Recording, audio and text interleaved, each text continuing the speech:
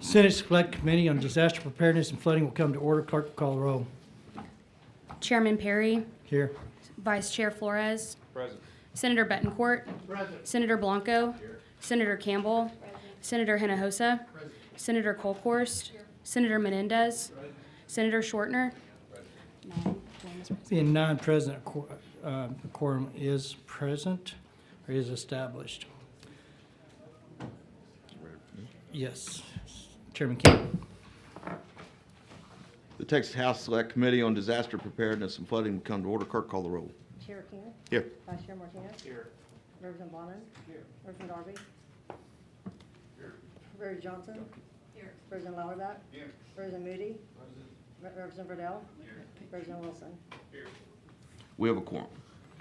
Thank you, Mr. Chair. We are running two separate committees basically in one hearing. It's a little unique. It does happen in the past, but it doesn't happen often, so we'll kind of learn to fly the plane as we go. Good morning, members. Thank you for being here today. We welcome to the first joint hearing of Senate and House Select Committees on Disaster Preparedness and Flooding. I am going to ask that we start this committee with a prayer. Heavenly Father, we thank you for the God that you are and that you're bigger than anything that we face on this side of heaven. We're reminded of recent events of just the fragility of human condition. We are also reminded in your word that these days will come, and that the loss of innocence and the heartbreak and the sorrow that it brings is real, it's deep, and it leaves a void that there isn't anything we can say or do that's going to fill that other than you. And we thank you for the assurances of knowing that those that have suffered separation of loss, that it's only temporary, that there'll be a day when they reunite with those loved ones where there'll be a place where there'll never be another disaster, another hurt, or another pain. We ask that for those that don't have that assurance, that they run to you and not from you. We ask those that have the faith and it's been shaken, rightfully so, that they hang on to it even tighter to get through the days ahead and the years. The broken hearts and the shattered dreams of those that have suffered the most unconscionable loss is not something we can fix in a hearing today, but we can sure show that we have a compassion and an empathy for that loss and that they're there walking side by side with them. Let that be the tenor and the tone today as we move forward in these hearings and the days ahead. I'm thankful for those that have showed the hands of your Son, Jesus, in their actions, their first responders, those volunteers that showed up out of nowhere and wanted to help and show the love of Christ through their actions. We thank you for those people. We also ask a protective hedge around those folks that are in those roles. So much of what is seen cannot be unseen going forward. Protect them in their physical state and their mental states. Give the state and everyone that's connected to those initiatives the ability to discern and be part of. I ask that as we go through these few days, that our tenor and our tone will be one that is God glorifying and honoring, that we seek reconciliation of the loss with what we can do going forward to helpfully prevent loss in the future. And I'm also reminded that you, as the Lord Sovereign God Creator, are not immune from the loss of a child. You showed that through your sacrifice of your Son, Jesus Christ, for us all. And I'm thank you for that witness, but I'm thank you for the love enough that you had for us to show us that you are humanity side and the grief that came with it. With that, we just hope our words are healing. We hope our actions speak louder than our words. And we hope that our hearts are in the right place as we move forward with that. In Jesus' name, I thank you for the God that you are. Amen. Amen. Well said, sir. Thank you. All right, members, I want to take a few moments and we will adopt our committee rules. After doing so, we will hear invited testimony from several of the state agencies, river authorities involved in the response to the devastating flooding and the impact in Central and West Texas earlier this month. We will not hear from local officials representing the areas impacted by floods this morning. Chairman King and I did not want to pull those local officials away from their disaster-related duties to testify in Austin today. Instead, we will hear those folks, those local officials from all the regions impacted on site when we convene on July 31st in Kerrville. Before we move on, I'd like to set the tone for these proceedings. Members, as you have no doubt aware, the subject matter we will cover in this hearing and in future hearings with our select will be heartbreaking and emotion-filled. At least 135 Texans are dead across more than 24 counties stretching from Kerrville up to San Angelo and over to Georgetown, and thousands of Texas homes and other property damage have suffered significant damage, and countless residents have been displaced. Dozens of Texans have lost virtually everything they own. Thousands of people from across the country have answered their pleas for help. That includes thousands of first responders from both Texas and over 24 other states, and countless Americans from across the country who have donated money, supplies, and traveled to the sites of the devastation to lend their help. I was reminded as I went and saw some of those volunteers in action on Sunday in that region that God doesn't always call the ones that are prepared, but he prepares everyone that he's called. And I saw that in action in glory, full glory on Sunday as I was walking through that area. Our state is shocked and grieving. It in times such as these, Texans pull together. We have proved that time and time again through disaster after disaster, that is actually exactly what the mindset with which we intend to co-chair these proceedings. In today's hearings, in the hearing we will convene in Kerrville next week, and all future hearings, our select committee will not armchair quarterback or attempt to assign blame. To do so would undermine the very goal in the committee's creation. The goal of our committee is to find constructive policy solutions which will prevent future loss of life like what our state has suffered over the past few weeks. In a tragedy, grace, love, and compassion are essential to healing and recovery. This one is no different, and our ultimate aim is to heal our state's wounds. I ask that each of you bear in mind as we go through about the difficult business of examining the witnesses who will appear today, that next week, and in the future. I also want to explain just a little bit of the protocol. This joint committee does not get to vote on bills. So what we're planning on doing is this hearing and the Kerrville hearing, and then coming back from those two hearings, take what we've learned and what we think would be constructive to move forward on with state actionable items. Each hearing we'll have several bills. I think there's about 4 or so listed on our side. I'm not sure where the House is listed. We'll divide those bills up based on the hearings, and each side will actually have their own hearing to move that legislation back to each chamber through the normal bill process. But this chamber, or this process, does not have the ability, nor should it, to just vote. We need each House and Senate members to debate and deliberate and figure out what they heard and put all the better actors together. So this is not a bill filing or bill voting committee. With that, I want to express my gracious and gratitude for being partnered with this guy from my neck of the woods. We have a long history together. I know each other's personalities are a little bit stronger than some people like sometimes, but I think that's a good thing. But I am privileged to be able to handle the co-chair here with Chairman King out of the House, and I'll let him have his opening remarks. Thank you, Senator Perry. This is going to be a tough series of hearings. It's going to be emotional. And a lot of people want to be heard. I'm hearing from a lot of people from the Kerrville area that wanted to be invited to this hearing. This is not a slight, but as Senator Perry said, when we go to Kerrville next week, we're going to have more opportunities to testify.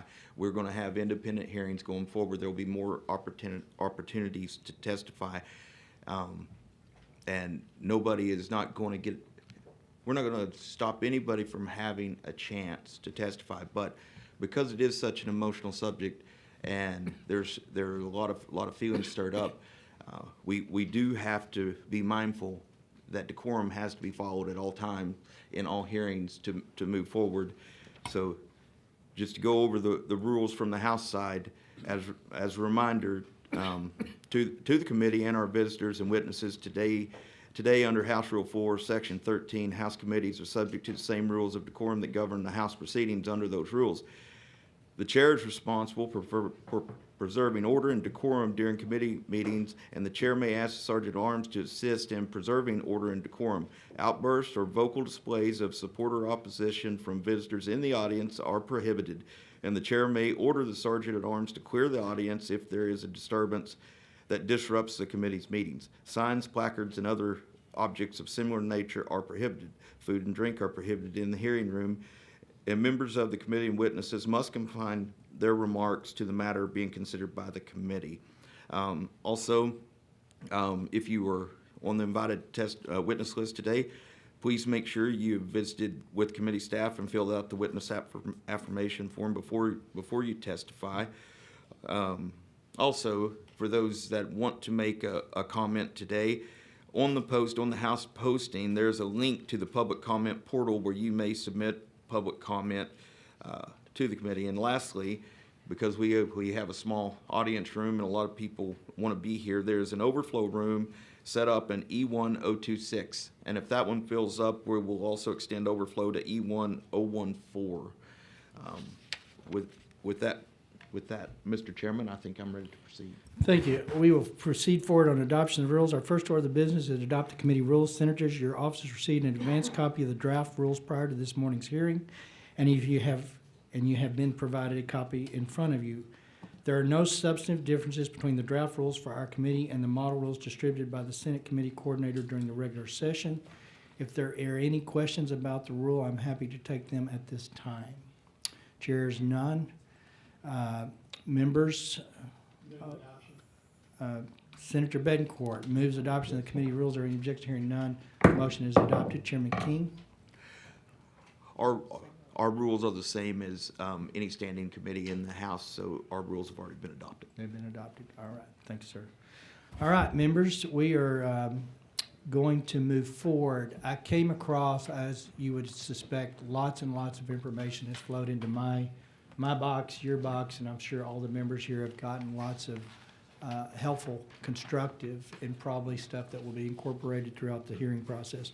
One of those pieces was a video of a meteorologist that after the event went back and put together the weather pattern that day and how we ended up with what I'm told the technical term, a rain bomb event, and how and where it came from and where we knew it was and where it was going. It was a meteorologist out of Houston. It was probably the clearest indicator of our weather pattern that day. So what I have done is got that video. It is visible up there. The first 11 minutes or so, I think, will set the stage for how the committee can go through the panels with a better perspective of just what this event was. And I'm hearing from the old timers, this is a 500-year plus event when you get into the weeds of just how broad and how big this rain cloud was and what it did. So with that, can you turn the video on? I'm meteorologist Pat Catlin here at KHOU in Houston, Texas. It's been a really rough week for folks in the Hill Country and Central Texas, especially the last few days with the prolific flooding that's happened through Kerrville and also in the Austin area. And it's left a lot of folks asking a lot of questions. This is an extreme event. It's a freak event, really. And so I think it's important that we take a minute to kind of break down why it happened, what the factors were that led to it, and what kind of advanced warning those that were in harm's way got leading up to this. So let's just kind of break this down. We're going to start first with why this prolific flooding event happened. And it all has to do with tropical moisture from Tropical Storm Barry. And you might be asking yourself, what tropical storm? We didn't have anything make landfall here in Texas. And that's correct.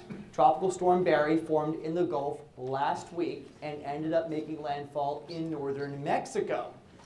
That moisture then moved up into Texas and interacted with a slow-moving batch of storms over the middle of the state.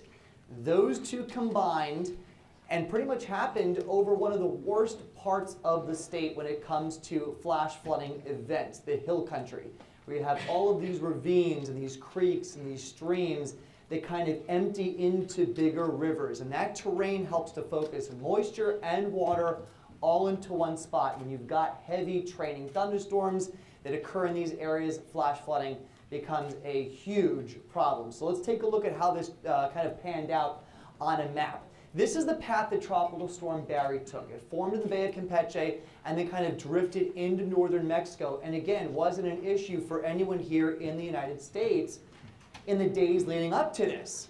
Here's the problem though. Even as the circulation associated with Tropical Storm Barry fell apart, all of that moisture in the atmosphere doesn't just disappear. It's still there. And notice, you've got the Sierra Madre Mountains here through central and northern Mexico, just off the coastline here. When you've got low-level tropical moisture that comes onshore, it has to go somewhere. And it can't go up and over the mountains, and so it starts to stream up north. And so you take all of that tropical moisture from this dissipating storm and you funnel it northward. Now typically this would lead to maybe a couple of days of unsettled weather, more clouds, a couple showers for us here in South Texas. What made this situation unique was the presence of what's known as a mesoscale convective vortex. It's basically a mini area of low pressure. And it was very slow moving, pretty much stationary over central Texas. Now forecasters knew that this MCV, mesoscale convective vortex, was going to be over the area about 12 to 18 hours before this event unfolded. And that'll go to the timeline. We'll talk about that in just a second. But once they saw this feature and they saw the interaction that was happening with that tropical moisture, that's when the first alarm bells started to go off. And again, we'll break down timeline in just a second. But when you marry that tropical moisture with this trigger for the development of thunderstorms, it just unleashed a freak event here across the hill country with slow-moving, localized, prolific, heavy rain-producing thunderstorms, first in the Kerrville area and then in the days following up in the Austin area. So let's break down this timeline about what the forecasters knew and how they communicated this information to the public. Thursday afternoon, so July 3rd, just afternoon, so 1:18 p.m. Central Time, flood watches were issued, and that did include the Kerrville area. Basically, a flood watch is the National Weather Service's way of saying, hey, conditions are possible for the potential to see flooding. It's not imminent, it's not happening right now, but within the next 24 hours, those conditions may start to develop. Later that evening, as the forecast started to become a little more clear, as more high-resolution model data, which is what forecasters use to develop these forecasts, became more consistent, that's when they put out a special discussion about a flash flooding threat. So the messaging starts to become a little more specific Thursday evening. Now we get into the overnight hours, and just after midnight, so 1 a.m. Friday, July 4th, is when thunderstorms begin to develop right over Kerr County. And that's when the first flash flood warning is issued. This is a warning that is issued for stationary, training, heavy thunderstorms that are producing a tremendous amount of rainfall in a localized area that can lead to the development of rapidly rising floodwaters. 3 hours later, at 4:03 in the morning, that's when that flash flood warning is upgraded to a rare flash flood emergency. Flash flood emergencies are reserved for the most significant types of flash flooding events. This is when there is an imminent, ongoing threat to life and property, and if you don't leave, your life is in danger. And so flash flood warnings are common through the hill country. Flash flood emergencies are that step above. That's a forecaster's way of saying this is a critical situation. 17 minutes later, at 4:20 in the morning, is when the Guadalupe River at Hunt hit that major flood stage, and we know what happens after that. So here's a radar loop. This radar loop goes from 1 o'clock in the morning Friday all the way through Saturday evening. And you can see, notice that little spin, and I'll kind of segment this and break it up. But you see the spin on the radar there? That's the MCV. Again, mesoscale convective vortex. Vortex is that word that really gives us that hint of that spin in the atmosphere. This is like a mini tropical storm almost over land, because we're picking up tropical moisture from the remnants of Barry. You got that spin in the atmosphere, and this just becomes a self-serving engine, basically. And so we see this just persistent rainfall across the hill country for hours and hours and hours. We get a break, more develops here across the Austin area, and then it continues through Saturday and even during the day today on Sunday. Let's hone in on Friday specifically. We go from 1 a.m. all the way through the day. Here comes that swirl in the atmosphere. That's the MCV coming in. But before the MCV actually reaches the hill country, look what's happening over Kerrville. This one little training thunderstorm in here, where it's rounds and rounds and rounds of heavy rain, and then the MCV comes in. It was that initial thunderstorm that prompted the first flash flood warning. And as we kind of pause the clock here, 2:30 in the morning, remember that first flash flood warning came out just after 2 a.m., or actually just after 1 a.m., and this is the reason why. There was one lone thunderstorm right over the north and south fork of the Guadalupe River, and that's what prompted the initial flooding. Then you get the MCV coming in on top of that. Notice the spin there, and that's just kind of enhancing everything, enhancing thunderstorms, enhancing rainfall rates. It was the absolute perfect storm. And the problem that this presents for forecasters on TV, at the government level, in the private sector, across the board, is that this is really pushing the science of meteorology to the limit. We are not at a point yet where we can pinpoint exactly where these thunderstorms are going to pop up and where that flooding is going to happen.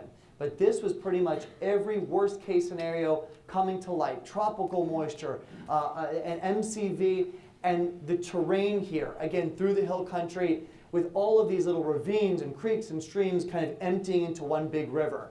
And so the flooding that we got just resulted from just hours and hours of relentless rainfall. So here, again, at the top of the Guadalupe River, so we're not even looking at the middle of the river, where it pretty much begins here, just outside of Kerrville, over a foot of rain fell. These are radar estimates. And this extended up towards Fredericksburg as well. And then when you just compound what happened in the days after, going up towards Marble Falls, Georgetown, look at this, over 20 inches of rain. You got nearly 2 feet of rain just to the south of Brady. So there were different pockets here. Notice these pockets of pink and magenta. This is where flash flooding was the worst. And this is what I was talking about, where the science just isn't there yet. We are not at a point yet where we can identify where these individual pockets that lead to this life-threatening flash flooding can happen until pretty much it's starting to happen. So within about 30 minutes to an hour, the National Weather Service is going to see the trend and they're going to issue the warnings. But those warnings will only come with about 20 to 30 minutes of notice. We can't, it's not at a point yet where we can give you a day's worth of notice to get out of the way of these flooding events. Let's take a deeper dive into the terrain around the hill country and where this happened. So what I've highlighted here is the North Fork of the Guadalupe River. And what you've got, outside of that, highlighted here in blue and white, these are little creeks and streams and tributaries that kind of feed into it. But this is the North Fork of the Guadalupe River. This is the South Fork of the Guadalupe River. And they meet in the town of Hunt. And remember, that flash flood emergency came in at 4:03 in the morning on Friday. And then at 4:20, 17 minutes later, the Guadalupe River here, where the two forks meet at Hunt, reached not minor, not moderate, but major flood stage. So it was just the perfect combination of conditions that led to heavy training thunderstorms over both forks of this major river that goes through the hill country and central Texas. And after that happened, you just got inundated. I mean, this magenta area here indicates that foot to 14 inches of rain that fell. And that rain came down on every creek and stream and tributary that eventually emptied into the Guadalupe River that flowed downstream through Ingram and then eventually into Kerrville. So that's this main river here. This is the Guadalupe River. And so you had all of this rain falling on all of these streams and creeks and tributaries, and that's what led to this catastrophic flooding event. And we're talking about a scale here of a few miles. And again, unfortunately, meteorology just isn't at the point yet where we can identify exactly where these isolated thunderstorms are going to pop up, especially when you come in the middle of the night. Now, looking ahead, what does the forecast for this area look like for recovery operations, for cleanup? As we go through the rest of the overnight, we did have more thunderstorms out across this area today.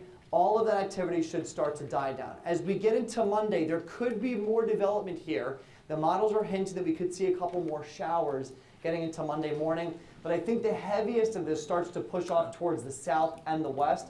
As we go through the afternoon, again, a couple spotty downpours are possible, but it doesn't look like it's going to be quite as widespread in coverage or as heavy as we've seen the last few days. Unfortunately, though, everything is so swollen and saturated from the last few days that it won't take much to exacerbate any rescue efforts and any cleanup efforts. So still another day or so of these spotty down.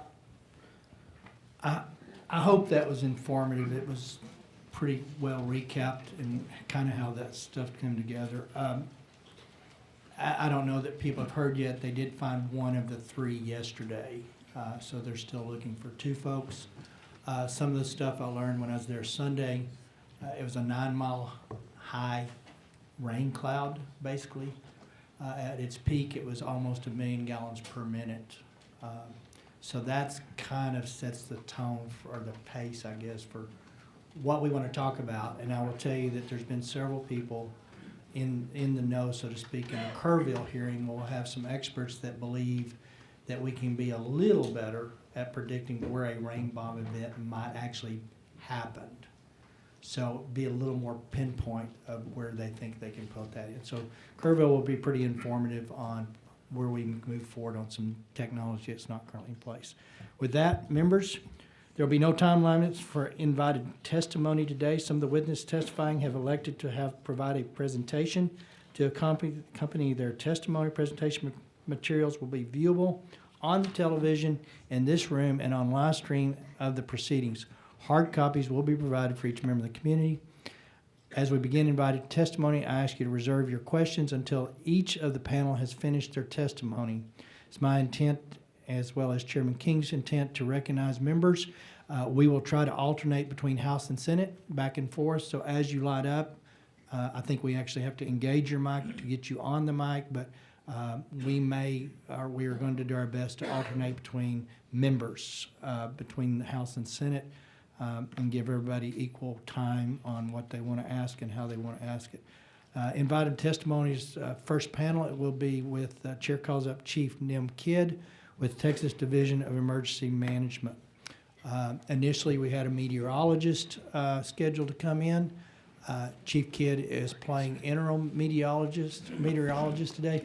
Our pick, one of them got COVID, and we went to a second one, and I think that person was unavailable or out of town. So he will do his best, but if you get into the meteorology of it, he has some understanding, but we may reserve that for, and we will add a meteorologist to our initial list for the Kerrville hearing. So, all right, Chief Kidd, state your name herewith, and tell us what you think is pertinent from beginning to end of your tenure, and I know your tenure is not over yet, so. Thank you, Chairman. Let me grab one of these closer. My name is Nim Kidd. I am Chief of the Texas Division of Emergency Management, and it's an honor to be here with you today. I want to say thank you, Chairman, Senator Flores, Representative Riddell. Thanks for your support over the last several weeks for your districts. It's an incredibly difficult situation. My prayers and our actions are with the families of those who lost their lives and the families that lost their livelihoods and their property. Our team is committed to continue our efforts to support until we find all of the missing persons, and the communities have been cleaned up, and they're on the path to rebuild and recovery. And I know we cannot replace the lives that are lost. I grieve for those, the families, and those lives that have been devastated.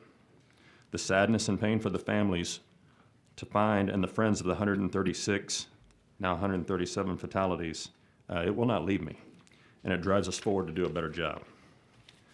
I've been asked to share with you our agency's roles and responsibilities, the timeline of events, a current status update, and some policy recommendations. And if it pleases the chairs, I'd like to start that now. Our role is outlined in Chapter 418 of the Texas Government Code. That government code, the Disaster Act of 1975, governs everything that we do as an agency. It lists the purpose, the roles of the governor, the roles of TDIM, the state finances that support disaster response, local government roles and responsibilities, how mutual aid should work across the state, what we should do as mitigation, what we should do as disaster housing, and what our citizens should do. All disasters in Texas are locally managed. Under Chapter 418, elected mayors and county judges are the emergency management directors for their communities. Our job at the state, as outlined in our statute, is to support local efforts, to augment capacity and capability. I always say we are responsible, but we are not in charge. The responsibility of being in charge rests with local officials. I also chair the Governor's Emergency Management Council. That's a group of 39 state agencies appointed by the governor to support the state and other local government efforts. Our agency has been blessed by you, the legislature, and the governor to have quite a few resources and the authority to pre-position those resources, of which we'll talk about here in a few minutes. Alone, the Texas Division of Emergency Management is just under 550 employees. 300 of them are field-facing. The other 250 support all headquarters-based operations and support our local governments. But with the council, the Emergency Management Council, we are a comprehensive workforce. And with the mutual aid that you've blessed us with in Chapter 418, we bring in specialized groups from other local governments within the state and around the nation. Those local government specialties include urban search and rescue teams, TIFMAS teams, the Fire Interstate Mutual Aid Agreements, the Emergency Medical Task Force, Incident Support Teams and Incident Support Task Force, and our faith-based and volunteer organizations active in disaster. We help locals plan, train, exercise, respond, and recover and mitigate from all disasters. But it is only when an incident overwhelms or is suspected to overwhelm a local government are we there to support them. When an incident exceeds a local jurisdiction's capacity and the ability to afford the cost of that disaster, we work with the governor's office for the governor's disaster declaration, and then we do damage assessments. Under federal law and regulations, each state has its own fiscal threshold in order for the president to grant a major disaster declaration. In Texas, because we're the second most populous state in the nation, we have the second highest threshold. The first disaster declaration in Texas was about May 15th of 1953. It was the Waco tornadoes and some floods that followed that. Since then, our state has seen 107 major disaster declarations, 18 federal emergency declarations, and 259 fire-related federal declarations for a total of 384 federal declarations to this state since 1953, far more than any other state in the nation. Our team currently manages $23.5 billion worth of open federal grants from 56 different grant programs and 4,800 individual projects at the local level. Our team works with FEMA and sub-applicants to ensure compliance at the federal and the state level. And at this point, I would like to go ahead and move to the timeline of events, if that pleases the chairs. You all know this. We're a big state. There's always something going on in this state. We have on June 21st, week or so before the storm, we had a team of Texans in the state of New Mexico. Our team managed their emergency operations center for the state of New Mexico over the weekend because they were having fires and catastrophic floods. We have the beautiful ability to have a team that gets to train here and work here and share that experience across the nation and then bring that experience back home to us. We also, as chairs mentioned, we have an in-house team of meteorologists, and they help us work with the 13 National Weather Service weather forecast offices that are in Texas. NWS has 13 offices in Texas, 3 river forecast centers that cover Texas, the Southern Region Home, which coordinates those 16 offices, the Storm Prediction Center, and the National Hurricane Center. So 19 different National Weather Service offices cover our state. On Wednesday, July 2nd, our team added 2 boat squads because the area that we saw may get some additional rain. We sent 1 to Tom Green County and 1 to Kerr County. There was a press release that I'll share with you here in a minute on the 2nd that we were also adding Parks and Wildlife, the Department of Public Safety, TxDOT, the Forest Service, AgriLife, the Public Utility Commission, the Railroad Commission, TCEQ, and DSHS to our teams to be ready to support weather that was coming up. Now, people are going to ask, well, what did you know that nobody else knew? We didn't know anything that nobody Chairman, thank you for leading this hearing that way, because that is really true. The science is just not there yet.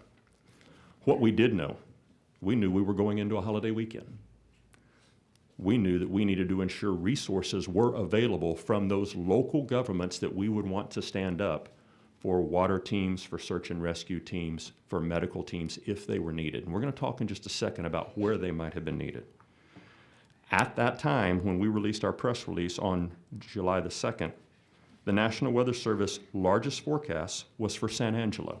And that forecast was likely 2 to 3 inches of rain, less likely, their words, less likely 4 to 5 inches of rain. I'll move to Thursday morning, July 3rd at 8 o'clock. We do a command and general staff, which is our agency's internal call of our assistant chiefs across the region and the divisions. We do this every weekday just to get us started as an agency on the same page. It lasts usually 12 minutes, maybe 13 minutes from time to time. If there's something going on, they last a little longer. At our 8 o'clock command and general staff call, some forecast models by the National Weather Service had some outliers. The area of concern that we were looking at was 35,000 square miles across Texas. Let me put that in perspective. That's the state of Indiana, or Maine, or Vermont, New Hampshire, Massachusetts, Connecticut, and Rhode Island combined was the area of operation that we wanted to have resources ready to support our local government partners. That was 44 counties in Texas. The forecast then for those 44 counties in that area was, again, 1 to 3 inches of rain, less likely now 5 to 7. We had a 10 o'clock statewide weather call that morning. We have these calls anytime we think local partners need to be aware of what's happening in their areas and to ensure that all state agency resources on the Emergency Management Council are there to support our local government partners. We had 468 lines call into our 10 o'clock call that morning. And when I say a line call in, it's a Zoom call like many of you do. There may be 5 people on the other end of one of those lines, or there may be 1 person, but 468 individual lines called into our 10 a.m. weather call on Thursday the 3rd. The National Weather Service briefs on that call for all of our local partners to hear the same brief. Instead of 19 different locations, it's one voice from the National Weather Service, and that's the Southern Region Home. The forecast that morning that they presented was slight risk of flash flood. On their scale, it was a level 2 of 4. That was for Central and West Texas. They rated thunderstorms on a scale of 1 to 5 for Northwest Texas. And they rated river flooding, isolated river flooding, minor to moderate in Southwest Texas. The forecast for Friday that they were forecasting in that report was 1 to 1.5 inches of rain with possibly up to 2 inches locally. Because of the size of the area that was impacted, that was when our team started placing resources in New Braunfels, in Llano, in Brownwood, in Kerrville, in Junction, in San Angelo, in Uvalde, in Cameron, in Eden, in Menard, in Kerrville, and Waco, and Alpine, and Austin, and Dallas, and Edinburgh, and El Paso, and Houston, and San Antonio. It was such a large footprint. In order to have any resource close to need, we had to have them scattered across that large area of the state. It was not about the intensity that we saw in the forecast because we didn't see it, just like you didn't see it, just like no TV meteorologist ever broadcast about it. What we saw was a giant swath of Texas. We started calling it a belt, actually, on our internal calls, of where something may happen in the 4th of July weekend. At 11:37, we put out another press release that we were increasing activity in the State Operations Center because of the geographic footprint that we were looking at. National Weather Service forecast was then predicting heavy rains and flash flooding. The theater or area of operation covered West Texas, Central Texas, the Hill Country, and that would last over the next couple of days. Again, over 44 counties, over 35,000 square miles. So we added the additional boat squads, we added the additional helos, and we added the additional high-profile vehicles, a total of 10 of them, to cover a radius of about 160-mile radius across Texas. We had our resources in place by 1 o'clock on Thursday afternoon in those areas. We were pre-positioned. thanks to the authority that you vest in us and the resources that you give us. We had no idea where rain would fall, as you saw in the video, but we knew there was moisture in the atmosphere. Throughout Thursday, the National Weather Service in San Antonio and San Angelo continued to post on their social media pages. And I'm going to read through some of these, and we have the actuals here if you choose to see them. Flash flood watch. I think there's some confusion between a watch, a warning, and an emergency. And I would encourage all of us to go back and look at those actual definitions, because a watch is just be aware. Know that something might happen. But even in their definitions, it says no guarantee of flooding, just a watch. Flash flood watch, 1 to 3 inches, likely, 5 to 7, less likely. Potential impacts could be rivers, creeks, streams, low-lying flood-prone areas. On Thursday, July 3rd at 3:20 p.m., the National Weather Service San Antonio then says heavy rains possible across some areas of central Texas, especially western hill country, southern Edwards Plateau, and the Rio Grande. Chances of rain decrease on Friday, with drier weekend and hotter conditions ahead. 18 minutes later, the Storm Prediction Center says, hot and humid for the Midwest. This is the national scale. Hot and humid for the Midwest. Wet and much cooler for the southern U.S. Severe storms and heavy rain, flash flood possible in the upper Midwest and plains, and heavy rain possible in the Northwest Rockies and Florida. No mention from the Storm Prediction Center of any severe weather in Texas. Again, Thursday, 6:56 p.m., the National Weather Service San Antonio says showers increasing across the hill country, west of I-35, from San Antonio to Austin, expanded through this evening. At 7:37, now we're at a flash flood watch still for the hill country, the Edwards Plateau, locally heavy rains possible. Potential over to Highway 90 corridor, southern Edwards Plateau, hill country, expanded to the I-35 corridor. Rains will decrease for Independence Day, but isolated showers may continue. It's 7:37 on the Thursday before, the night before. At 7:58 and again at 8:21, flash flood watch. Watch again, Bexar County, Gillespie Canyon, Kendall, Llano, and advisories for Mason, McCullough, and San Saba. So the area is still continuing to expand, but still at a very, very low intensity level. 8:54 p.m., National Weather Service San Antonio, 1 to 3 inches of rain, 5 to 7 less likely across the flood watch area, 44 counties. The hill country to 281, Bexar, southern Edwards Plateau, and the Rio Grande. 9:30 p.m. on Thursday night, National Weather Service San Antonio, pockets of heavy rain in Kendall County, headed towards Gillespie and Blanco County. 1 to 2 inches have already fallen within the last 3 hours, and more rain is on the way. At 11:17 p.m., National Weather Service San Antonio, pockets of rain continue across the hill country, more development expected through the evening. Flash flood watch remains in effect until 7 a.m. on Friday, July 4th, and their message was turn around, don't drown. Friday, July 4th, 1:06 a.m.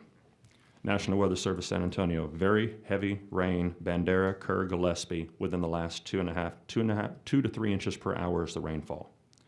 At 1:14 a.m., flash flood warning, first warning as you saw on the broadcast also, from Ingram and Hunt until 4:15 a.m. 1 to 2 inches have fallen, expected rate of 2 to 3 inches per hour, 1 to 3 additional inches expected. Flash flood is ongoing or expected was what they put out on their social media accounts. This is 1:14 a.m. At 1:32 a.m., flash flood warning. The flash flood warning that they listed included at that point in time still 13 Texas counties: Bandera, Bexar, Blanco, Burnett, Edwards, Gillespie, Kendall, Kerr, Kinney, Llano, Medina, Real, and Uvalde. 1 to 3 inches of rain likely, 5 to 7 possible across the flood area. 2:37 a.m., flash flood watch expanded until 1 p.m. today now. The hill country again, 1 to 3 inches, 5 to 7 possible. Excessive runoff may result in flooding of low-lying areas, rivers, creeks, and low water crossings. 3:08 a.m., the next message, very dangerous flash flood event, south central Kerr County, 3 to 7 inches of rainfall in the last 2 to 3 hours. Flash flood warning, turn around, don't drown. 3:19 a.m., the Guadalupe at Hunt is at 11 feet. It's expected to crest at 16.6 feet. At 3:33 a.m., flash flood warning Guadalupe at Hunt, Kerr and Bandera County until 7 a.m. At 4 a.m., the Guadalupe at Hunt, 19.4 feet, expected to crest now at 23.8 feet. Less than an hour, they changed the forecast like that. 4:23 a.m., 5 to 10 inches of rain over the next 3 to 6 hours. This is a flash flood emergency. 4:45 a.m., the National Weather Service at Guadalupe and Hunt puts out another message. And at 5:56, I personally get the first report of people trapped on roofs. We know what happened after that. I want to thank you again for the resources and the capability to expand and put resources in place ahead of need. For this coming week, for this weekend, for the little tropical disturbance that's out there, we are already moving and we'll have resources in East Texas tomorrow. There will be a boat squad up in Amarillo for rain that's coming into Amarillo from a system that's up there, as well as putting resources in Liberty, Beaumont, and Jasper for tropical weather coming in from the Gulf. I'd like to shift to the status now, which is number 3. At the height of our event, we had over 2,700 state employees actively engaged supporting operations across the state of Texas. But that was dwarfed by the 17,800 volunteers that came from all over this nation to help our communities. The governor so far has declared 26 Texas counties for disaster, and we're adding another 4 today. There are 15 counties under the President's Public Assistance Declaration that will help with debris and emergency response costs and rebuilding.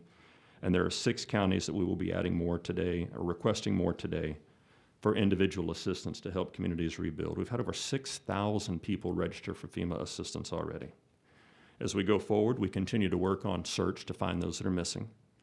We continue to work with the debris contracts and debris contractors because there is a lot of debris to pick up and clean up. And we'll continue to work with our local partners to find solutions for temporary and long-term housing. As we look at the final piece on our policy recommendations, we want to really work with you on volunteer management. As you heard, we had 17,000 volunteers show up.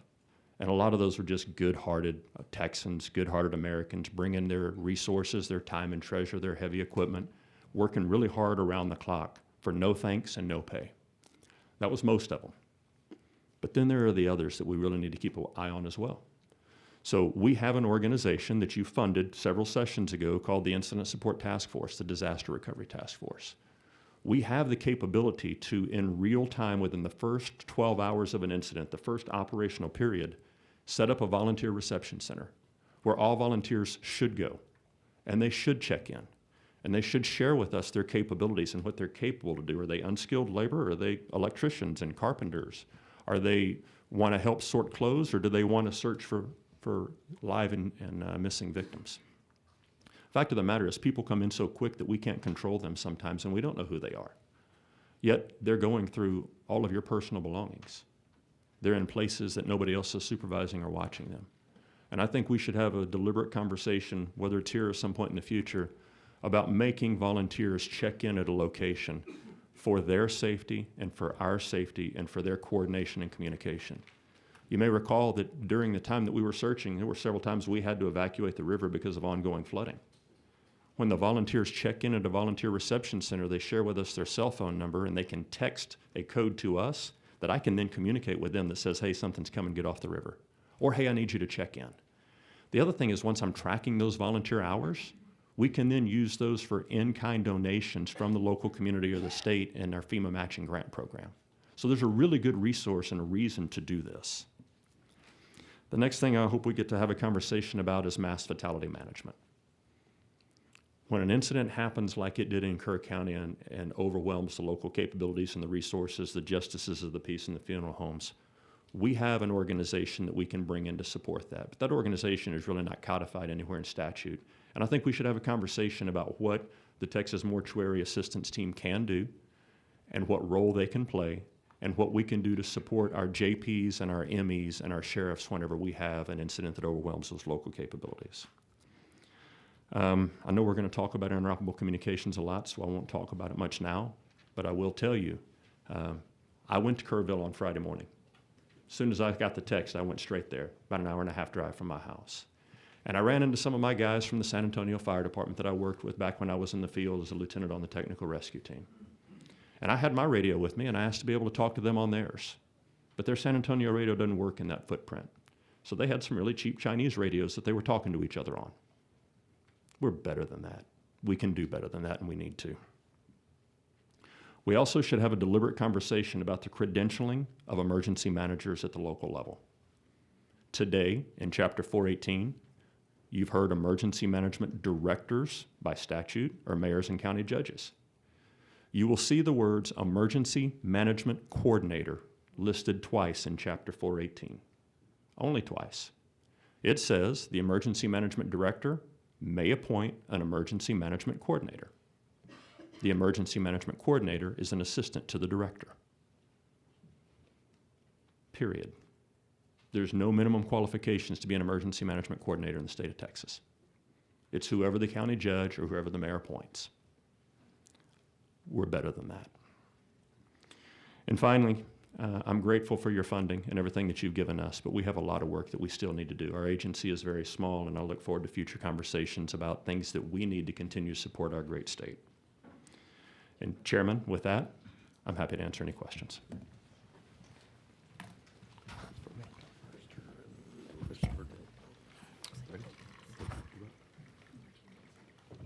One second. Who- Do we have to stay, we have to stay in order because of that? 'Cause- Right.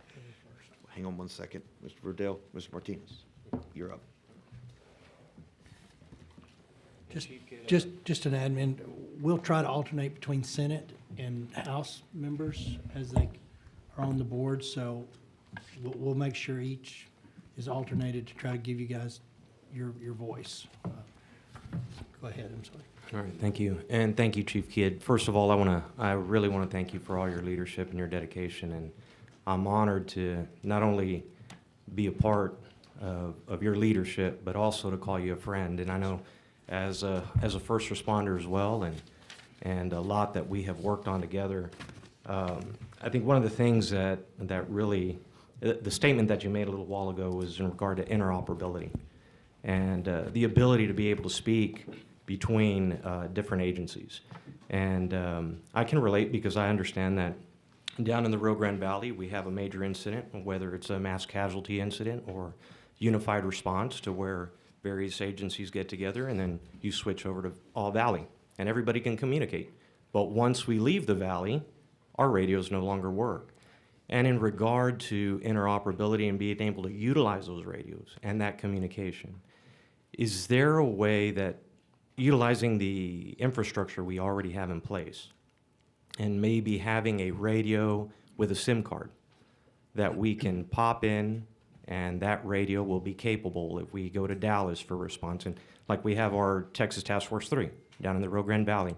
And then also my hats off to all of our responders that went out there and took their time and during that response. But is there a way that would work to where we're not building a new system, but working off the existing system and have the ability to provide grants for radios to where all of these other agencies would have that capability?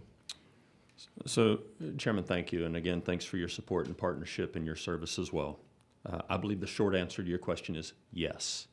But I also personally believe we have two challenges when it comes to interoperable communication.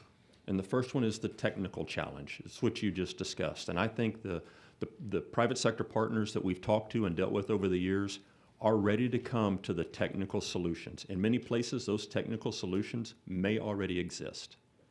I believe the larger challenge in today's date is the cultural challenge. We have 52 to 54 independently, usually locally owned radio systems across the state. There's no state standard for governance in how they operate. We do have, and the Department of Public Safety can talk well about it, great organization that has the statewide interoperability coordinator. But I think when you talk to them, you're going to find there's no teeth and there's no funding, there's no carrot or no stick and what we want to get them to do so that we have a statewide covered network. Now, I'm not suggesting we go build a brand new system from the ground up. I don't. I think there's plenty of broadband, fiber, technology, capabilities, Starlink, you name it out there. But we do need an organizational structure to cobble that together and offer grants and offer support to locals that have built these systems on their own. We didn't give them any money to do that. They built them on their own. And if I'm building my house and you're not paying for it, you don't get to design my house or say what rooms I have. And that's what they've done with their radio systems. So we as a state, I believe, should have conversations deliberately with them and figure out how we can integrate all of them in together. And then just one more question in regard to that, Chief, and the response from a lot of our agencies that went over, Texas Task Force 3 to all of these agencies, do they have the equipment that is necessary to respond, or is that something we also need to look at so that they could be well prepared for any type of response across the state of Texas? Thank you, sir. With the exception, I believe, of some of the TIFMAS apparatus that you fund through the Texas A&M Forest Service. When a local government sends their resources, their people and their equipment to us, those are generally owned and operated at the expense of the local government. We only pay for them for the time that we're using them. And we should have a deliberate conversation about the resources that we stage across the state. Because as you know, and for the rest and those in the audience, 2/3 of every paid fire department is off duty at any given time. The 24-hour shift that they work, Houston, 3/4 of theirs is off duty at any given time. What they don't have is 2/3 of fire trucks sitting in their fleet ready to go out the door. If it was a decision that we added some state-owned assets across the state in our regions, and maybe if we had some great places to park them and stage them and store them at the same time, then it's much easier for those fire chiefs to send me their employees and not send me their frontline apparatus. And I hope that we can have a conversation about that. Senator Betancourt. Thank you, Mr. Chairman. NIM, as usual, you go through with precise declaration of how we got there, and I think the meteorology of this is so unique. It really is reflected in the warning levels, because basically what you laid out, and I'd love to see that, by the way, if one of the clerks can bring that up to the front. I'd love to see this again. You're basically saying that at 106, we're still at from the National Weather Service, we're still at a watch level. Really, when you read through what you had outlined, we didn't get to a warning level of significant dangerous flooding until 3:08, if I've got the right, That's our information, Yeah. Senator. Right, and then there's a backup at 3:14, okay? And then really, the flash flood emergency comes out at 4:45. So the, 423 was what I had here. I'm 423, sorry. Yes, okay, sir. that's fine, right. And so really, those three are the three step-up levels that you're dealing with. And by the time we get to the third level, the flash flood warning emergency comes out, it's already happened. When did you get your first call that people were on rooftops and they needed help? 4:56 a.m. Yeah, so within literally 33 minutes from that flash flood, that final emergency warning, you're already getting people that need to be rescued. So this is an amazingly compressed schedule, okay, that you have to respond to, and that the responders in the field are having to respond to, because we're not even going from 0 to 60. We're going from 0 to 200 miles an hour in 3 hours and 17 minutes. So we're really going to have an extended discussion, Mr. Chairman, members, with National Weather Service about these type of alerts and the speed at which they came out. Now, given that radar loop, they might have been able to accelerate it some, but they're not going to accelerate it by half a day or 4 hours. It's not possible with the meteorology that we're dealing with, level of technology we've got. Now, I'm really interested in taking this, once you got that call and you're driving to Kerrville and it's an hour and a half, what are you doing at that point? We've given you a lot of autonomy, but I'm really curious about who do you have to call to get more authority? We've got the Senate Pro Tem who is the chair here. He's third in line.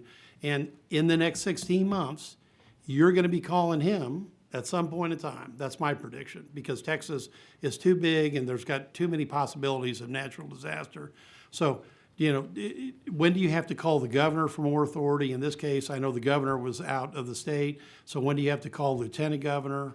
And take us through that portion, because I think the lieutenant governor got his first call after 9 a.m.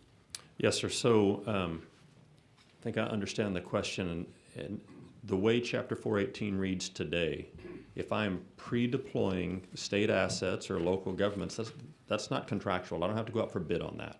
Those are mutual aid resources that are outlined in Chapter 418. I've been blessed with the authority and the autonomy to take action to save lives. And you did. And by the way, if you hadn't pre-positioned where you were, even though you're covering a ridiculously large area by national standards, Yes, sir. You would have had your assets in the right place. And historically, I've been in this spot for 15 years, first by Governor Perry and then by Governor Abbott. And the direction that I was given 15 years ago was, Nim, don't worry about getting a call from me asking why you spent money or deployed resources. Okay. You do not want the call asking why you did not. And I've operated that way for the last 15 years, Senator, I am the expert in this, and I challenge all of our people to be the experts in their jobs. And so there's nothing that requires me to notify anybody else of the actions that were taken during the emergency. Here's the statutory authority I need from the governor or acting governor. It's a disaster declaration. And then it's the request to the president for a major disaster declaration. Remember, under Chapter 418, only a mayor or a county judge can mandate an evacuation from a part of their community. The governor of Texas or acting governor does not have the authority under state law to mandate an evacuation. So I mean no disrespect to the governor, the governor's office, or the acting governor, whoever that may be. But in times like this, when we're in the middle of the battle, they have already granted the permission to me to take the action that we need to do our job. And you have enforced that through regulation and funding. And then we had a chance to talk, and I can't remember what day it was. I think I caught up with you that by the time you got to Kerrville, you actually ran into two EOCs Yes, that sir. were operating independently. One was in the city, and the other one was in the county. So Yes, what sir. action did you take at that point in time? So we see this a lot across Texas, not just in Kerr and Kerrville, is cities and counties, 254 counties, 1,217 now cities, but really only about 480 emergency managers and emergency management programs across the state, because in so many jurisdictions, especially in the western Texas, Senator, in your district, the county judge is the emergency management director and coordinator and everything else at the same time. They don't have the staff to continue to go and do that. But in some of the more rural areas, more urban areas, you may have a county that has 3 or 4 of the cities under their emergency management plan and under their emergency management coordinator. You also have places where the emergency management director, the judge, appoints an emergency management coordinator, but that emergency management coordinator may be the employee of another department in the county. And there are plenty of times whenever a city will have its own emergency operations center, the city of Houston, Sure. and Harris County will have its own emergency TranStar. operations center Right. at TranStar. So in events like this, when we see that none of those facilities will support all of the resources that are coming in, we encourage them to move to an ad hoc facility quickly that we can get everyone in the same room so that we're looking at each other eyeball to eyeball and not having to chase each other around rooms or around communities. And so we did. We asked them, and they complied very well. They were, again, we're not in charge. We don't get to tell them what to do. We're just responsible. We support them. We asked them, can you find us a facility that we can all be in the same room? Because we have a lot of state and federal, soon to be federal assets coming in. And I would like for us all to be in the same facility, and that's when they offered up the youth center there. Which is quite a challenge in the area that you were looking at, okay, right? To find one of a substantial nature to handle all the resources that you were bringing in. I want to loop back with this, and for the members here, I think it's a very important point. Basically, you besides pre-positioning, and then once you're involved in this, you've got there's a constraint which only a mayor and a county can order evacuation. Now, by the time you're driving, if that evacuation hadn't been ordered at that point in time, it's probably too late, just due to the magnitude of what was coming, hundreds of thousands of cubic feet of flood per second coming down the river. Now, I think one of the things that we have to look at is we probably have to know when these mandatory evacuations are ordered, and we have to have some way to bring that bottom-up, decision up to the top, because whether it's the pro tem or lieutenant governor or the governor, that's something we're going to have to understand, that we've already had this issue. Those evac orders are in place, because otherwise the state at the higher level doesn't even understand exactly how much of an emergency actually occurs. Am I missing that? Senator, you're not missing anything. I think the other thing that I want to say is local officials know their communities better than anyone else. And I don't think we would ever want to take the mandatory or the ability to mandate an evacuation away from a local official any more than I think we ought to give it to somebody that's in Austin several hundred miles away from where that problem or that challenge is. And so I think there will be a lot of question, a lot of accusation, a lot of second guessing. I'm not in that business. I don't do that. But those local officials know when to order an evacuation and when not to.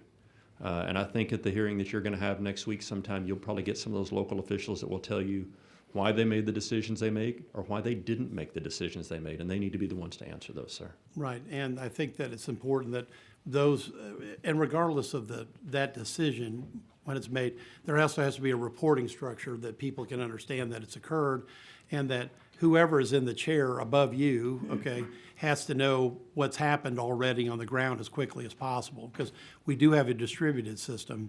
Yes, But I don't think we reported up as fast as we could have in that situation. I think it's important that if you're really looking at what you need, and that's the other side of this coin, you really need a disaster declaration as soon as you can get one, effectively. That's your next big switch from state government, from the leadership of state government. And then obviously you need a federal one as well. Yes, sir, and that state disaster declaration, when granted by the governor on the front end of an event, allows me to exercise extraordinary measure and buy things budget for. Because that's the key thing. Yes, sir. Because you can pre-position all your existing assets, but you're going to have to start buying things immediately. Or if I have to contract for debris cleanup or contract for porta potties or things like that. Right, Yes, and I want to get to one more point and then yield my time, because we've got many people that could be asking questions. We had a discussion, because one of my interests was looking at a, flood emergency communication and river warning system. And you made the comment, and I agreed, that this, as good as TDM is, and measurably, I believe it's the best in the country. Thank you. And I think that your other colleagues would agree. You can't be the one that hits that button that says, we've got an evacuation order, or that we need to do that alert, because the granularity of these decisions is down to the local level. And you were literally trying to look at 33,000 square miles to begin with to figure out where to position your assets. So I just wanted to repeat that conversation that we had between the two of us, that you don't think your organization is the proper place to be able to have that authority, that it has to stay at the local level. Yes, sir. Now, my last question would be, is there a backup level at some point in time for whether it's the pro tem, the lieutenant governor, or the governor, to be able to intercede? You would then be required to change state law also to mandate I the know that. evacuation, which today does not. I mean, we can recommend, we can support, we can bring resources in to help effectuate that, but I think, let me see if I can rephrase how I understand the question. Do we need a better system for warning? Yes. Yes. What does that look like? I don't know, but I know you've got a bunch of people coming up behind me that are experts in that and can answer that question for you. That's the first part of it. The second part is once we have this amazing system, who should have the authority to implement or actuate the system? I still believe that should be local officials. Right. Your next question is, should there be a backup to that? And that answer is yes also. Well, that's the essential question, and that's really, Mr. Chairman, what I know All right. what Senate Bill 2 is effectively about, but I appreciate the work of that your department does, because it is superior by any definition I Representative understand. Verdell. Thank you. Thank you, Senator. Thank you, Chairman King. Chief Kidd, I just wanted to, I know I've told you this in private, but I want to say it publicly. We first met July 4th on that morning, and I just want to give you public credit for how well you were organized, how quickly y'all had a central EOC established, and watching you over several days through that process, how well your agency integrated with the other agencies during search and rescue and recovery. And I want to give you public credit for that. I do have one other question for you, which is when y'all are monitoring the weather that occurs, do you have a central website or location where you can see all that data, or are there multiple websites that y'all are having to review? So, great question, Representative. And because the state and the nation looks to the National Weather Service, that is the public-facing weather document that we primarily look at and gauge what we think others will see in that. That's part one. Part two is we have multiple private sector weather services that our team uses in addition to the products from the National Weather Service.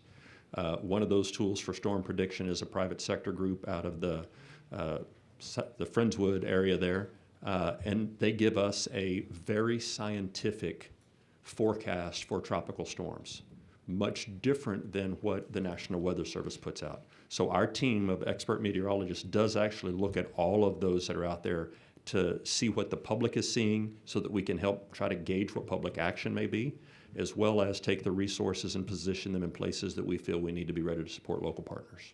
Yeah, thanks, sir. Appreciate you. Thank you. Thank you, sir. Senator Mendez. Thank you, Mr. Chairman. Chief Kidd, I'm always going to call you Chief Kidd. That's how I met you. And thank you for your work. Thank you for your testimony. If you will, I also want to agree with my friend and colleague, Senator Bencourt. Could you provide us that timeline that you? Yes, sir. I was doing my best to follow. Chief, so from my notes on the timeline of events, on July 2nd, you sent out 2 boat squads. On July 3rd, you had a command call in the morning. Is that correct, with 44 counties because of the 35,000 square mile area that looked like it might be affected? Was that correct? So every weekday at 8 a.m. we have Okay. our team's command and general staff call that just talks about what's going on across the state and what our folks are doing. That was the 8 o'clock call. So this was on the 3rd, on July 3rd, but what prompted sending the 2 boat squads out on the 2nd? National Weather Service San Angelo was then saying 3 to 5 inches of rain. Okay, so you were kind of aware that something was coming, you needed to be prepared, right? Yes, sir. Then I think you have 11:37, you're working to distribute resources by 1 p.m. July 3rd in a 100-mile radius, was that correct? 160 miles, yes, sir. 160-mile radius, okay. So in that 160-mile radius, how many counties are in that 160-mile radius? How many emergency operation coordinators were you dealing with? 2 different questions. The number of counties, I believe, is in the 40 to 44 counties. 40? Yes, sir. That's that 35,000 square miles Yeah, that let's we say were looking 44, at. Yes, okay. sir. And then each county has an emergency management director. That's the county judge. Right. And then some of those counties have independent coordinators. Correct. And then if those counties have a city, and as you know, a lot of our West Texas may have 1 or 2 incorporated city limits, unlike Bexar County with 30 plus inside it. Right, right. So each of those, and our job is to share information with them. The 10 o'clock call that we had 460 plus lines calling into that call. We Right. believe the majority of those were from the impacted areas, So, or forecasted so, areas. so I'm my sorry. question is, does the current process or procedure, because as you've correctly stated, locally, they have to make the decisions at the local level, but they also need to have all of the best information. And I'm going to venture to guess that you have probably access to all of the best information in terms of, you have at your disposal. Do you have a process in place that guarantees that you have communicated the potential danger with each of those emergency coordinators at the local level? Do you have a way that you can for lack of a better word, authenticate that they have received the information? So we know we can share the information with the technology that we have, but we really have no way of knowing whether they received the message. See, I would better hope that you'd have a way for them to acknowledge, I have read and received what has been sent to me, because I think that would be the best way to guarantee, regardless, we need to put a procedure in place that tries to eliminate human error. We can't guarantee the competency. You mentioned it in a way, you said emergency coordinators qualifications. There are no qualifications. It's an assistant, basically, to the mayor or judge. They can appoint somebody, correct? Yes, sir. And that's it. There's one sentence and there's no qualifications whatsoever, right? Yes, sir. That's a concern. And Senator, that doesn't mean we don't have qualified people in those jobs. I didn't say that. know, I didn't say that. Well, I'll get beat up from my peers because Yeah, I no. didn't say that, so. Yeah, I didn't, Verifying. I agree, but we trust, but we must verify. Yes, sir.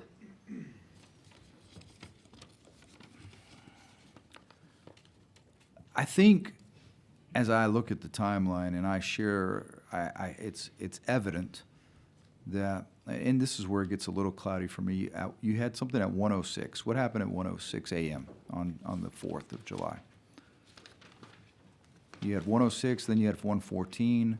Yes, sir. 106 National Weather Service San Antonio put a social media post out that said very heavy rain for Bandera, Kerr, and Gillespie County, rate of 2 to 3 inches per hour. Okay, so at that time, they're saying at 1:06, they're saying, hey, there's heavy rain, it's coming down at a high rate.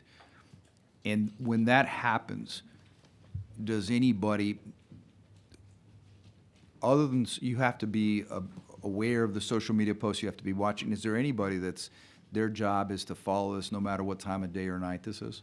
So in Austin at the State Emergency Operations Center, 24 hours a day, 7 days a week, there are 3 to 5 humans that are watching what's happening across the state. Their job is to be the alarm bell for the rest of us. And they work for you? Yes, sir. Okay, good. So you have that, that's what I was hoping. At that point, do they make a concerted effort to communicate that, to make sure that the people in that area, in that where that flooding is occurring, do they know this is happening? Do they communicate that, and are they acknowledged that they received that information? There is no system in place today to ensure that County Judge X or Mayor Y or Emergency Manager Z Right. is getting the same information that we are getting from the National Weather Service. You do see the problem with that, right? Senator, I do, and I'll share more of the problem and the frustration that we've had over the years is we've had a form called the DEM, the Division of Emergency Management, Form 147. Right. Under the governor's executive order from 2019, mayors and county judges are required to tell us their contact information and who's responsible for emergency management at the local level. Mm-hmm. To this day, I still get forms sent to us that have an office number for the emergency contact number.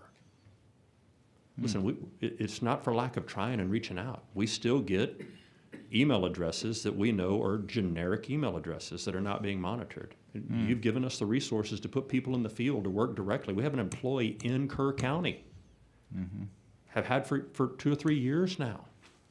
That doesn't mean we have any way of guaranteeing that the responsible adult local officials and those that are appointed are awake and seeing the same information that our people that are paid to be awake at 2 o'clock in the morning are seeing. Yeah. Just lost power. So, 1:14, what happened at 1:14 a.m.? You had it on your timeline. Yes, sir. At 1:14 a.m., the National Weather Service San Antonio issued the flash flood warning for Ingram and Hunt, and that flash flood warning was in effect until 4:15 a.m. So that's when it changed in those 8 minutes from watch to warning? That's what it looks like from their social media post, yes, sir. Okay. And I understand that one of the problems that I see is that these terms, I think it's just like the alarms we get on our phones. They may be easy to ignore, especially at 1 o'clock in the morning when most reasonable human beings are sleeping. But the problem is that when emergencies like this are occurring, our constituents statewide rely on us to have people awake. I want to thank you for bringing this forward, because I think this helps highlight where we can get better. I think that I'm sure that in Kirk County, when at 1:06 a.m. they were saying that the water was coming down at how many inches per minute? 2 to 3. 2 to 3 inches an hour. So it's flood. It's already the change from watch to warning is occurring because of the waterfall. The only difference is someone hasn't actually determined it, called it something. That at that point, hopefully, what I think we need to say, and maybe working. Do we know at how many inches per hour will create a flooding situation? Do we know that we have that information? So globally, yes, meteorologists do. They use something called the flash flood guidance, FFG, but it's different depending on, and Senator, this is where I'm playing meteorologist, so cut me a little bit of slack here. It depends on the terrain and the geography. In some cases, 1 to 1.5 inches per hour will cause massive flooding. In other cases, it's going to soak into the ground, and farmers and ranchers are going to welcome that rain. So each part of the state is different based on the catchment basin. Right. If you're flat, yeah. So in this part of the country where it's known as Flash Flood Alley, do we have a historic knowledge of how many inches per hour cause a flood? I believe what the Weather Service will tell you is 1.5 to 2 inches per hour can cause flooding in certain areas. And how much was really falling? we should How get much them was to it? answer Well, that how much was falling at 106? 2 to 3 inches per hour. So twice as much. Yes, sir. Thank you. Yes, Thank you, Mr. Chairman. Mr. Darby. Thank you. Can you hear me? Okay. First of all, Chief, thank you for all that you do. We were privileged to have a briefing with you and the governor last week in San Angelo. Chairman Perry and I were present.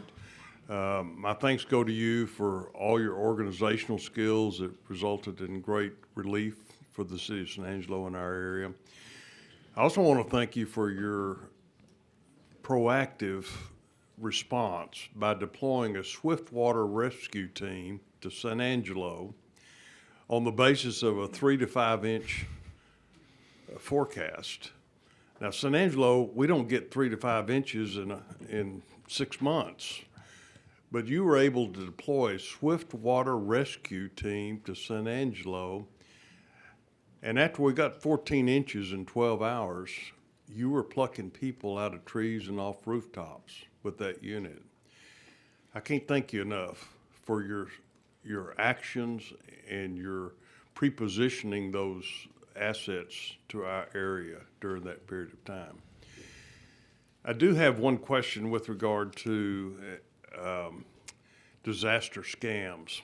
I have noticed, as we all have, opportunities to donate and help these various areas of our state. Is there anything regarding credentialing or certification of these sites for authenticity and recommendations, if you will, that they are created and able to execute, if you will, the deployment of donated sums on behalf of these areas? So my query is there anything in your experience or what you're doing now that helps position TDM or any other agency to kind of be a filter, if you will, for these sites that open up that pretend to help but may in fact be scams? Yes, sir. Yes, sir. Thank you, sir, and thanks for the compliments and the question. On the compliments side, we did have a boat there, but that was to support your great local first responders that were already there, already engaged, and already doing rescues as well. Nobody does this alone, and our job is to support them. And we did a small portion compared to the large portion that your local first responders did, paid and volunteer.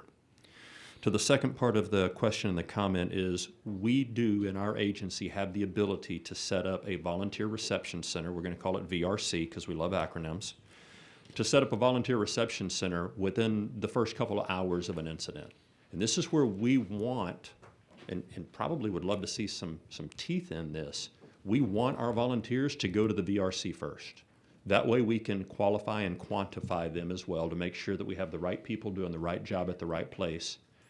And listen, I don't know that we want to talk about this right now, but I'd also like to know, do we have any registered sex offenders that are coming in to work in shelters? Do we have anybody with warrants right now that shouldn't be going through my personal belongings that are scattered all over the place? Do we have any predators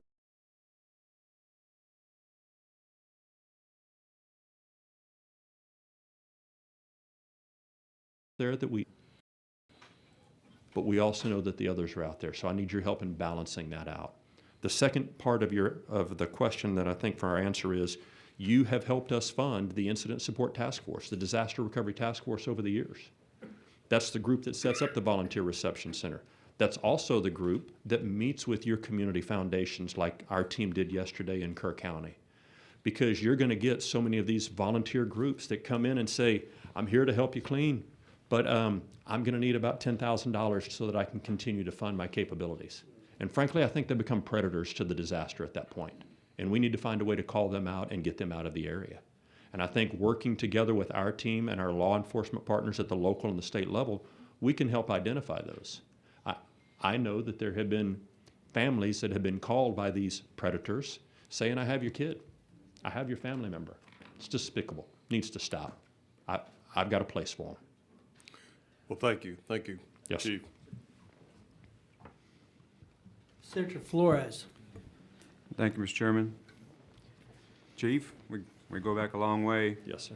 and we've handled small events, big events, and I understand your role very well. And Texas, I mirrored my colleague, Representative Riddell, and saying thank you on behalf of our constituents for your rapid response, the great work that you have done, and the people that you have managed to get the work done. Texas is very blessed with you, and how you work with our locals, who, yes, we agree, they're the ones on the ground. They're the first ones there and the last ones to leave, but so are you. And unfortunately, Texas, being as big as it is, you're very well honed in handling disasters, from wildfires to floods to hurricanes, tornadoes. So where I'm going with this is that your function in Department of Division of Emergency Management is emergency management. So that's to be able to provide, do you agree that the first role is to be able to provide for a uniformity of a basic response to any of those types of disasters, which this committee is looking at, a baseline, and then you have specific operational parameters. But what's real important is that everyone, every county working in concert with you, every state agency, every law enforcement agency has that basic emergency management baseline to work off of. So when we respond anywhere in our 254 counties, that is established. Things like we're talking about, specific issues that I've been hearing this morning so far about, was this person notified? Those are all things that can be, that are already in place, as I understand them, may not be practiced, but do you agree that that's something that's very important to come out as a standardization of that basic baseline, using, for example, the incident command system, which came from the fire service for firemen, but it's been used in everyone who's in this business is trained in incident command. And for example, the coordinators, especially coordinators in the county, shall be trained in incident command, because that's the basic I'm talking about. That's the baseline of emergency management. Would you agree with that? Yes, sir. So how would you think you would help us to go around to make it so? So, Senator, I don't remember the exact year that you got into law enforcement, but I'm going to go out on a limb here and say that in the 60s, did T-Cole exist? No, but neither did I. Good Actually, I did it answer. in Good 1960. answer. I was in Good. 1960, but I don't think I cared much about it then. But T-Cole didn't exist before the 60s. I think it was in the early 70s whenever this body, your predecessors, came together to standardize and credential law enforcement. That's correct. 1993, I was the first class in the San Antonio Fire Department in 93 that had to take a state test to be a paid firefighter for the city. Didn't mean everybody before me couldn't do the job. They just only took a city test. They didn't take a state test. Today, to be a paramedic in the state of Texas, you have to take a national registry test. All of the emergency management and emergency response disciplines have gone through this process except the emergency management discipline, to where we standardize the curriculum in order to be paid or volunteer even as an emergency management coordinator for a jurisdiction in Texas. I think this is the time that we do that. And again, not because we have people that are unqualified doing the job, but to your point, Senator, there is no standardization and no consistency. Today in Texas, every peace officer has to pass the TCOL exam in order to do it. Every firefighter has to pass written and practical tests from the Commission on Fire Protection. Every EMT and paramedic passes the class of the institution that taught them, as well as the National Registry test before they can practice medicine and touch a patient under a physician's license. But to be an emergency manager, you need a signature. That needs to change. And that's the point I'm trying to make this morning with you is, as in my experience, of course I took incident command before incident command was cool. I took it to San Antonio, and then since then required all the game wardens under my command that I had. Everyone has it, everyone. But because we wanted to be uniform in our response with TDEM and all the agencies that TDEM coordinated with. But that baseline is so important when you're responding to these emergencies. To Senator Betancourt mentioned, sometimes you'll have silos, and I understand that. That's what the locals do. They're responding in their fashion that they see fit. But when you come in together, having a baseline to start with that you already know, it's like a machine. It's like riding a bike. It's like what we did with Alert with peace officers for active shooters, where every peace officer takes Alert so they have that baseline of response. Yes. I guess I would like to see that, Mr. Chairman, and members, is something for us as something that's very critical. No matter what the disaster is that we're responding to in this state, that baseline exists right off the bat, like automatically, everyone. And then we go into the specificity of operations. It's different in West Texas for responses to floods. The wildfires in the Panhandle are different. The floods in East Texas are different. Hurricanes, tornadoes. But what's not different is the structure, the basic structure of a response to using incident command. And I think that's something I wanted to stress this morning. And thank you for your leadership in making that something that was uniform and uniformly applied, as I understand it, in DPS and all the other state agencies that respond with you. The other thing I would like to bring up, if you would bear with me, I know you, after every event, yes, you're always going to have people say you should have done this and you should have done that, and that's going to happen. But when the reality of it is, your situation, what you do, as I understand it, and correct me if I'm wrong, is that you respond to an event, no matter what it is, using the training, equipment, and resources that you have at the time, using the information you have at the time. You respond. Then after it's over, you do an after-action report on anything, large or small, and you ask yourself, what worked and what didn't work? What did we do well? What did we not do so well? So I know you haven't had time to thoroughly do that for this event. But if you would just, if I can ask you to, if you may, and if you're not comfortable, that please don't. But say one of the top two things that you say that you would believe were some of the lessons you learned from the event in the Hill, this flooding event in the Hill Country, which 8 of my 13 counties were affected, and thank you for the work that you've done in every one of them. What would be, just at the top of your head, say, this is a couple of the important lessons that I learned from this that perhaps we can do, re-examine, or this is what we did very well. Could you elaborate that to us, please? Yes, sir, I will, and thank you for that. And you are right, the National Incident Management System NIMS. I was NIM first before they named it NIMS. And the incident command system are the backbone of how we respond. And the Department of Public Safety, Parks and Wildlife, TxDOT, all of the state agencies that respond together have that basic training. And we offer all of those courses out to our local government partners. It's just really not a great system to continuously track who has and who has not, especially with turnover, to your point. We need to do better at that. The next thing you mentioned was after-action reports. AARs is what you're going to hear them referred to. And listen, you can't open an after-action report anywhere in this nation and not have communications as the number one or number two thing that needs to be improved upon. And that is operable and interoperable communications. It's the way we talk to the media. It's the way we talk to the public. It's not just telephone to telephone or radio to radio. It's all communications, which sometimes waters it down and makes it hard for us to fix. The thing that we have not done that I need help with is corrective action plans. Because to your point, in an AAR, we come up with what did we do right that we want to sustain? What can we do better that we need to improve? And then we usually set timelines for implementation.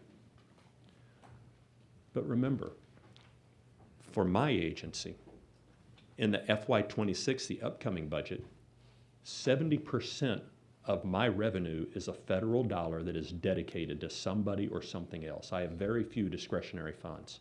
I would love to have conversations about how we hire people whose sole purpose is to support our local government partners, not just in their after actions, but in their corrective action plans.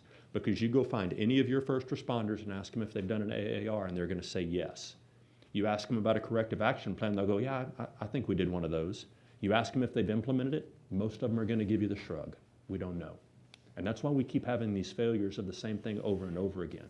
We as a state are better than that, and we can do better, but we need a sincere focus on corrective action plans. You asked about the top two things for this event. I'm going to tell you communications is one of them. That's messaging from the media, that's messaging to the citizen, and that's messaging back and forth with our local first responders that are coming from all over the state. We have a long way to go on improving our communications. The next thing is, and I know y'all are going to look at this, we've got to do a better job at our warning and notification systems for all hazards, not just floods. Thank you. I just have one more thing to ask you. On communications, yes, I agree totally on the interoperability. It's something that we've struggled with since 9/11.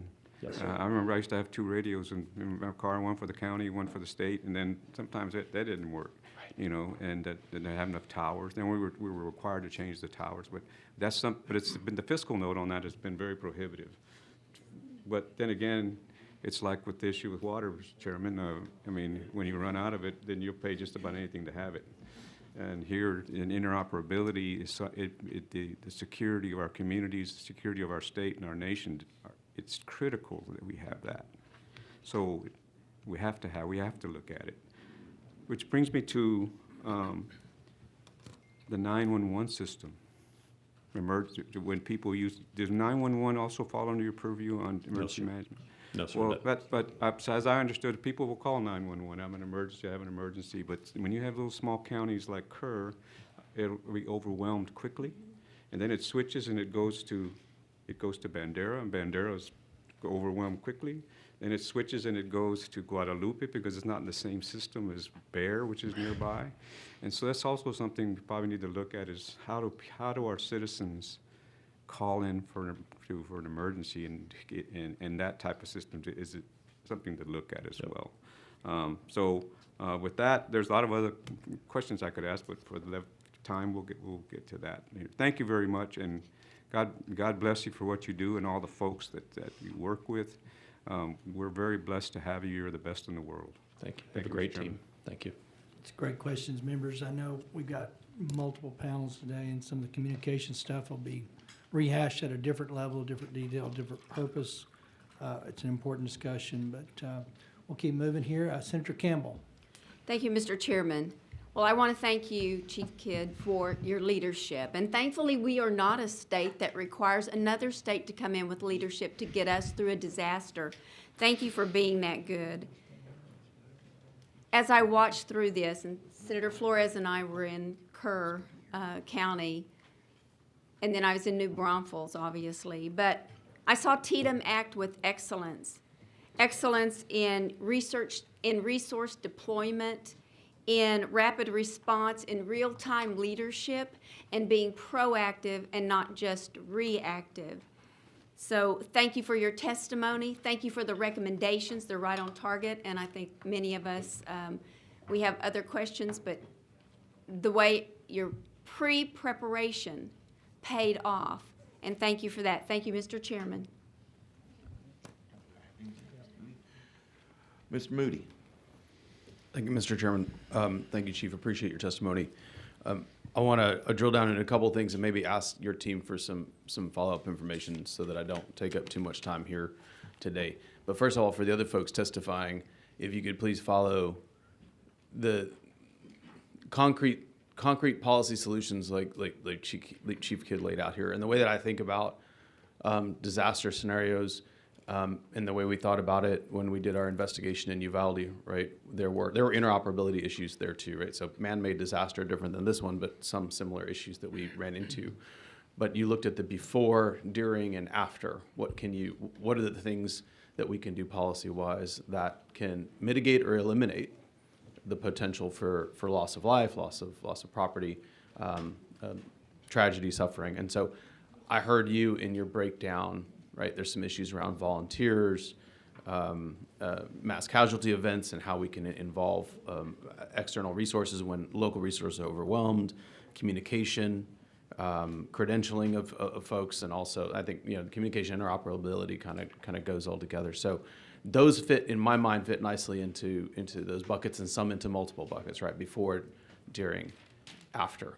I'm going back to the beginning of your testimony. This is some of the information it would be helpful for me to see.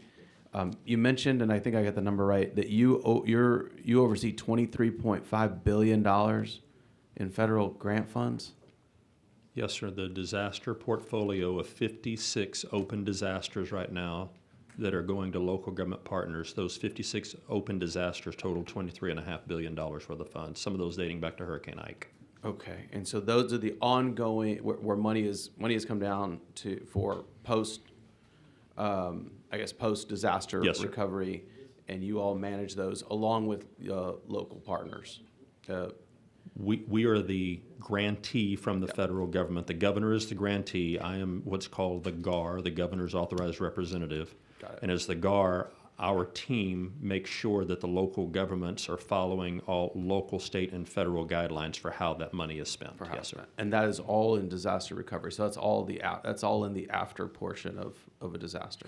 That is, but that's not all of the disaster recovery. That's just the disaster recovery in our agency. You have the General Land Office and Yes. other state agencies that also get federal dollars to pass through after a disaster. Well, and so I guess my question in there is, and I know other agencies are gonna have dollars flow down as well. In terms of what you look at, is there anything in those? I understand you're recovering in those sites. Are some of those dollars being utilized in any way to look at preventative measures going forward? Is that part of the recovery that those dollars go to? And this is something we don't have to drill down into every single one because obviously you're managing a lot here. But if that's some kind of breakdown, I can understand, because I think what people like to. When you go through a tragedy like this, and you talked about it, right? You want to learn from, and Senator Flores hinted on this, right?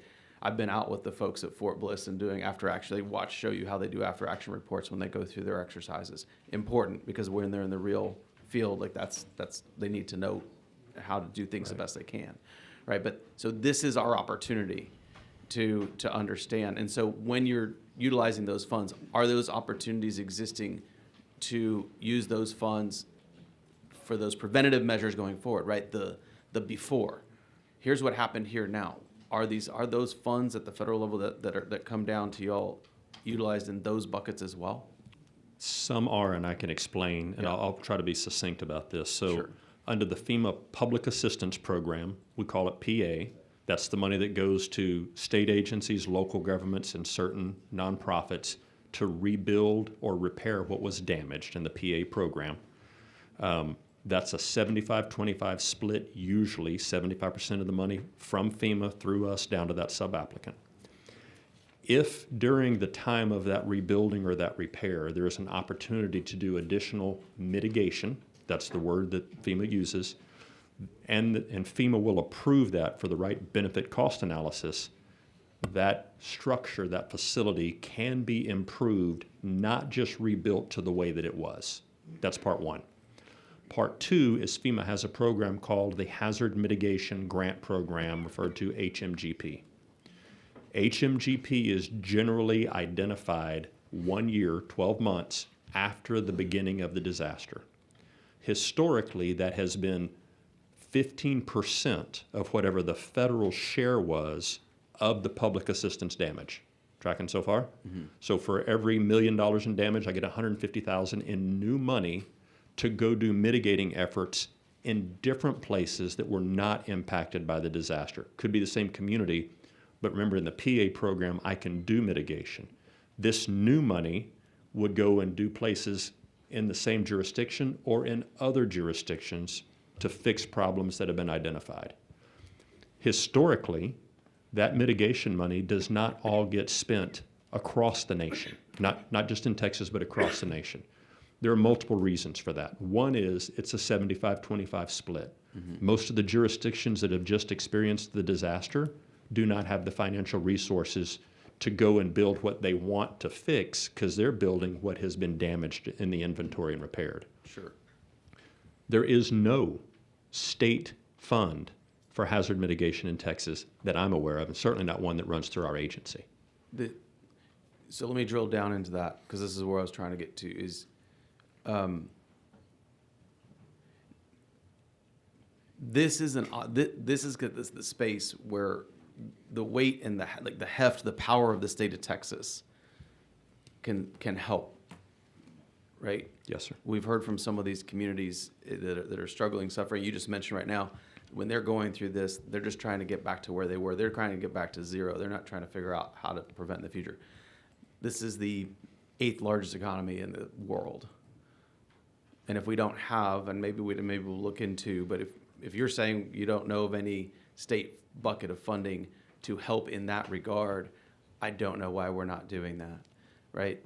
Over the last decade, you can look at, and you mentioned these are disasters across the board, freezes, major heat events, floods, wildfires, hurricanes, tornadoes, all of them have hit. If you've been in the legislature for the last 5 or 6 years, you've seen all of those come through. And so these are the opportunities that I want to grasp onto, because I know we only have the 30 days now, but this work is not going to stop between now and when we come back in 27. This is going to be one of the key things we do in 27. At least that's my opinion. And I think it should be. I think probably people share that opinion. But those are the types of opportunities we need to look at, because I don't want to look into no one should want to look into the eyes of any of these folks that are struggling to figure out how to rebuild and not then offer them that leg up to say, here's how we can make sure this isn't as bad in the future, or we can mitigate or eliminate the possibility this can happen in the future. That's what's powerful about the state of Texas, because we can do that. These smaller cities and counties, they don't have that. We can leverage that because we have the ability as the state. So that's the challenge that's in front of us. But this is a really, this is the time to get in front of these things. So I appreciate that, and that's a really good point you made. Thanks, sir. And I don't want to mislead anyone that the legislature does not fund projects at the local level, because that's true. You do. But there is, to my knowledge, no coordinated mitigating fund for multiple communities to sign into the same project. And this is why the FEMA flood mitigation program and the hazard mitigation program isn't really that successful. Mm-hmm. Because the way the program was designed, it's to the individual jurisdictions. It's very difficult to get the taxpayers in Harris County that are impacted by the flood to flood mitigation efforts 200 miles upstream that caused the flood. We're better than that, folks. We've got to find a way to do this together. You've said that multiple times as you've gone through your testimony. We're better than that. And that's the one thing I'm probably remember a lot of things as we go through this experience together. Those words are going to ring in my head throughout this. We are better than this. We've lost a lot in this, and it could have been better both before, during, and after. And we know that. And that's not a blame game. No, that's accountability. And that's okay. That's what we're here to do. Thank you, sir. Senator Blanco. Thank you, Mr. Chairman. Chief Kidd had an opportunity many, unfortunately, opportunities to work with you and your team. You all are excellent, always prepared and always present, so thank you for that.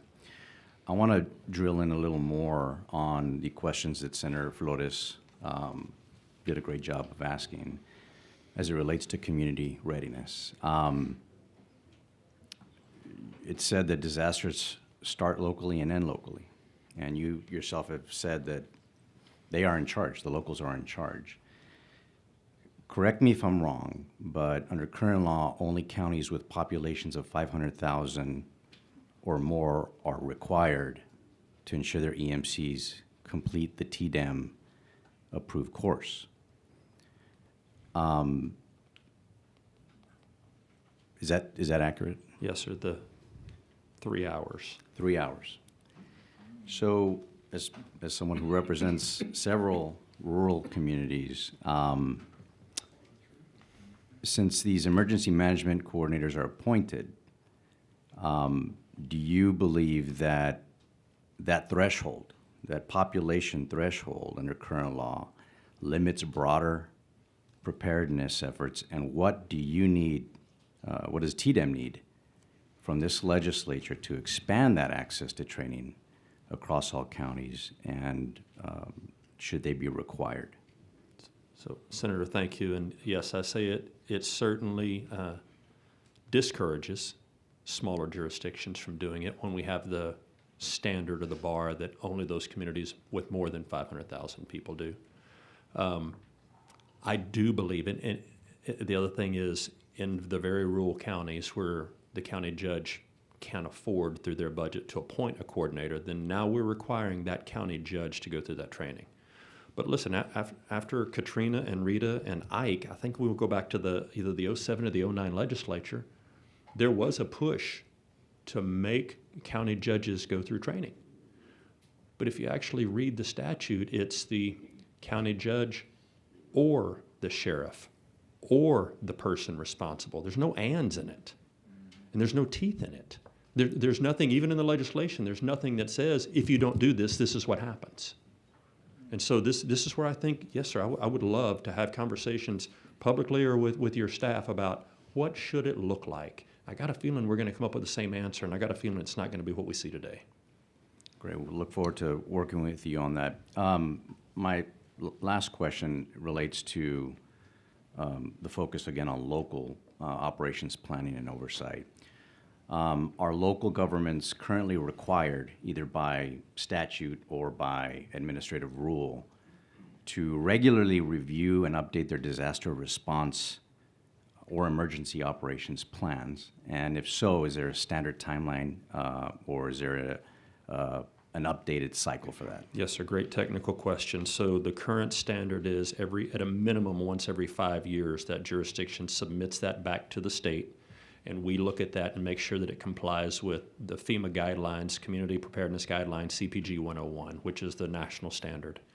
There is also requirements that the locals should at least review internally their plans at least once a year. And the once-a-year review, I think, is great. The 5-year review, man, we probably should take a closer look at that. I can tell you, with 1,471 jurisdictions required to submit plans, that's well over 10,000 planning documents that our team needs to review and look at to ensure compliance. That will require additional staffing at some point.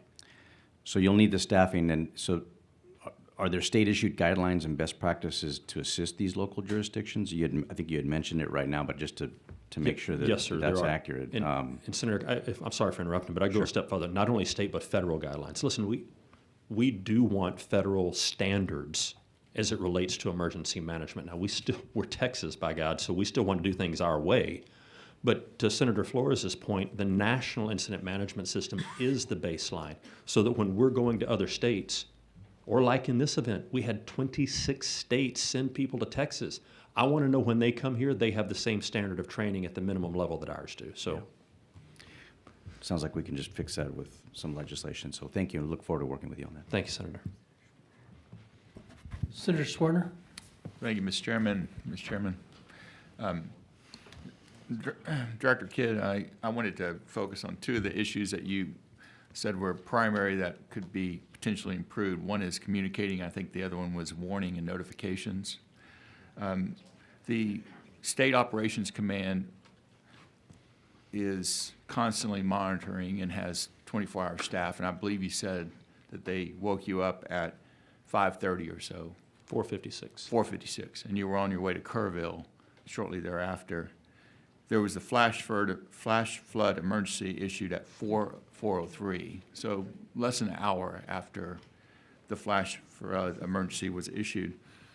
The State Operations Command does not have I think you testified or mentioned that they do not have a directive and/or they did not notify the local emergency management director, the county judge, or the emergency coordinator in Kerr County or the counties that were affected.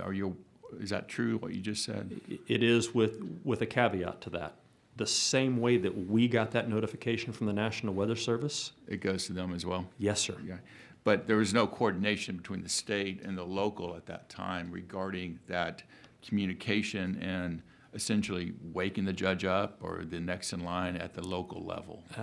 I would see that a little different because we had a San Antonio Fire Department boat squad in Kerrville the day before at Thursday at 1 o'clock that was already tied into the local responders there. So to say that there was no coordination between the state and the locals, that's not accurate. There was coordination. There were resources in place that they knew the resources were there. And when you get to Kerrville and you listen to the Kerrville fire chief, I bet he's going to tell you the story about how that saved at least 3 of his firefighters' lives because we had that boat squad there. At the local level, the individual that could initiate the evacuation is the emergency management director, the county judge, correct? For the unincorporated area of the county, yes, sir, that's correct. Okay. So a sheriff can't do it, No, or sir. the next in line, right? We No, had sir. the same issue with Ebola, whether it was, a quarantine, whether it was the governor, the commissioner of Department of State Health Services, the CDC director, Judge Jenkins, the emergency management director, the emergency management coordinator, the sheriff, or the police chief of Dallas County. And they were all, you remember that? I do, think you- yes, yeah. sir. Yeah. So Yes, sir. it's not dissimilar regarding stay in place versus evacuate and the need for that coordination and communication. Were you yourself able to reach, or any of your subordinates reach the county judge in Kerr County on your drive down to Kerr County? On the drive down to Kerr County, I do not recall trying to reach the mayor or the judge. I was more interested in communicating with the responders that were in the field. Okay. But the individuals that needed to be saved needed to have a warning system activated to some extent, or at least some sort of messaging system. I'm not for sure how they do it at the county level. I'm sure we'll hear more next week. But that judge's level, from my understanding, from what I'm being educated on today.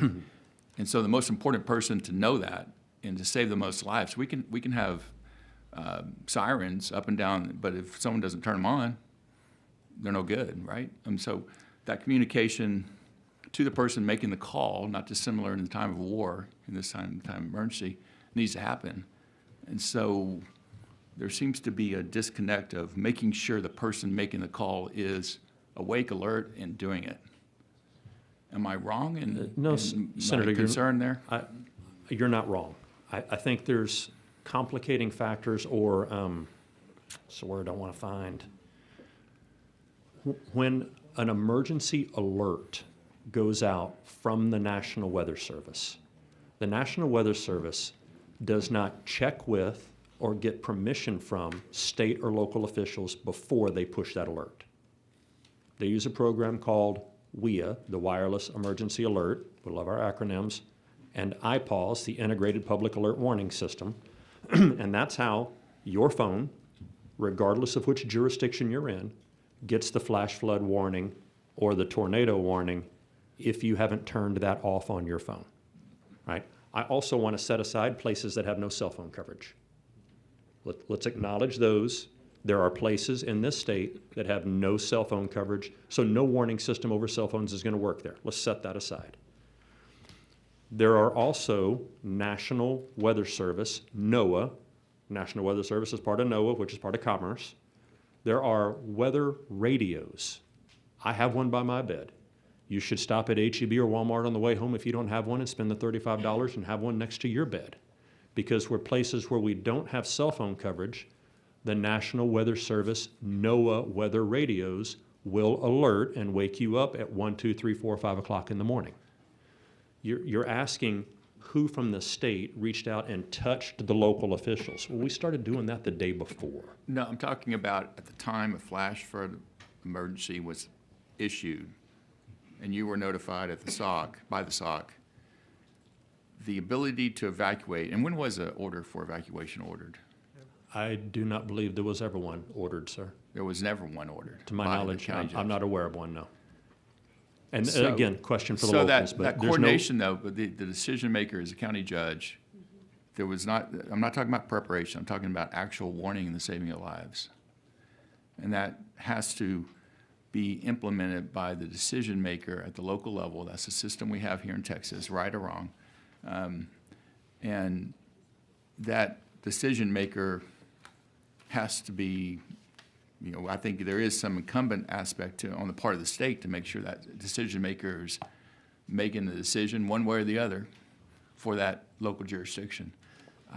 As far as at least having that information available to them as a second check. And we can't just rely on a text message from the National Weather Service. There needs to be some combined effort to get that person, you know, you wake up the president, right, when there's an attack.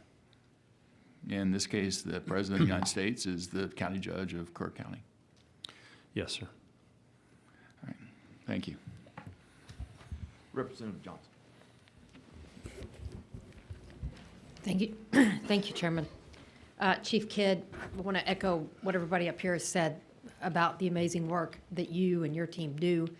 I think all of us in emergencies, whether that is a weather-related crisis, a public health crisis, or a mass casualty, all of us have had the chance to see your commitment, your team's commitment to helping each and every one of us and everybody in Texas.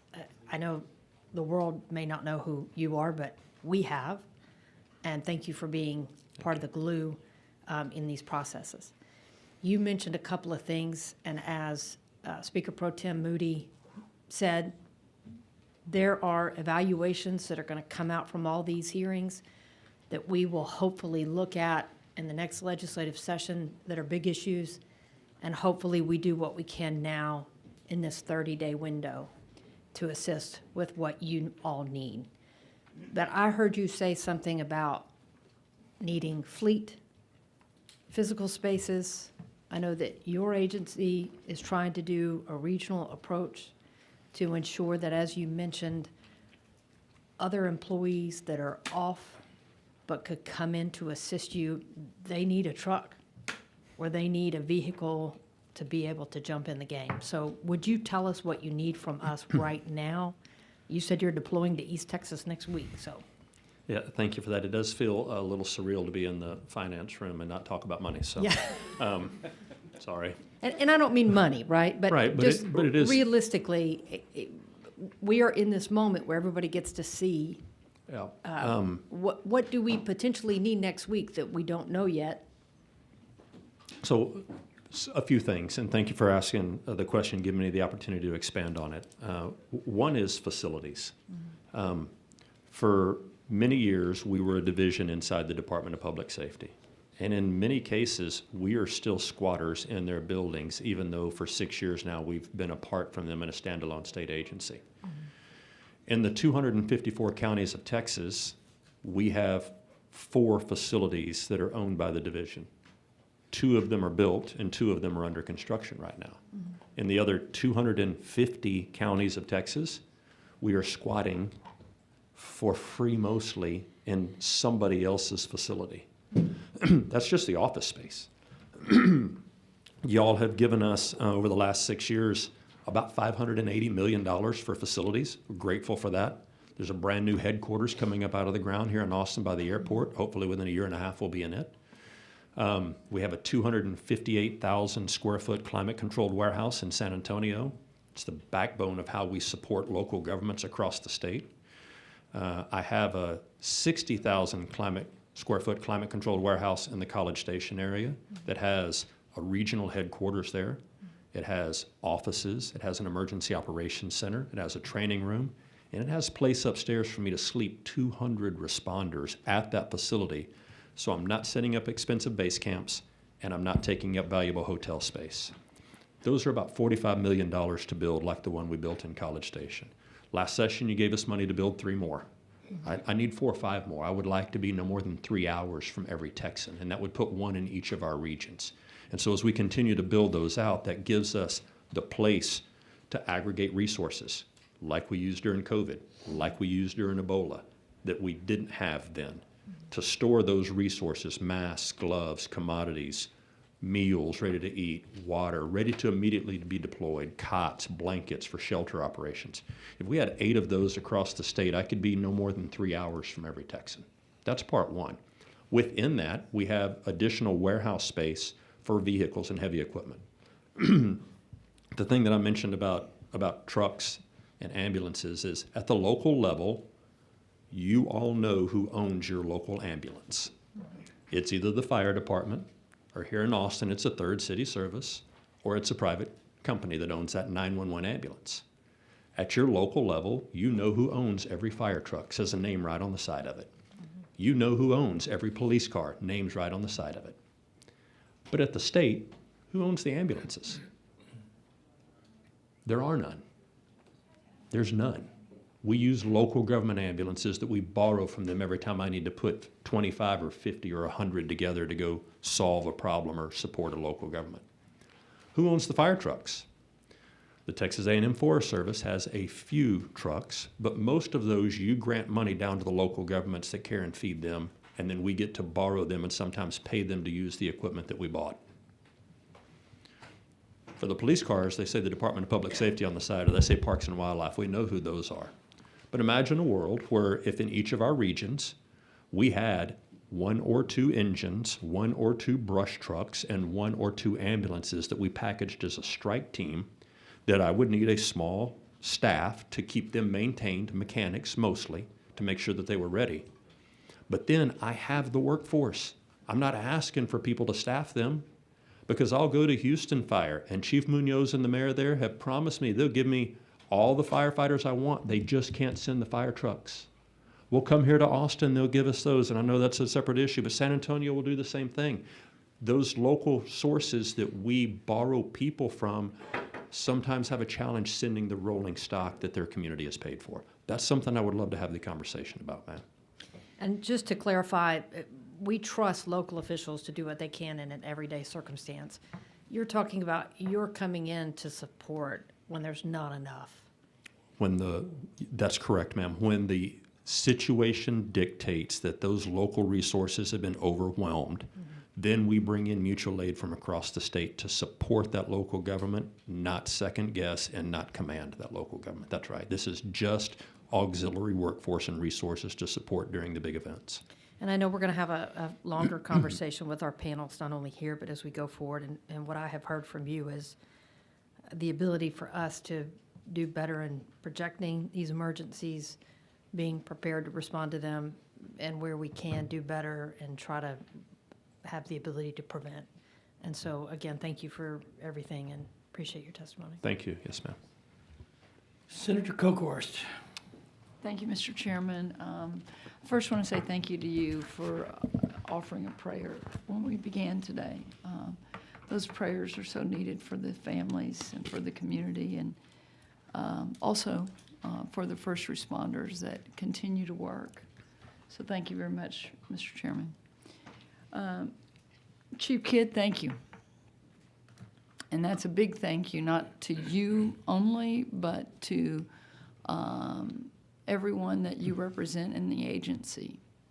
I see Blair Walsh here. Thank you. Taking those phone calls, dealing with the families looking for those children. Y'all would take those phone calls. And we're getting closer to finding them all. Yes, ma'am. Sobering.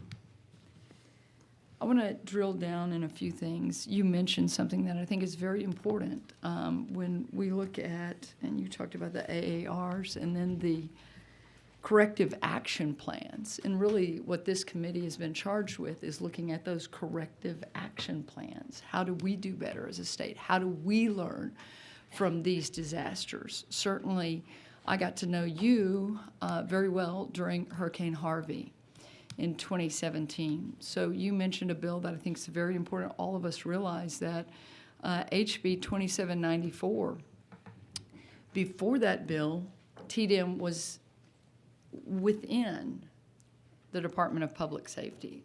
We made the decision thereafter to pull you out and make you the 8th Aggie agency. There was a lot of debate about where you should land, your own state agency. Should you be a part of Texas A&M? Should this agency? It was debated heavily. That bill was passed late in that session of the 86th. The 86th also created Senate Bills 6, 7, and 8, along with some other bills. And I would encourage the members on this committee to look at those bills. There's some good work done there. Senator Perry, you carried one of those bills about flood infrastructure, and I think that we can really build upon that as we go through this process. One of the things that has been brought to light is the emergency coordinator's qualifications. Out of Senate Bill 6, it was required that there be an emergency management professional development work group. It was assembled, it was well done. That report was due in November of 2020. Within that report, there were some recommendations of the EMQ, we call it qualifications, but it could apply to the county judge, a mayor, or their appointees, which we often refer to as the emergency coordinator, right? Yes, ma'am. It recommended that we have prerequisites. It recommended a basic level, then an intermediate level, and an advanced level. Actually goes into hundreds of hours. I'm not sure what happened after that report was issued. It was issued during the pandemic. And I think that it's something that we probably need to look into. You've mentioned that, and Senator Blanco, thank you for your words about the requirement of 500,000 or more. I've heard from some of my larger counties, hey, we're on call 24/7.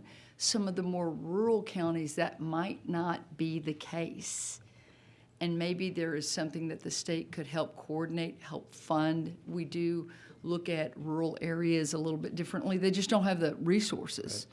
Right. So that's something that we need to look into. And I would like to get your opinion on that. I mean, you haven't read this report recently, but is it time to go back to that report that was issued by, it was an outstanding group that put it together, and say, these are the different levels, and we're going to require, on the basic level, you have to have these hours within 30 days of the appointment.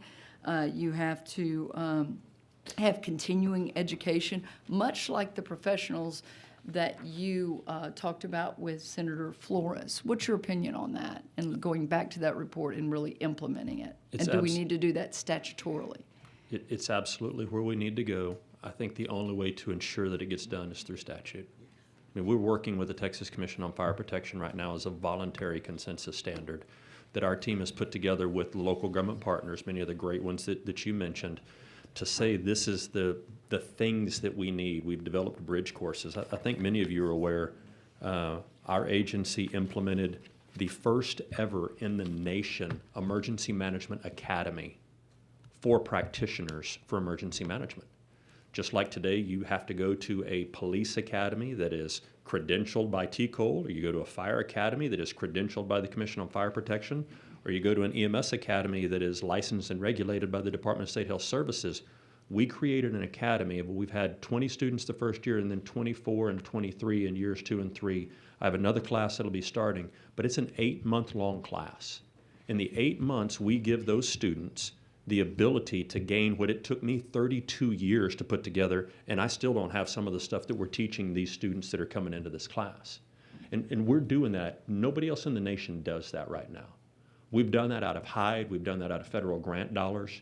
We've put that together, and right now, everybody across the nation is looking at us to say, wow, that's pretty cool. Can we go do that? And we would love to share that. But to take somebody that's been in the job for 10 or 15 or 20 years and ask them to go sit in class for the next 8 months is never going to happen. That's why we've developed some short 1-week-long bridge courses to move along.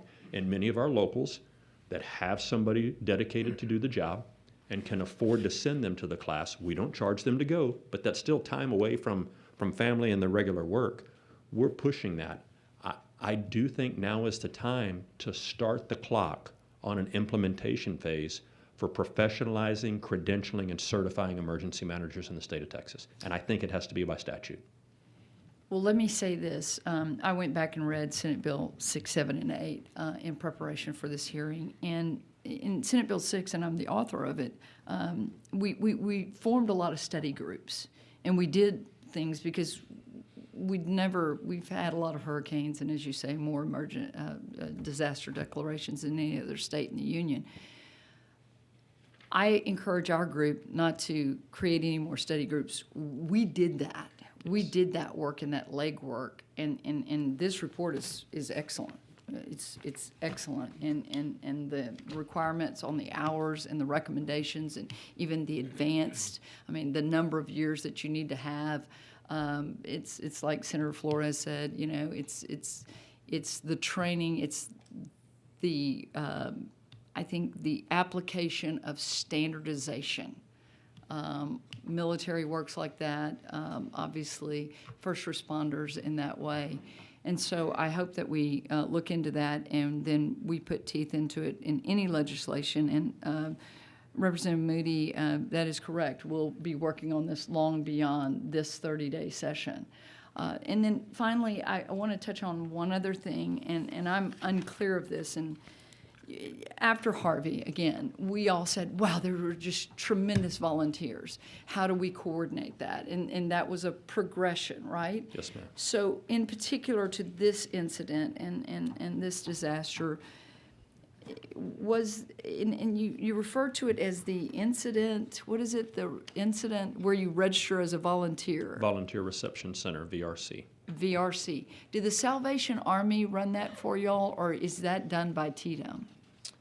The Salvation Army may have been a part, but it is a TDM function in support of local governments. We still, I think the analogy that I try to use is we're there to bring people together, but the local government should be the one to manage and maintain. Where they can't, we support them, and as soon as they can, we back out of their way. So our team has the skill sets to bring that together and stand it up, and then working with either the local government partners or the local government VOADs, volunteer organizations active in disaster, like the Salvation Army, they can help manage and flow those facilities. Well, I know I was receiving phone calls. Where do I go? How do I help? And I think that's something we need to beef up and make sure that we do. My final question to you would be this. As we are all connected in some way or another to this incident, and I think this disaster is a bit different than sometimes a hurricane that we see coming, and maybe it's because, you know, of course, it was a holiday weekend and we had vacationers all up and down that river. I've been contacted by a number of volunteers that say everything was going great, we were volunteering, we were doing wonderful, and then all of a sudden the FEMA contractors started showing up. And they told us to stand down, you can't do this, you have to move out. And in one email that I received, it was almost, the words disheartening were used, that we were told to move on, that you can no longer move debris because we're paid on how much poundage we move, and et cetera, et cetera, et cetera. I don't know what to say to volunteers that are giving freely. These are people that are just giving free. They went down there with their equipment. They're not asking for any money. They're even paying for their own hotel rooms. What do we do about that, and what do we say to our constituents when they're told by FEMA to stand down and move out? Yep. So, and they leave very disheartened. Senator, thank you for the opportunity to answer that. And I want to echo the far majority of our volunteers are amazing and they do great work. And we will never be able to do a disaster recovery without volunteers. We need the volunteers. But I need them in organized volunteer groups. It's said in my discipline, in my world, that with every disaster, there are 3 disasters. The event, what actually caused us all to come together, the spontaneous volunteers that are not part of an organized group that show up wanting to help. They just want to help. They're called to serve. They are called. It is, they are are. impassioned by that. I want to help my fellow Texans. But they're not organized, which makes us stop what we're doing to get them organized and slows down the response.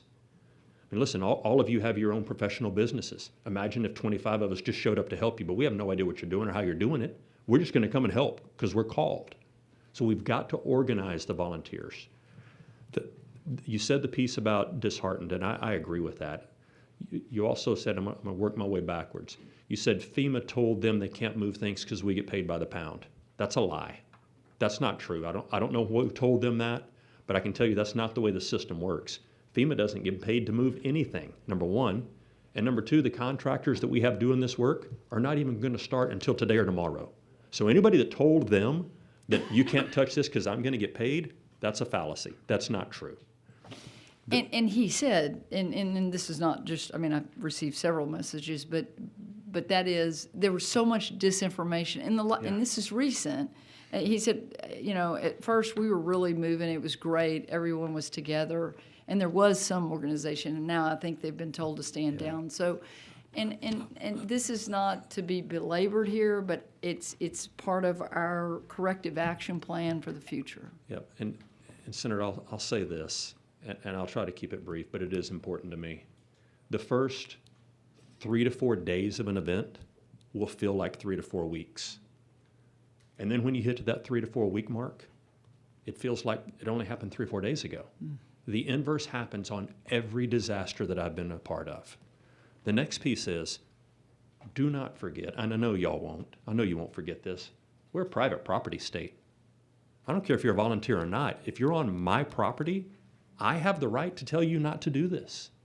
We have plenty of private property owners right now that at the beginning of this event, they welcomed the volunteers because we were looking for missing people.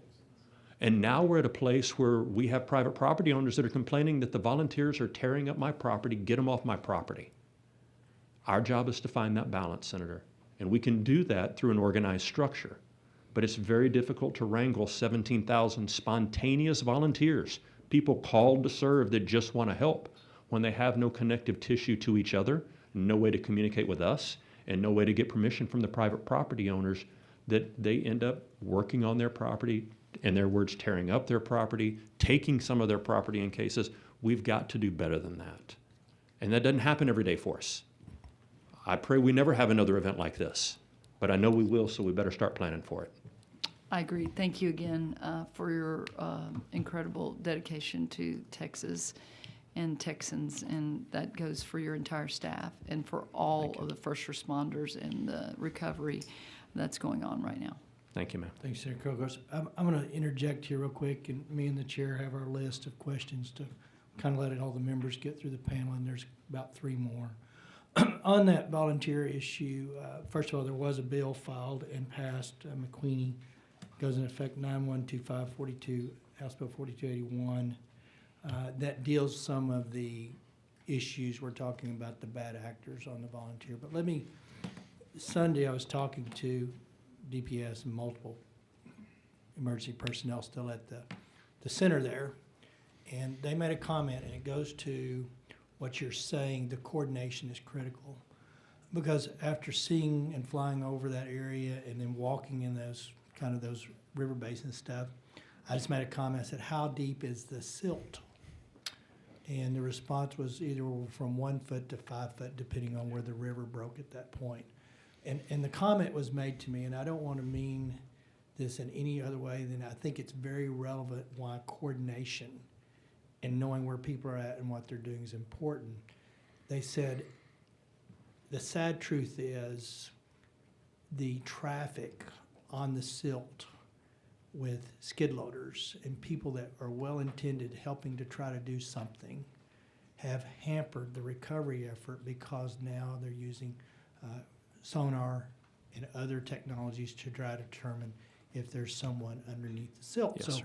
So that goes to the heart of a very practical application why we need to be able to, at least at some level, coordinate and dispatch with the proper personnel assignment with them so that they don't actually create a problem. Now, I'm not trying to backtrack and say they shouldn't have been there, and I don't think that they did irreparable harm or damage on a long-term basis. But that's just one aspect until you've seen it, walked it, and been there, and you see how they're trying to recover the final two now, that it's real at that point. So, Thank you. I don't know where the balance is. Maybe all the good that was done by those folks trying to get in there and doing things early outweighs some of the stuff that we're trying to deal with now. But that's a very practical application that has a very real impact. We didn't get those sonars in from, and I think they came from out of state. Somebody there brought them in. I think New York actually is what I was told. I met those guys. Interesting people. New York State. One of them started to work a year before 9/11. Very interesting fellow, but I think they're in there, and I think they brought that technology down, if I'm not mistaken. But either way, that's a very real application why it's important to have this center on the front end.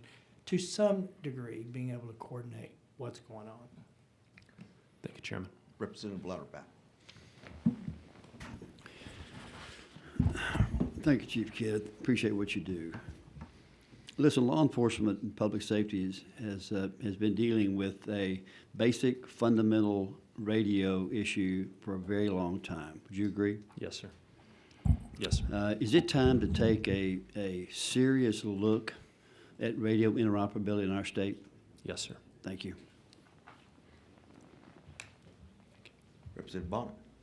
Thank you, Mr. Chairman. And Chief Kidd, thanks for all that you do for our state. And I really look forward to continuing to work with you and our colleagues. And a lot of great questions have been asked. I just wanted to get your thoughts about evacuation from maybe a little bit different perspective.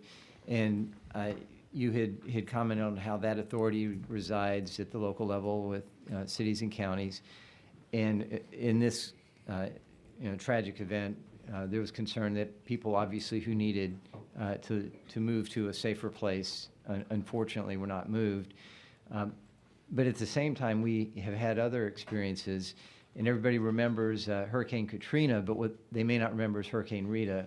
And in the aftermath of Hurricane Katrina, there was a lot of fear and a lot of anxiety, and there was a mass evacuation, not necessarily mandatory, but people chose to leave.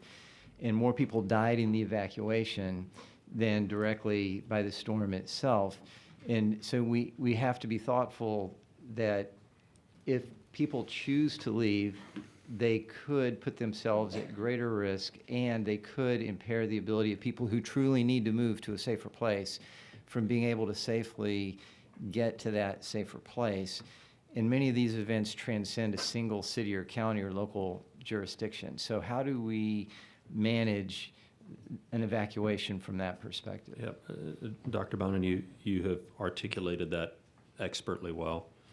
We go back to 1987 in Comfort, Texas, just down the same river, where it was the evacuation that caused the loss of life in the Waterloo.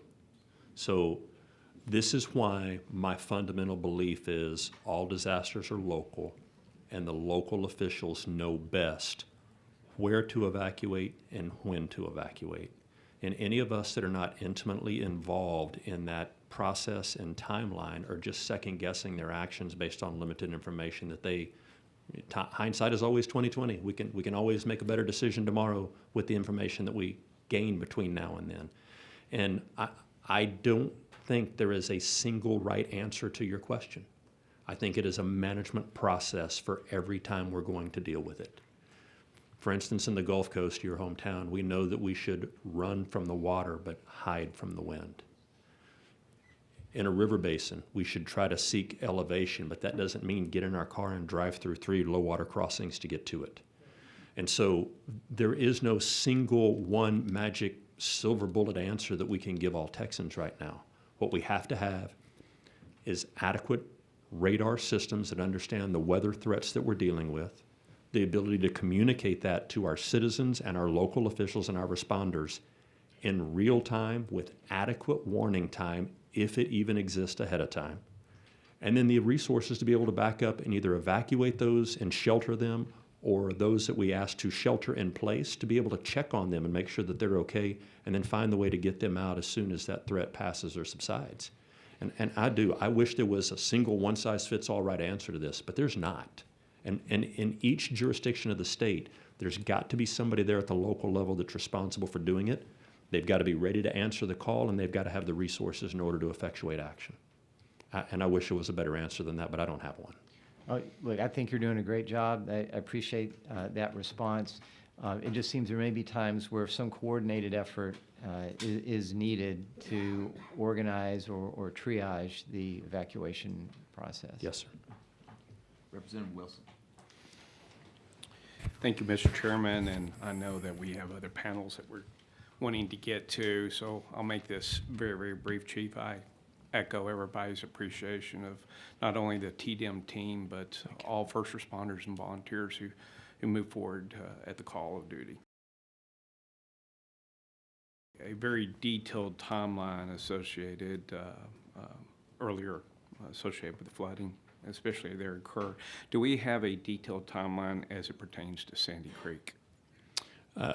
I did not prepare that for this package, but Sure. we can go back and look at the National Weather Service forecast as well as their social media posts that we gleaned this Thank you. information from, and we will. If you could provide that to committee. Sandy Creek, would yes, sir. appreciate that.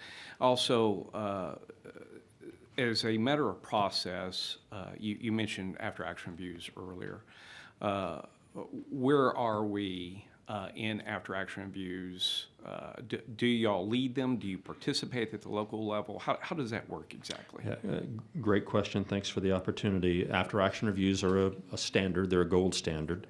But the only thing in state law that I can find right now gives the chief of the division the authority to request from a local an after action report on a significant event.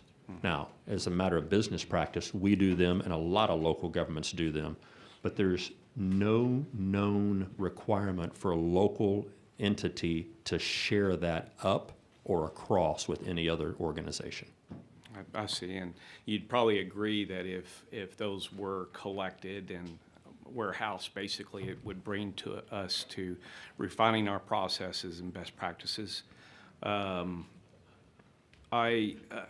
You know, at the end of the day, when you look at the communication, and it's an interoperability issue as you've laid out, and it's almost like a broken record. It's not the first time you've told us many times, and as well as other first responder entities and so forth, the need and the demand. And of course, it was first highlighted during Katrina when it was a multiple state communications. There was no standard, if you will, in terms of first responders or emergency management communities or communities as a whole to at least even understand that if we're going to go out and procure, you know, we need to at least meet this standard for interoperability. And I appreciate your awareness and sensitivity of the fact that there has already been substantial investment by many communities across the board in the state of Texas.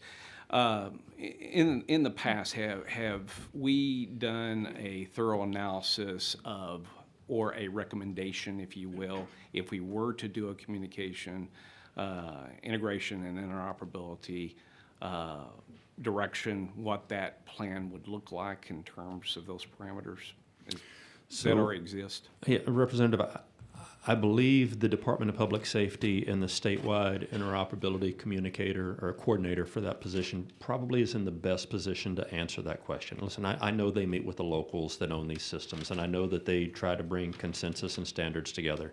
And I know you've got some experts sitting over here that can answer that question much better than I can.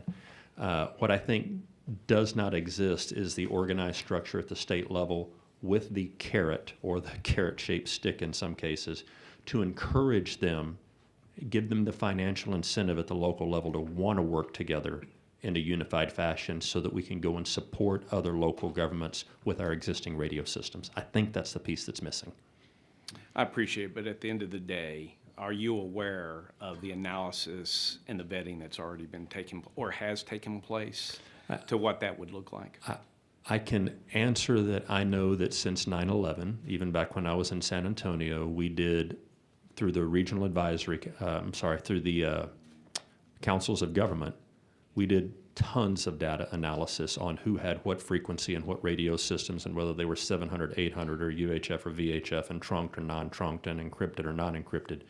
I know that analysis is out there. I don't know what it tells us today. No, I appreciate that, but what you're communicating is, and for us to understand that it's extremely complex. Yes, sir. And it's going to be expensive. Yes, sir. But at the end of the day, it's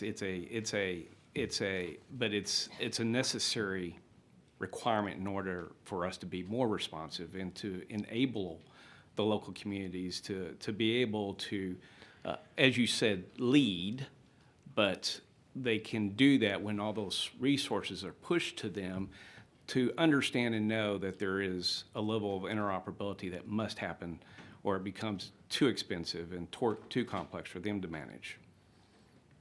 Yes, sir. I agree with that, and I want to restate it to make sure that I understood it correctly, that these systems are expensive. That's true. And they are locally owned and operated, and they do a very good job at the local own and operation. What I'm hoping that we can get to is the coordination of those local systems across the state. That's part one of the answer. Part two is, I really don't want anybody to believe, because I don't believe it. I don't believe that we couldn't save lives in this event because we didn't have a statewide system. Having a statewide system, if y'all had given us money, or if we had come up with our own money years ago and we had the most state-of-the-art interoperable radio communication systems on the planet, I don't know that that would have changed any of the outcomes of the lives lost in this event. And I want to make sure that those two are clear I and separate. appreciate it, but Chief, I'm not just talking about this event. I'm talking about emergency management in general, be it the fires up in the Panhandle and the confusion associated with the fog of war during that time frame, be it a hurricane or whatever. The piece, and you're getting to where I wanted to go on this piece, is that when you look at that, when it is complex, two, it needs to have a detailed understanding in terms of, it may be the help that the state could bring is maybe provide some clarity in that complexity that at least helps local communities and others to understand what's interoperable and what's not, especially when you know that the military departments come with a different set of kit versus anybody else. And so with that, thank you for the comments associated with that. The 39 agencies or entities, if you will, that participates in Emergency Management Council. Do y'all have a particular forum in which you come together to understand requirements for each of those and what role they play given an emergency? And secondly, further understand what their requirement gaps may be to meet those requirements, such as personnel or equipment and so forth? Representative, we do. And so Governor Abbott's executive order, GA05, is what you're referring to, the Texas Emergency Management Council, the 39 organizations, which are all state agencies with 2 volunteer organizations, the Red Cross and the Salvation Army, and then all of our higher education systems in Texas are a part of that. Those groups come together in the State Emergency Operations Center at a minimum quarterly, at a minimum. That's just for plan, training, and exercise. I'll tell you, it feels like we're together once a week because of all the events that we respond to together. And so it's those quarterly purpose forward facing of, does your agency have enough depth in it to sustain operations here in this operations center for 40 days straight, for 60 days straight, or like we did during COVID for, felt like 1,000 days straight. So yes, we do that with those entities and organizations. And usually it's about October, sometime between August and October, that we bring them all together to figure out what happened in the last legislative session for their particular agency so that we can figure out what they got and what they had to change or what they chose to change so that we calibrate our capabilities and needs. So yes, sir, we do that. That's excellent that y'all do that. And I'm sure that those requirement gaps are documented to help inform of what we need to focus on in terms of making sure they have the resources that they need. I don't know that they come from us back to you, but each of those agencies, and several of the executive directors of those agencies are behind me here now, I think they will agree that you have the conversations with them, they bring those to us, we look and figure out if something was, one agency may have decided not to keep a piece of equipment in their inventory. Then we look across the spectrum and see if another agency decided to add that piece of equipment. I'll use a concrete example is four-wheel drive motor graders. The Texas A&M Forest Service brings four-wheel drive motor graders to the fight in the Panhandle, support TxDOT when we're having fires or when we're having floods. This is the capability resource that we want to share together. And when we get to the point that we realize we don't have enough four-wheel drive motor graders, then our team goes out and looks for the contracts for that next operational period or for that next time period until you guys convene again and decide whether we want more or need more. So I think that happens, although I don't know that it's in a singular document, and I'm worried that that may be what you're asking for, and I don't want to mislead you that that exists. Thank you. This is my final question. You have a series of meetings. Sometimes it's the 10 a.m. meeting during a particular event. What other meetings do you have with the emergency management coordinator or director on a routine basis, given an event? During the event is the question? Prior to and during the event. Yeah, yes. so, well, I've got to put in a plug for our statewide emergency management conference. It's the largest in the nation. Usually 4,000 local partners show up for that, and we spend several days together planning, training, and exercising, talking about strengths and weaknesses and capability gaps, getting some good education in. We have regional workshops that across our 8 regions, local partners come to with our field staff that are out there. And then we have embedded our people in jurisdictions across the state where we now have about 135 of the field focus, 100 of the field focused personnel at the county liaison rank and title that are constantly embedded with our local government partners. Above them are the district chiefs that have a council of government area that are usually in a different county, constantly embedded with our local government partners. So I would think if we can find a county judge in Texas that doesn't know the name of their TDM rep, that's a problem. I'd consider that a failure on my part, and I'd love to know that judge's name. But we are constantly in communication with them about all things disaster and emergency management. Thank you. Yes, sir. Senator Hinojosa. Thank you, Chairman. Thank you, Chief Kidd, for all the time you've taken to answer all of our questions and for your preparedness in this process. Look forward to working with you. Listen to your recommendations, and I'll be brief. I know we need to move on, and most of the questions were answered. Particularly interested in the volunteer management piece. As a former volunteer, and I've written copious notes on what some of your recommendations are, some of your concerns are. I'd like to work with you, Senator Colcourse, and anybody else on that piece. But taking notes on your recommendations, I've got pretty good notes on most of all of them. I think I'd like to give you the opportunity to expand on the mass casualty management. I don't know that I've heard more detail about what your thoughts are on that, and ways we can improve. So, thank you, Senator. I used to say there were 13 medical examiner offices in the state of Texas. I've since been corrected. That number may be 11 or it may be 14. Regardless, I think it's less than 20 ME offices in the state of Texas. Most counties have a JP. The Justice of the Peace is responsible for ordering the inquest into a cause of death, and I'm looking at some of the physicians up there to help me make sure that I say this right. If it is a medical cause inside a hospital, then the attending physician, I think, can determine cause of death. Senator Schwertner, I think, is going north and south with me on this right now. But if it's outside of that, then the JP comes out and either determines cause, manner, time, or they order the inquest, which goes to one of the ME offices. In this particular event, we knew, and the local law enforcement, the Department of Public Safety, the Texas Rangers, everybody that was participating in helping find people and identify people and categorize those who are missing, genuinely believed this was not a criminal act. It was not a terrorist event. It wasn't a human-caused mass casualty event like we may see in a mass act of violence.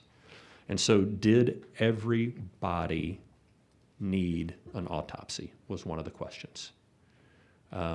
Most of the local law enforcement felt like not everyone needed a complete autopsy, that we wanted to get those that had been recovered and get them returned to their families as soon as possible. And so we ran across some local challenges where ordering of that autopsy became automated, whether or not anybody else in the room felt that they needed to be done. And then we had the potential for families to be split, where we had some that were being held in Kerr County and others sent to Bear County and others sent to Travis County and from the same family. Then those survivors had a much more difficult time reuniting the deceased with the families. I think we can do better than that, Senator. I think through some organizations that our Emergency Medical Task Force, EMTF, has built, Dr. Shuford, the Commissioner of Health, has been a great partner in the EMTF program. I think we can partner with those existing medical examiner offices and offer deployable resources to help in a county that does or does not have an ME office, bless you, in order to be able to support a surge in fatality management that they don't have the local capability to support. And it's not new, it's not rocket science. We do it with police, we do it with fire, we do it with EMS, we do it with public works, we do it with emergency management. It's probably time that we look at doing it with the mass fatality management as well. And we have a frame line for that already, a frame network for that already. It would just be going back and looking at certain pieces of legislation that may allow a JP not to be the sole one responsible for making those determinations, and allow us to bring additional resources in to consult with them, the county judge and the county attorney, on how we manage multiple fatalities from a single incident in a single jurisdiction. Very good. And then did you touch enough on the credentialing of your emergency management personnel? And I'm afraid that my phone is blowing up with hate mail right now from all of my peers out there that,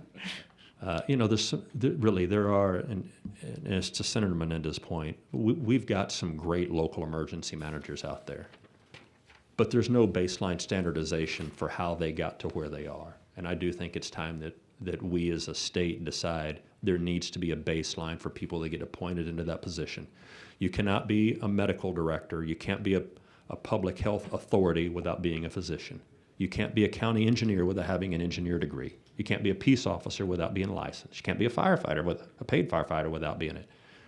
Now's the time for us to do that for emergency management as well. Thank you, sir. Senator Mendez.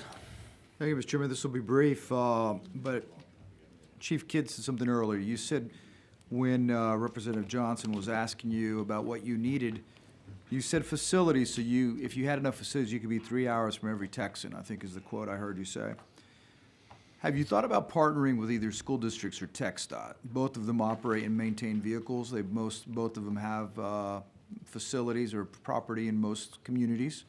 At that point, maybe, and I know our school districts have a history of, during the school year, during ice storms and other such, to get up and they look at the roads to see whether or not the school district's gonna have school or not, and it's safe enough for people to get to school. So that's just one thought as you move forward, because I think it'd be important for you to have it. And I think as I read, and I'm not sure, have you had access to the calls that came into the emergency operators? There's a list of calls that came in that were recorded by an IT director from Kerrville. Have you seen them? I have not listened to those, no, sir. Okay, well, there's a transcript, and I'm going to make it available to you. Thank you. Because one of them that concerns me here, at 5:32 a.m., another rescue team arrives in Kerr County and asks, who's in command? The dispatcher team says they don't have an incident command. Can you advise who's running command? The team asks, sir, we don't have an incident command right now, the dispatch responded. The rescue team continued to alert other responders to their presence. So without an incident command, obviously, how do you coordinate the efforts? And so, great question, and I don't dispute any of the transcript. I can tell you that the way the incident command system works is sometimes jurisdictional. If you were in the city of Kerrville, Right. then Kerrville local authorities would have established command. But once, so Senator, if you could think of those as, if there's a traffic wreck at an intersection. Sure. One traffic wreck, 2 cars at an intersection.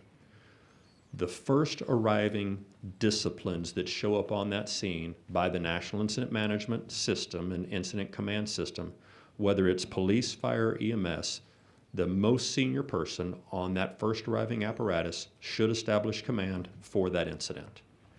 Everyone else coming into that incident should either go to the incident if ordered or stage if not needed at that point in time. I'll tell you, every traffic accident changes commands about 3 or 4 times. From firefighters trying to gain access to somebody that's trapped, to the medical providers that are trying to provide care, to the law enforcement that's trying to do the investigation, to the public works people that are trying to repair the street sign or the lights damaged, to the tow truck driver who's going to haul it all away. Those are changes of command. 1 intersection, 2 vehicles. Correct. But when you have an entire area, you could have multiple command posts. Correct. What an emergency operations center is supposed to do is support those multiple command posts. And I can tell you, in a dynamic situation like this, where a massive amount of calls are coming in at one point in time, every individual apparatus that went to every individual rescue would have been establishing their own command. And that may not have been transmitted back to the people answering the 911 call or the radio system. Doesn't mean they didn't do it. It just happened so fast in a period of time like that that it takes a little bit of time to get those systems organized. So this would be an example of a reason why we have to have people who are trained, well-trained. Completely. To understand what to do in a situation like this. Yes, sir. What is a code red? A firefighter asked dispatcher to send out a code red alert. Also another great technical question. Code red is a trade name of a reverse notification system.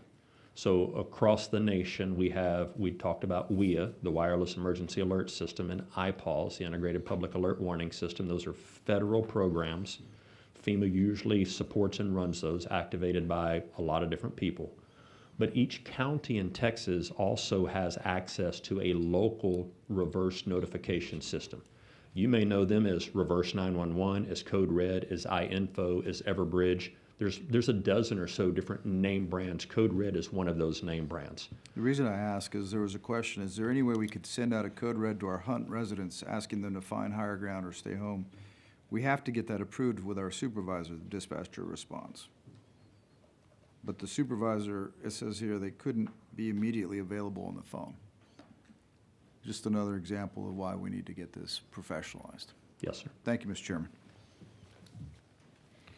Members, that's all the members of the panels up here. Chairman King and I'm going to try to run through some of this. You want to go first, Chairman King? Feel free. Chief, it's good to see you. I wish it was a different circumstance. I'm gonna try to run through these. A lot of this stuff's been trying to address, but I'm gonna try to bring a little bit of perspective. I do agree with Representative Louderback and Representative Wilson on the interoperability conversation, and I want to be clear with this. Having met with DPS, but having had this conversation in 2011 when I came here, having seen Chairman Nichols try to address this over a decade, it is extremely complicated. That said, we have a whole lot of technology that I saw in action at DPS regarding IP addresses, even to the point cell phones and things were able to connect. Now, I'm not a technician and I'm not advocating that I know the answer, but there was a actual platform that seemed to coordinate no matter what P25, Motorola, or what any technologies were. So here's what I would suggest, and Chairman King's got more expertise in setting this up.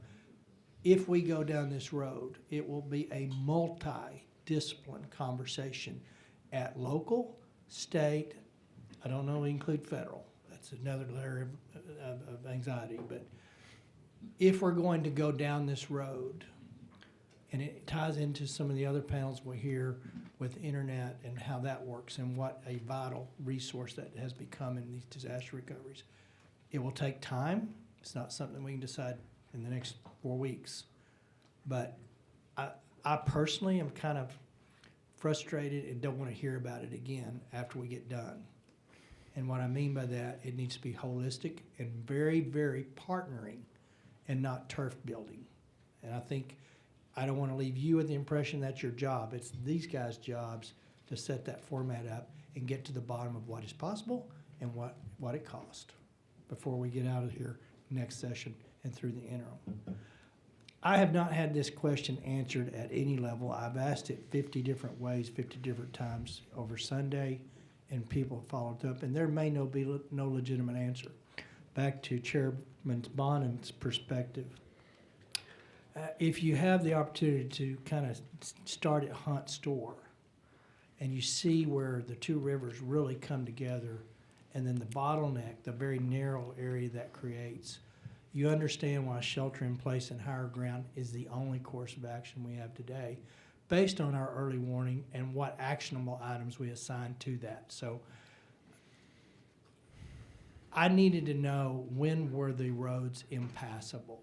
At what point in time? Was it 6 o'clock in the afternoon, 3 o'clock the Thursday afternoon, or could we have gotten people out at 1:15 a.m.? I think pretty clearly it was way early, because I don't know when the first low river crossing was, and that very narrow, 2-lane, very narrow road in and out of Hunt, Texas was locked up. So that is a critical point as we have conversations, called the ultimate change we make in this process, if we're able to make changes at all, is the best possible objective information to give to the local person designated as the evacuee call, the confidence to call that. We don't have technology. Well, let me back up. We may find that through July 31st hearings, there is technology that can do a better job and pinpoint rain bombs and those events. This area is not a rain bomb event every time, though. It doesn't take much on flat limestone rock. But we have to start with that as a basic principle, because if you have to evacuate under a threat of a 2-inch rain a day before, that's what you do, or you decide not to do and take the consequences. I understand making an evac call and all the conversations that go into it, especially on a July 4th weekend with many, many people in that area. But I have not found that. Do you know when the outside access in and out of that area was effectively non-existent?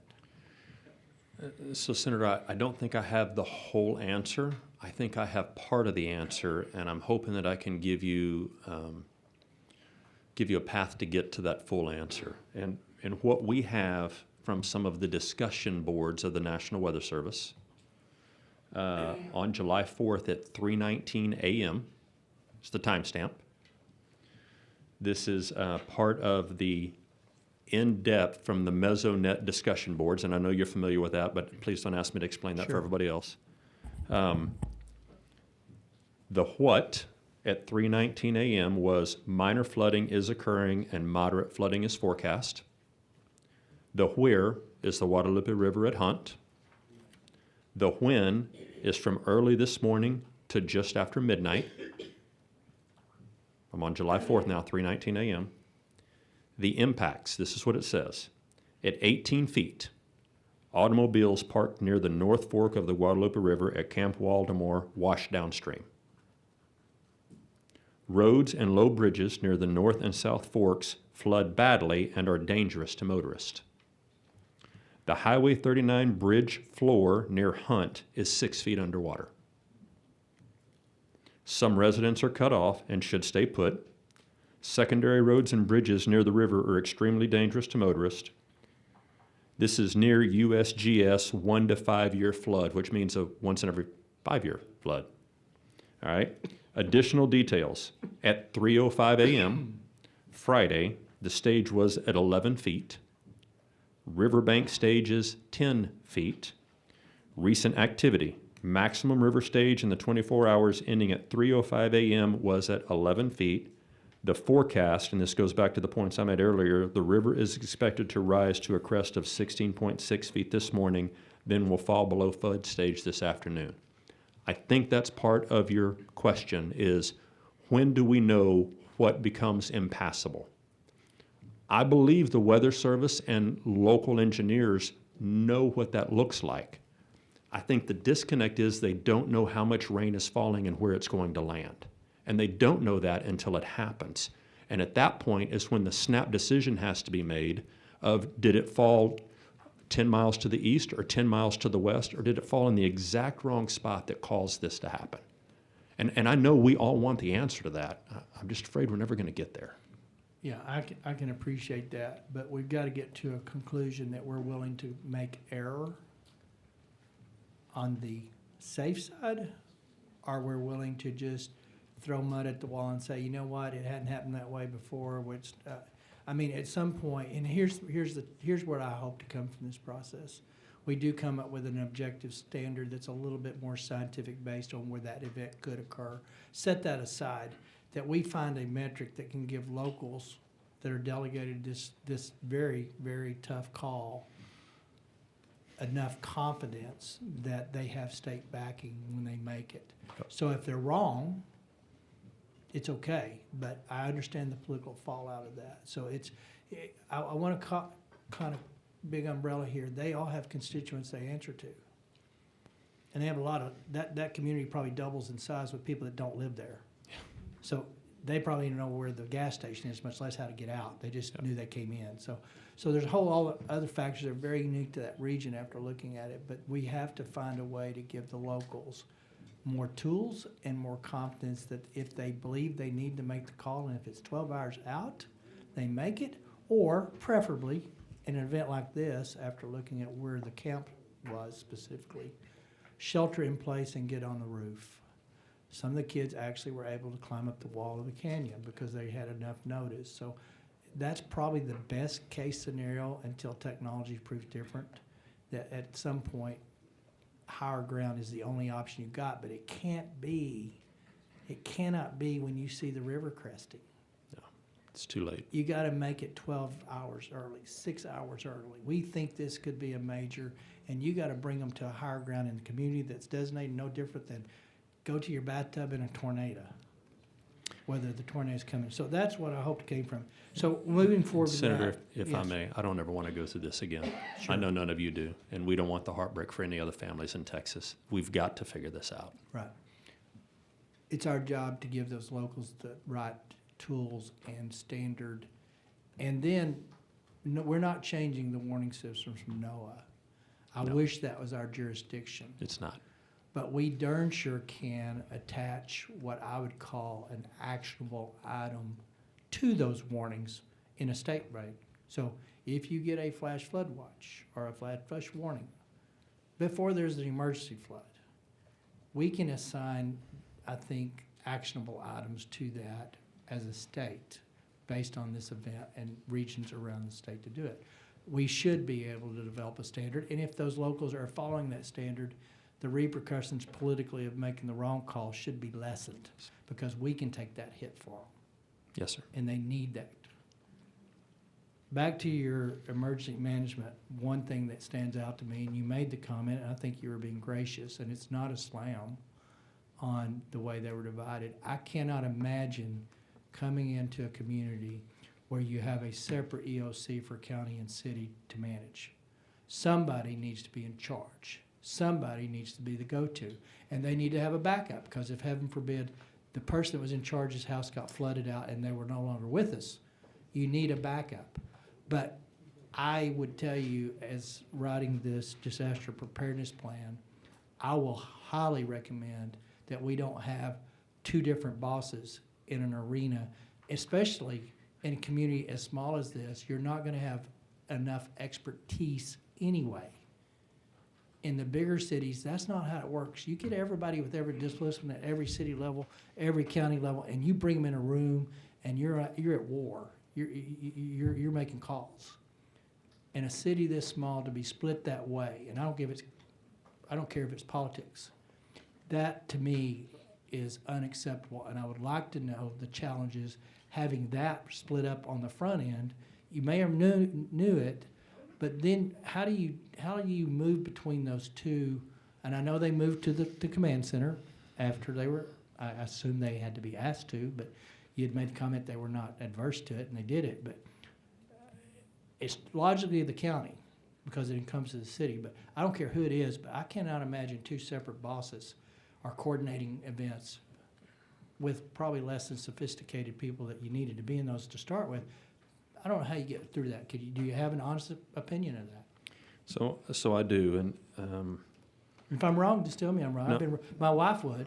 I've been told I'm wrong a lot. mine would tell me the same. She does frequently, because I am.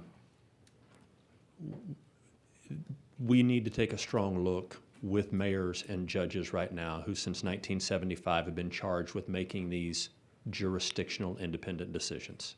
That's the way the Disaster Act was written back in 1975, is that mayors and judges are autonomous and separate from each other.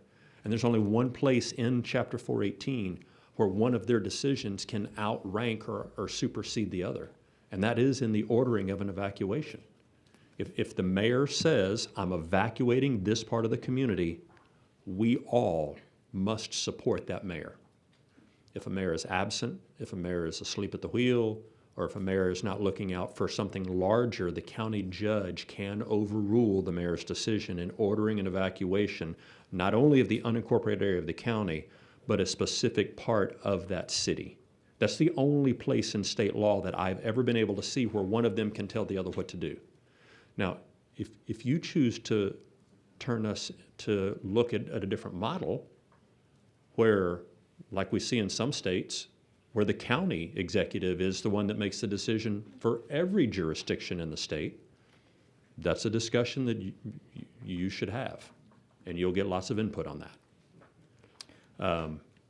I don't think the city of Houston is going to want to do what the county judge wants. Let me reframe, and maybe I don't have a good grasp of what this EOC setup was.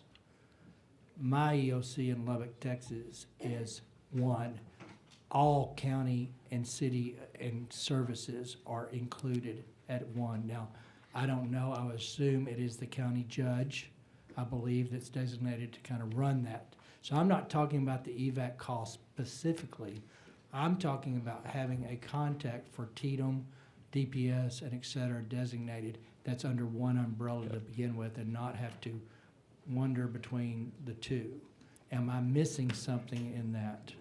So, Senator, you're not missing anything, but every jurisdiction is a little different. And this is where I've tried to articulate that out of 254 counties and 1,217 cities, only about 480 programs. San Angelo and Tom Green, your jurisdiction, is one interjurisdictional plan. Now, your county emergency manager, I believe, is also your city emergency manager, that one person. But that one person has dual reporting roles under statute back to the county judge and to the mayor and to the city manager. And so, and whoever else on commissioner's court that I believe he's a county employee supports. Different jurisdictions do that differently. San Antonio and Bexar County, two different coordinators, even though they're in the same building. They share a building together, right? But two different coordinators, two different plans. And so across the state, it is a patchwork approach. Let me ask it, and you can just be as honest as you need to be, which system works best? It depends. I wish I had a strong answer. Take the personalities, take the expertise out of it. Without the personalities. Okay. It depends on the jurisdiction. Then here's what I want you to make sure you do as we move through getting a game plan of standardization, as well as, I'll follow up here in a second. There needs to be one person that is responsible in trying to help you and DPS and all those people. They need to be a go-to, they need to be trained.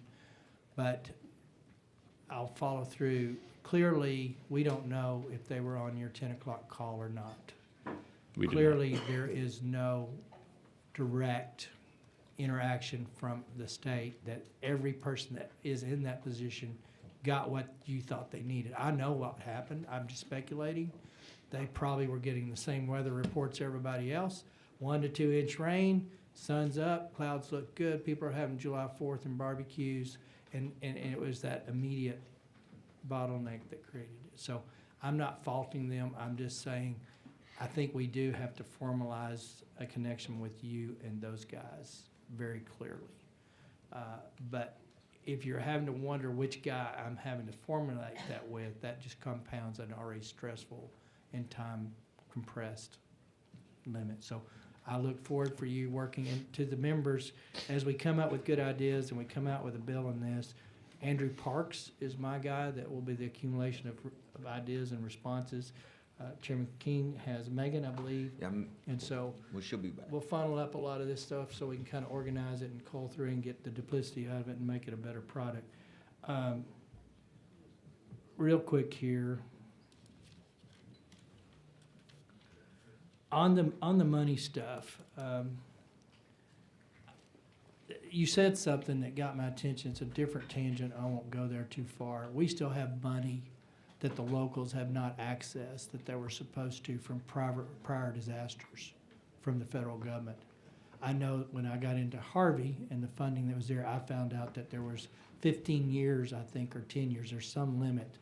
But there was counties that had been designated money that they have not accessed the money, and it was no for other reason that they just had not gotten around to it.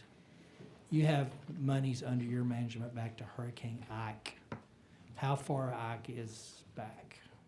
2008, and I'm a fireman. Don't make me do math in public, but that's a long time. 2008. So we still have disaster money and it's really up to the locals to access and pull that down. Is that a fair statement? Yes, sir. So there is of, and that's a frustration I have, and it's stuff that we tried to deal with after Harvey when we figured that out to no avail.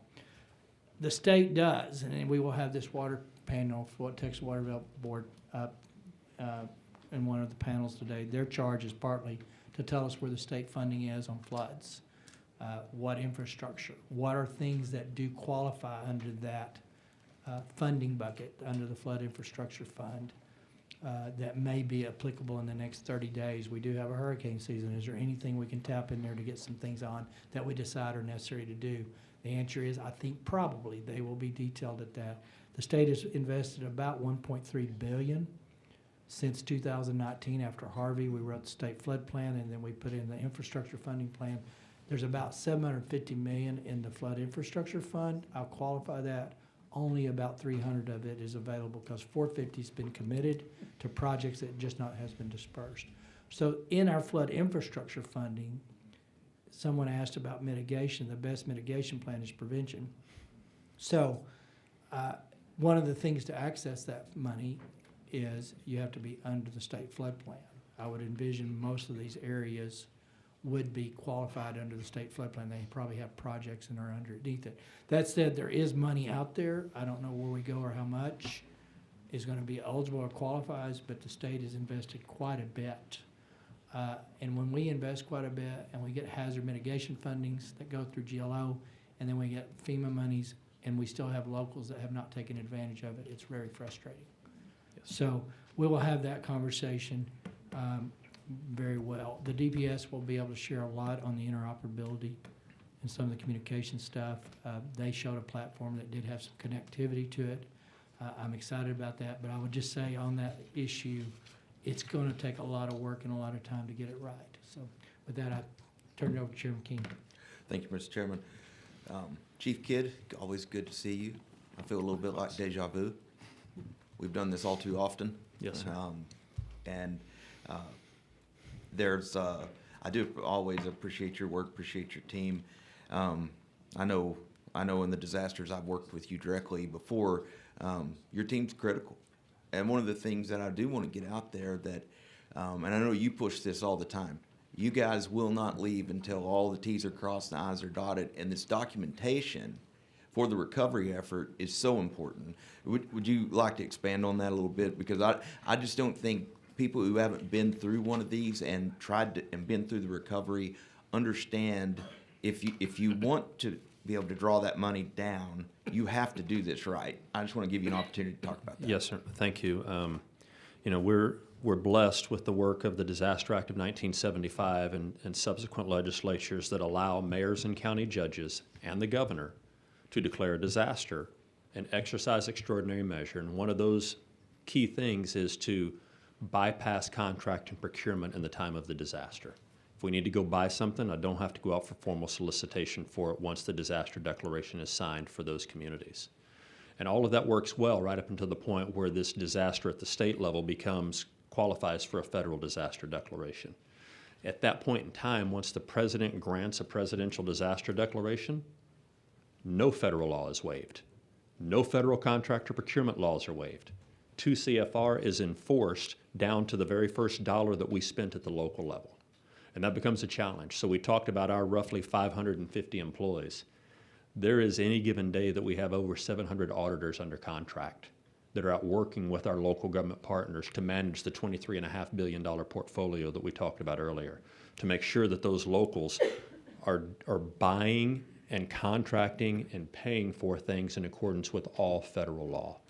Now, y'all are aware that FEMA is under review right now, and Governor Abbott and I sat on a small group.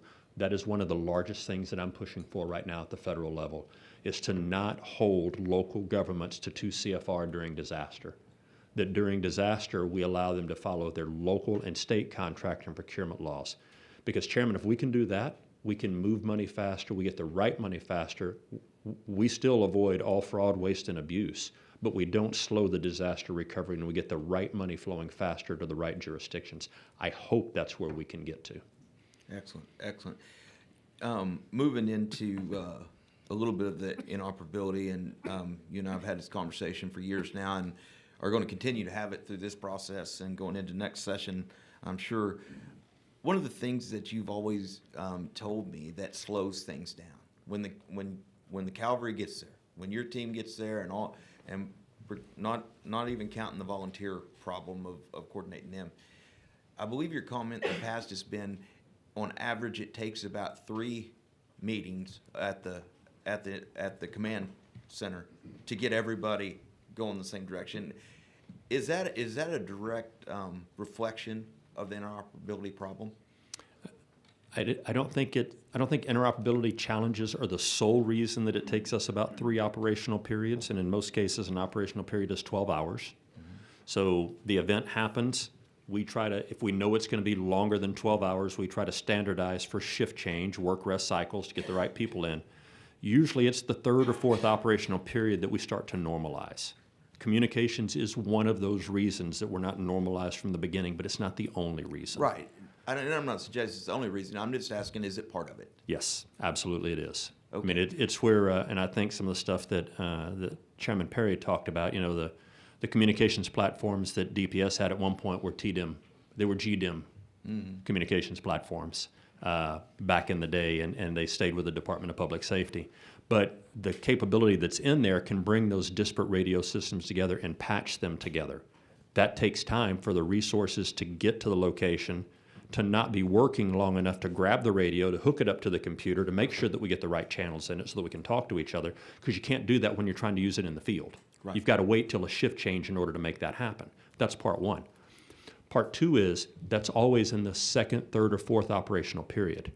The most critical time of the event is at the beginning of the incident when everybody's coming together, and if I'm not on the same platforms or systems or able to talk at the beginning of the incident, that sets the tone for how long it takes to get everybody on the same page. That's why it's so important to me that we have the capability, as Chairman Martinez talked about, was in the Valley, in their system, they have a valley-wide channel. They can all go to that channel. But if I'm sending people from North Texas down there, they don't always have that channel in their radio until they get there. And if they get there and go to work at the beginning, they don't have it until they get to that 2nd or 3rd operational period. Understood. And one of the unintended consequences, and I think most of this has been remedied since a few disasters ago that you and I worked on this. But when we made the decision as a legislature to remove TDM out from under DPS and make it a standalone agency, an unintended consequences is you were denied access to SO channels without a county resolution. Is that correct? Yes, sir. Most counties, I'm assuming, if they know they needed the resolution, are giving you access when you and your team show up. But you still have counties out there that TDM is not allowed on an SO channel. Is that correct? That is correct. If was Kirk County did you have SO access in Kirk County? I think I have one of the channels for Kerr County Sheriff's Office, but not all, and I don't have any for the City of Kerrville PD, and I think we have the county fire channel and fire EMS channel in there.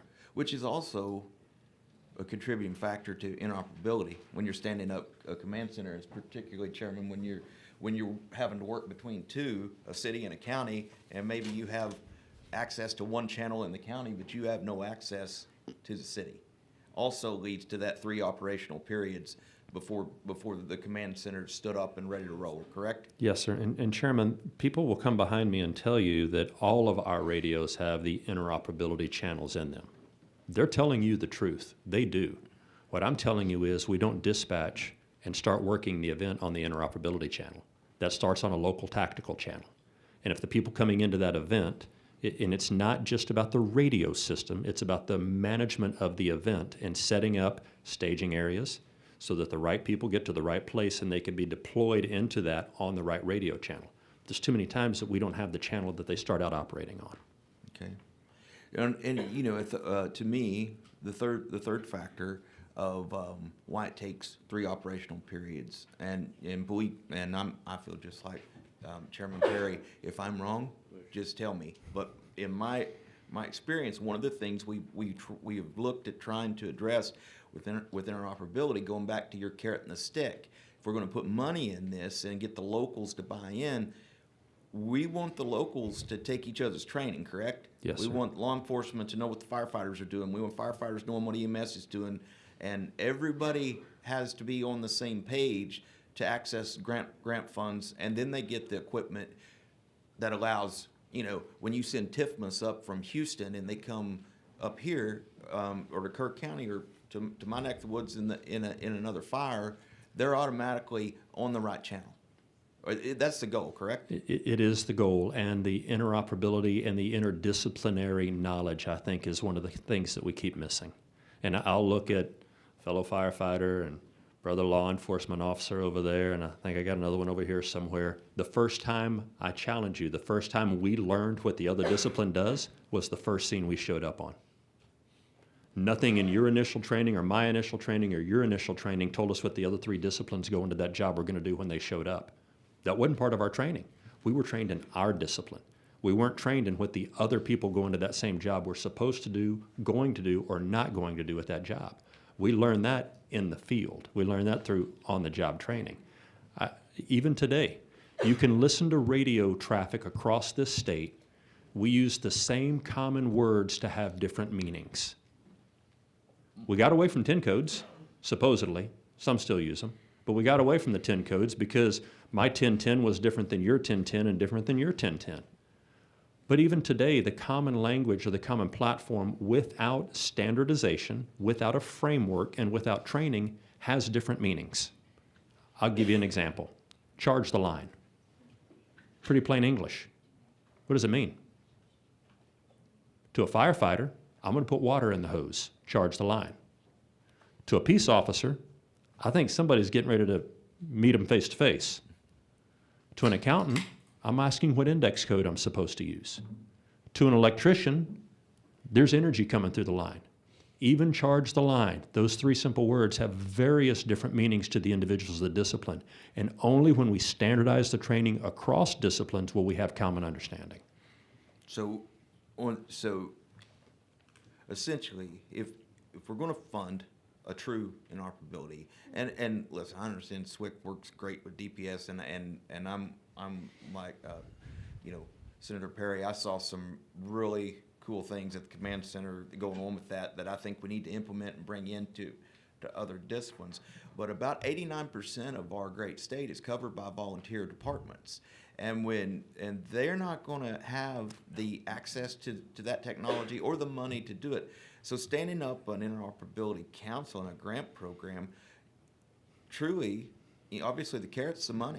We allow these small departments to buy into technology they'd otherwise never be able to afford, but they have to take the training to know how to use it, Yes, and they have to understand what their counterparts are doing. Would you say that is a correct plan? I would think that would be an ideal model. Thank you, sir. Last thing I just want to talk about, and you hit on it just a little bit, and we deal with this all the time, FEMA. You know, years ago in the hurricanes in Louisiana, and we saw all the trailer houses. We saw all that. And I know from the disasters I've worked, unless we have $54 million worth of damage to government infrastructure, that FEMA isn't coming. Is that correct? That is correct. And the $54 million threshold is only for taxpayer-funded infrastructure, correct? That is correct. So anything that can have private insurance or privately owned doesn't count toward the threshold. That is correct. When you're having these meetings with changing how FEMA works, is there a discussion of lowering our $54 million threshold to get us? I know we're a bigger state, and I know we're a bigger economy, and we have more disasters. But is there any discussion of lowering that threshold to somewhere close to where our neighbors are? Chairman, just the opposite. The conversation is around increasing that threshold. Okay, that's encouraging. But two, you know, while we say and we know that FEMA that we've seen on TV come to other states isn't coming to Texas, but that FEMA designation for other funds that are available, such as FSA, you have to have that FEMA designation to qualify for those things. Is that correct? Yes, sir.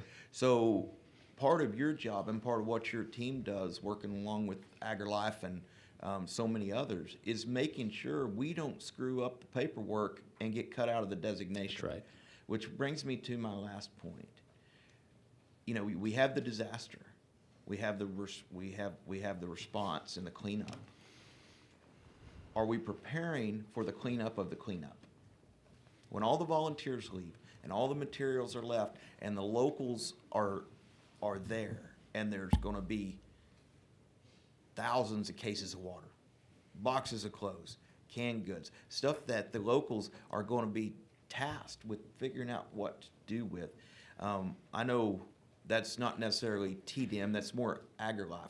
I just want to make sure that somebody is coordinating that effort at the state level to help because the recovery from the recovery is just as challenging in some ways. Yes, sir. And so I don't know if you have an answer to that yet, and maybe that's an AgriLife question for a future hearing. But no, I do, and it is a joint venture between what AgriLife and the DAR agents do and what our volunteer organizations do, and then working with the food banks and some of the other nonprofits to be able to take those resources to offload them from the jurisdiction that has too many of them and needs something to do with them. I mean, it is the third disaster, as we talked about, the event, the volunteers, and the donations. Yes, sir. Yes, sir. All right. Well, Chief, once again, thanks. Thank you. We'll be talking a lot more. Thank you. Chief, you know, in Sanslow, I had this brief conversation. I keep reminding people it was a hard lesson after Harvey because I just assumed there is no federal dollars. There may be some down the road. Harvey had an element of this, but contrary to what the general public would think, is there's no state or federal dollars to build houses with minimum exception. Is that a fair statement? Senator, I believe that to be a fair statement. There is nothing that our agency has to do that with. That is correct. And I'm not aware of others. I know as these people are looking out and seeing everything they had, what surprised me is there was literally concrete foundations moved. I've never seen an event where it literally moved the foundation and destroyed that. So it's just amazing, the power of that water. But sad truth for a lot of people that are standing around today going, well, I wonder when the government's going to step in. Because, but here's the shining silver lining. There are NGOs that are actually rebuilding homes. Yes, sir. From private donor money. That is smart leverage if there ever is a conversation from a governmental entity to help. But one, I think, had already committed to staying in Sanslow for till August 31st. Now, to Sanslow's credit, you were there. I was there. Representative Darby was there. Within a couple of days, they had a large majority of those homes. There were 1,700 structures. I don't remember how many were homes. Already sheetrocked where the water line was out. The debris was on the street. They had already contracted in pre-advance of the disaster with the debris removal. Gold standard. They're moving the debris out as we speak, and the NGOs that are committed to stay there and help rebuild homes are really starting probably months ahead of what most communities would do. So, but that just goes to show the goodness of people that shows up. But I just put that out there because I think that's a shock to a lot of people, and throw it out there. So thank you for your service. Appreciate you being here. Actually, we cut it off 30 minutes before I thought we'd get through with you. So you've had a good day. I had a great day. It's not Thank bad. you all for your help. Appreciate you. All right, Chair calls up next panel. Colonel Freeman Martin, Texas Department of Public Safety. Colonel Ron Vanderost with Texas Parks and Wildlife Department. Carl Johnson with the Texas Department of Transportation, and Connie Corona with the Public Utility Commission of Texas. So Colonel Martin, Colonel Vanderost, or Roost, Carl Johnson, and Connie Corona.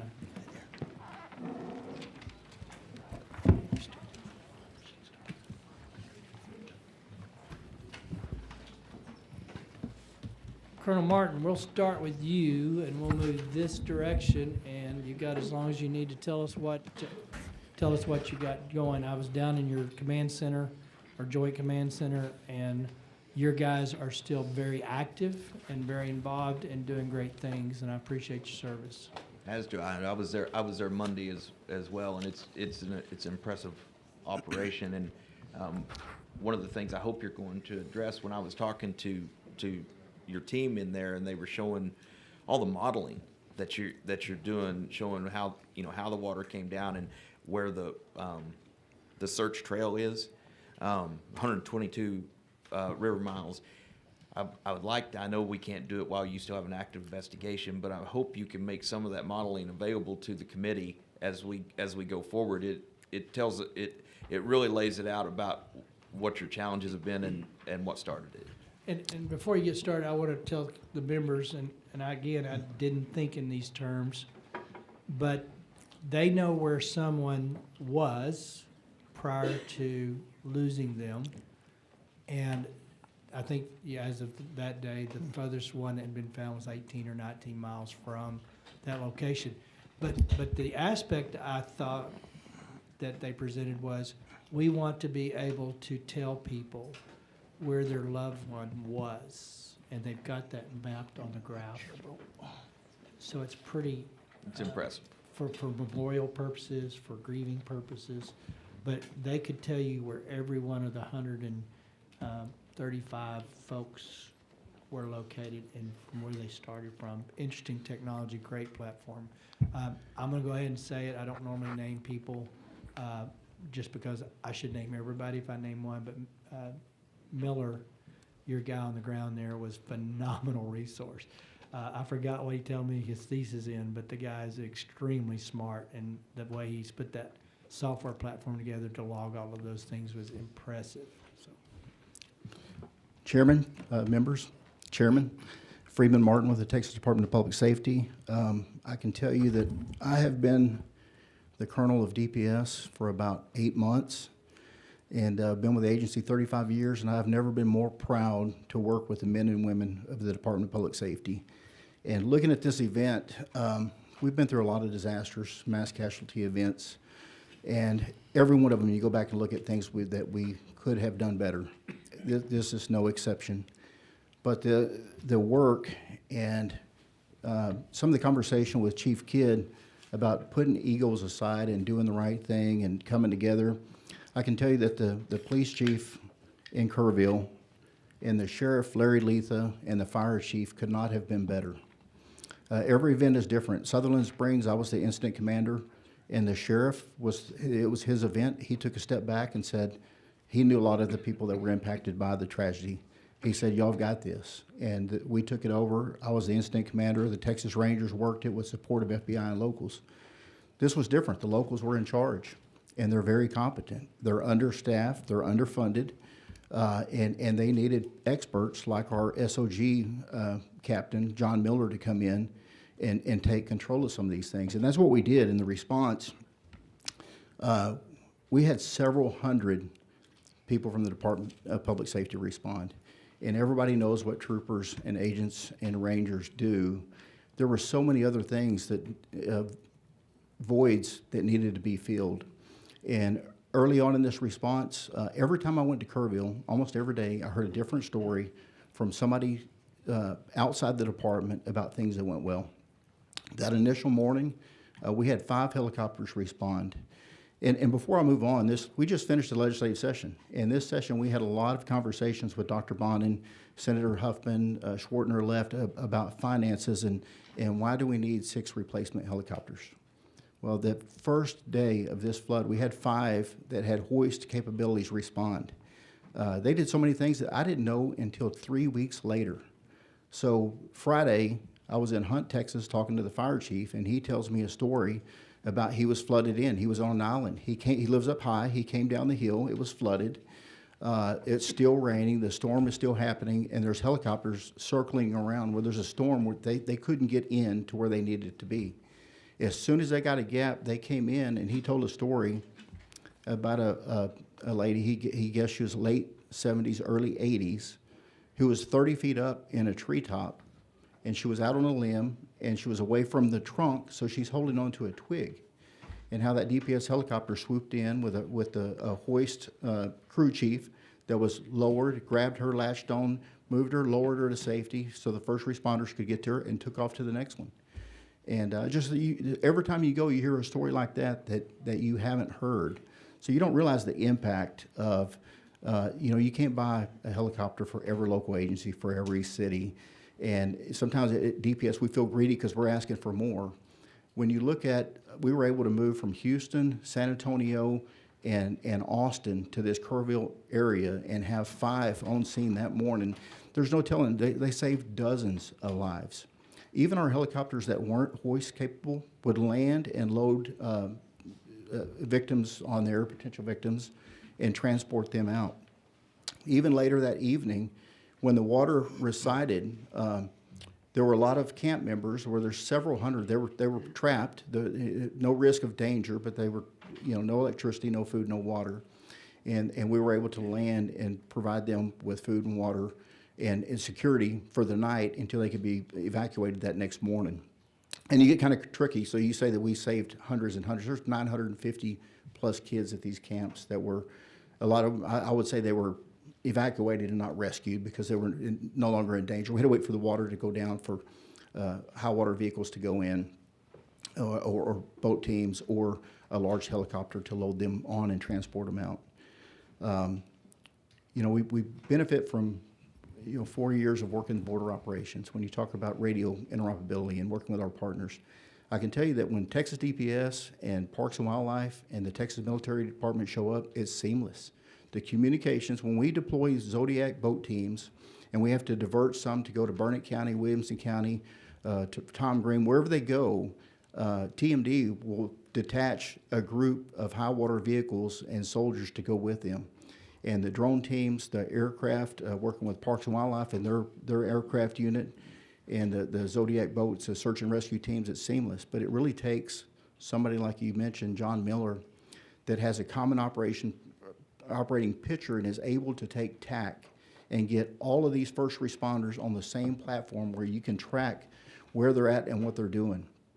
And it seems very simple. You're going to show up and you're going to search and rescue. But if you have a lot of people go to one area, and then you got to look at the river. It takes a hard right, and that water, that force is going to bank left. There's a lot of debris.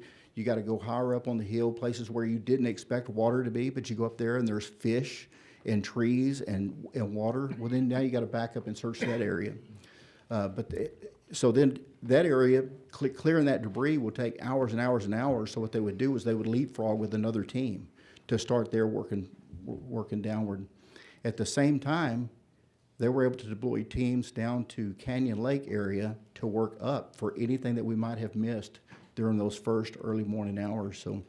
So many success stories, and I don't really know.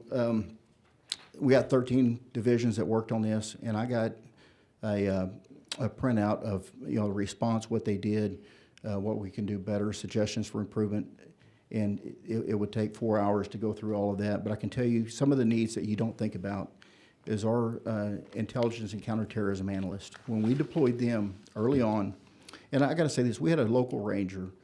So just like most counties in Texas, we had a sergeant area in Kerrville. So we have a highway patrol sergeant, 10 troopers, and a local ranger. They were the first ones to respond early morning hours with the sheriff's department, police department. Our local ranger could not have been better in coordinating this unified command post, getting them together, working with the JP through some of these issues, working with the family members. But early on, he identified a need for communications operators and intelligence analysts. We sent every one of these positions, they have a full-time job. And a lot of them are 8 to 5 Monday through Friday. But we pull these teams together, and they work with the same adrenaline and sense of urgency as our troopers and agents and rangers doing the rescues.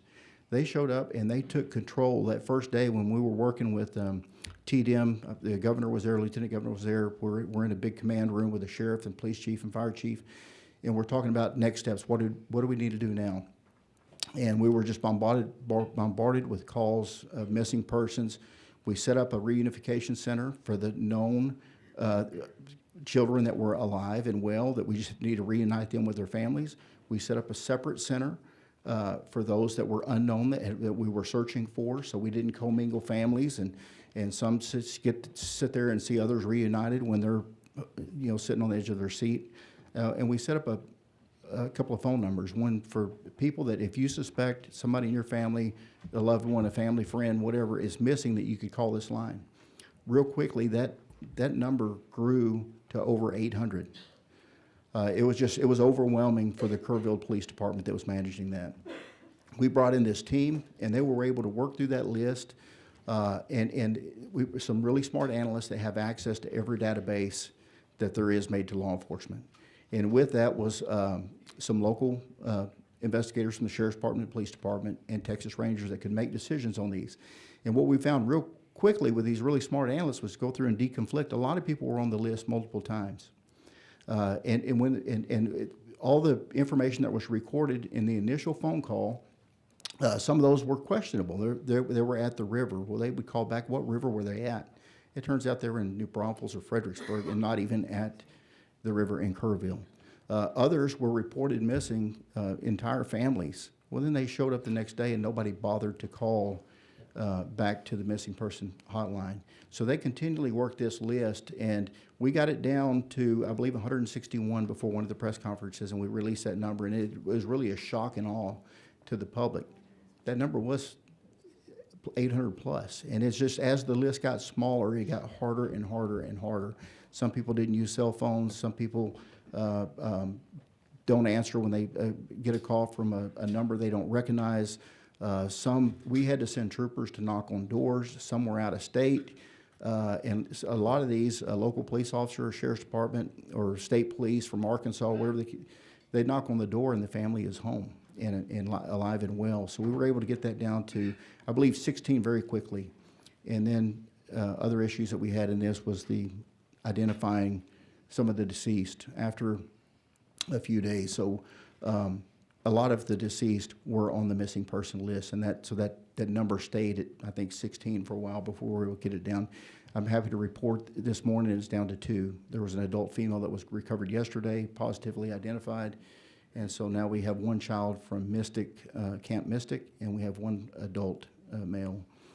I mentioned the identifying the deceased. We ran into a lot of issues, and we've been through this multiple times. We learned after the first couple of days, the sheriff called and needed some help with the families. We embedded a Texas Ranger with the families and one of our public information officers, a PIO, and that was the best thing we could have ever done. I got more positive feedback from them for doing that than anything else. But the Texas Rangers were able to identify 116 deceased in a 2-week period. That's really unheard of, but identify bodies on cold cases. We work very closely with the University of Texas, UNT, and their program. They've got a great program called the Center for Human Identification. They are the nationwide experts. When other states recover a body that's decomposed, that's where they send it. And we also work with the Texas State and anthropologists over there.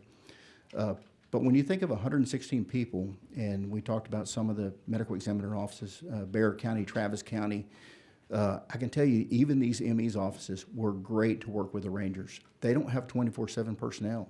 but they worked 24/7. And some of those, I know personally that they don't get overtime, but they answered the call at 2 o'clock in the morning, working with our rangers and getting samples. So an example is the first couple of days, nuclear DNA that you can take with a buccal swab is a very quick way to identify these. If you've got a good sample from the victim and you can get from the mom or the dad a buccal swab, nuclear DNA is great. But after about 2 days, what the water does to the human body is not good. The DNA is decomposed, the bodies are discolored, the gases in the body, they bloat, they're very hard to identify visually, and then nuclear DNA is not possible. We need mitochondrial DNA. Well, now that takes an autopsy. You need deep tissue, you need bone, you need teeth, and then you got to get the known samples, and you've got to get that to UNT, and it's a longer process. I can tell you the sense of urgency that they worked with. UNT shut down all cases and worked nothing but Kerrville. The Travis County Medical Examiner's Office, same thing. They were phenomenal in the Bexar counties. But we had rangers on standby that every time we had an unidentified that was delivered to collect those samples, to get them to San Antonio on an airplane and take them in bulk to UNT. And within 24, 36 hours, they had every one of them identified. But on the other side, we had to have the known samples from family members. Mitochondrial DNA is from the mother only. So some of those we had to travel out of state and get other states to collect DNA from the mother of the victim for comparison. So when you think about our aircraft and the response and the recovery and the hoist helicopters, there's a whole other piece with the fixed wing. And we worked those, identification of those bodies with the same sense of urgency as we did the recovery of these victims. So just a ton of work. I can't say enough about Parks and Wildlife. I have never seen them show up in force so quickly. I don't know if they were pre-staged or what, but they had boats everywhere that really allowed us to divert some boats to other counties, specifically Burnett County, in operation up there. When you talk about this system that hit Kerrville, and how quickly it was. In other areas, it was different. Williamson County, I got a call from the sheriff. The river was rising. They had forewarning. They needed some help from troopers. They evacuated neighborhoods, and it worked exceptional. I believe they had one house was swept away, and they had they lost three. They had 3 victims out of that storm. But without a doubt, their response saved lives, but they had warning that it was coming. A lot of talk about the radio interoperability. And I am not the expert. We do have experts. I can tell you that I recently got a new radio. It's a P25. It has dual SIMs. I can be anywhere in the state, and I can talk on the radio. And if there's no tower for the radio, it is the dual SIM changed over to cell service, and you can talk just like you're on the radio with the radio tower. Very clear, very concise. I was in my office with the antenna off, and I was talking to DPS Communications in Amarillo, just as clear as day. There's even newer technology now, so if you're in parts of the state where there is not cell service, that it goes from the radio to satellite service. I think they're expensive radios. I know the governor has a grant program. I think it's underfunded, but if there was some way to require and y'all touched on all the talking points earlier. You not just have the technology, you got to know how to use it. You got to go, law enforcement, we're the worst. Give me a new radio and I can talk on one channel, but I'm deployed to another part of the state. Somebody's got to tell me how to use it. But DPS is fair. There's nowhere in the state that we can't talk to our local partners. I think even in Kerrville, they just changed from one system. They went to a Gator trunk system recently. And we were able, with our new radios, to do a plug-in to where we switched over. So it doesn't matter if they're on an analog, a digital, or a digital trunk, or a mixed mode. Our radios are compatible where we can program them to that area. In the border operations for the last 4 years, we can communicate with the locals, the feds, and all the state agencies with no issues. So it's doable. I think it's expensive, and I think we have some experts that can work with the legislature and TDM and our other teams to come up with something that is doable. But there's like I said, I'm not the expert with that. Chairman, I hit on a lot of things. there's a lot of things that went very well. There's a lot of resources that we deployed that will never get credit. They don't want credit. We worked in support of the locals. I can't say enough about them and their professionalism, welcoming us with open arms. Everything we did, you know, we bring the Army. When something like this happens, we bring the resources. We had several hundred DPS employees there just the next day. And some of the stuff that, in addition to the search, the rescue, the recovery, we escorted, we blocked roadways, we set up the command and control, media and communications, technical support, liaison with the families, the victim identification, and even today, I think we have 300 plus DPS employees assigned to the Kerrville. We'll continue to work with family members and some things I don't want to talk about in a public hearing, but they had needs beyond. I mean, there's funeral services going on and things today that we're assisting these family members with. And our federal partners, I will say this, that some of our SACs, the Special Agent in Charge of FBI, HSI, and DEA, they reach out, and so now their search efforts are really done, but they still want to help. And they find out, you know, we have some security concerns in certain areas, and they are overwhelmingly supportive in sending their FBI agents to fill a gap so we can pull off CID agents or troopers to do something different. So a lot of things went very well. There's things that we definitely, there's things that we can, there's looking at some of the recommendations for improvement, there's many things that we can do that don't take funding from this legislature. There's a few that do, that we if we could expand on our laboratory capabilities for mitochondrial DEA. We need some space, we need a few FTEs. But internally, when there's an event, we move helicopters and we move boats and stuff like that.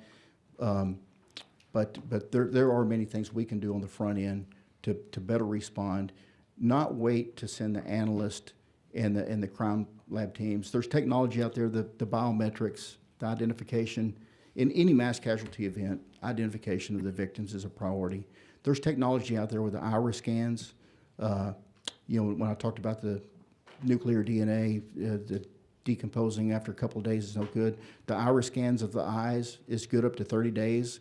It's the same technology you use with a cell phone for your facial recognition or your eye scans that I think is captured by TDCJ, and there's mobile devices. You know, if that was a requirement for driver license, of course, the 10 prints, we don't have those, but we have a thumbprint in the DLS database, but they're not searchable. We were able to work with some software to identify 35 counties where most of these victims were from, and rather than having to do a one-to-one comparison, so if you think this is a certain person, you can download their DLS file and get that thumbprint and try to do a comparison. If it's early on, you know, later on with the slippage and stuff, that's not possible. But we were able to identify many in the first few days using that technology, and then spinning up some of this new technology where it's searchable from one to many rather than a one-to-one comparison. And we even flew our crime lab specialist from Austin to Houston to a funeral home. For a couple of them, we had some issues with the death certificate with the Justice of the Peace. He would not sign off and wanted additional confirmation. And we flew a team up there, and they were able to get that thumbprint. We had a good idea of it was one of 20 people, and we're able to compare doing a one-to-one with each one of those and get them identified. But there's technology. If you're a criminal, it's easy. If you've been in TDCJ and you have the iris scan, or if you have the 10 prints on file, you can run them through APHIS is what we used to call it. I think it's called something different now, but you can search 1 to millions and get them identified. But if it's a kid or if it's somebody that is not a criminal, all we have is a thumbprint, or we have to do the DNA process. So moving forward, we do have some recommendations that we would propose. At the end of the day, we're going to implement what you pass. We're going to work with what you provide us. And all I can tell you is that y'all have provided us with much. This last session with the additional commissioned FTEs, like I said, we don't have anybody sitting around waiting to be deployed. They're already working. One thing that worked well in this incident was this was a holiday weekend, Operation Motorside. We don't have days off in DPS on holidays. So everybody was working anyway. We just gutted certain parts of the state and flooded them to other areas for support, and we leave minimum staffing in these other areas. That's why it's so important for us to be properly staffed, so we don't, make West Texas less safe when we pull a bunch of troopers, agents, and rangers out and deploy them to a different part of the state for a month or 2 months or 6 months or to the border for 4 years.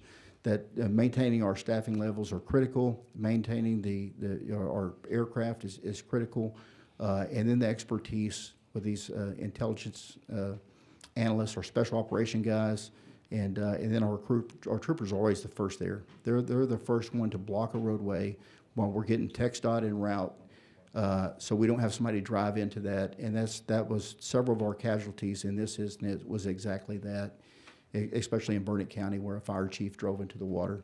And I can tell you, having in Burnett, the police chief in Kerrville was coming down from his house responding, and he saw something in the roadway, and he thought it was an animal. He hits the brakes, he gets out trying to figure out what it was. It was the water. He was trapped. If he had drone into that water, he'd have been washed away. So our troopers are the first ones to show up and block that roadway until we get TxDOT out there with barricades and shut it down and save lives. I'll leave it at that. I kind of rambled on, and I'll answer any questions. No, thank you. I'd just say get those recommendations in a written format to all the committee members. I'm sure there'll be questions about what those specifics are. Go ahead, sir. Mr. Johnson. Or, I'm sorry, Vanderroost. Ron Vanderoost. I said it right. Okay. It's good to see you. And I Good to saw see you. y'all's recap, and it was phenomenal. Yeah. Of y'all's activity during that event. Yes, sir. Again, Ron Vanderoost, Division Director for Law Enforcement, Texas Parks and Wildlife. Members, thank you for the opportunity to appear before you today to discuss Texas Parks and Wildlife's role in disaster preparedness and response, specifically regarding our recent operations during the catastrophic flooding. I'll offer a few recommendations to further strengthen our ability to respond effectively to future natural disasters. Before, again, I'd like to echo Colonel Martin's sentiments. I've been working natural disasters in the state of Texas for 25 years, and I've responded to every single one. And I will tell you this, the heroism from the first responders that occurred in this event was second to none. Second to none. I was proud to work along every fireman, police officer, trooper, and game warden that existed out there because everybody was focused on one thing, and that was saving lives. And it was an unbelievable act to see, and I was on scene early that morning. So, unbelievable, second to none in Texas. TPWD plays a critical role in Texas's statewide disaster response framework, primarily through the Law Enforcement Division. Led by Texas game wardens, TPWD is in the frontline response agency for natural disasters, including hurricanes, floods, wildfires, and other large-scale emergencies. The defining strength of Texas game wardens is the specialized dual role and capabilities that we have. We're fully commissioned peace officers with statewide jurisdiction and also highly trained and highly equipped to perform a wide range of search and rescue operations.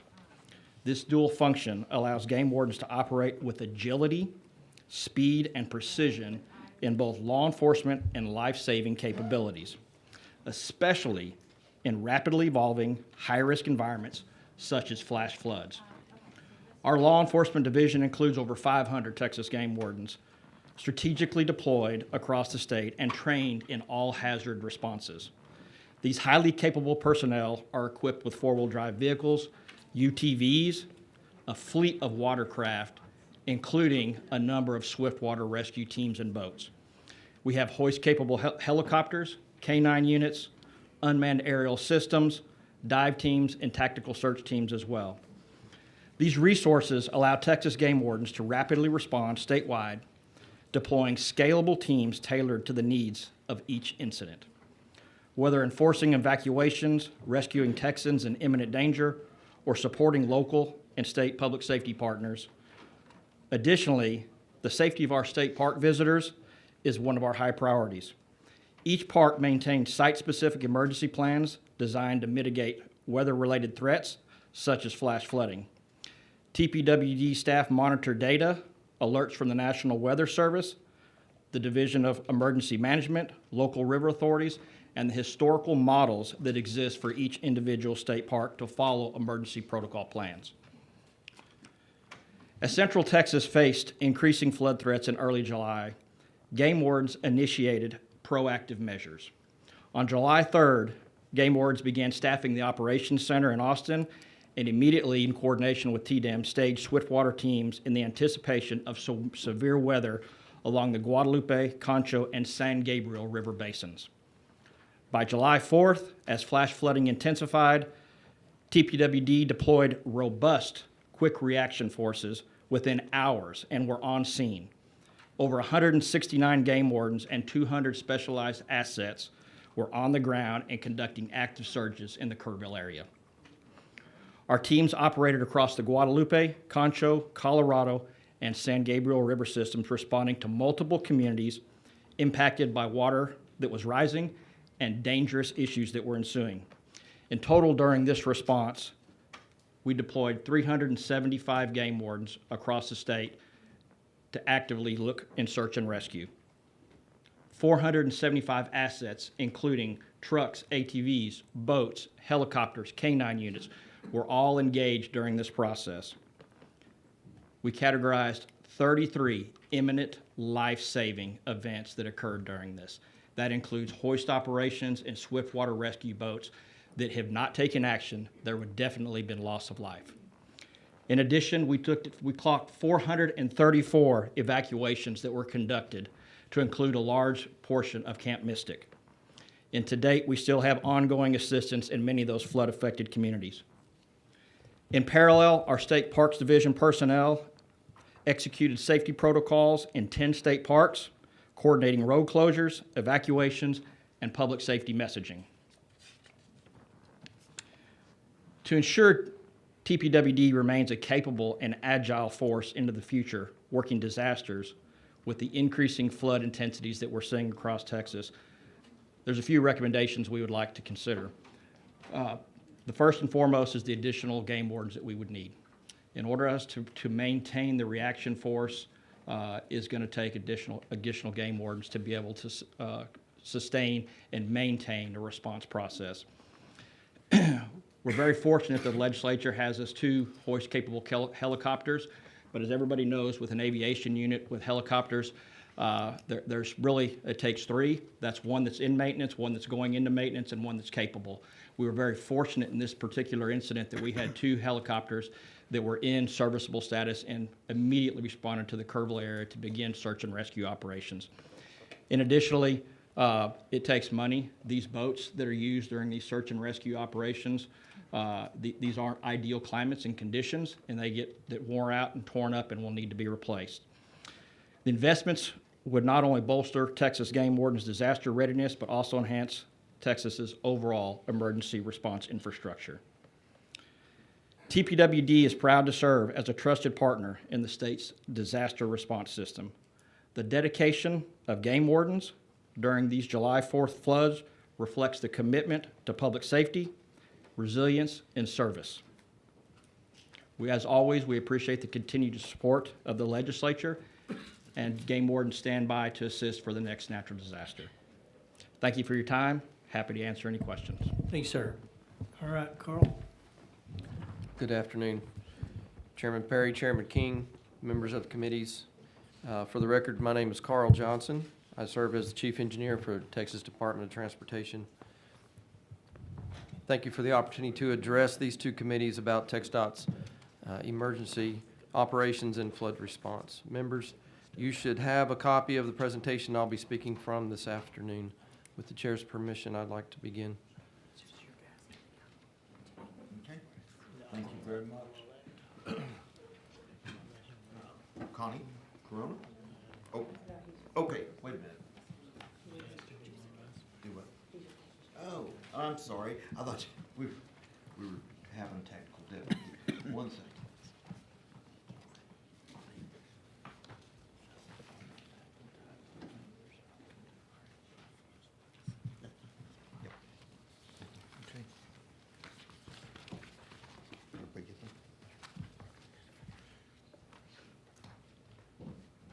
All right, Carl. I think everybody's.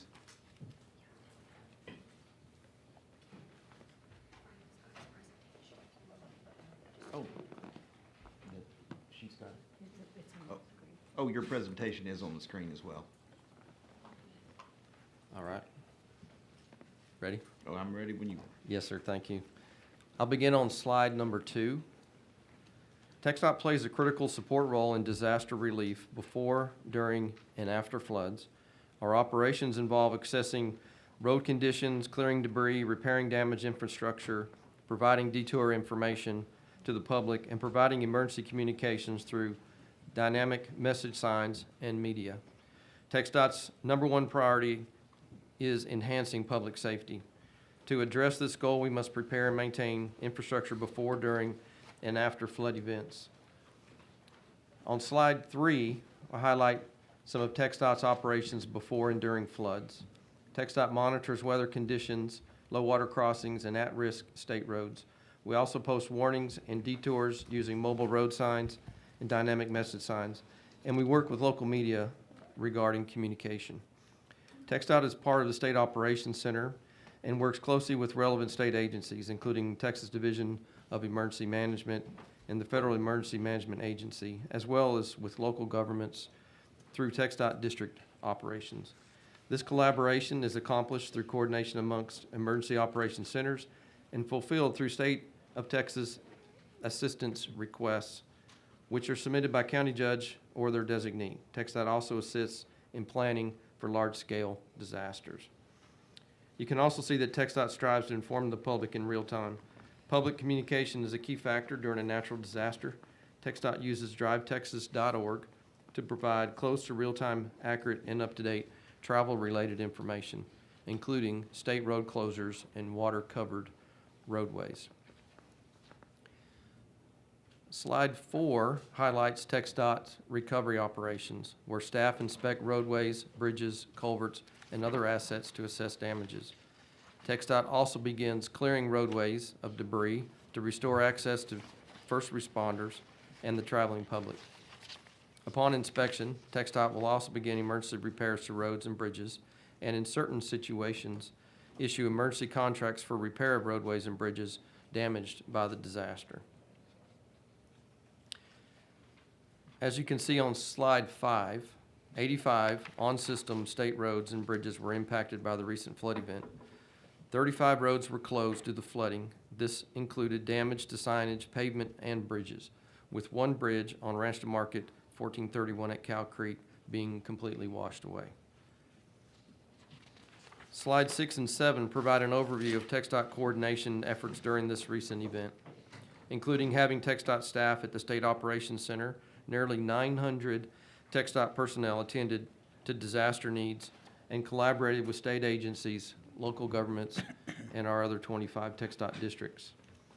Response measures included restoring State Highway 39, assisting in clearing roads for rescue efforts at FM 1340 in Kirk County, conducting pavement repairs, assessing damages with drones, and bridge inspection teams. We have issued emergency repair contracts as needed, and we've deployed contractors for debris removal operations. By July the 9th, TxDOT had completed initial repairs, reopened all but one of damaged roads, and that one was RM 1431 in Travis County. On slide 8, as noted, one state bridge at Cow Creek, RM 1431, was washed out due to the flooding. TxDOT has cleared the debris and designed a new bridge. Reconstruction began this past Monday, and it's expected to be completed within 60 days. Slide 9 provides a few examples of TxDOT's ongoing after-action items to further improve our ability to respond to natural disasters, specifically flash flooding. We are assessing future priorities for capital improvements to protect and preserve vulnerable infrastructure like low water crossings, bridges, and roads susceptible to increased stormwater impacts. Slide 10 and 11 include pictures of the flood's impact and response of TxDOT and our partners. Our final slide, slide 12, represents one of TxDOT's new safety campaigns, Drive Like a Texan, which focuses on kind, courteous, and safe driving. The campaign reminds everyone in Texas to treat one another with kindness, respect, and a neighborly spirit. As I close, I would like to take a moment and recognize the dedication and hard work of the women and men of TxDOT who are called upon all hours of the day and night, 365 days a year, across the state to respond to disasters and emergencies. Without them, TxDOT could not address its top priority of safety. With that, Chairman and members, I thank you for your support and opportunity to be here with you today. I'm happy to address any questions. Thank you very much. We'll be back to questions shortly. Now, Connie Corona. Thank you. Good afternoon, members. Connie Corona. I'm the Executive Director of the Public Utility Commission. I'd like to begin on behalf of everyone at the PUC by extending our deepest condolences to all of our fellow Texans who were affected by the floods in the Hill Country. I also want to recognize the vital work of our state and local partners, including my fellow panel members, in the tremendous response and recovery efforts that followed. PUC is honored to provide support for the many boots-on-the-ground responders that you're hearing from today. PUC is a member of the Texas Emergency Management Council that you heard described by Chief Kidd, and we are the lead agency for Emergency Support Function 12, Energy. We coordinate with TDM, utilities in an affected area, and local officials to monitor electric outages, assess restoration times, and to coordinate communication between local officials and the utilities. This is especially important when outages affect critical infrastructure, like water treatment facilities, or in the case of the recent floods, a substation that went offline after taking on significant water.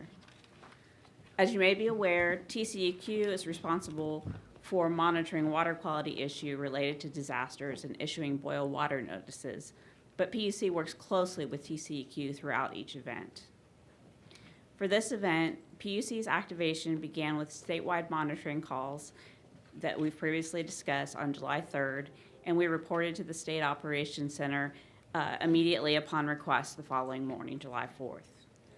Over the course of the flood event, the electric outages peaked at 5,400 customers in Kerr County, primarily due to damage at the LCRA Hunt substation that I mentioned a moment ago. Thanks to coordinated efforts with the Kerrville Public Utility Board and LCRA, most customers were restored by July 5th, and full restoration was completed by July 8th. This disaster was different from many others that have had widespread impacts on utility services, but we've stood ready to support TDM and our emergency management partners as needed. I'm happy to take your question. Thank you very much. Members, I don't see anybody lit up yet.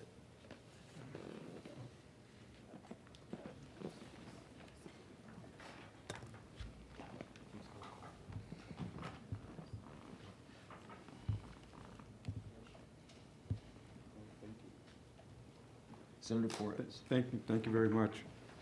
I guess I'm my chair right now, Yes, so sir. I'm what? Well, then I need to recognize someone else instead of myself. Well, you're in the chair, but I think we'll move to Representative Johnson. That'll work. Thank you, Chairman King.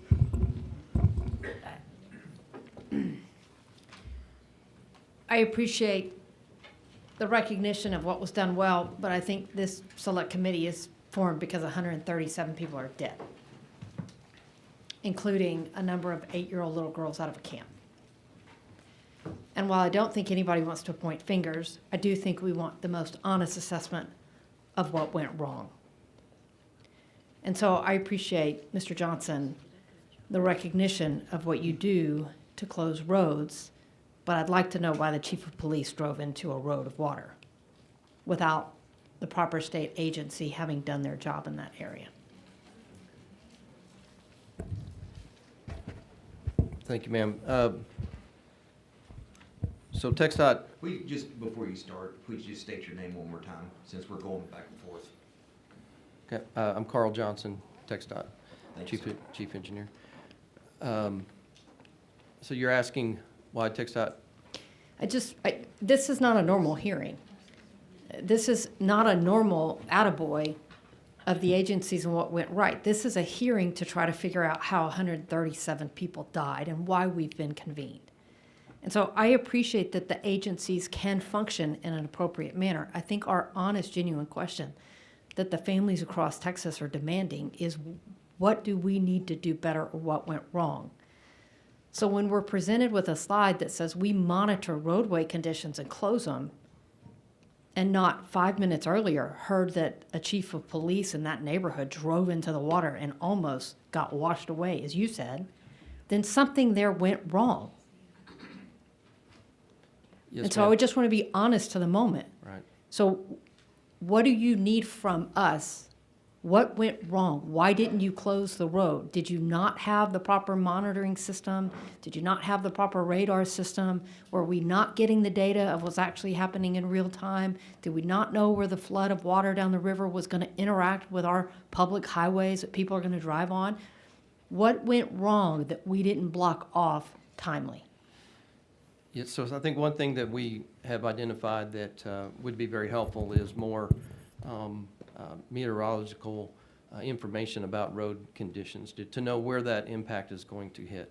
And we're continuing to assess all the low water crossings and try to come up with ways to identify and understand where that water's going to be, when it's going to be there, so that we could try to get teams out in front of that. It's a constant assessment of looking back on what we did, what we didn't do, and then just trying to do better on the next event. Do we have the proper flood gauges or rain gauges in the areas that we know and anticipate water's going to flow out of this area, and it's going to hit these tributaries or rivers or creeks, and it's ultimately going to end up here? Can you, as the Department of Transportation, tell us that you have the proper monitoring equipment in these floodplains that we know are prone to flash flooding, that we're not waiting on somebody in the weather to make a prediction of what might happen tomorrow? Do we have the real-time data that says, boy, you guys underestimated, we're actually getting this flow, we're actually at this peak, and do we have the data along that route to give the proper warning so that you can get to a camp to get a bunch of little girls out of it? Right. So we try to use some data that's out there that we don't own, that are on stream beds and stream crossings. We do have some high water warning systems on a few places in the state where we have a sensor in the creek right there at the structure where the vehicle would drive across, and then we do have some lights that go off if that water gets to a certain level. I don't have it widespread statewide. That is a program that we are looking to expand and try to make our footprint bigger, trying to utilize stream gauges that are out there that others have provided is something that we try to do and are looking into more so that we can do what you're asking. I think your point is very valid, and that is something that we are working on, yes. I hope you can give us the most genuine and honest assessment of where you need what clearly we did not have in this moment from any of these agencies. I appreciate the recognition of what you guys acknowledge of what may have gone right after the fact, but our responsibility is to ask the tough questions and ask you guys to do the self-reflection and evaluation to tell us what is not currently available that needs to be available to save people's lives in the future. Absolutely. Happy to be a part of that discussion. Thank you. The chair recognizes Senator Menendez. Thank you, Mr. Chairman. Mr. Johnson,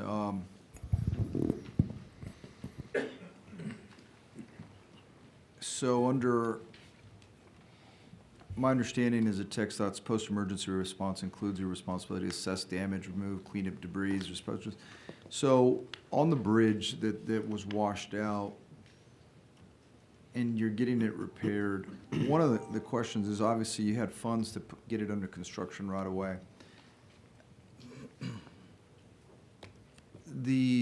Just to follow up on Representative Johnson's concern, if you had the funds for that, what would keep us from funding those stream water gauges? Because in these low water crossings that are in rural Texas, because in urban Texas, I mean, most of the time it's a police officer comes up and we know where the low water crossings are, and they'll put the lights out until a crew comes out, Public Works, and puts out barriers or something.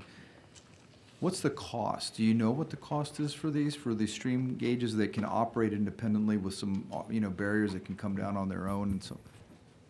So the cost varies. $10,000 to $20,000 is a setup, and that would be a setup would be either just lights that blink or a gate that might come down. We have a couple of automatic gates, but we're looking at $10,000 to $20,000 a piece is what we think one of those setups would cost. Now, that does not include design cost, it does not include management of contract, that would be just the So apparatus itself. What would be total cost? Approximate range? $30,000. $30,000? Yes, sir, approximately. How many of these low water crossings do you think you have in this flood alley that we've talked about? Well, so we have over 1,300 statewide, almost 1,400 Right. statewide. In the Central Texas region, which would be 4 of our districts, we have approximately 420. So I believe I do have that number. So in the 4 districts of the Austin District, Brownwood District, San Angelo, and San Antonio District, we're at 420 low water crossings. Now, if I was to say in this, if I Of the was to say- 420, how many would you consider rural? I would say majority of them are rural. So 400 of them? Yes, sir. Because you said San Antonio. I didn't think San Antonio, I wouldn't consider that You're right, rural. yes, sir. So I have 80 in San Antonio alone. So we subtract 80 from the 420, so, okay, let's just start with that, get round numbers, 340 times 30,000. So we're looking at about 10.2 million? Yes, sir, 10 to 12 million is what. Okay, to get them all covered. How much is the reconstruction of that bridge gonna cost y'all? $4 million, I believe, is our estimate currently. All right. Are there any safety funds that TxDOT has in order to, I would assume you have a safety fund for vehicular safety, to improve safety for Texans, that sort of thing? We have a category for safety, yes, sir, that's correct. Are there funds in that? Yes, sir. We have maintenance funds, and we also have category safety funds as well. Yes, sir. Do you have that, a number on hand, or is that something you could get back with us? I could get back to you with All that, right, sir. let us know, because I think we just need to do everything we can to prevent the loss of life. I appreciate your testimony today, and thank you for answering my questions. Thank you, Mr. sir. Chairman. Yes, sir. Chair recognizes Representative Martinez. Thank you, Mr. Chairman. I'm going to direct my questions to Mr. Johnson as well. And, Senator Perry mentioned something earlier about the best mitigation plan is prevention. And I'm going to follow up on what my esteemed colleague, Representative Johnson, touched on as well. You had mentioned that TxDOT works on assessing situations with transportation before, during, and after the risks on state roads. And then you also mentioned that it evaluates future projects to address stormwater impact. Then you also said you're working on ways to identify and understand what will impact the next event. Well, let me share a situation with you and a couple scenarios. 2018 in the Rio Grande Valley, we had a major flooding event. People couldn't get on or off the expressway. All the frontage roads are flooded. Had an auto pedestrian, a gentleman hit by a car. The ambulance couldn't get to him because there was no way for that ambulance to get up on the expressway. We had to get a high-profile vehicle in order to make contact with the gentleman and transport him to the hospital. Within a year, 2019, another major event in flooding in the Rio Grande Valley. All the frontage roads, once again, were flooded. Nobody could get on, nobody could get off. How do you evacuate, especially in emergency? You can't. 2020, Hurricane Hannah. Once again, nobody could evacuate. All the frontage roads were flooded. Businesses along the frontage roads were closed, and many people lost their businesses. Many people lost their homes. Now, as recent as 4 months ago, March 2025, another major flooding event in the Rio Grande Valley, all along the frontage roads. Once again, nobody could get on or off. Nobody could evacuate. Many people lost their vehicles. Some were swept away. Luckily, there wasn't any loss of life. It's been 8 years, and this hasn't been addressed. And I'm wondering why. You come up and you talk about doing your assessment before, during, and after, but how come this hasn't been addressed?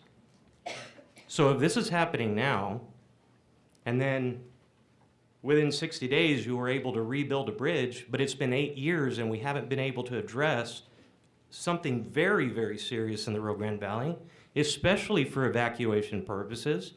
I don't understand why, you know, we come up here and we pat each other on the back and say, oh, you're doing a good job, but why aren't we addressing these issues? And these are important, because when it comes to safety and evacuation and the fact that our ambulances or emergency responders can't, you know, respond, Can't get there, right? whose fault is that? Yes, sir. And it's very simple to point fingers, because I've heard it before from TxDOT that we're not in the business of drainage. Well, everybody's in the business of safety. So who does it fall on? And my concern is it's been 8 years and we still haven't addressed this, but yet we're coming up and talking about how well we performed and how well we did. Well, you know what? This performance isn't very well. It doesn't look very well to me. Yes, sir. So could you give me an answer for that, please? Well, so I don't know all the specifics about that particular area, but I'd tell you, I think it'd be great for me to dive into that and circle back with you and my team to talk about that at a higher level with you, with constituents in the valley. I understand your concern. It's a valid concern, and I appreciate the concern. So honestly, I'm happy to work with you on that and try to come up with solutions. Yes, sir. Chair recognizes Senator Blanco. Thank you, Mr. Chairman. Mr. Johnson, you had mentioned the use of drones through the TxDOT to identify some road damage areas and things like that. So my question is not directed to you, but maybe more for our law enforcement officials. There was a private drone that collided with a Black Hawk helicopter that was undergoing rescue missions. That luckily nothing happened, nobody was injured, but that helicopter had to do an emergency landing, which made it inoperable, right? And the report said that it was a private drone. So what do we need to do? Obviously, drones are a force multiplier. And our agencies and law enforcement and emergency management folks need to utilize these drones for rescue operations and a variety of other things.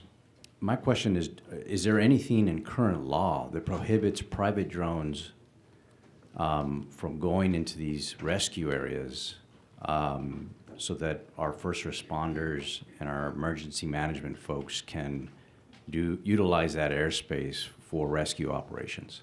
Yes, sir. And we actually had a no-fly zone over that area other than first responders and authorized personnel. But this is just a good example of what happens in some of these rural communities where, and so many things into place, and we still have an incident where it's saturated with drones. We try to manage those with a program.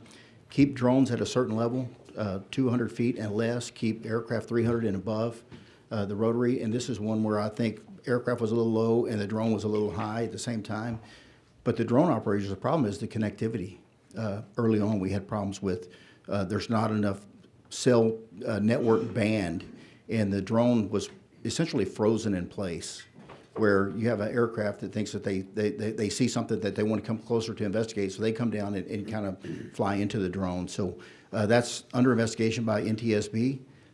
With the use of Starlink, we were able to mitigate some of those risks, but it's just a good example of overwhelming the system, and so we see what NTSB comes out of that. But we did restrict drone traffic, and so it was everybody out there was either law enforcement or some kind of responders that was responding to the event and actively searching.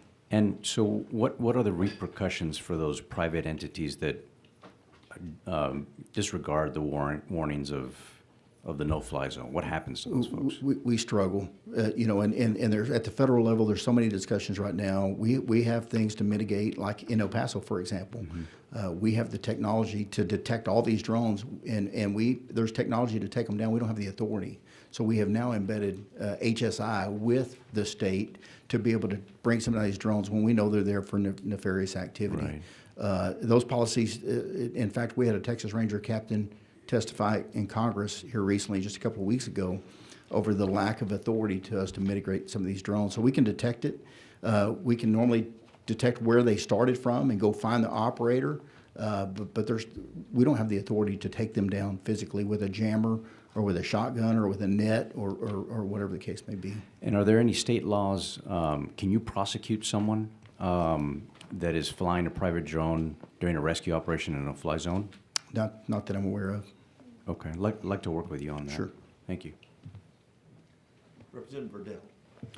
Thank you, Chairman. I've got a few questions. And then first, I want to say, Colonel Martin, Colonel Vanderroos, y'all were at the EOC every day. Y'all had teams that were doing amazing work out there. And so I just want to make sure y'all get credit for what your teams did and your leadership. So first question I want to ask, which could be to all four of y'all, is people have become desensitized to flash flood warnings or alerts on their phone over time. Do you think that there's a way to address that issue now where we need to have actually less warnings, or is there another idea that y'all may have to deal with people being desensitized to those warnings coming in on their phones? Just state your name if you're going to take the question. Freeman Martin, Texas DPS. I would agree with that 100%. In fact, we're working on a public awareness campaign as we speak for the 90th anniversary of DPS. Educating people and reminding them to turn their alerts on, to look for amber alerts, to be cognizant of these alerts. But I do agree that there's especially weather alerts, and I'll back up just for a minute. There's nobody up here bragging about we're working with the families every day, so we realize the magnitude of what happened, and but we're talking about what we did, the response. Suggestions for improvement moving forward. And I'm not sure if anybody up here is, there are experts that with technology, early warning devices for rivers, water PSI gets a certain level that sirens go off. That's not us. And in defense of TxDOT, as far as the flooding, normally DPS or our local law enforcement are the first responders to identify. We know what the low water crossings are. We get heavy rains. Troopers go out and they know to look to close this area. This was nothing I've ever seen before. And talking to the police chief, I'm not sure where he lives, a private road. He lives up on a mountain. And he was coming down the mountain, and it was up. He's never seen anything like this in his life. So that was early morning, 3 o'clock in the morning. I don't think there's any way that TxDOT would have known about that to close the road, and they were all flooded. So I know that morning when I got to Kerrville, Texas DPS had roads blocked everywhere. We were flying resources into some of these camps, and as a helicopter would land and we would identify somebody who was actually injured, there's one gentleman hurt himself with a chainsaw trying to clear debris so they could get out, and we transported them by air, but all the roads were flooded. It was, I don't know if they had ever seen anything that private roads and things that TxDOT are not responsible for.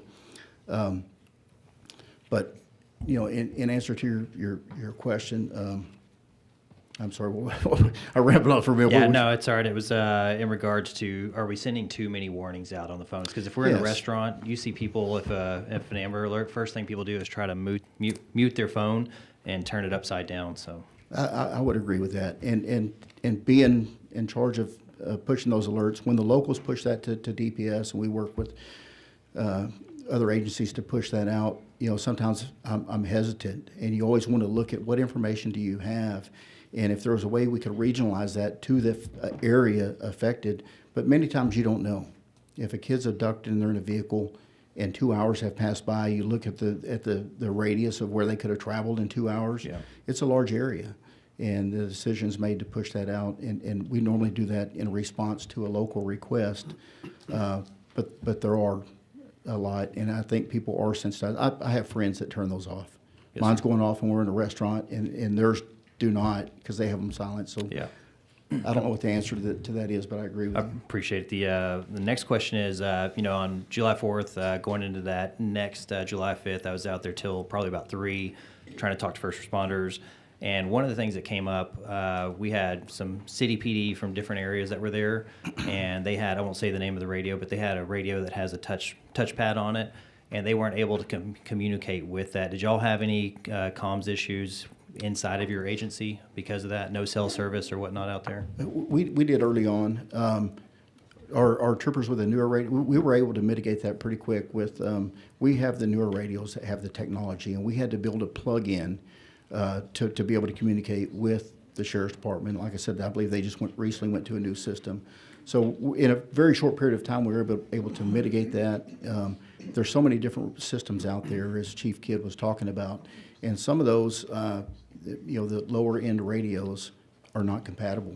Yeah. So we deployed some comms teams with some trailers, some radios, to mesh those systems, and some of them we just have to issue radios. And did some of the cell services companies that came in, did they help y'all with that? They too? did. Okay. Absolutely. FirstNet.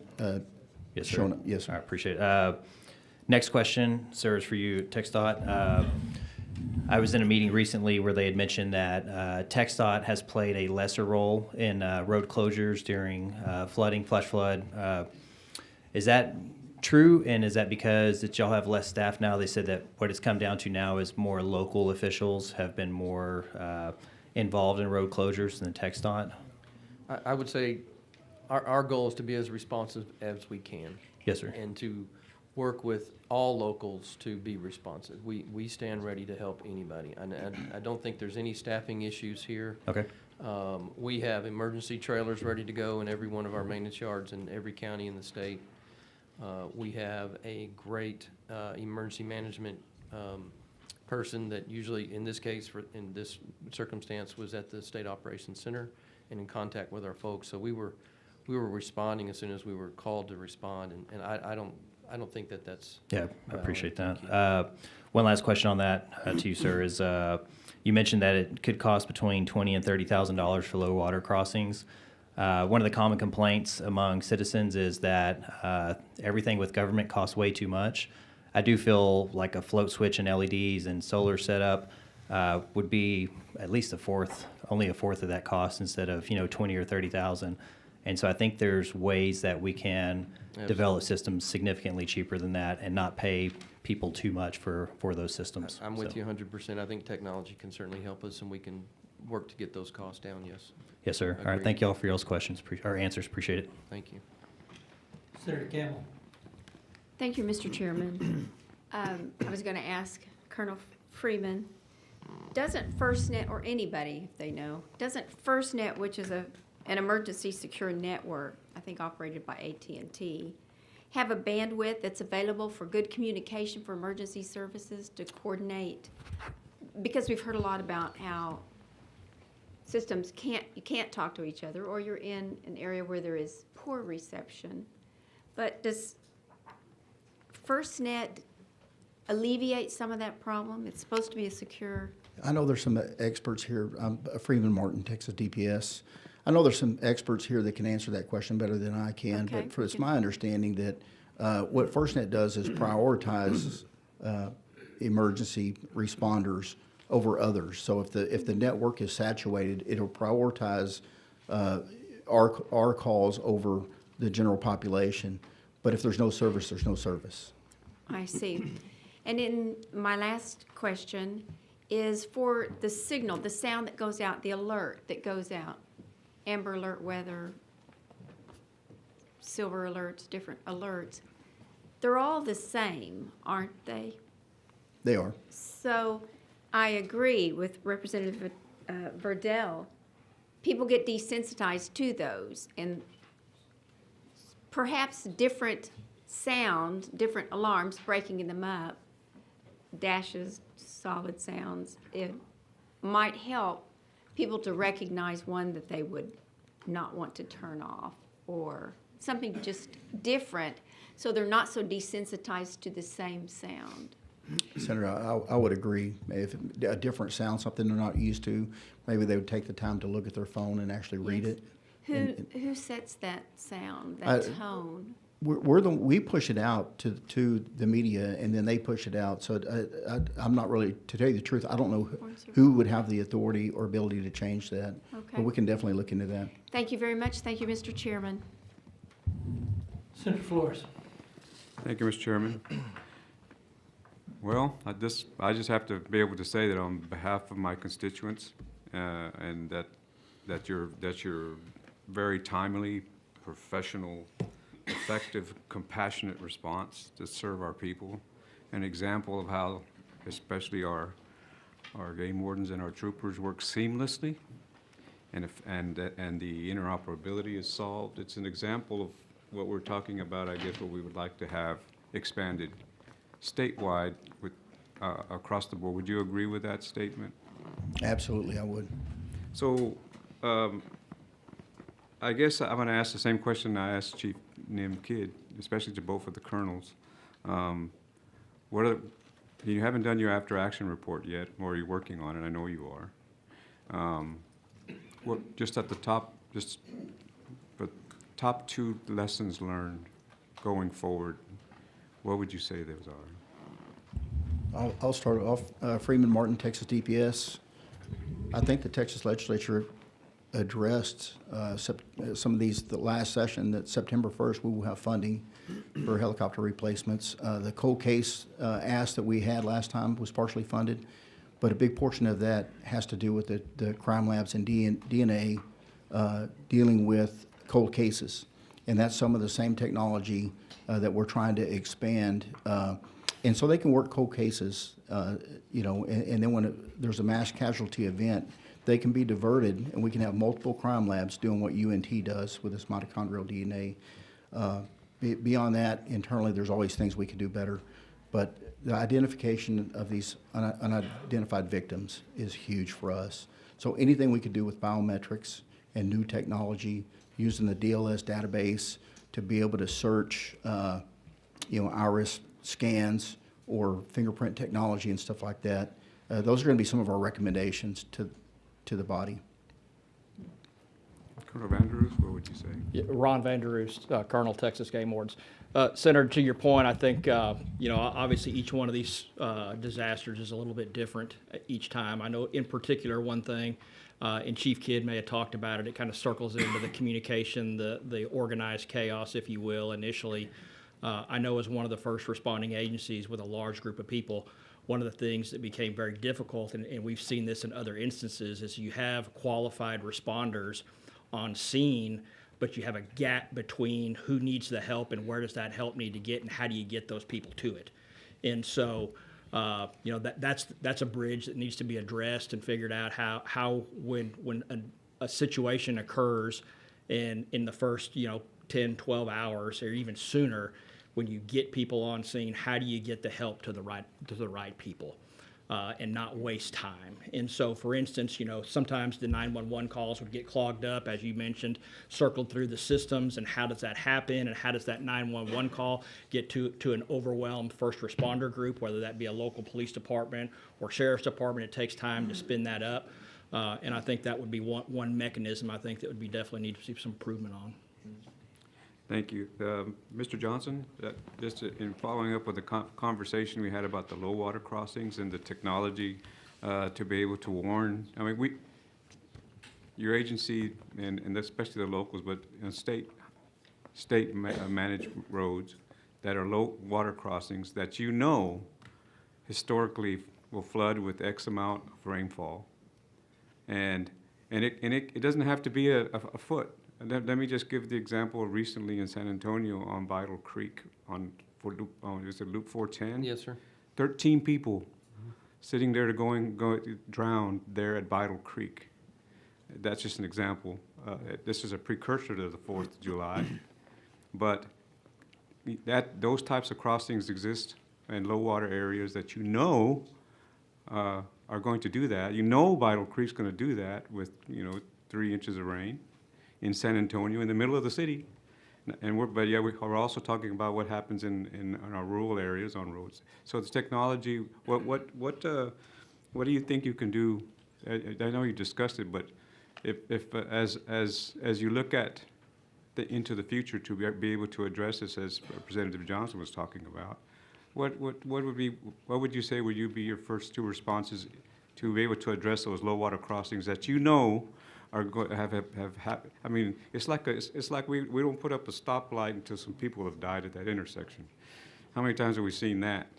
Do we need to continue to do that with low water crossings or even intersections? I mean, be proactive to prevent fatalities. So tell us what some of your ideas would be to address. Yes, sir. I think taking the systems that we do have in hand, making those systems better, expanding our footprint, like you're saying, identifying the highest risk locations and put some systems in place. I think you're exactly right. That's what we can do. So we'll have your commitment, you're going to work on that. We will work on that, yes, sir. Ms. Corona, if I can ask you a question about the PUC. So, so tell us how the PUC coordinated with the electric utilities to restore power to Kerr County residents after the flood. So our role in the State Operations Center is to ensure that the utility is able to communicate not only just to its needs for restoration, but timeliness to the first responders in the area, and to ensure that any needs that are coming in, say from critical facilities, that type of thing, are appropriately prioritized with the utility for restoration. We had an ongoing dialogue with Kerrville Public Utility Board and with LCRA throughout the event. Thank you, Mr. Chairman. I have no more questions. Thank you, Senator Flores. Members, we're going to stand at ease on the Senate side. We're going to stand at ease on the Senate side till 2 o'clock. We've got clerks and those folks that are supporting this panel and all that we do. You guys can check email, text message, whatever you need to do. Be back here shortly if you're leaving at 2 o'clock. If you're not, we will stand at ease till 2 o'clock and just let everybody take a real quick break here and get caught up on life and the bathroom breaks and take a quick snack or something. But I appreciate anybody that wants to stay. It's fine. Just we'll be starting back at 2 o'clock sharp. Now, the Texas House Select Committee on Disaster Preparedness and Flooding will also stand at ease till 2 o'clock. Panelists, you're stuck there, up or down, but just be back here at 2 o'clock.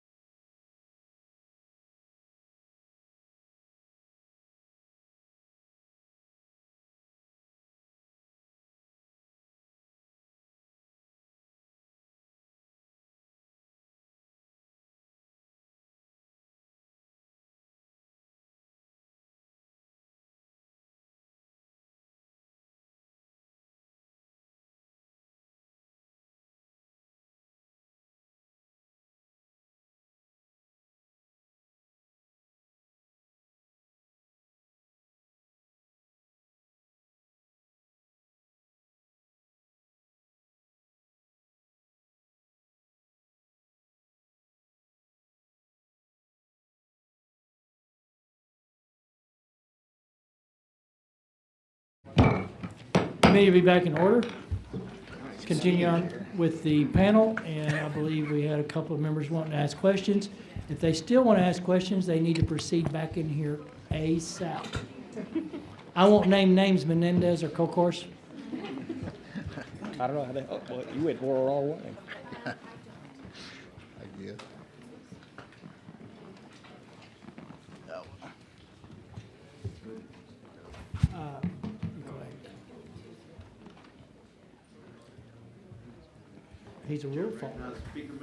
Oh, thank you very much. Appreciate it. I want to go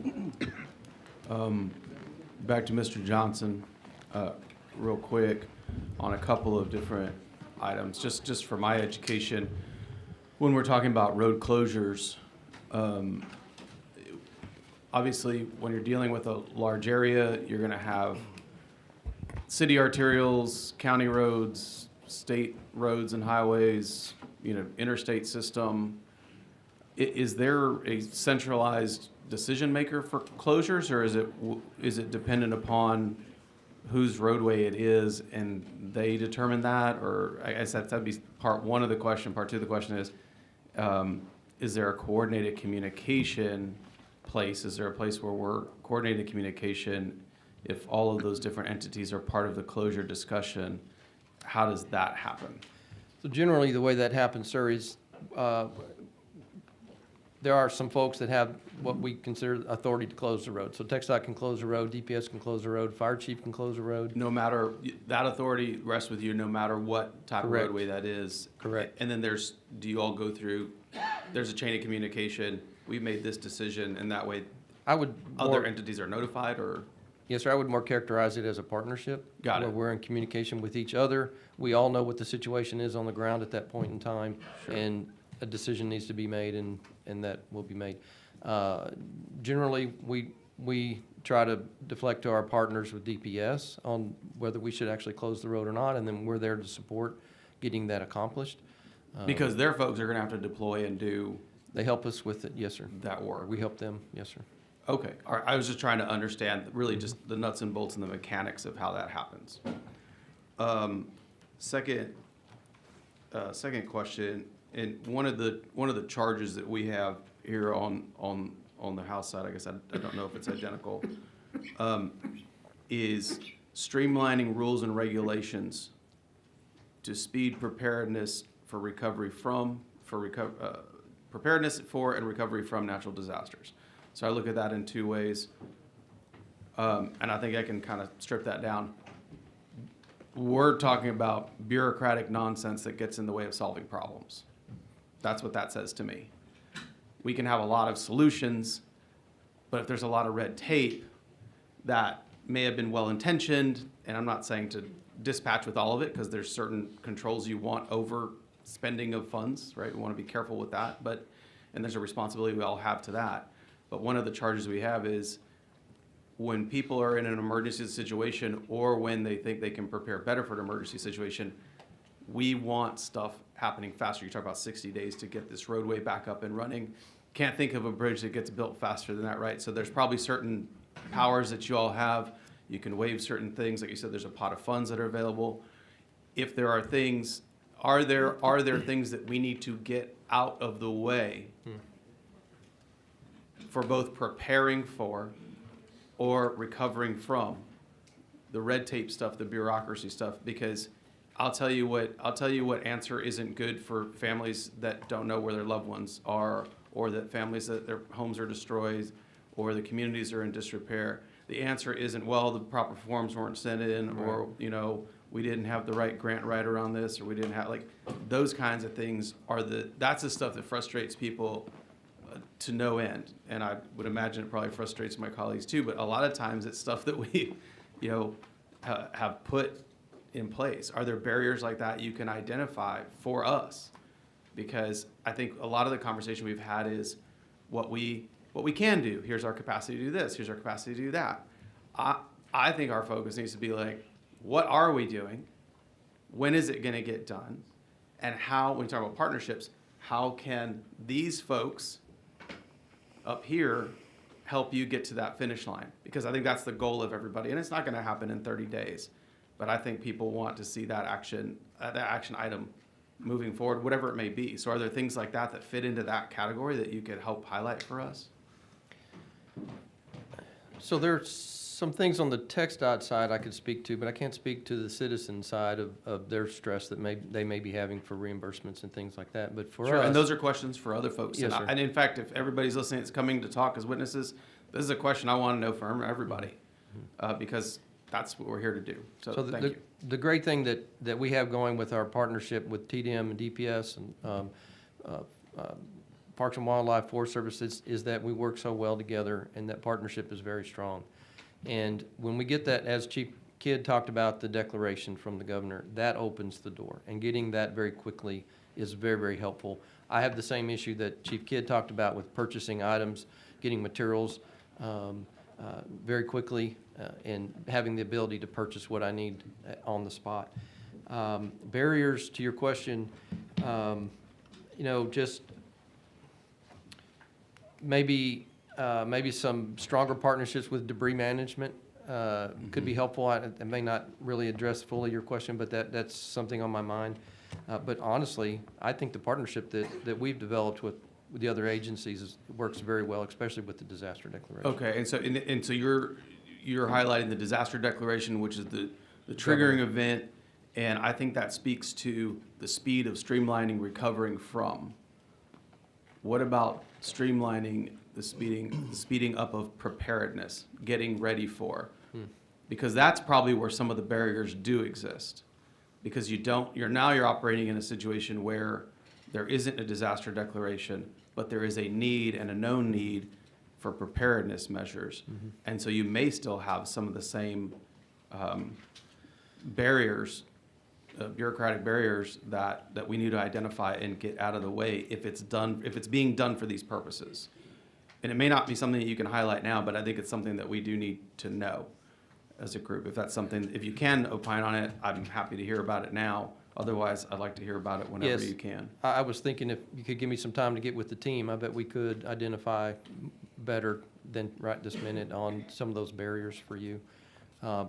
We use every event with our after-action discussions to talk about how can we be better prepared for the next event. Sure. And somebody mentioned earlier, every event is different. Yes. And so it's a continuous growing opportunity to step it up for the next one and talk about how things went. So the after action is very important for us in my agency. No, and I appreciate that very much. And I keep hearing the words in my head, we can do better. We should do better, and people expect us to do better. And so that's what this is all about. And so it is identifying not just what we can do, but when we're going to do it, and how you need us to help you accomplish that. I appreciate that. And we have the full power and weight of this state. We talk about the greatness of this state, and we have to harness it in these moments.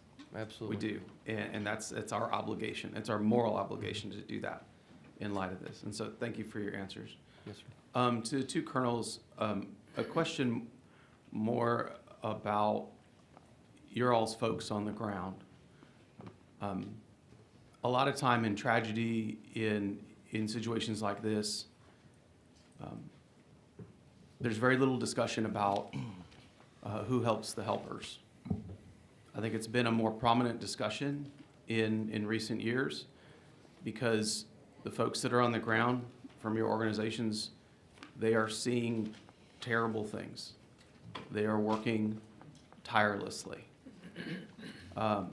They themselves maybe have family in harm's way, and that's something that people that are called to your line of service put in the back of their mind while they're on the front lines, but it doesn't stay in the back of their mind forever. I know we've certainly seen that in mass shooting events and other mass casualty events. So I want to ask both of you to help enlighten us about what resources are there for your folks on the front lines, both in the field when they're dealing with this and then post, because that's a trauma they're living in that trauma too. And I think it's also important for us. These are folks that we also need to help the helpers as well. And so I'd love to know what it is that you have available for them now. And if there is a need, this is part of the need too. This is part of this discussion too. So I'd like to see if y'all could help me understand that. Chairman Freeman Martin, Texas DPS, and that's an excellent question, and it's something that you asked 5 or 10 years ago. I would dismiss it. We have seen with some of the mass shootings that we have, a good example is our major crime investigation team, the Ranger team that has handled so many incidents in Texas in the last 5 years. In their recent retirements, and you talk to a rough and tough Ranger that's had a great career and never showed any sign of weakness, and he kind of opens up about, just can't deal with children anymore and some of the stuff. So we have a victim and employee services that is excellent. We've grown that division. And the reason you ignore it, just Texas law enforcement is a little different. I was talking to a police chief in Chicago about their suicides and some of their some of the issues they were having with their law enforcement. We didn't see it, but now we're starting to see it. And so we have a team. That team has been dedicated to the families, but they did divert some resources. There are 2 psychologists in the EOC that are looking for signs, that are communicating with our troopers and agents and rangers and officers and just trying to get people to talk. And if you don't want to talk to me, you can do it in confidentiality when you get back to your area. These are some resources. And then there's some apps that TCOL and others have developed and really push for law enforcement. Some of those that don't want to open up in front of their peers. So we're doing a lot of stuff to address it, but we're not seeing the suicides that some of the agencies have seen, but we are seeing retirements because of that. And are there, to the pivot forward, is there something? We always need additional resources, and I think it's this last session in working with TCOL and some private vendors on social media apps and how they can connect with people and maybe they don't want to do it internally in their own agency and have people think that they were struggling with an issue, but give them avenues. But this incident, like no other, when you have 71 adults and 37 children die, the same Rangers processed every one of those. Likewise, the same Rangers were dealing with the families, and our victim services are dealing with the families. I've talked to this day, I'm still communicating with families. Their lives are changed forever. One death is too many. Anything we can do on the front end to prevent it, but you're exactly right. At the end of this event, when the adrenaline stops, it does affect our officers, and we have to admit that. We can always do better. We have more resources now in victim employee services than we've ever had, and most of them are focused externally on helping families of victims. But. No, and I appreciate that, and I raise it because when we were down in Uvalde, there was a trooper that we visited with during our investigation, someone who had been in the war zone, the military, had a military background, had seen some very difficult things in that life. And in the situation there at the school, actually was someone who kind of pushed harder than other people weren't pushing. And you probably all know who I'm talking about, and I don't need to name him now. But in that moment, hearing him talk to us, there's as tough as anybody can be, and he was probably as tough as they could come. That was a struggle, and you could see it. And we ask a lot, and we should, and people come to that calling because they want to be in these situations helping as best they can, but it doesn't mean that we can just move on because they can't. And so that has to be a part of this discussion too. And so I wanted to make sure that we have the ability to have that talk as well. So Ron Vanderus, Texas Game Wardens. Along those same lines, we kind of have a very similar approach in that is, but we tweak that a little bit. We take a little proactive piece of it, kind of divide it up into some officer wellness, pre-issue, pre-problem, teaching good coping mechanisms and skills, and having supervisor, that can recognize when things are going awry. And then in this particular incident, one of the things that we relied heavy on is our peer support group. We've got a fairly robust, trained cadre of game wardens that can talk peer to peer. And before anybody exited any of this process, they had a one-on-one meeting with those peer support people and working through any type of the issues they might have, and then routinely monitored through supervision, early warning systems to make sure that we get ahead of any problems before they expand on themselves. No, I appreciate that, and I know that Senator Blanco remembers being in the Victim Reunification Center in El Paso. And I used to work in the DA's office, and in that room were victim services folks from the DA's office and people that on the daily work with people who have lost, who are in traumatic situations, and they were shook to their core. And they were doing their job. But we also need to make sure that we're covering that. We need to cover that aspect too, because this is a multifaceted thing. So I appreciate you all taking the time to talk about that. Thank you. Senator Kilgore. Thank you. Thank you, Mr. Chairman. Thank all of you on the panel for being here today, for what you've done. Those that had the staffs out there and officers were forever grateful.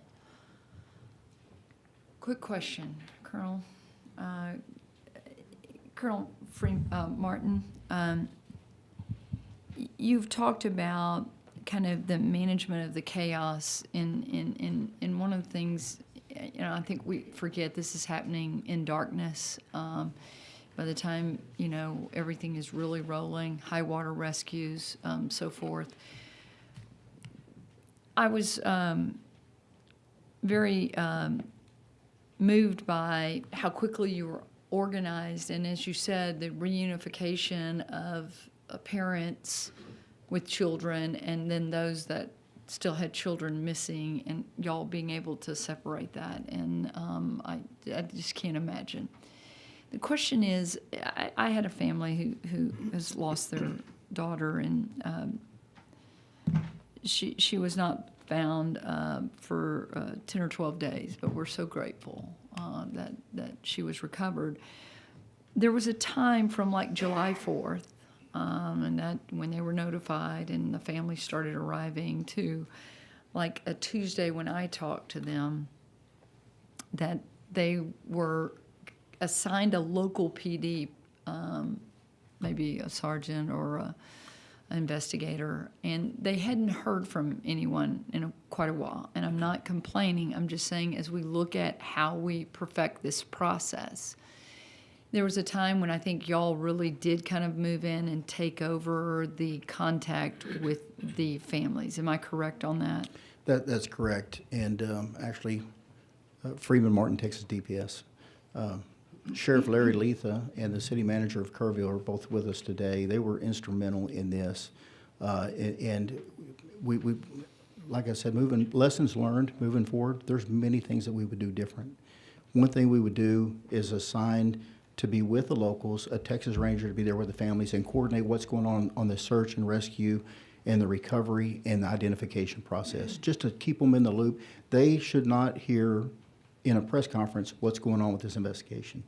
We separated those families from the families that we knew their kids were okay. They just haven't been rescued and reunited. But we knew they were fine, and so we're communicating very well with them. The unknowns, they were getting periodic updates, but it wasn't enough. It wasn't frequent enough. And that actually came to me from a call from the Sheriff Larry Letha and said, hey, we need some help. And then we engaged. But that's one of the lessons learned early on is we have to deploy teams of resources that are not doing search and rescue, that they were there to handle all the logistics and other things that go on. So that is one thing that we identified that we can absolutely do better, and we did. It just took us a day and a half to get there. So when I was talking to Chief Kidd, again, dealing with the family, they had not, and I'm not criticizing, there was a lot going on, but I do think that in our evaluations, that is something I think that the families, especially when you have a child missing, there's hope there for a while, statistically speaking, there could be hope. And then when the hope starts to fade, still what is going on with the investigation, even just a touch on a daily basis. So thank y'all for when y'all did step in. I know Kerrville had a lot going on and they were dealing with so many. I mean, the numbers as we know of how many we're missing. So I look forward to kind of your recommendations as we build, a bill, a statute, how that can be handled just a little bit better for those families who are just need that information. Absolutely. Thank you. Representative Verdell. Thank you, Chairman King. Colonel Vonderus and Colonel Martin, this is just a quick question for y'all that I didn't ask earlier. You had multiple technologies, but you also had cadaver dogs, drones, other stuff. Is there anything that stuck out to you that was very effective to do your job through that process, or anything that didn't work that maybe you would not use next time? I'd say the cadaver dogs are priceless. Mm-hmm. We had the Ohio State Police called and said, "What do you need?" And I said, "We need cadaver dogs." And they sent a team of state troopers with cadaver dogs, and they were instrumental. There were a few scenarios where these dogs go through a certification. Some are better than others. There were a few instances where a dog actually hit on a pile of debris, and we spent hours and hours going through that debris, and there was nothing there. But there's always technology, and there's stuff that our tactical marine uses for searching underwater. And even the muddy water with debris does very well. Those are really expensive. And I'm not real familiar with the technology, but I know they're going to make a request for more of that for tactical marine unit. Ron Vanders, Texas Game Awards. Along the same lines, I think the human remains dogs were great. At a certain point in the process, we quickly learned that a dual alert was important before we wasted time, because time was of the urgency. I think when we saw the utilization and how important the UAS and drone program can be, as that technology continues to progress, when we look at the thermal ability to be able to determine whether there's something worth us taking the time, through that thermal image to look at something. And so those are probably the two biggest pieces I thought were the biggest takeaway from it. And then again, the aviation assets and the ability to respond, early on in this process to do things that not even highly trained swiftwater boats could get to. So some big takeaways out of there. I appreciate it. Thanks for your answers. Senator Menendez. Thank you, Mr. Chairman. Mr. Johnson, I'm not going to belabor the point, but we've heard a lot about low water crossings. We've heard about the flooding of the access roads, the frontage roads in the valley. My understanding in the brief research that I did a little bit in between here is that in y'all's budget that was just approved this last session, y'all got about $21 billion, a little bit over for 2026, and just under $19 billion for 2027. Does that sound about right to you? Right, yes, sir. So with close to $40 billion, I would hope that in the next few days you can take a look at what you could do to help mitigate the loss of life and loss of damage, and what TxDOT can do to be a part of the solutions for these low water crossings that you gave us an estimate of approximately $30,000 per, and that we start with those that are in the most flood prone areas, and then we maybe take a look at what can be done to those frontage roads that are flooding every time there's something, and that people can't get out, or emergency vehicles can't get in. Mm-hmm. I think that's critical. And then the last thing is, I'm assuming that your hero trucks and other things that when you have first responding type situations, emergency come out, you'll have radios as well. We do. I would like to see that your radios, and I'd like to see that all of the state maybe put together some sort of RFP for radio interoperability, that at least there's a channel or whatever the hell they call it, so that y'all can all talk to each other, whether it be Parks and Wildlife, DPS, TxDOT, local fire and police, so that y'all can be on the same page. So if y'all could help us with that, I think that would be important. Yes. And I appreciate that. I don't have any, just if you get back to the committee, because I mean, obviously this is something we need to take our mission of this committee to prevent further loss of life in the future in any flooding, in any type of disaster. To both of our colonels, thank you for what you do. And Colonel Martin, you know I have the utmost respect for you. We've known each other for a long time. And you said something that struck me. You said that the officer who had maybe been dealing with some issues didn't want to see himself as having a weakness. I hope that y'all, when y'all get a chance, and it appears that Parks and Wildlife is addressing this, if one of your officers got shot or twisted their knee, had a torn ACL, nobody would think anything about going to get help, right? They need to understand mental health is just like a part of their physical health, and they just need to see it's not a weakness. We're all human, and we're not all, you know, we're not robots, and they're feeling people, and that's part of what calls them to serve. So hopefully we can help them understand that there is no weakness in recognizing that sometimes we need a little help. Senator Freeman Martin, Texas DPS. I appreciate those comments, and I can tell you that in Congress, you know, these officers have kids, Yeah. a lot of them that are the same age.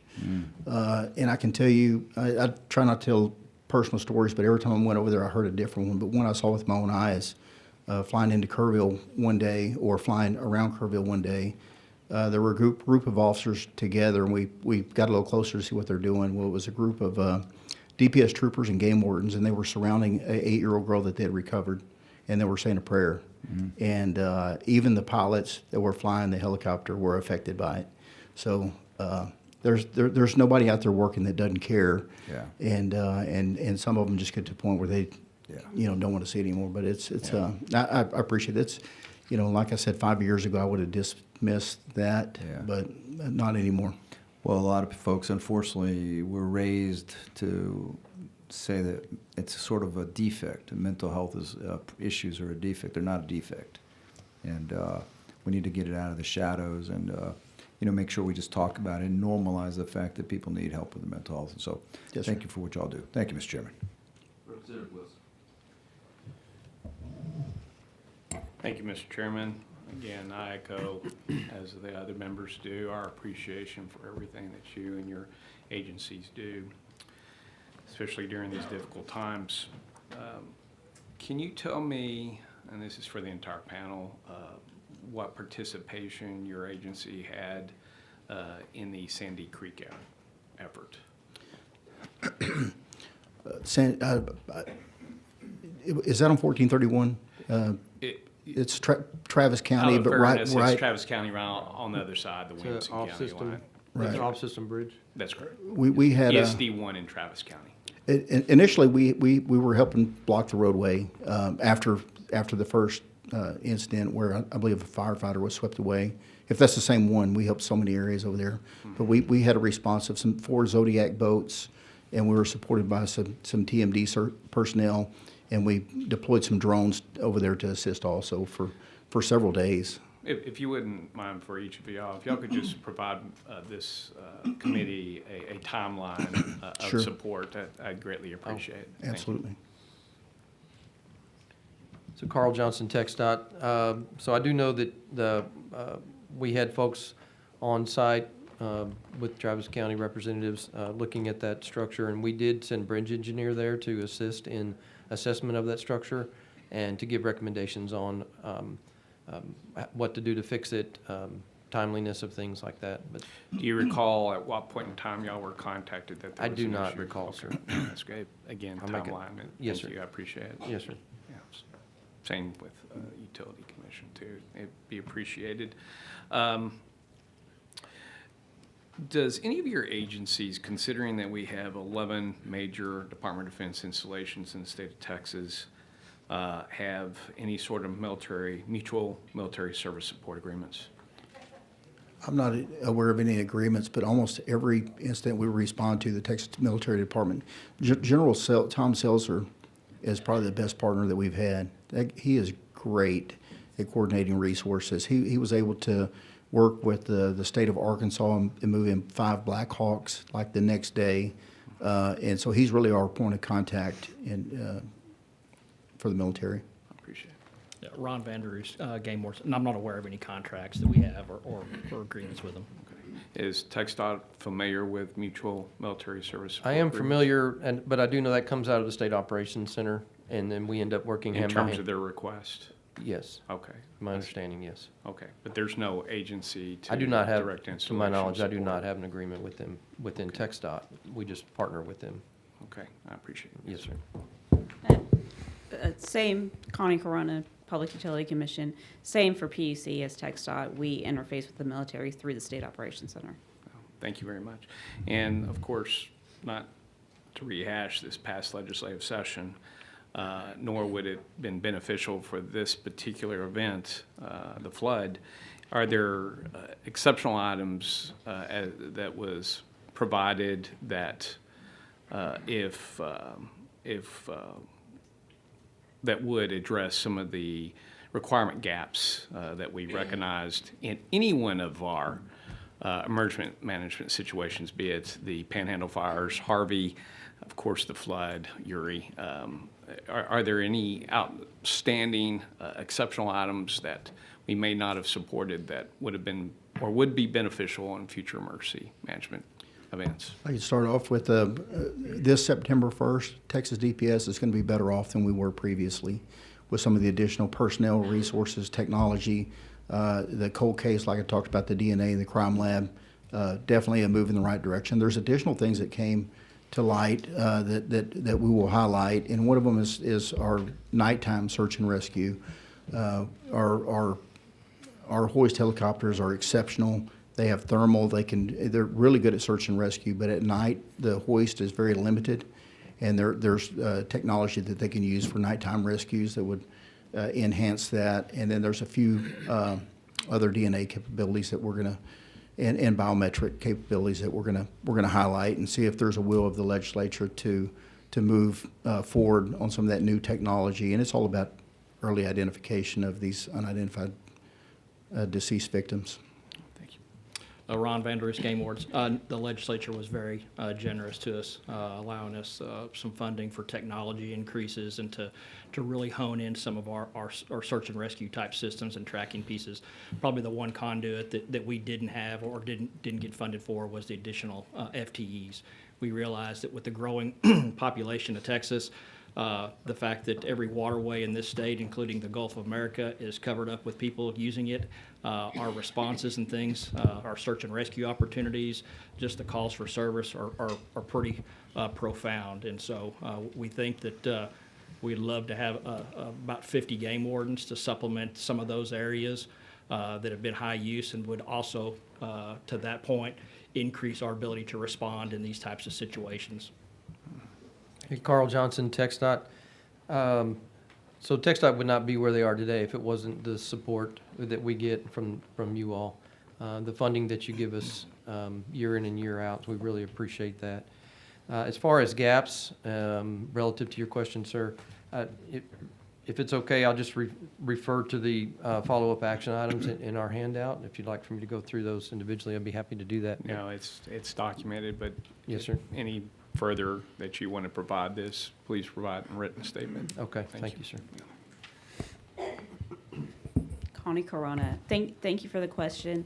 Yes, during the most recent legislative session, we did receive funding that will help with our emergency coordination and response in the form of several FTEs along with infrastructure resiliency and reliability funding.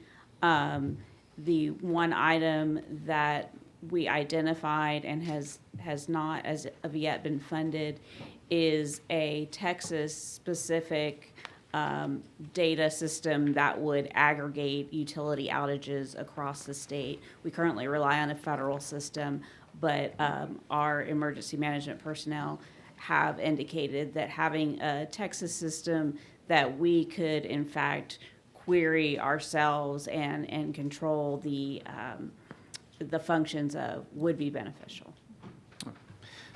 Thank you. And last question, as it pertains to the Center for Human Identification at University of North Texas, I understand that they did an outstanding job. And just to inform the committee here, I did not realize that there's only 4 locations within the United States that is incredible in terms of being able to provide for, and that is the state of New York, which I imagine they prioritize New York, the state of California, which I imagine they prioritize the state of California, and the Federal Bureau of Investigation. I understand that we purchased 2 additional machines capability to shorten the period of time at a significant price of about $485,000 in support of this Mascal event. I imagine that you would see that the state of Texas, would you see in terms of the backlog that we have in terms of forensic investigations and so forth like that, that we probably need to increase that capability so that we can meet the backlogs here in the state of Texas, as well as be postured to support any, heaven forbid, any future Mascal events? Yes, sir. Freeman Martin, Texas Department of Public Safety. The Texas legislature has been very good to our DPS crime labs, and 80 to 90% of their work that they do is not for the Department of Public Safety, it's for local agencies. And so it's free, and they're really good at what they do, so the demand just continues to increase. So the backlog, rape kits, DNA, drug analysis, they're doing really well. As some of the drug issues, with the hemp and THC testing and having to quantify has slowed down a little bit, but that's a different section from the DNA. We would like to expand to this mitochondrial DNA that we're not accredited to do right now, and with that we struggle with space in the lab. We have a facility that is vacant in Houston. We would like to expand, but the good thing about investing in the Department of Public Safety DNA crime lab is that there's always work. There's always they can work cold cases 24/7. And then when there's a mass casualty event, we can divert all those resources to doing something else. UNT has been great. When this happened, they stopped everything they were doing and worked on nothing but this. And it's my understanding they don't get overtime. But they were answering the phone and communicating back and forth at 2, 3, 4, 5 o'clock in the morning, and just running shifts just like we're doing the searches. And every one of these, they got back within 24 to 36 hours, which is phenomenal. On our end, we have to get them the known samples with the unknown samples. So there was a ton of coordination going on. But we're 24/7 operation. We're used to it. But UNT was great. We would like to expand that capability, absolutely. In your mind, well, I'm sure you're in coordination or in discussions with other states. I imagine the vast majority of those who you talk to, they're in a backlog situation as well, right? Absolutely, yes, sir. So we could certainly see that even if we did expand this operation, there would be plenty of need out there that they could meet nationally. Yes, sir. Thank you. Senator Campbell. Thank you, Mr. Chairman. I was just going to ask Mr. Johnson, the TxDOT does not have jurisdiction over county and city roads, even in the case of flooding, right? You're just handling state roads, is that correct? That's correct. Do you have a policy for barricading roads prior to flooding? You may set a barricade to the side if you anticipate a problem with flooding, but is it the policy, or has it ever been the policy, to close roads prior to the road being out, other than necessarily, or not functional, other than, for instance, ice in the winter or something? Is it a policy of TxDOT for the state roads and highways to close roads in anticipation of a flood? A policy specifically that says we are to go close roads before a flood? Is that a practice or a policy? I just haven't, I haven't known of that. So We do not have a policy, to my knowledge, that would Right. require that. Our desire is to be as proactive as possible. Absolutely, and that's Yes. why a barricade is set at the side of the road sometimes if you anticipate, That's if the correct. state anticipates something? That's correct. And you Okay, will see thank that. you. Yes, ma'am. Thank you, Mr. Johnson. Thank you, Mr. Chairman. Thank you, Mr. Kemp. Real quick, Colonel Martin, during the break, I had some folks inquire regarding looting at the Sandy Creek issue. Were y'all called in, and if so, do you remember when that happened? We did respond to Sandy Creek. I'm not sure the time we got there, or Was it several days after the event, or do you remember? I don't recall. Yeah, We were involved in, we had Zodiac boats in the water actively searching, so we had to be there early So on. it wasn't like a week away, I was led to believe that there was never an inquiry for you guys, but ultimately there was, and it was several days late. I don't know if we did anything with the security. It wasn't y'all, by the way. I don't It was believe just- so. I don't believe we did any. So we provided security protection for many, many locations. Camp Mystic, many of the camps, many residents' neighborhoods, we controlled access to those neighborhoods based on recommendations from the sheriff and county judge. And the county judge would have wanted you guys to do that function, I assume. Absolutely, and I'm not aware of us doing that in Sandy Creek, Okay. any security. That's good enough.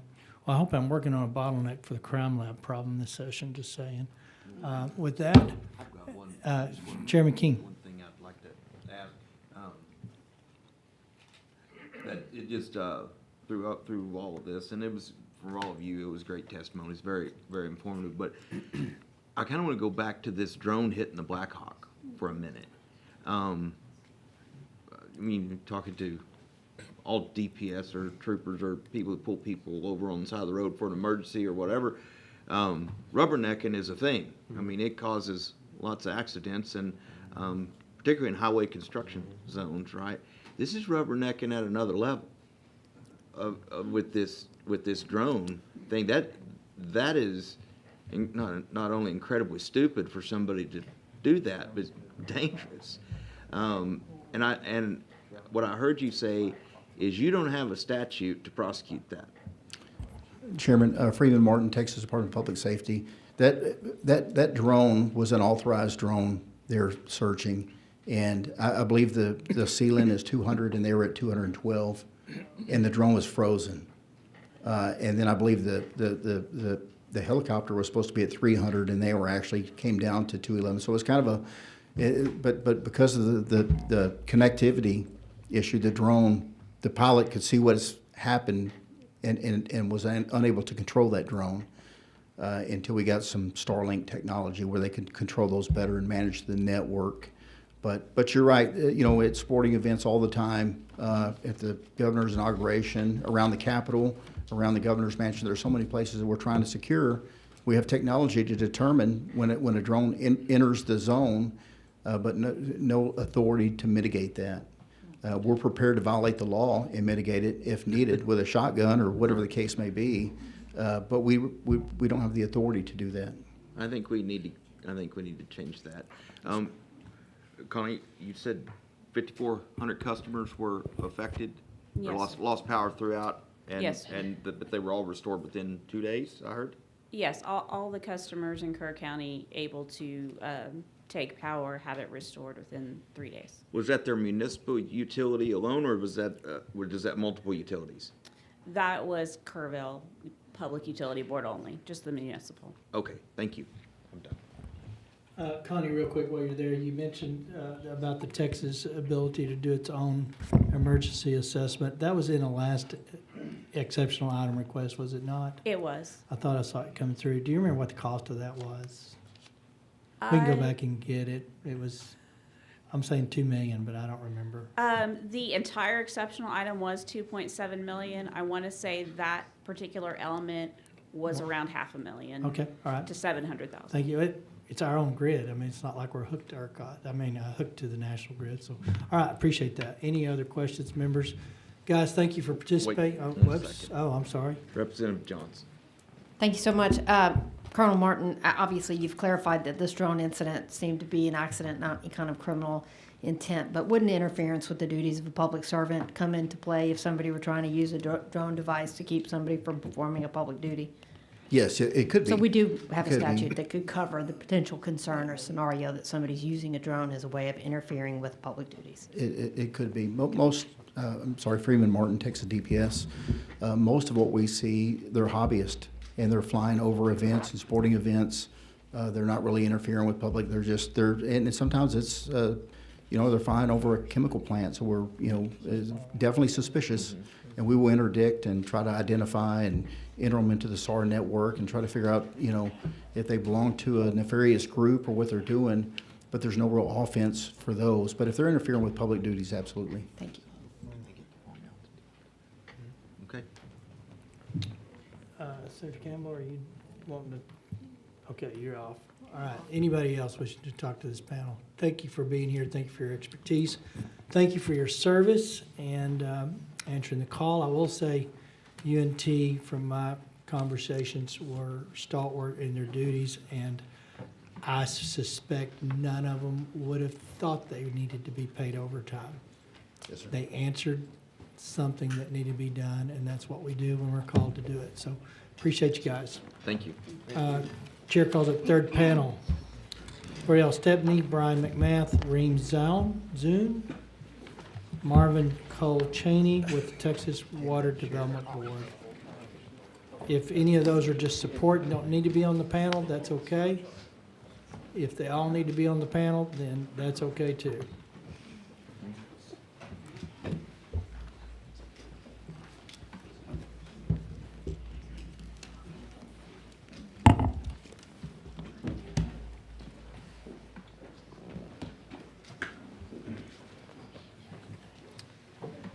Do we want to go with L'Oreal or Brian first? Which one? L'Oreal? All right, that's good. Just start when you're ready.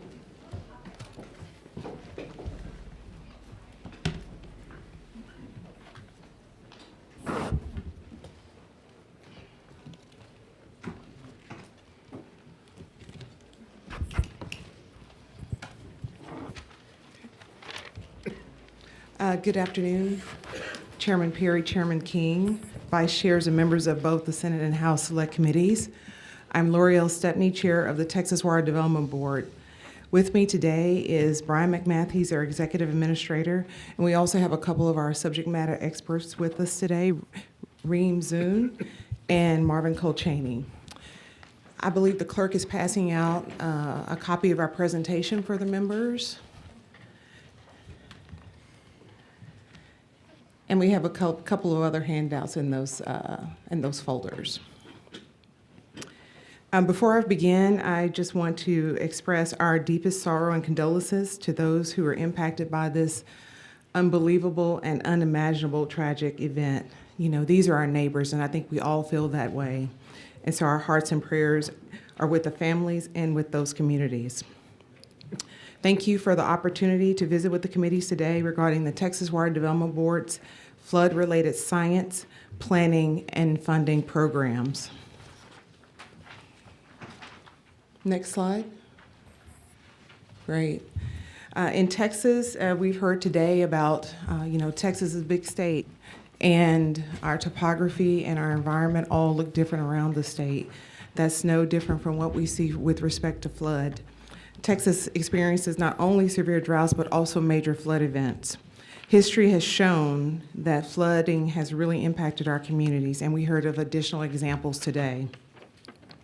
In recent years, the 2015 Memorial Day flood had a devastating effect on Wimberley and surrounding communities, setting new river stage records for the Blanco River, rising 41 feet.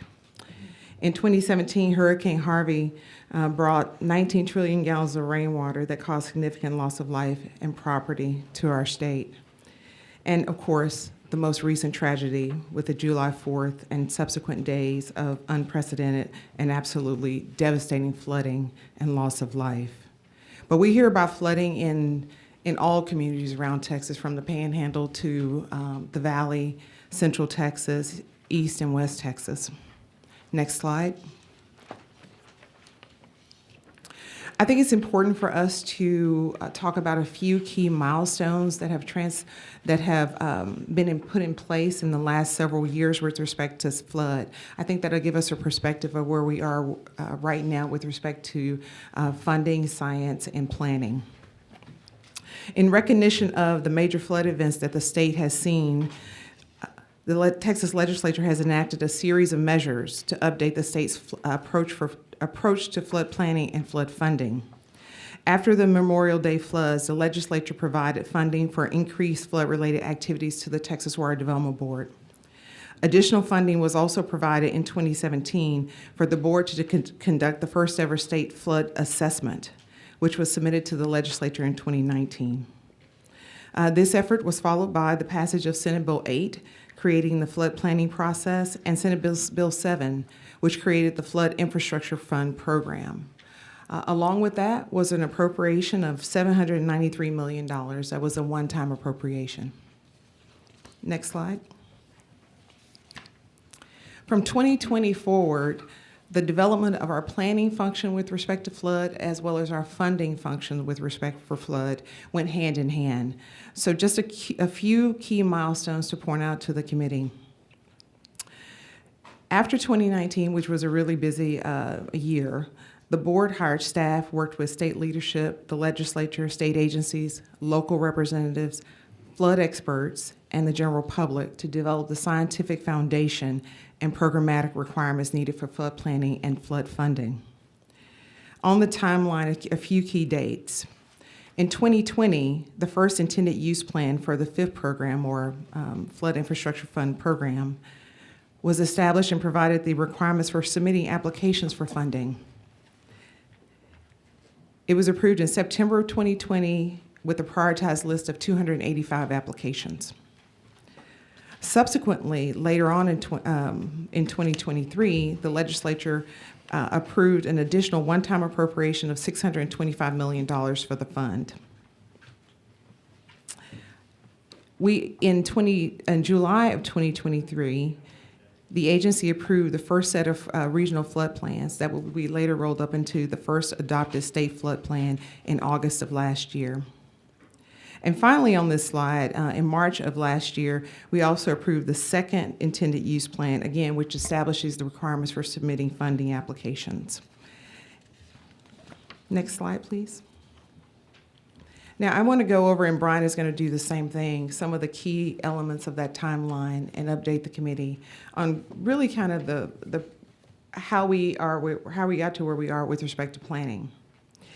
The first state flood assessment in 2019, the board produced to assess risk and roles, estimate flood mitigation costs, and envision the future of planning in Texas. There were a few identified needs that were provided to the legislature. The need to increase resources for implementing mitigation activities, increase technical assistance and data collection, improved mapping, and also a coordinated watershed-based planning approach. Next slide.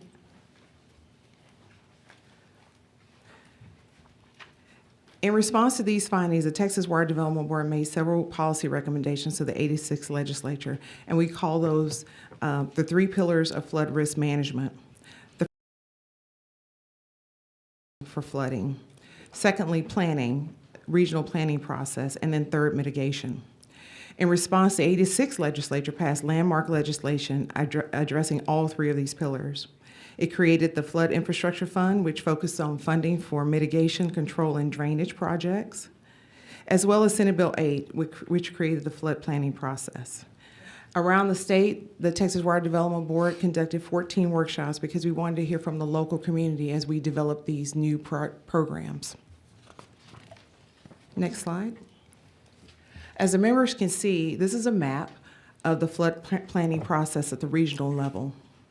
The state is not divided up by political boundaries, it's divided up by watersheds. There are 15 regional watersheds in the part of the flood planning process. Several of these regions were impacted by the July 4th Hill Country, Central Texas floods. Region 8, the Lower Brazos, the Leon River, Lampasas, San Gabriel rivers. Region 9, the Concho. Region 10, San Saba, Llano, Colorado, Pedernales, Region 11, the Guadalupe with Kerrville, New Braunfels, and Region 12, the Medina River with Bandera.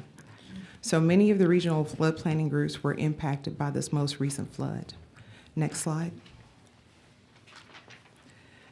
The statutory requirements for the flood planning process are laid out in Chapter 16 of the Water Code.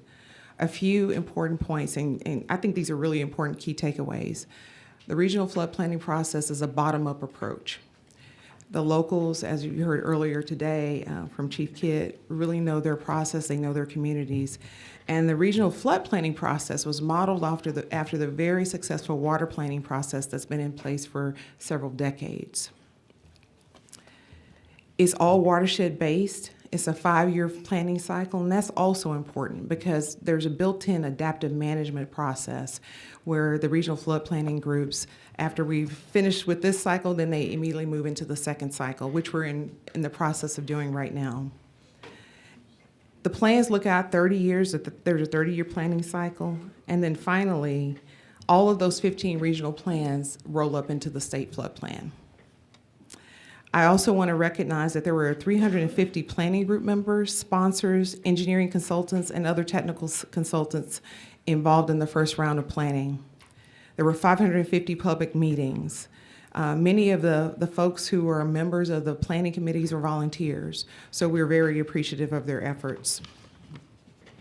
And overall, I do think it's important to say that the purpose of the state flood plan and the regional flood planning process is to protect or to help mitigate and reduce the risk of loss of life and property. Next slide.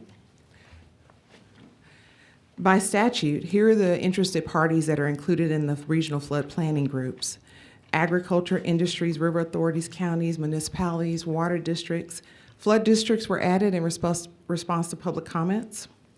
Electric generation, public utilities, environmental interests, and small businesses. As you can see on the right-hand side, there are 7 agencies, state agencies, that are required to be a part of the process, and those are laid out in statute as well. Next slide. The Texas Water Development Board adopted the first state flood plan last year, actually last year this time, August of 2024. The state flood plan identifies existing risk to lives and property from flooding and potential actions to mitigate those flood risks. The plan also looks ahead and provides flood management recommendations.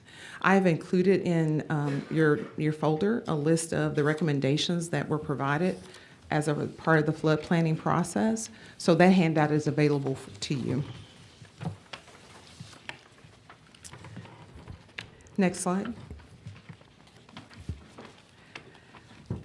Here are some key statistics that the regional flood planning groups identified, and they were rolled up into the state flood plan. We have these numbers for the regional planning groups as well. But approximately 1 in 6 people in Texas live or work in known flood hazard areas, and that includes the 1% and 0.2% annual chance floodplains. There are a number of statistics here, but a few to point out.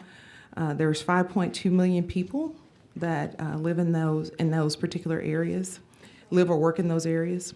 There's over 9,000 low water crossings, over 6,000 critical infrastructure facilities such as hospitals, fire stations, police stations, schools, medical services, and of course buildings and agricultural acreages, and then road miles as well. So there's quite a bit of flood risk that we see across the state. And we hear about that. We hear about that from all of the different regions around the state. Next slide. One of the requirements of the flood planning process is for the local regional flood planning groups, working with their local experts, to develop recommended solutions to help mitigate the risk that's identified in the plan. The plan identified over 4,600 risk reduction solutions, and you can see on the slide that those are divided into 3 categories. The first one is around 3,000 flood management evaluations are needed, And those are studies to try to figure out, what changes need to be made to the systems or the processes to mitigate flood. There are 615 flood mitigation projects, and those are more substantial construction projects. $49 billion is the cost estimate for that. I will say as well, about half of that is associated with the Galveston Bay Surge Protection Coastal Storm Risk Management Project, or the Coastal Spine, about $24 billion of that. And then finally, for flood management strategies, and we've spoken a lot about this category today, early warning systems, gauges, reverse 911, early action plans, education, can fit under this particular category. The overall cost is estimated at $54.5 billion for the entire state. Now, as I mentioned, we have included, it's a statutory requirement that that the state flood plan identify recommendations to the legislature. And the state flood plan identified 5 from the Texas Water Development Board, along with some from the regional flood planning groups, and also some general recommendations for flood management. Thank you, Brian. So I want to point out that the Texas Water Development Board's legislative recommendations came from the regional planning groups. We highlighted some that were pretty consistent across the board and could certainly make an impact. And so we elevated those to board recommendations. There are 5 of those. They focus on dedicated funding for flooding, community financial assistance and technical assistance, funding for low water crossing safety, early warning systems. And then we worked with our sister agencies on dam safety. We're not a regulatory agency, but there were a number of comments around dam safety and creating a levee safety program. So we recognize those. The statute also requires for the regional flood planning groups to make legislative recommendations. We didn't filter those, we included those as well.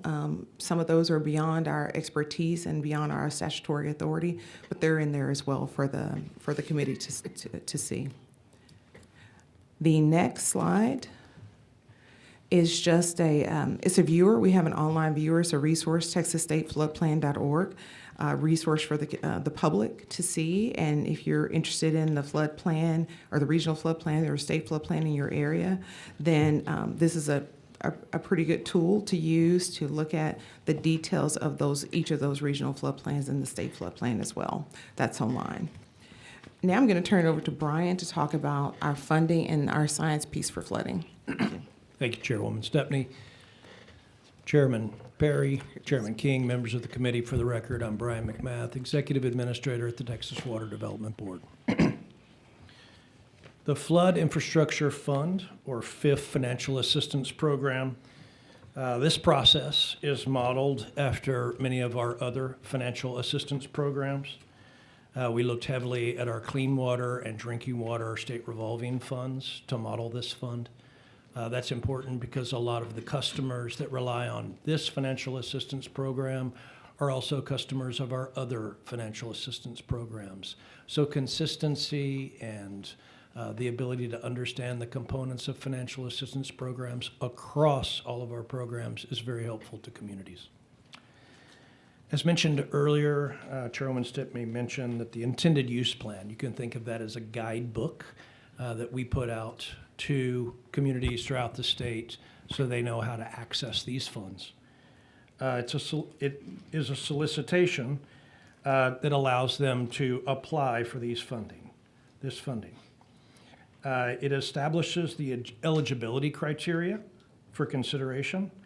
It involves public comment and provides for consistency and review for applications across the state applying for the 3 categories that Chairwoman Stepney mentioned: flood management evaluations, flood mitigation projects, and flood management strategies. These again all help reduce the risk of loss of life and property. After the passage of the state flood plan last year, projects are now required to be included in the state flood plan to receive funding. This is required by statute. This means that projects identified that are locally driven by the regional flood planning groups that include the 12 interest groups mentioned before earlier in the presentation are geared towards reducing, again, that loss of life and property. You're noticing a theme. This is all about identifying flood risk and then putting resources forward that reduce that risk to life and property. The process is consistent statewide, allows for public input at each step. That includes the development of the guidebook or intended use plan. We have project priority lists. Once applications come in, we rank those based on the prioritization criteria in the plan. That includes public comment.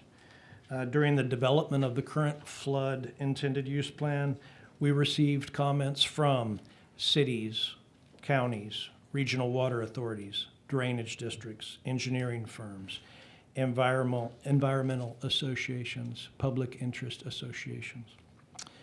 Eligible projects can range from project design and feasibility assessments to early warning systems, stream gauges, crossing barriers, drainage structures, detention or retention ponds, erosion control, levees, pump stations, flood control, or mitigation infrastructure. It is a wide variety of solutions that these groups have identified that help. In both solicitations from 2020 and our current solicitation, 24-25, we received over $2 billion for each solicitation request for financial assistance for a total to date of requests of nearly $4.7 billion.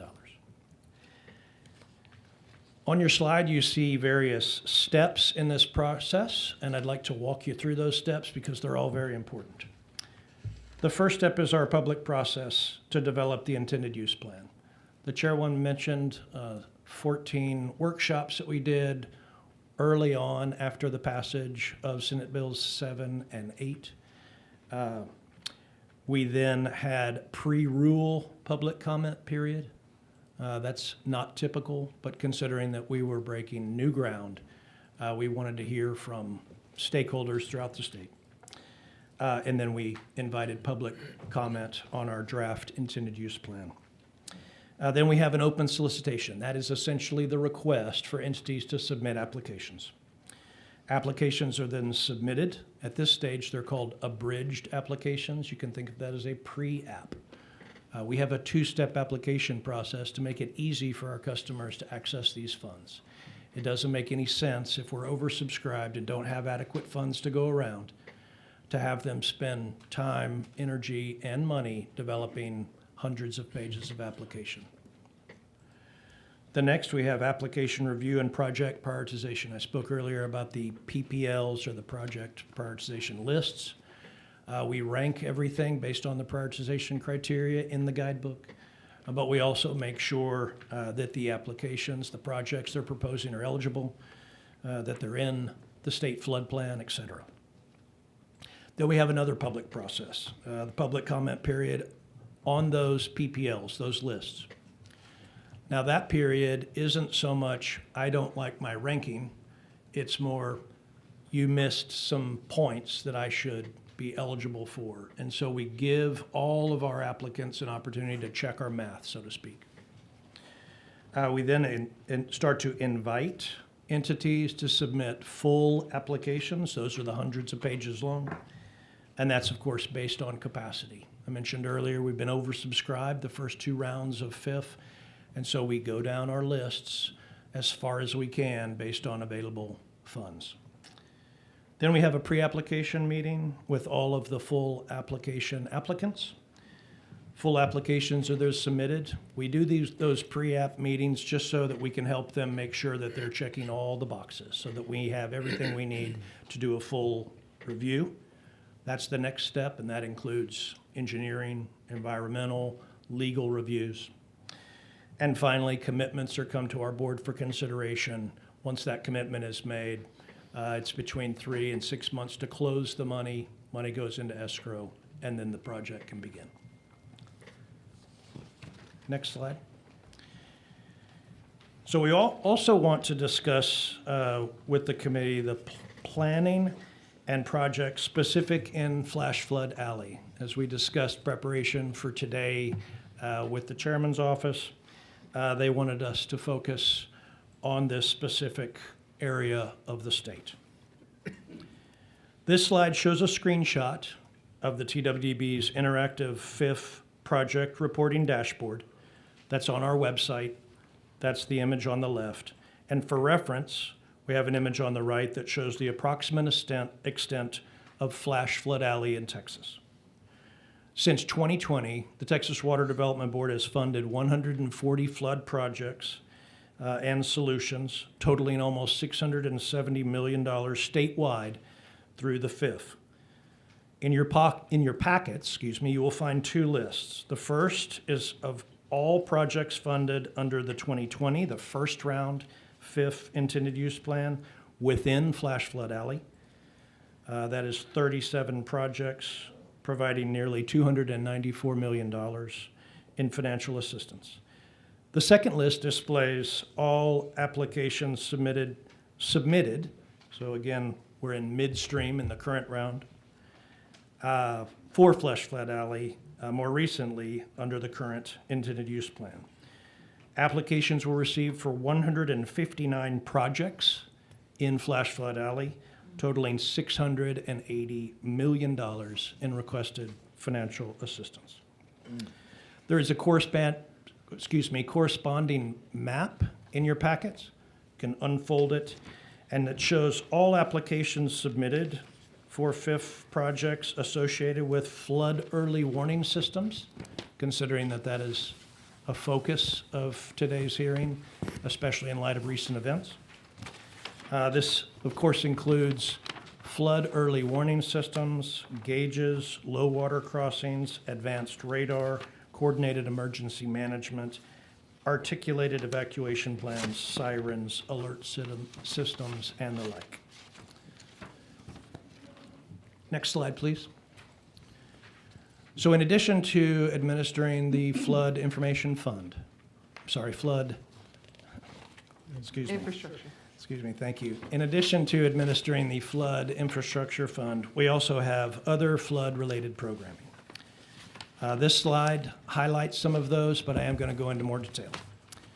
So we have our Flood Community Assistance Program, which is our national flood insurance program and the local floodplain management assistance. We have the Flood Information Clearinghouse Committee. This was started after passage of Senate Bills 7 and 8 in 2019. We have a stream gauging network. We have Texas Mesonet, Flood Mapping and Modeling, and TexasFlood.org. Next slide. So community assistance, both NFIP and FMA grants, flood mitigation assistance grants. So in addition to the FIF, we administer the Community Assistance, or CAP, program, and we house the state's National Flood Insurance Program, our NFIP coordinator. This staff person serves as a liaison between FEMA. The FMA grants that we administer are on behalf of FEMA. They serve as a liaison between FEMA and the local communities participating in the NFIP and enforcing floodplain management regulations. Our CAP staff provides coordination and statewide training and education consistent with outreach throughout various avenues and on-call technical support as needed. Our staff also seeks to ensure flood loss reduction goals of the NFIP, that they're met by building community floodplain management capacities and leveraging state expertise in working with community efforts to remain compliant with the NFIP. We also help communities that are not currently participants in FIP. If they're interested in doing so, we can provide the assistance and the knowledge to help them do so. We provide disaster recovery support to communities in the days and months following disasters. This helps support substantial damage assessments and floodplain permitting activities. Under the FMA grant program, this is another key flood grant program that we manage. This assists states and communities by providing federal funds, FEMA funds, for cost-effective measures to reduce or eliminate long-term risk of flooding damage to repetitive or severely repetitive loss buildings, manufactured homes, or other structures. Now, these have to be insured by the NFIP in order to get the benefit of the FMA grant program. You have to participate in NFIP. And I know Dr. Bond and his community is a very active participant in this program. So again, the FMA is part of FEMA's Hazard Mitigation Assistance Grant programs. They fund a variety of project types intended to reduce flood risk, including plans and studies, construction projects, mitigation to individual properties through acquisitions and elevations. Texas has significant flood mitigation needs, and we have very capable staff that administer this program at the board. As a result, almost all Texas projects that have applied were selected for federal funding.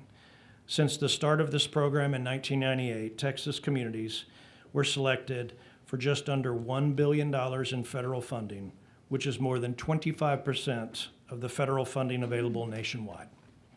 From 2015 to 2023, we've received $687 million in federal funding, with the delta still pending. Next slide. The Flood Information Clearinghouse Committee was created in 2019.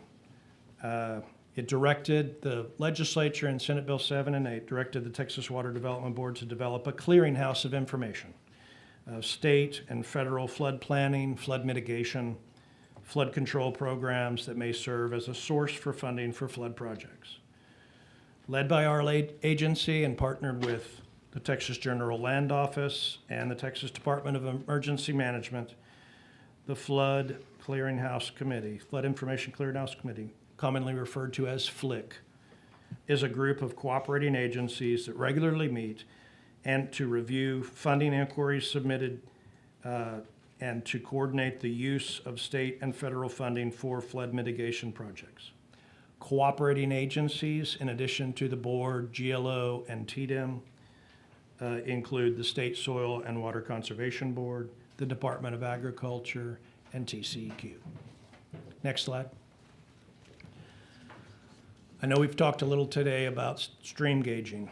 So since 2015, the Texas Water Development Board has invested over $10 million to develop a flood gauge network, currently 64 gauges for flood warning.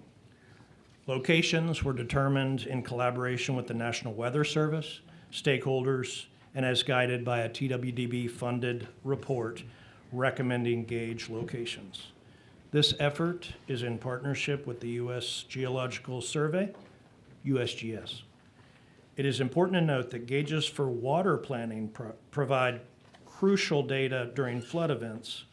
However, these type of gauges are not flood hardened and are more susceptible to being knocked offline during a flood event. Next slide. The Texas Mesonet is a statewide earth observation network that collects data on weather and soil moisture conditions. The network is a combination of TWDB installed and owned stations and cooperating owned stations, such as West Texas Mesonet, that are operated by other entities, but they're displayed on texasmesonet.org, the web viewer. TWDB has 118 operational stations. 2 are set to come online shortly, and we have a planned build-out goal of 225 stations by 2033-34. These stations and over 3,700 partner stations are shown at texasmesonet.org. These stations collect precipitation, wind direction and speed, air temperature, relative humidity, soil moisture, and temperature. Created following the 2015 Wimberley flood event, the network supports flood and drought monitoring and forecasting. And furthermore, Texas Mesonet is a member of the National Mesonet Program. Next slide. Base level engineering, or BLE, is an efficient modeling and mapping approach that aims to provide technically credible flood hazard data at various geographic scales, such as community scale, county scale, watershed, and/or state level. This data is meant to complement the current effective flood insurance rate maps, or FIRMs. It complements this data, but it doesn't replace it. For areas where no flood hazard data exists, the BLE dataset may be the only source of flood risk data. Prior to the passage of Senate Bills 7 and 8 in 2019, 63 counties in the state did not have any flood hazard information. As of the end of last year, we have completed BLE for approximately 99% of the state. All data was made available to the regional flood planning groups. We are actively working with FEMA and USGS to get all the data updated to the BLE viewer. Going forward in future years, our mapping work will continue. We plan to update and validate 20% of the state every year, which is essentially a 5-year update cycle. The Texas Flood Viewer displays lake levels, river heights, and other real-time weather conditions throughout Texas. The public can subscribe and set up alerts to stay informed about local conditions. Some key features of texasflood.org Flood Viewer include intuitive public interface. It's designed for easy navigation by the general public. It has clear visuals and interactive maps for quick understanding of flood conditions. Another feature includes near real-time gauge information, live updates from river and stream gauges across Texas, and it supports timely decision-making during flood events. It has custom notification options. Users can subscribe to alerts for specific gauges, and it helps communities and individuals stay informed about local water levels. There's an integrated real-time weather radar and alerts. It displays current radar imagery and National Weather Service warnings. It enhances situational awareness during severe weather. And finally, it includes information on TWDB lake levels and conditions, access to up-to-date lake level and storage data, and it is useful for water supply planning and recreational safety. Chairwoman? Members, thank you to both committees. We look forward to working with state leadership, state agencies, local communities to further reduce the risk of flood and to develop mitigation strategies. We're available for questions. We have a number of subject matter experts here with us today to be of any help that we can be to the committee. Thank you. Real quick, before I catch you, today in the fifth, what is the balance, and then what is the balance that's uncommitted? Yes, sir. So I'll answer your last question first.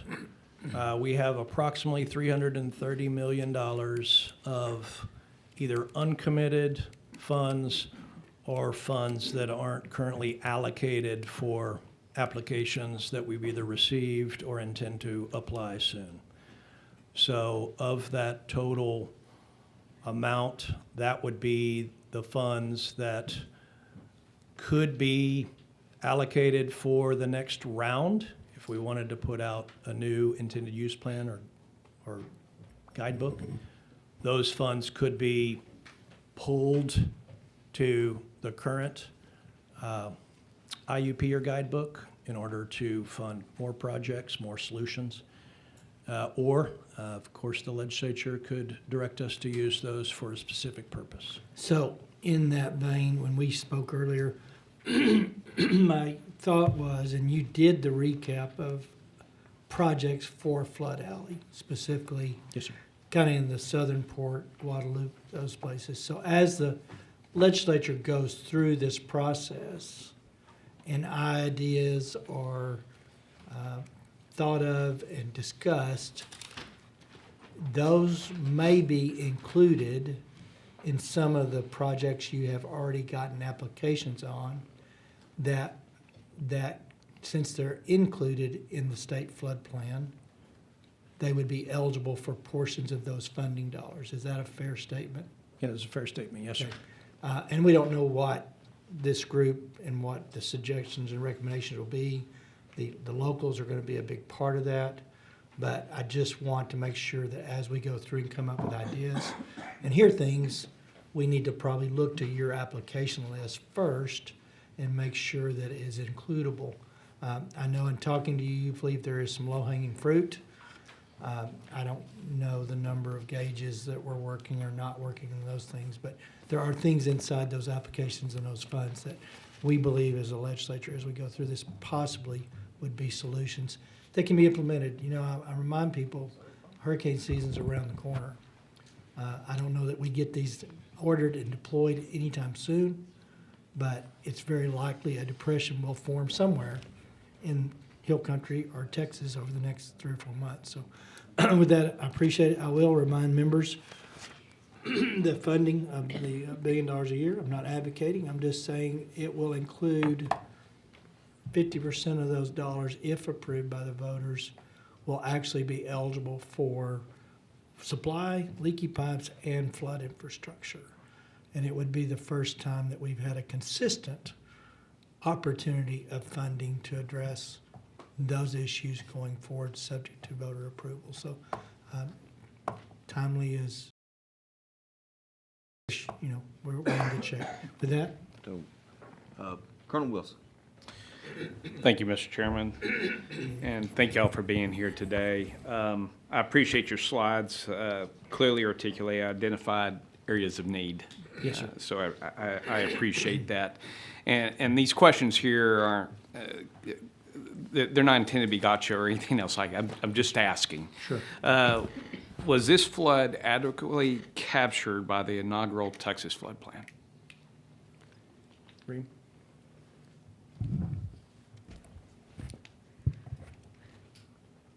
Thank you for the insightful Yes, question. My name is Reem June. I am with the Texas Water Development Board. I'm the ADA with the Office of Planning.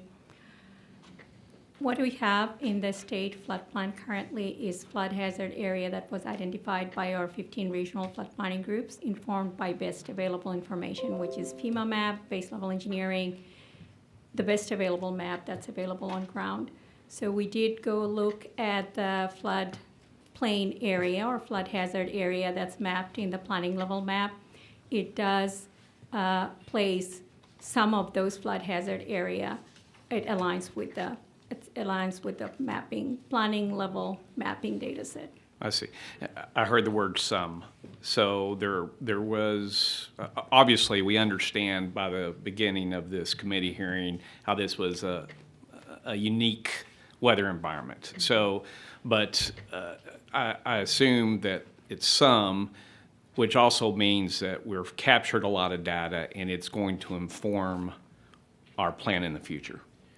The information, the best available information that we have received, as you know, the data will continue to come out of this flood that we have received is through TDEM and FEMA, actually, and that showed us the extent of the flooding that has happened that night. It aligns, I said some, I think we can generate a map and share with you. It aligns very well with the planning level information. Some of it is a 1% flood hazard area, which we call also 100-year flood hazard, and some of it is in 0.2%, in 0.02% flood hazard area, which we also call 500-year flood. So yes, they align well with the planning level information that we have.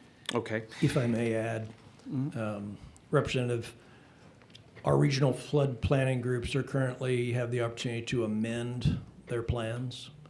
So the chairwoman mentioned it's a 5-year cycle, but we know things can change in that period of time. They don't have to wait 5 years. They can do it They do sooner, not. right? Mhm. And so anticipating the $330 million approximately that's still available in the FIF, regional flood planning groups are actively working to amend those plans. And what's key about that is you got to be in the plan to potentially get the FIF funding.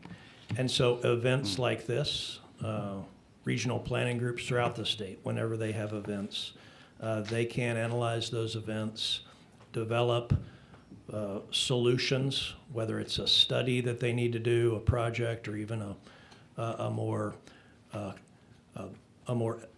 expedient type solution, the strategies, they have that opportunity to do so. In determining a flood, the soil moisture content is pretty important, isn't it? It is. Yeah. All elements are very important, of course. No, I appreciate that. And so when we look at and please correct me if I'm wrong, when we look at the state flood plan, in terms of recommendations for improved monitoring, I'm just seeing Region 4, the Sabine region. Have we done it for the other regions? Region 4 being East Texas. Is that not accurate? Am I looking in the wrong place, maybe? Reem, do you want to take that one? Yes, I can take that one. I'm going to request you to kindly repeat that question or rephrase that question. I don't know that I fully Sure. followed. As far as, my first question was, moisture content in the soil and so forth like that also informs what areas, what even type of flood you may have, given a particular situation. When we look at the state flood plan, the only place that I see where there's recommendations for improved monitoring is in Region 4 only. Is it because we're doing this bit by bit? I know this hasn't been around very long, so is it, I guess what I'm saying is, what do we need to do to get the rest of the regions completed? So we have received recommendations for a flood warning, flood monitoring gauges across the state. So that was one of the findings of this state flood plan. My EA mentioned that before this flood plan, we had 63 counties with no flood hazard information. Now we know where our flood risk is.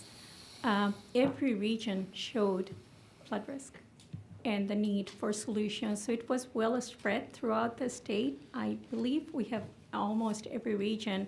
Some regions have more resources. We know about our coastal region. We've seen hurricanes after hurricanes, so they have more resources in place, but we have solutions from every region. I see. What I'm understanding is that this isn't centrally planned. We're actually planning within the regions themselves, Right. and resources are not equal across the regions. That Okay. would be accurate. No, But there are solutions recommended from almost every region, various solutions recommended and included in the plan. Maybe afterwards you could show me where.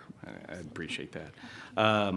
So we're blessed here in the state of Texas to have significant university systems research-based. But when I look on your slide in terms of the regional flood planning groups, I'm not seeing any universities being utilized within this endeavor. Can I ask why? So the slide demonstrates the statutorily required members, both voting and non-voting, with the addition of flood planning. Flood districts. I'm sorry, flood districts. Each regional planning group, we provide them, the legislature provides us with money for flood planning groups. They're grants, and we pass those grants through to them. They use that for facilities, they use that for hiring consultants, but each planning group can contract or partner with other entities, whether they're universities, whether they're other state agencies. I know when the prior panel was here, there was a lot of focus on TxDOT, and several of the regional flood planning groups invite TxDOT to attend as, again, kind of a additional non-voting member so that their flood planning efforts will complement any projects that TxDOT has in the pipeline. So we consider the universities as just another entity that can bid on work. Well, I know that if universities wanted to provide consulting services, I'm sure they could bid for those regional flood planning groups, but they could also participate as just a non-voting member resource for the group. Yeah. And I think what we can do, I'm looking at Reem, is we can go back and look at the regional flood planning groups and see if they have, as like for research, or if they work with universities and provide, if there is a list, provide that to you. I would say that, are you aware of the universities that can actually provide assistance to the Water Development Board as well as the regions currently? Yes, go ahead. So I'll answer in two parts. Some Brian already answered. The interest category was determined by the legislature, the 11 interest category that you saw. We only added one in rules based on public input. So those 12 interest categories are in our rules. So we cannot modify that. The regional flood planning groups can. Having said that, there is quite a bit of collaboration going on with the universities. For example, we collaborated with Texas A&M in storing the models that was coming through the planning process on the research project that we collaborated with the universities on. The niches flood planning region, they collaborate very closely with the university in that region. So there is a lot of collaboration that's happening with the universities at the regional flood planning groups end and some at TWDB's end, if that answers your question. Well, I appreciate if you could provide that list for which list. y'all are collaborating. It would be very helpful. I think there's three: University of Texas, Texas Tech, and A&M, all of which are training hydrologists and have engineers in that particular area. And I would hope that we would be using all the assets that we have in the state, especially considering that we're looking at Region 4 in East Texas is beyond the other regions. I would think that we, especially in your alley, that y'all, thank y'all for showing that, because that helps us really focus. Does the Mesonet system inform the National Weather Service? Representative Wilson, I can answer that. Oh, thank you. We're going to have that group on 7/31. The West Texas Mesonet is housed out of Tech. They have 165 towers as well as other monitoring. The other component of that is Texas Water Development Board runs the other side, as well as there's private Mesonet systems around. My basic understanding, and I'm not an expert, is they are kind of the first information on atmospheric conditions to NOAA. And NOAA takes that and does modeling, and it is kind of filtered back down. So they are kind of the front line of where the storms start. If I misquoted, please correct, but they are kind of critical, and we will have a robust conversation on 7/31 as those rolls and what we can do to better determine where rain bombs are going to go through some technology. Short answer to your question, the National Weather Service can access our data through our Texas Mesonet system. Do they, as a matter of, because they're providing predictability analysis, right? And so it would be interesting to understand, because what I did hear a previous panel member articulate, that what they do is they take NWS and then they increase it by 100% to have some sort of accuracy. And it's not just recently. It's been a matter of policy for years when it comes to emergency management predictive analysis. So that's, again, another soundbite for this committee to understand. This isn't something that's just come about recently. Do we, I noticed between the Mesonet and all these other programs and so forth that y'all listed here, and this is my last question too, by the way, is what do y'all use as your engines in terms of computations and bringing all this data together and processing? Where's this resident? Where does this reside? Well, we have internal resources with respect to mapping and modeling. Mm-hmm. And I know we've spoken multiple times in the past about, utilizing TAC and other Advanced computation. Yes, sir. Right. I don't know off the top of my head if we utilize TAC currently for flood modeling, but we have a division in our agency, the Texas Geographic Information Office. They use LiDAR collection. They use other GIS data to enhance our maps, to enhance those models. But similar to the regional flood planning groups, should there be an opportunity to partner with resources to make those models, to make those maps more accurate. We are always willing to do so. I appreciate it. What have y'all done thus far to reach out to our state-owned assets for advanced computation?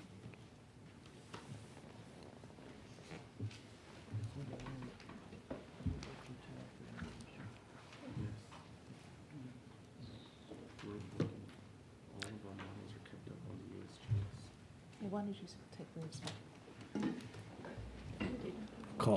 Call It's up our okay. You could expert. just send me an answer later on. I And appreciate it. I think it's helpful for the committee to hear if that's okay. Yeah, absolutely. Stay. Bring.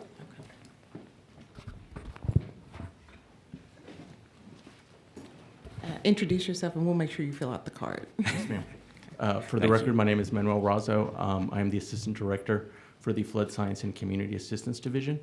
So currently, all of our BLE models, once they're complete, we work with FEMA and the USGS to put them up on the EPFE viewer, and that's where they're stored.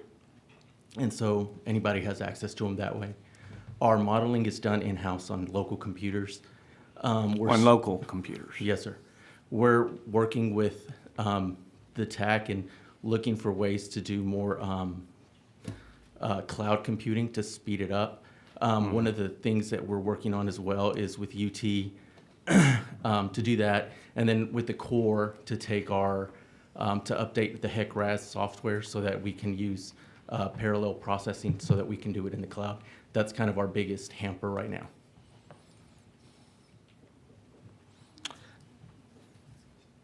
I appreciate it. I know we've been talking about this for a couple of years now. I just wish we could just move on and get on with it and use the resources that we have here in the state that our taxpayers have already paid for, especially when you're looking at modeling that is critical. You saw how fast this came to be. I'm sure that this is a key element that would, you know, as other people who have basically articulated, we can do better. So I really appreciate your testimony. Thank you. Thank you. Yes.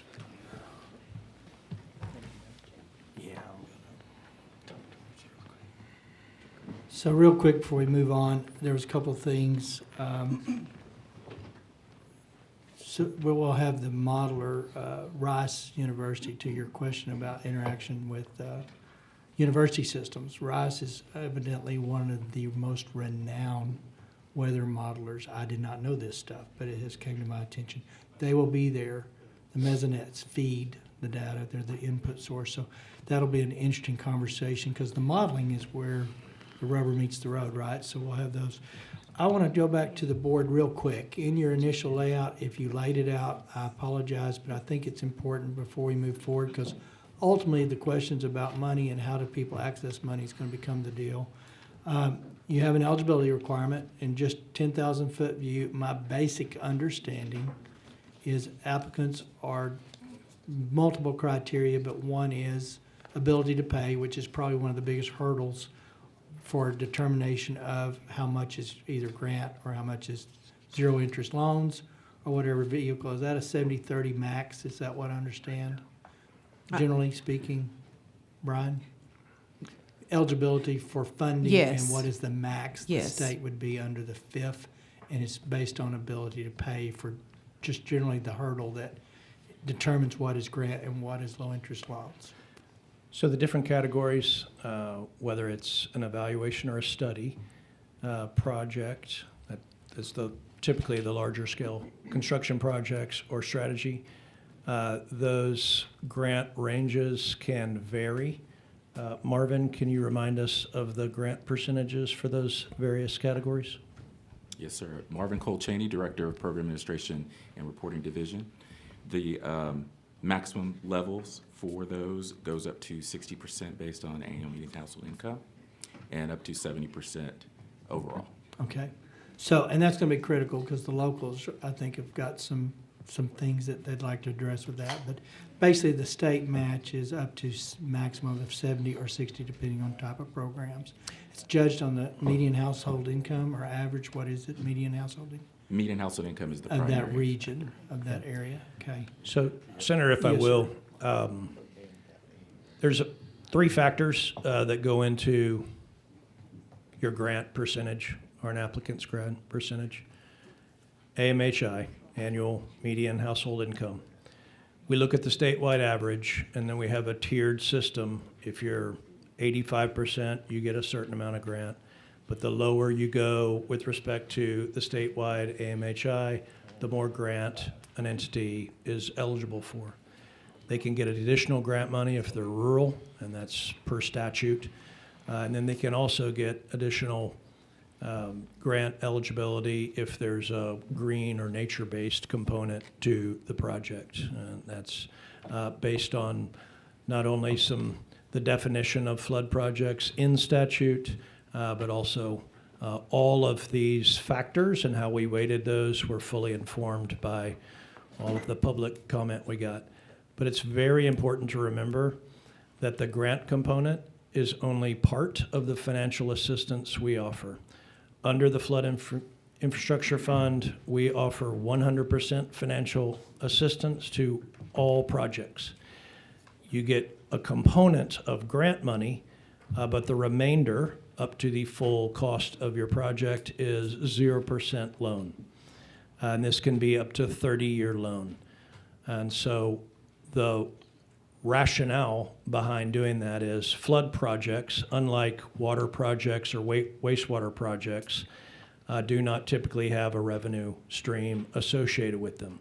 If you build a water project, you can count on revenue that can be used to repay a loan. Similarly for a water or wastewater project. Flood projects, unless there's a water supply component, very few of which actually have that component, there's no associated revenue. So as we were building this program out, we heard time and again, kind of based on statute and ability to repay a loan, but also don't forget these projects don't have a revenue. And so our board at the time and our subsequent boards have continued to offer 0% financing for the full cost of the project. Yeah, and I'm always amazed at when you go back through and it's a rehash of things I knew or know or forget, but the thought that was put into how these programs work and the justification for a 0% interest loan. I will also follow up that earlier there was a conversation with one of the panels regarding mitigation money at the Texas level. And as I said earlier, prevention is the best course for mitigation. But that said, Texas does provide funding through FIF and other programs. You went through a couple of other venues of other programs if they don't fit into the FIF today of helping communities get there. I want to clear the air on one other issue that's specific to this region. My basic understanding is there had been a request or an application basically through first phase, I believe, requesting gauges or other systems, some other function of gauge in the region, and that based on the criteria of ability to pay and the grant components, there was a $1 million proposition or I guess extension to that particular area, and 5% of it, or $50,000, was going to be the grant portion, but the $950 would have been a 30-year loan. Is that a true statement? Yeah, the application you're speaking of is the Upper Guadalupe River Authority. I believe they're on your next panel. And I'm happy to rejoin when they're testifying Sure. if that would be helpful. They did. They have an early warning system for Kerr County in the state flood plan. They applied for $1 million of financial assistance for that project. We're offered, based on the criteria, 5% grant, and the remainder, which would have been $950,000, 0% loan, up to 30 years. Okay, and I just want to clear the air because there's a lot of information in media and outlets, and again, we're not here to assess why or why nots. I wanted to clear the air that the project was fully granted. It did have a $50,000 grant component to it. With that, Senator Campbell. Thank you, Mr. Chairman. Just want to ask, through folks, did the Texas Water Development Board have any direct activity, direct role in this, in the pre-flood or the flood? Or is the Texas Water Development Board more about just the local municipalities engaging in the programs or funding? So we provide science and planning efforts. So we have- did you, in this case, did you provide the science regarding the weather pattern, something to do with the weather pattern or early warning? I'm trying to just clearly just understand specifically what the Water Development Board had a role in for this flood. So we're a resource. We put out data, mapping. Yes, I can appreciate that. We talked about that, but I mean specifically for this flood, did No, you ma'am. find anything new and forward it to National Weather Service? We are not, NOAA? we're not actively involved in emergency response. Okay. But National Weather Service, emergency responders can access the data that we put online. Okay, Yes, thank ma'am. you. Thank Yes, you, ma'am. Mr. Chairman. Representative Verdell.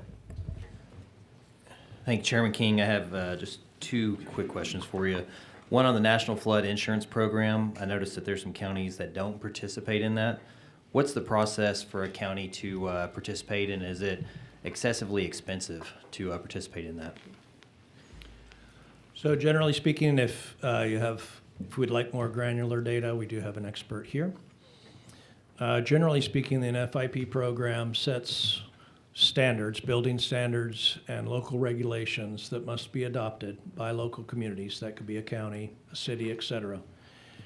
Building codes, that kind of thing. Elevation requirements if you're in the floodplain. If communities reach compliance, then they have access to the NFIP, the National Flood Insurance Program, low-cost flood insurance for homeowners. We assist communities that want to become compliant. And post-event, we provide assistance to committees through our Community Assistance Program to ensure that as they recover, as they rebuild from an event, they're doing so in compliance with NFIP. What you would not want to have a community do understandably being quick to respond to event, you would not want communities to potentially jeopardize their NFIP compliance. If you're not NFIP compliant, you not only can't qualify for that flood insurance and, of course, have your constituents paid those flood claims, but you also jeopardize the flood mitigation assistance grants that I spoke about earlier. Okay. Yeah, thank you for that answer. Yes, sir. One more, this is for any of y'all or your team. Since we're talking infrastructure here, if we're looking at the North Fork and the South Fork of the Guadalupe River, which I'll also ask the next panel, if you had like a series of small-scale static diversion dams, do you think that would have delayed what had happened in the area where they could evacuate people in time, or do you think that it would actually have minimized the flooding in this situation? I don't think we can speak to that. Okay. Yeah. But, no, I was just going to say, I just don't think we know enough to speak to it. But we can talk internally and see, but at this point, I don't think we can speak to it. Okay, that'll work. Thank Thanks you. a lot, appreciate it.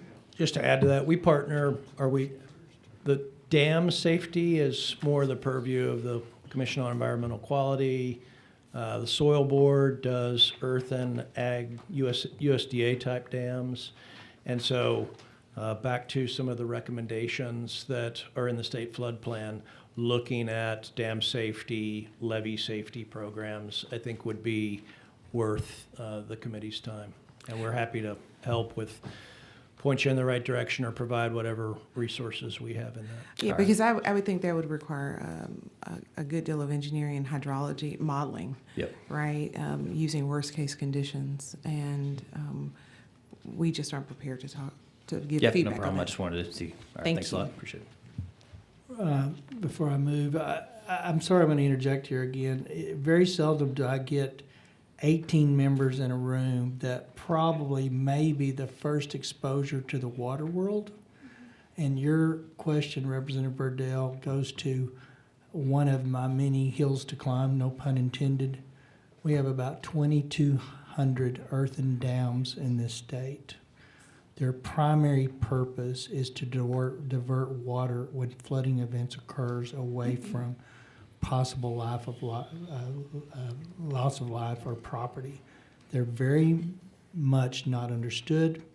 The jurisdiction who's responsible for them is always a challenge, and the funding to effectively go after them. But if you hear the term high hazard dams, which means every day because a population came into a certain area, the dam that once protected that group is now considered high hazard because there's population below it.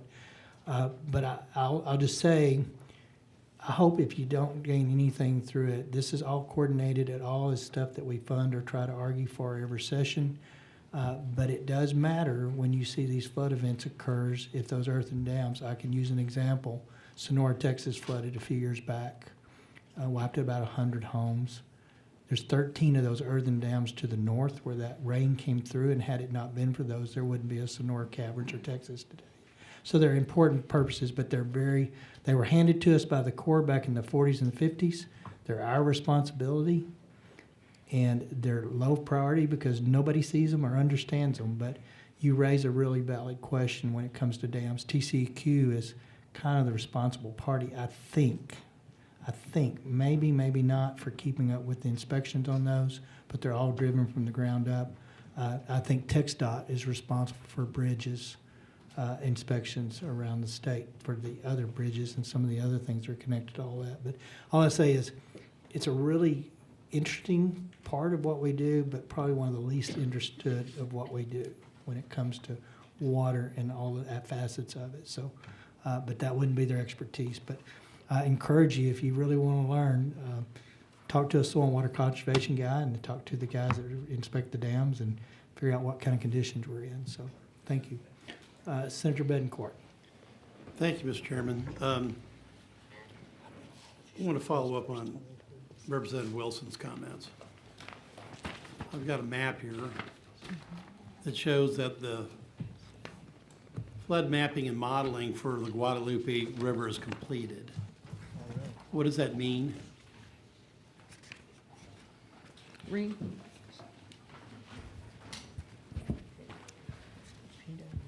So when I was previously answering, I mentioned when we started this process in 2019, 63 counties did not have anything, which would mean that that map that you're looking at will have a 63 county gap. As recently as late last year, we at the Texas Water Development Board completed base level engineering mapping. Those are approximate mapping, which are scientifically reasonably accurate and can be done very fast. So that's what we wanted to do. So we do have flood hazard information now for the entire state. Some part of the state, it's detailed mapping, like FEMA map. Some part of the state, it's just BLE. Okay, now, I've got section 11 says it's completed. Mm-hmm. Okay, that means I've got a base level map for the Guadalupe River, which is in this region, upper and lower, and it's completed. What does this model do? That model shows you where the flood hazard area is in that region, including 1% and 0.2%. Right, I understand the 100-year and 500-year translation. Now, Yes. have you taken this model and run it against the conditions that occurred on July the 4th? We haven't run it against the condition, but we have compared. The model has already been run, and it shows us the extent of the flood hazard. I think that's what I was responding to. So we have that. Information about the flood that just happened is just coming out now. We do not have the clear picture yet. What we have is information from TDM. They gave us full access to their extent data, and we compared it again. And we can share that information I would believe with it's you. fairly comparable, and I believe you could be able to at least take an approximate estimate. See, here's my question. The state of Texas has mapping, We do. all right?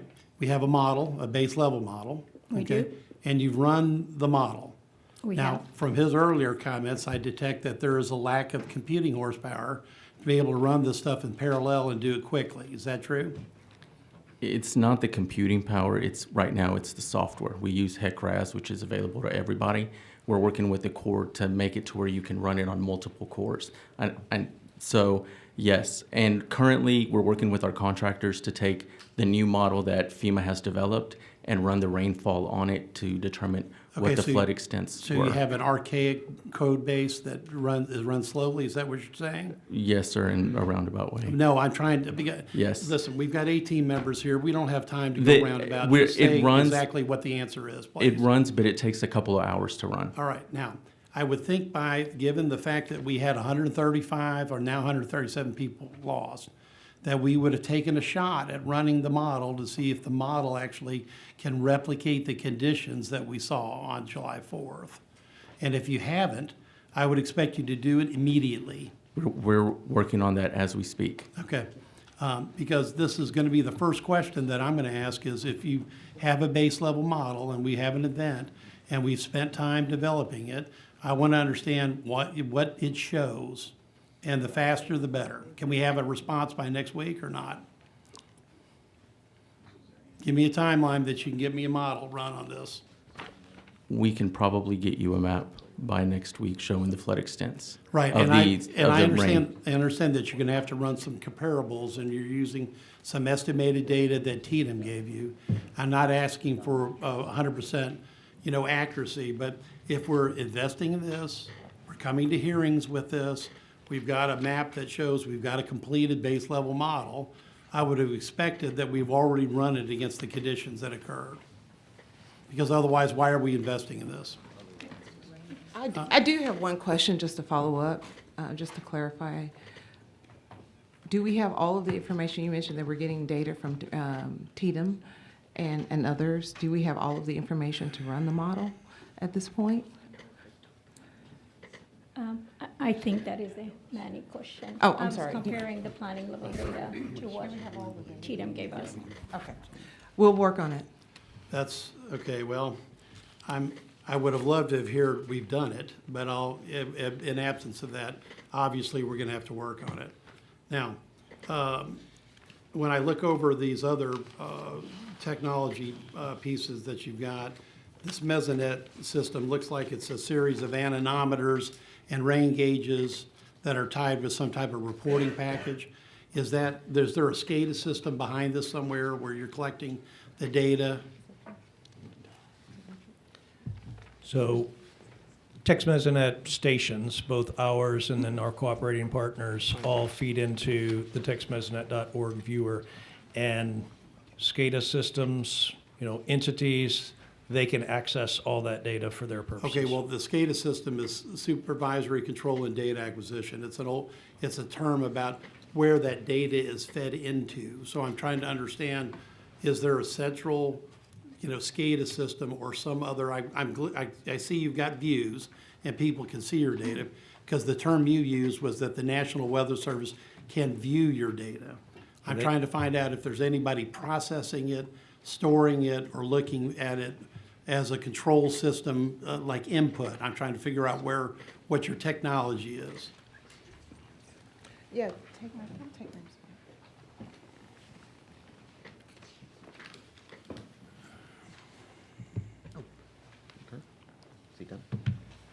Please state your name and we'll make sure she fills out a card. Good afternoon. I'm Carly Guthrie with the Texas Water Development Board, and I will do my best to answer your question. Thank you, Carly. Carla. Carla. So our text mesonet system uses the AT&T FirstNet system that was mentioned earlier to retrieve the data from the stations. That data comes into our TWDB systems. It also reports to the Synoptic Public Benefit Corporation, which is a vendor of the National Mesonet Program. And so our data comes into those two places. It's accessible from the Synoptic system. It's also accessible from our internal TWDB systems. Okay, but you're not using this data then for any feedback to the model, or there's no interoperability connection between the Mesonet system and the math models we're just talking about?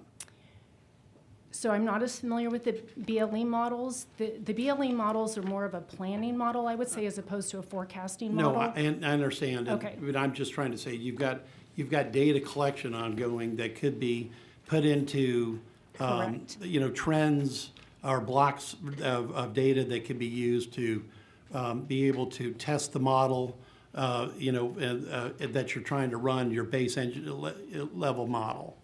That's what I'm trying to understand. Are we using our own data to test our own model? Yes, sir. As mentioned earlier, we have a 5-year cycle to refresh BLE throughout the state. And so as additional events happen and data is collected, that will help enhance models going forward. Okay, well, given the severity of the disaster and the loss of life, I think we should use a little more alacrity in this area and speed that up. Yes, sir. Executive Absolutely. Director. Now, I want to go, and I'll use just a little bit more time. You open with what I think is the obvious, and Representative Wilson is actually looking at a prior event. But the closest analog I think we've got to this situation is the 2015 Memorial Day Wimberley flood.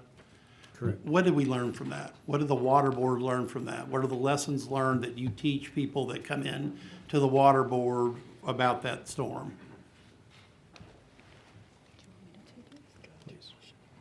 So from the 2015 storm, we learned that we were lacking in stream gauging in important watersheds. So we added stream gauges to the Wimberley Blanco River watershed, followed that with some stream gauges that were flood hardened, I should add, to the Guadalupe River Basin. And then in addition to that, we conducted a study that allowed for us to identify, I believe, 42 stations or locations throughout the state that were also in need of stream gauging.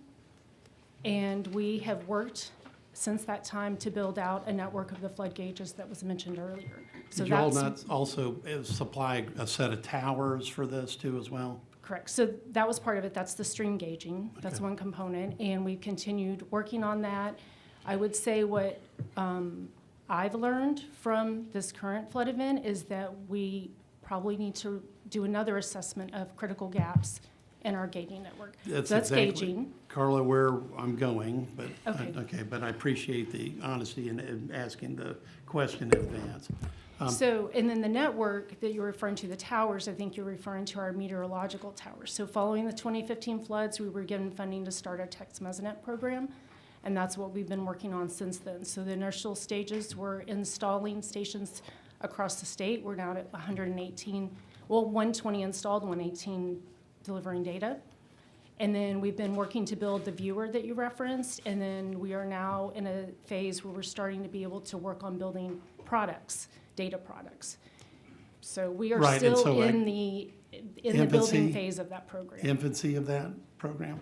I think it's very important because if we're having these ongoing expenditures and we're going through these type of disasters, then we need to be able to make sure that our base level models actually engage and operate to where we can use a recent event to actually back check those. In addition, these data products are really important because otherwise we have collected data and we're not using it in any type of feedback loop. We've got literally no ability to make sure that the data we're using actually helps us learn for the next storm, or much less use it as a package to try to help us look at a model to make sure all of this activity has some type of interrelated activity. And Representative Wilson, what was the other storm you were worried about? 1987. 1987. Do you have any lessons learned? Is that too far back in the past? Too far back. Then you can, as he would say, send him a letter, because he's very good at that, asking that. I think it's very important, Mr. Chairman, members, that we understand exactly what was being presented and what it means.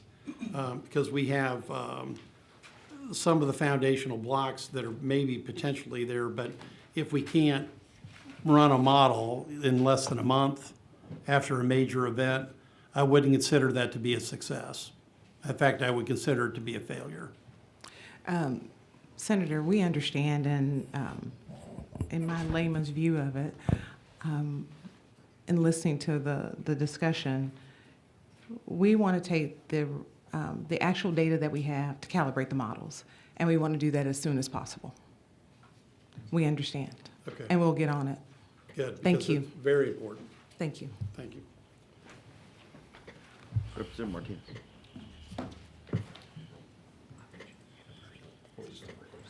Thank you all very much for being here today. I just have a couple of quick questions. So when you do your flood impact studies, and I assume you gather a lot of the historical conditions that have, and impacts that it's had. Do you work in partnership with the local jurisdictions? So that way local officials are involved in shaping those assessments, or is it just mainly, you know, they can ask for them, or are you working with them to see how it's impacted within their communities? So through the FIF, we fund regional studies, impact studies.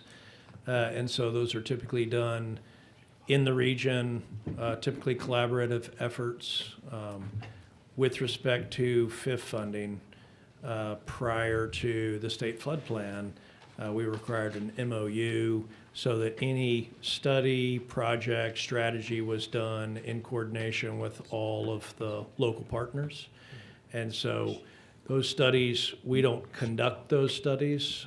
We typically fund those studies, and then those studies are used for their planning with respect to projects and other strategies that they can employ for, again, to address flood risk.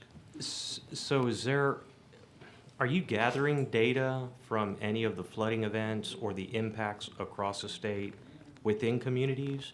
Do you gather that data and then have it mapped out? Because, you know, as per what Senator Betancourt was talking about, in the mapping, how do the locals kind of gather that information on the impacts of their communities?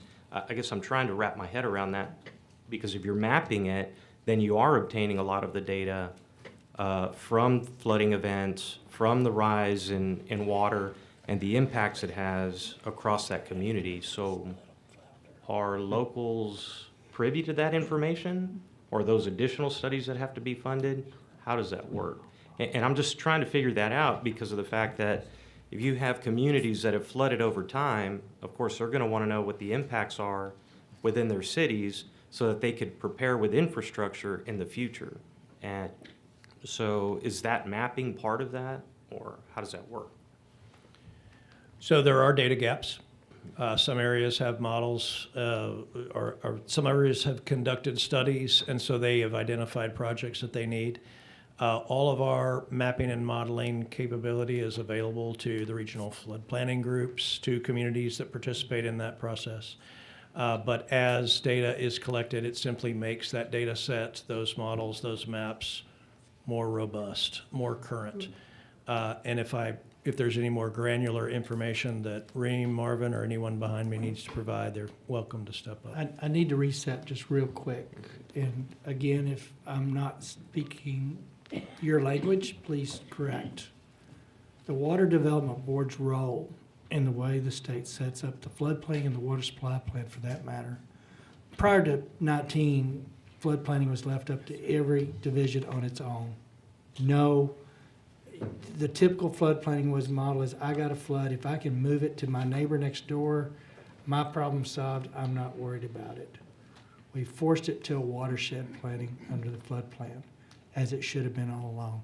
Set that aside.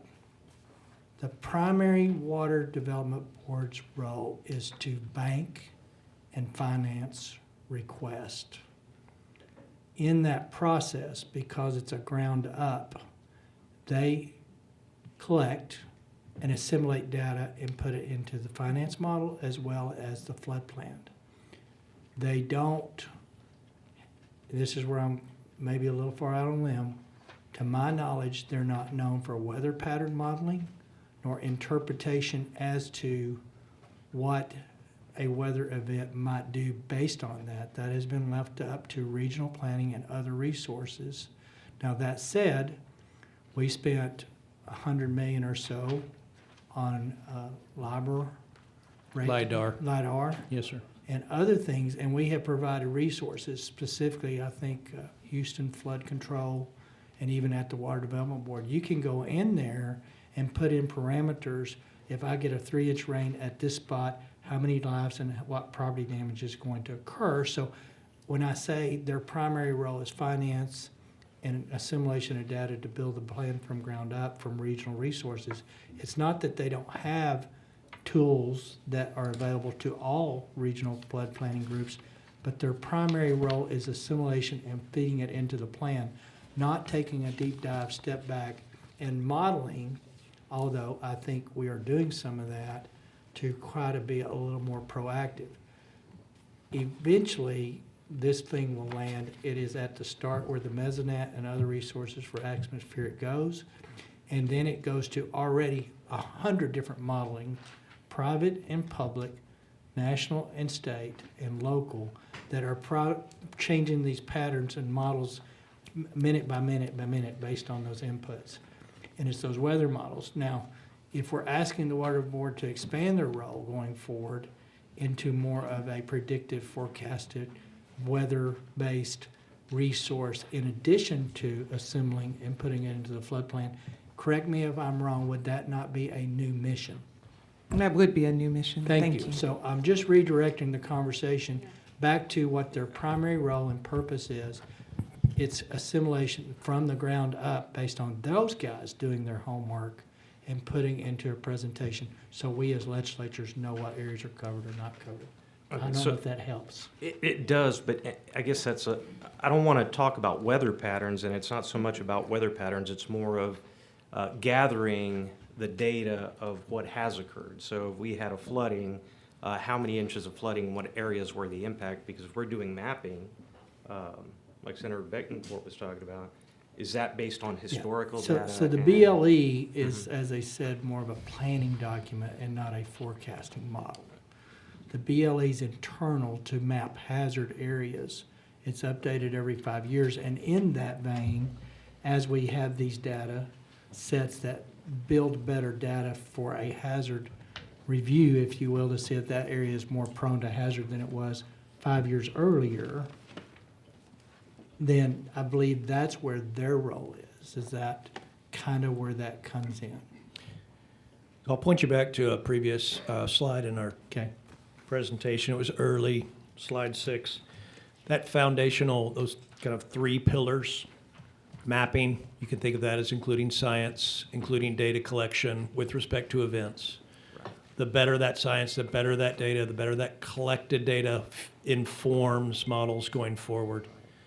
That subsequently informs our planning process, that we support those regional planning groups, which then identifies, again, these solutions and that's the mitigation column. That's where we can come in. Once that planning process has identified those local needs, then they can apply to us for financing. But I think to make the distinction that what is being discussed here, here, and here, it's the use of the data.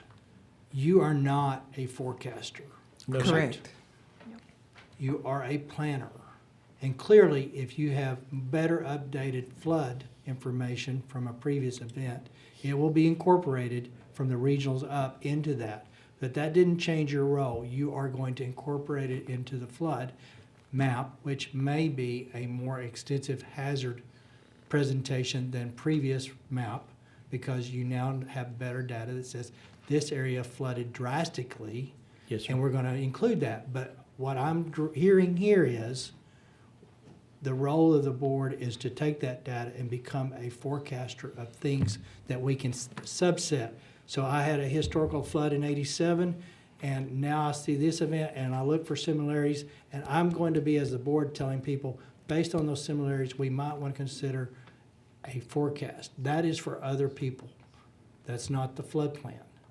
The flood plan is more set periods in time.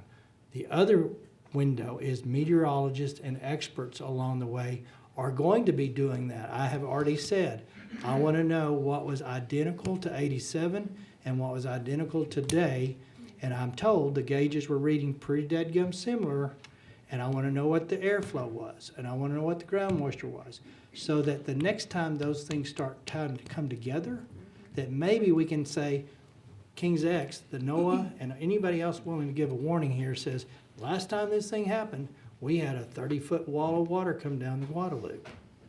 But it's not the board's responsibility to be that initiative of forecast. Back to you, I'm sorry. I just felt like we're kind of moving off base there. Are you done with your questions? Okay, he's done. Mr. Chairman? Yes, sir. May I engage? You, Certainly. anytime.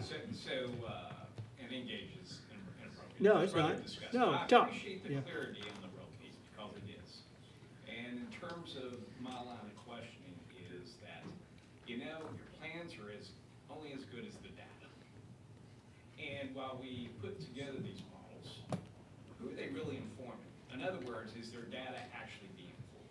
Is it actually relevant? And I understand also, and I haven't gotten a recent update on this, but I do understand that we had, at one point in time, just a couple years ago, 50-plus years of data that was analog. Hey, Colonel, pull your mic a little closer because we're being recorded. I don't think, is it turned on? I don't think it's turned on. Just because it's green here. Here it is. There you go. All right, now I'm turned on. There we go. So we have 50-plus years of data that still needs to be placed within this engine.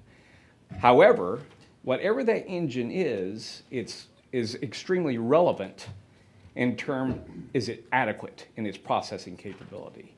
And when I look at what this legislature, what the state of Texas has put into advanced computation and so forth like that, I don't feel as if that we're leveraging everything we possibly could out there. Secondly, I would also say that there is a lot of resident knowledge within our public universities.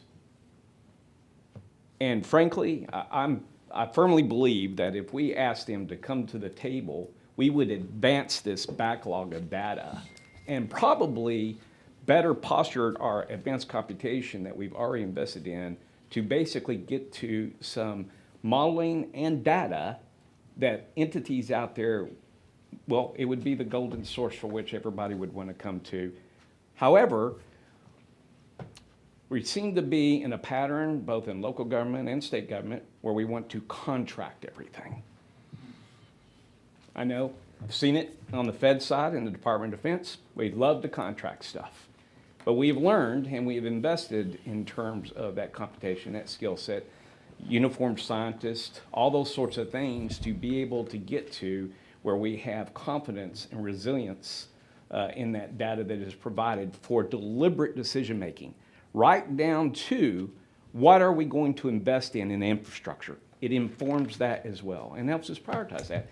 And I'll shut up. But thank you for the conversation in terms of I want to be roles. clear. I don't disagree with anything you have said. Where I didn't want to go is running at an agency that their primary It's not their role is responsibility. data assimilation. No, thank you. And to build a plan from that. With respect to the university inputs, I would just say, next session, I don't know that it's statutory. I think it is. Those were 12 different specific inclusions. If you want to add universities to that list, it'll be an easy add. You're not going to get any pushback. That will make sure anybody participating in the flood planning process now would know universities are an option. And as far as supercomputing goes, anything we can do faster, better is a good thing. But I just want to make sure they are not weather forecasters. Thank you. Thank you. Yes. Thank you, Mr. Chairman. And my comments are directed to following Representative Wilson's, that if we have a base level mapping system and we have an event and we hear that there is issues like they've got a computational problem, but it's based on old source code that they need to replace so they can run these better, faster, quicker, and we can take the data that we already know that TDM's provided. We should be able to run one of these to back check their, basically validate their model. And I hope that we should be able to do that within a month from an event like this. So I'm not asking for them to be weather forecasters, but I think it's incumbent upon the agency involved, if they have a base level mapping system, that they run it and be able to and use the new data from the disaster to validate it. Because I don't want to turn them into weather forecasters, but I want to know that what we're spending time and money on is actually producing a result that can be used for whether it's financial planning, pick a number, and that's what I think I hear today that we have a problem with, and we just need to get on with it. And if we need those resources, we need to know what they are. Yes, and Mr. Chairman, if I may. You are correct. We are a planning agency. We We developed science. Flood was new in the last recent years. The staff developed the level engineering because they saw there were big gaps for, I think it's 63 counties, and so that was the initial effort. But we agree that we want the best science available for the state of Texas, bottom line. And I understand from an engineering standpoint how we want to take, in all models, you want to calibrate them. You want to make sure that they are as close to real life conditions as possible. Also with models, you understand that they're only as good as their assumptions, and there can be new events that change those assumptions, which we may see with this event. But our three pillars are, our three buckets are science, planning, and funding. And so we want to have the best science available to inform those other pieces. The question over there about if a flood happens at the local level, I think that's one of the beautiful parts of the regional planning process, because they know those things and they feed that data. If we have data, if they have data, we feed it into the regional planning process. And I think it's another important point that it's an adaptive management process, right? Things don't get stale. 5 years is a long time, but it could be 10, it could be 20, it could be 30. So really, they never stop working. They're working now. We just approved the state flood plan last year, but they're working now. They never stop working. So for me, I understand. We want the best data possible. We thought we were doing a great thing by trying to fill the gap as much as possible, because there were many holes in the FEMA process. I'm not passing judgment. I'm just saying there were holes, and our staff, brand new staff, hired them from the ground up, tried to fill those gaps as quickly as possible so we can meet the statutory deadline. So but in response to your comments and the committee's comments, we're going to go back and try to calibrate the model as quickly as we can. Now, he said a week. I don't know in computer time, I don't know how fast the molecules, not molecules, but the nanos process. But we're gonna put our effort into it to meeting that requirement. But we are only a planning agency. We're not a forecasting agency. We're not an emergency response agency. We're a planning agency, and we value working with the local entities on the process for science planning and funding. Thank you, Mr. Chairman. You're good, and I appreciate that. We're going to move on real quick. I would encourage members that want a granular level of a distinction from the BLE and its purpose and how data is assembled and from what source and what component, because it's many facets, not just, it's not a real-time weather model. That's not what it was meant to be. So I would encourage you guys to get with them and try to figure out if there's not a better way to get exactly. My fear is we're going to plug in a recent event that the model wasn't intended to compensate and get a false read. But that's my experience with the BLE. I would ask you to go forward. With that, Chairman Swertner.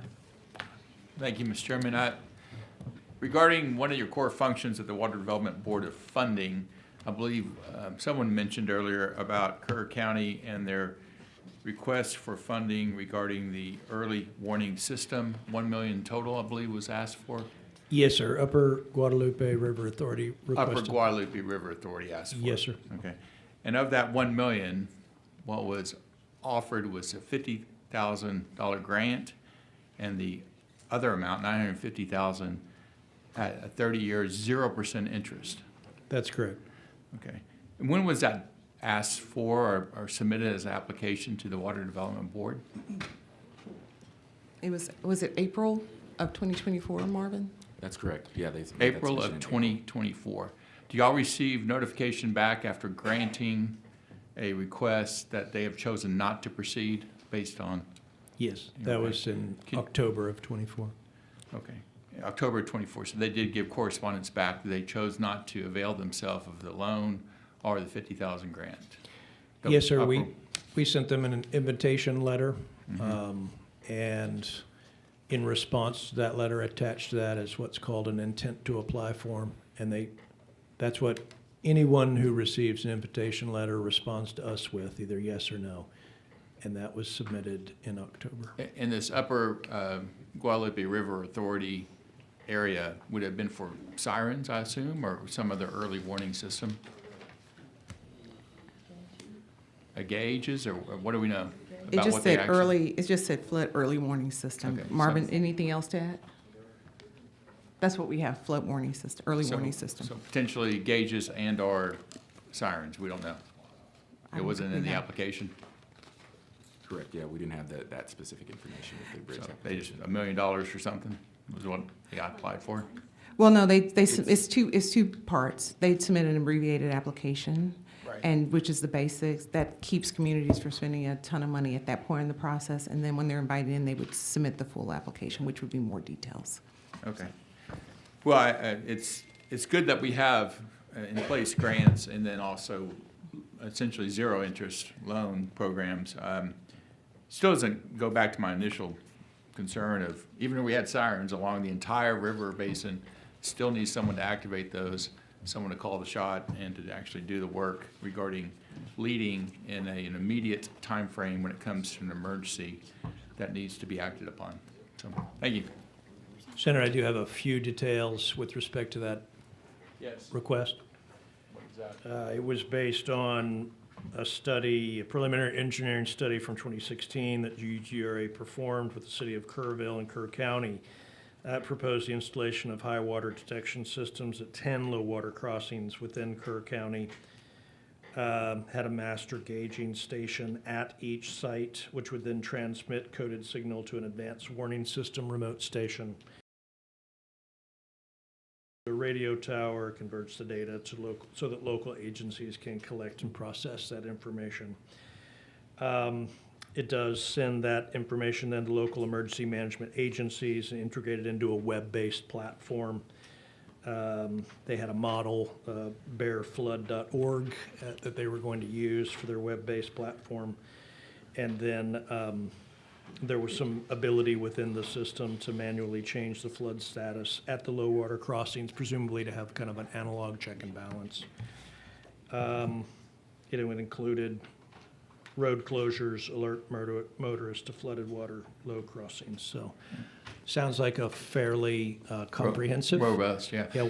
Still, you gotta act on it, and Yes, sir. in medicine, we collect a lot of information at times, and as a surgeon, sometimes if you don't want to know something, don't order a lab. Right? Greg's not here; he'd kind of agree with me. Sometimes we over-order things and then you chase it, but in this case, if you're gonna collect data, in this case, early warning systems, and we're thinking as a body here of doing all this work, there has to be some streamlining or some re-emphasis on the communication action on the part of those people entrusted with acting on the people's safety and welfare. That's the key, I think, in this issue is making sure that timely action is taken with the information given and decisions are made. Speaker Moody. Thank you very much. Actually, kind of pivoting off this specific example, and I just want to drill down into it because I just don't know. We talked about earlier, I think, when Chairman Perry was asking questions about the percentages. Yes, sir. It was 60-40, 70-30 in different circumstances. Those were kind of the upper bounds of how that could be shared and based on, was it median household income? I understand the philosophy of tying that to something, right? That you have a lower median income, household income in an area, probably less ability to afford the infrastructure, and so you skew up to the top. And in areas where you have a higher median income, right, you skew down, and then you invite people in to participate in that. Where do those boundaries come from, and where did that come from?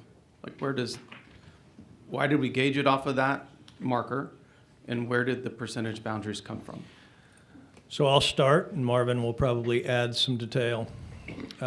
We started with statute. We have the ability to grant money in the FIF based on essentially 3 categories: an ability to repay a loan, rural, and if the project is accessing federal funds, if it's pulling down federal funds. And then the stakeholder process that we went through, again, it was since we were building flood the planning and financial mitigation program from the ground up.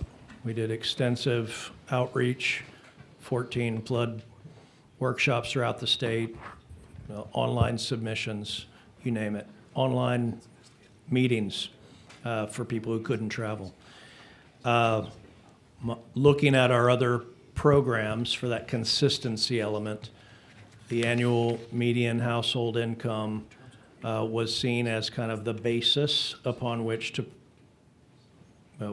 build that kind of grant matrix, if you will, with additional grant eligibility if you're rural.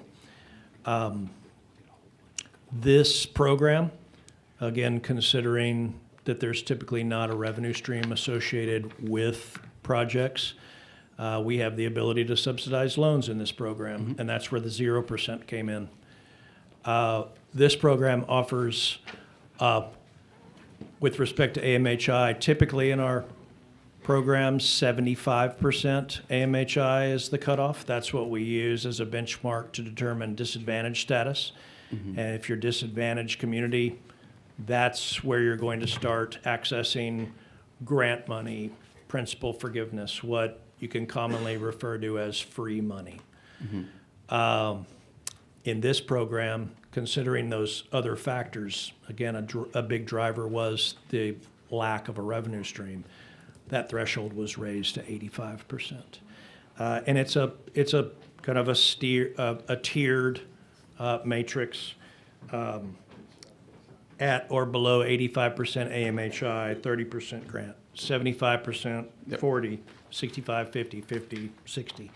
And so it continues to kind of enhance the grant percentage based on, again, primarily ability to repay with an additional grant for rural or nature-based. Does that help? It does. It helps a lot, and I appreciate that because it's important, right? This is a construct in place that I think we can all sit here and go, makes sense. Makes sense, right? There's limited resources available.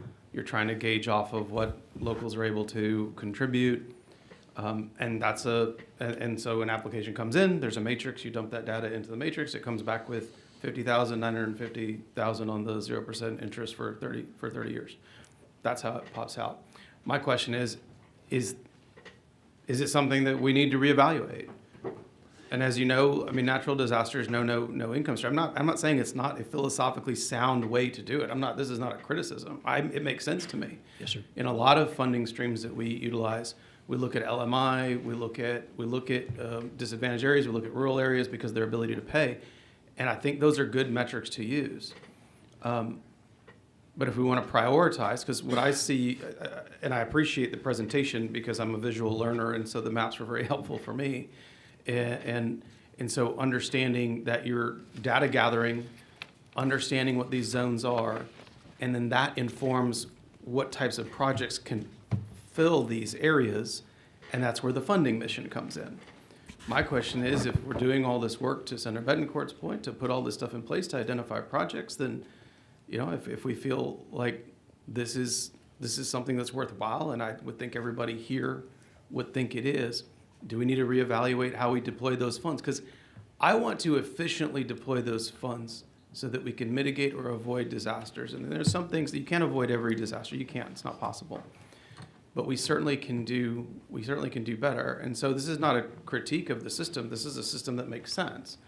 But is this an opportunity for us to reevaluate how we do that? Now, that also probably creates an obligation to say, okay, well, we need to figure out how to increase that funding stream then. Absolutely. Because if you're gonna, let's shrink that gap between, if the grant's so small and the loan is, even though it's 30%, 30 years, 0%, which is pretty good as far as I'm concerned.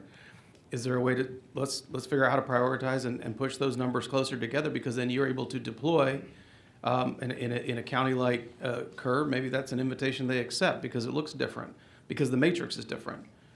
We're looking at end results, but we got to look at where we put the data, where we input the data into. And again, like I said, not a critique. This is an opportunity for us to look at the systems we have in place. And if we have the power to unleash the potential of the state through these funding or the way we fund these projects, then I think that's a worthwhile part of this conversation. And so I think the mission that you all have is an important one, and you're piecing everything together, but ultimately we need to deploy the resources more effectively, more efficiently, and that's not a criticism of the agency. This is maybe just an opportunity for us to rethink how we do this and how we deploy. And so I'd invite that conversation too. As I stated to some of the folks on the last panel, I would like you to look at, I'll call it red tape or bureaucracy in terms of inefficiency in deploying funds out. Right? We have these projects, we have these ideas, we have these plans, and they are fantastic. And there are ways that we can do really well for some of these communities and partner with them. What are we doing to get in the way of you doing that more efficiently? And that's an answer that I think that would be great to have, not just in the next 30 days, but looking forward. Yes, sir. And thank you so much. I'd like to respond a little bit to your first comments. Not only can we do better, we will do better. The Water Development Board is very proud of the work that we do to support communities throughout the state in water, wastewater, and flood. We provide incentive capital. Unfortunately, we have a limited amount of capital. And so we work very hard to try to incentivize as many projects, the realization of as many projects. If we over-incentivize, we're going to run out of capital and only realize a few projects. And that is an iterative process to find what I'll commonly refer to as the sweet spot. But just like the recent events, the data that's collected that will enhance our modeling capability in the future, these lessons that we're learning now, only the second round of FIF will inform next rounds. So we will do better. And in fact, Chairwoman Stepney and Director Tanya Miller, we only have 2 board members right now. They've already charged us, looking ahead to the 3rd round of FIF applications and getting money out. They've already charged us. They've already provided us with those potential enhancements. And again, going back to our tried and true approach of engaging stakeholders and making sure that we're on course, that process will involve considerable outreach and input from the people who need this help. So I assure you we will do that. Sorry, and let me be clear. I have seen the work that the agency has done out in a district like mine. Yes, sir. Which has some communities that didn't have that infrastructure. Yes, sir. And were historically very, very poor. Yes, sir. And the life-changing infrastructure that this agency has put in place in communities like that, in Westway and in Vinton and Canutillo in my area, like life-changing. Yes, sir. And so I get it, and I understand that it comes down to what are we willing to put into this to solve these issues. And if we think it's a priority and it's important, then let's figure out how to do it. And that unlocks the potential for you to do more things quicker, faster, right? All those great projects that you're doing, it can unlock that potential. And that's what, honestly, that's what the people that we represent, they demand. These are their taxpayer dollars. Absolutely. The basic infrastructure needs that you all meet across the state, and it's not just out in El Paso, it's everywhere. I've seen the mapping of that. And this is an opportunity for us to rethink how we deploy these resources. And I'm certainly grateful for the work that y'all do, and I think there's an opportunity for us to get you to do more. Yes, sir. And so I thank you for your time. Thank you. Just to kind of follow up real quick, I wish the public demanded that we spend the money on these things. What we have is a loud clamoring for other priorities that we seem to migrate to a lot quicker. So as these events occur, I'm reminded that we have priorities in the budget every session. And sometimes, just sometimes, we do the things we know we need to do in spite of the things that people want us to do. But I will point out, I didn't raise the project that was before you from the River Authority in that area for any reason other than we had a project and funding I can appreciate, and I think you'll hear, that their local people didn't want to sign up for a $30,000 a year payment for 30 years. So I've said it 100 times in different formats. We are a Walmart generation. 10 cents cheaper is always better. We've sold our soul to the devil, so to speak, in this country when we quit manufacturing our own stuff because we like the cheaper stuff. And now we have priorities that we have to answer to politically satisfy the appetite that's out there. But I honestly believe most of the people, they just think this stuff happens, that water will run from the tap, the pipes and the sewer lines will work, and the floods don't matter because we'll fix those too. But there's only one goose that lays the egg. So I'm just telling you, it's not as easy as it sounds. I will tell you, when the next water supply plan is updated in '27, combined with the flood and the leaky pipes and the supply plan, it will be a $200 billion price tag. It ain't getting any cheaper. So somewhere in this madness that we've created these priorities of the budget, we got to take a deep step and do the fundamental infrastructure needs, or my grandkids, we're going to be in a third world country because the locals don't get to go out and raise things to cover the basic infrastructures either anymore. We just got to have a fundamental shift at where we're at as a society. Senator Kokors. Thank you. Thank you for a great discussion here. Good to see you, Madam Chair, and for your staff. Thank you. Quick question. This is a map that y'all provided, the emergency preparedness projects in flash flood alley. We've talked about river gauges, warning systems, the vernacular kind of changes. A couple of questions here. Let's just say that the $50,000 grant and the $950,000 balance of the warning system at 0% interest would have been funded in 2024, and let's just say hypothetically in place. Could your systems model the amount of rain that fell and the potential of the gauges being quick enough to warn downstream? And I'm going to just say this in a way that I've heard in 45 minutes, it was a 26-foot rise in the descriptions, that it was so fast and so unbelievable. And I've talked to people that have lived along that river for 50 plus years, 3 generations, that they saw water in their home that they had never seen in the '87 floods. Can your model tell us how quickly that could have, and not today, obviously, but do y'all have that capability, yes or no? We do not have real-time modeling capability. I do not believe that that technology exists yet, but I do know that in partnership with universities, our TextGIO folks, they have some kind of iterative examples of what's coming. Can we take an event like that just happened and model that to better understand the impacts? Yes, but... And I do like what Chairman Perry said, building upon Senator Betancourt, of this data that we need and the presence of certain atmospheric, but more importantly, like you said, ground absorption, other things that were going on at that point as compared to the '87. And I believe there was another on that river, flood. 1978, am I right on that? And we don't have that, so we have to build that. Yes, ma'am. And my next question would be, in this model of the flash flood alley, which we've heard very prevalently spoken to in media and in references, I'm not sure what constitutes that, and we won't go over that today because the day is getting long. But do we have the data on the floods concentrated in those counties, in that region? And let me say why I'm saying this.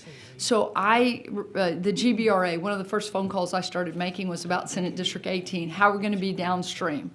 And they're like, Canyon's going to catch it. Like Travis is going to catch it. Buchanan's going to catch it. And for example, I know BRA is about to testify, okay? When we have floods upstream, Lake Somerville's going to catch it. We know when we're going to have to release from that dam. And below Lake Somerville, for example, in Fort Bend County, which happened actually in, I think, 2015, 2016, and 2017, or 17, 18, and 16, 17, and 18.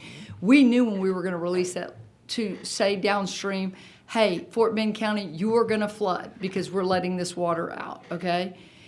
In Flash Flood Alley, obviously, in this particular area, we didn't have that. There was not gonna be a lake that was gonna catch this. And so my question is, do we have the data on flash floods? I mean, truly the definition of flash floods. That means you gotta move quickly.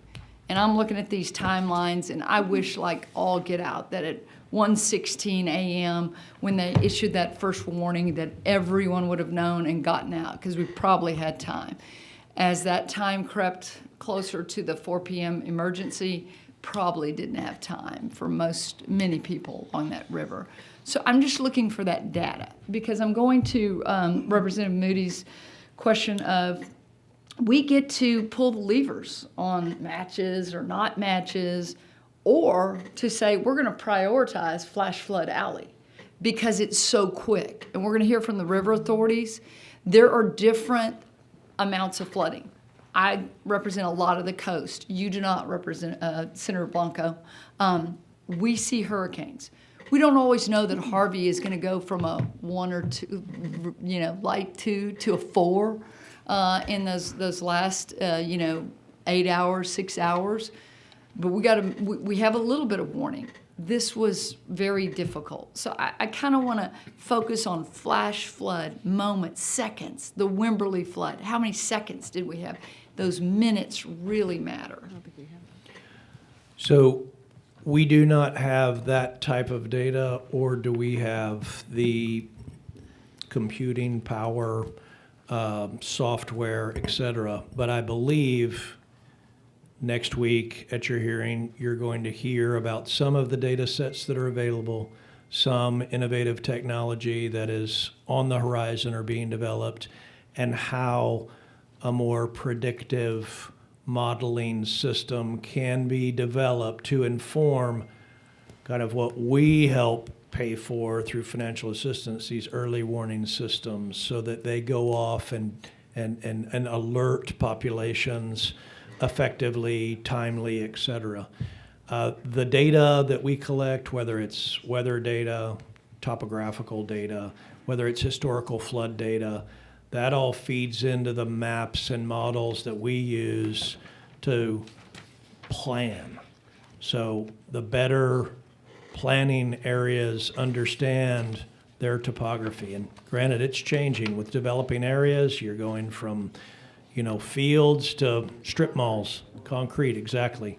I'm from Houston. I'm well aware of that phenomenon. Yes, sir. And so that's the need to kind of continually refresh our BLE, our topographical data. Again, our weather data and that kind of historical flood event data, all that mapping and modeling informs the planning. Then the planning groups can understand, well, hey, if this happens again, here's what we need that we didn't know before an event like this happened that we might need. And so it is an iterative process, but that real-time emergency response type systems, that's unfortunately not something that we do. But some of our data, some of our science can help support those efforts that I believe are on the horizon, but I'm over my skis when I start talking about that. And I think our river authorities, Mr. Chairman and Mr. Chairman, can help us on that, and they're going to be up next. And So here's what we're missing. We had 2 meteorologists supposed to be here this morning. Neither one of them were able to be here. Had we had those guys here, all of these conversations regarding modeling and forecasting with respect to prior historical data and where we can project from and looking at it real time, that's their wheelhouse. That's their bailiwick. They are running models today. Every meteorologist that you'll watch on your 10 o'clock news today are running 100 different models, European, state, area, and they're all trying to get to what they're going to be able to tell you what the temperature is going to be tomorrow. So this is not the Water Development Board. The BLE program is a 10,000-foot view for planning purposes to go into a water plan. They will not have that granularity. Now, that said, they may be able to widget board the input fields in a very gross, huge context and feed it in there and get a redone of a hazard map. But the meteorologists that we missed today, unfortunately, would have addressed 90% of the conversations that we're having as we speak. Well, I appreciate that. And prevention is a focus. You know, we're doing after action prevention. How do we do that? On page 12 of yours, you have $54.5 billion. Yes, ma'am. The flood mitigation, Madam Chair, project 615, 49 billion. I want to make sure I heard what you said. 24 billion of that is the Galveston project. Okay, that's the what do they Ike call Dike it? Coastal Ike Dike's Flood. The Ike Dike. Okay. And then, Mr. Chairman, you talk about 2,200 dams, earthen dams. I'm on water, agriculture, and rural affairs, and I've heard you talk about this for about a decade now. Those 2,200 dams are not included in the. They're not part of the flood Okay, plan. I just wanted to They're not. clarify that. Let me Yep. back up. I can't tell you if on a regional plan where those dams are an integral part, they're not a consideration that we divert water through those, therefore we plan our regional plan differently. But they're not part of the water development boards. They don't specifically identify. I wanted to make sure I understood that That's they correct. weren't in the. They're part of the what is it? regional planning groups. 25 billion, 49 billion minus the 24 billion for the Ike. No, that Thank you, cost Mr. was Chairman. $2 billion. $2 billion? $2 billion to do the, actually, Smaller that's what it price was tag 10 than years ago. these. Thank you. Yeah. Representative Johnson? Nope, Sorry, you're, no. are you done? Okay, looks like that's it. All right, panel, you've survived. We appreciate it. Thank you so much to both committees. We thank you guys for what you do and for being here. We're better for it. Your work's gonna get busier. Yes, sir. Thank you very Don't much, get bored. members. Chair calls up fourth panel. We have two panels left. There are the river authorities. We split it up for seating. For the first half of the fourth panel, Chair calls Tara Bushno, Upper Guadalupe River Authority, Darrell Nichols with the Guadalupe Blanco River Authority, and we'll reserve the last panel for three other river authorities. So Tara Bushno and Darrell Nichols.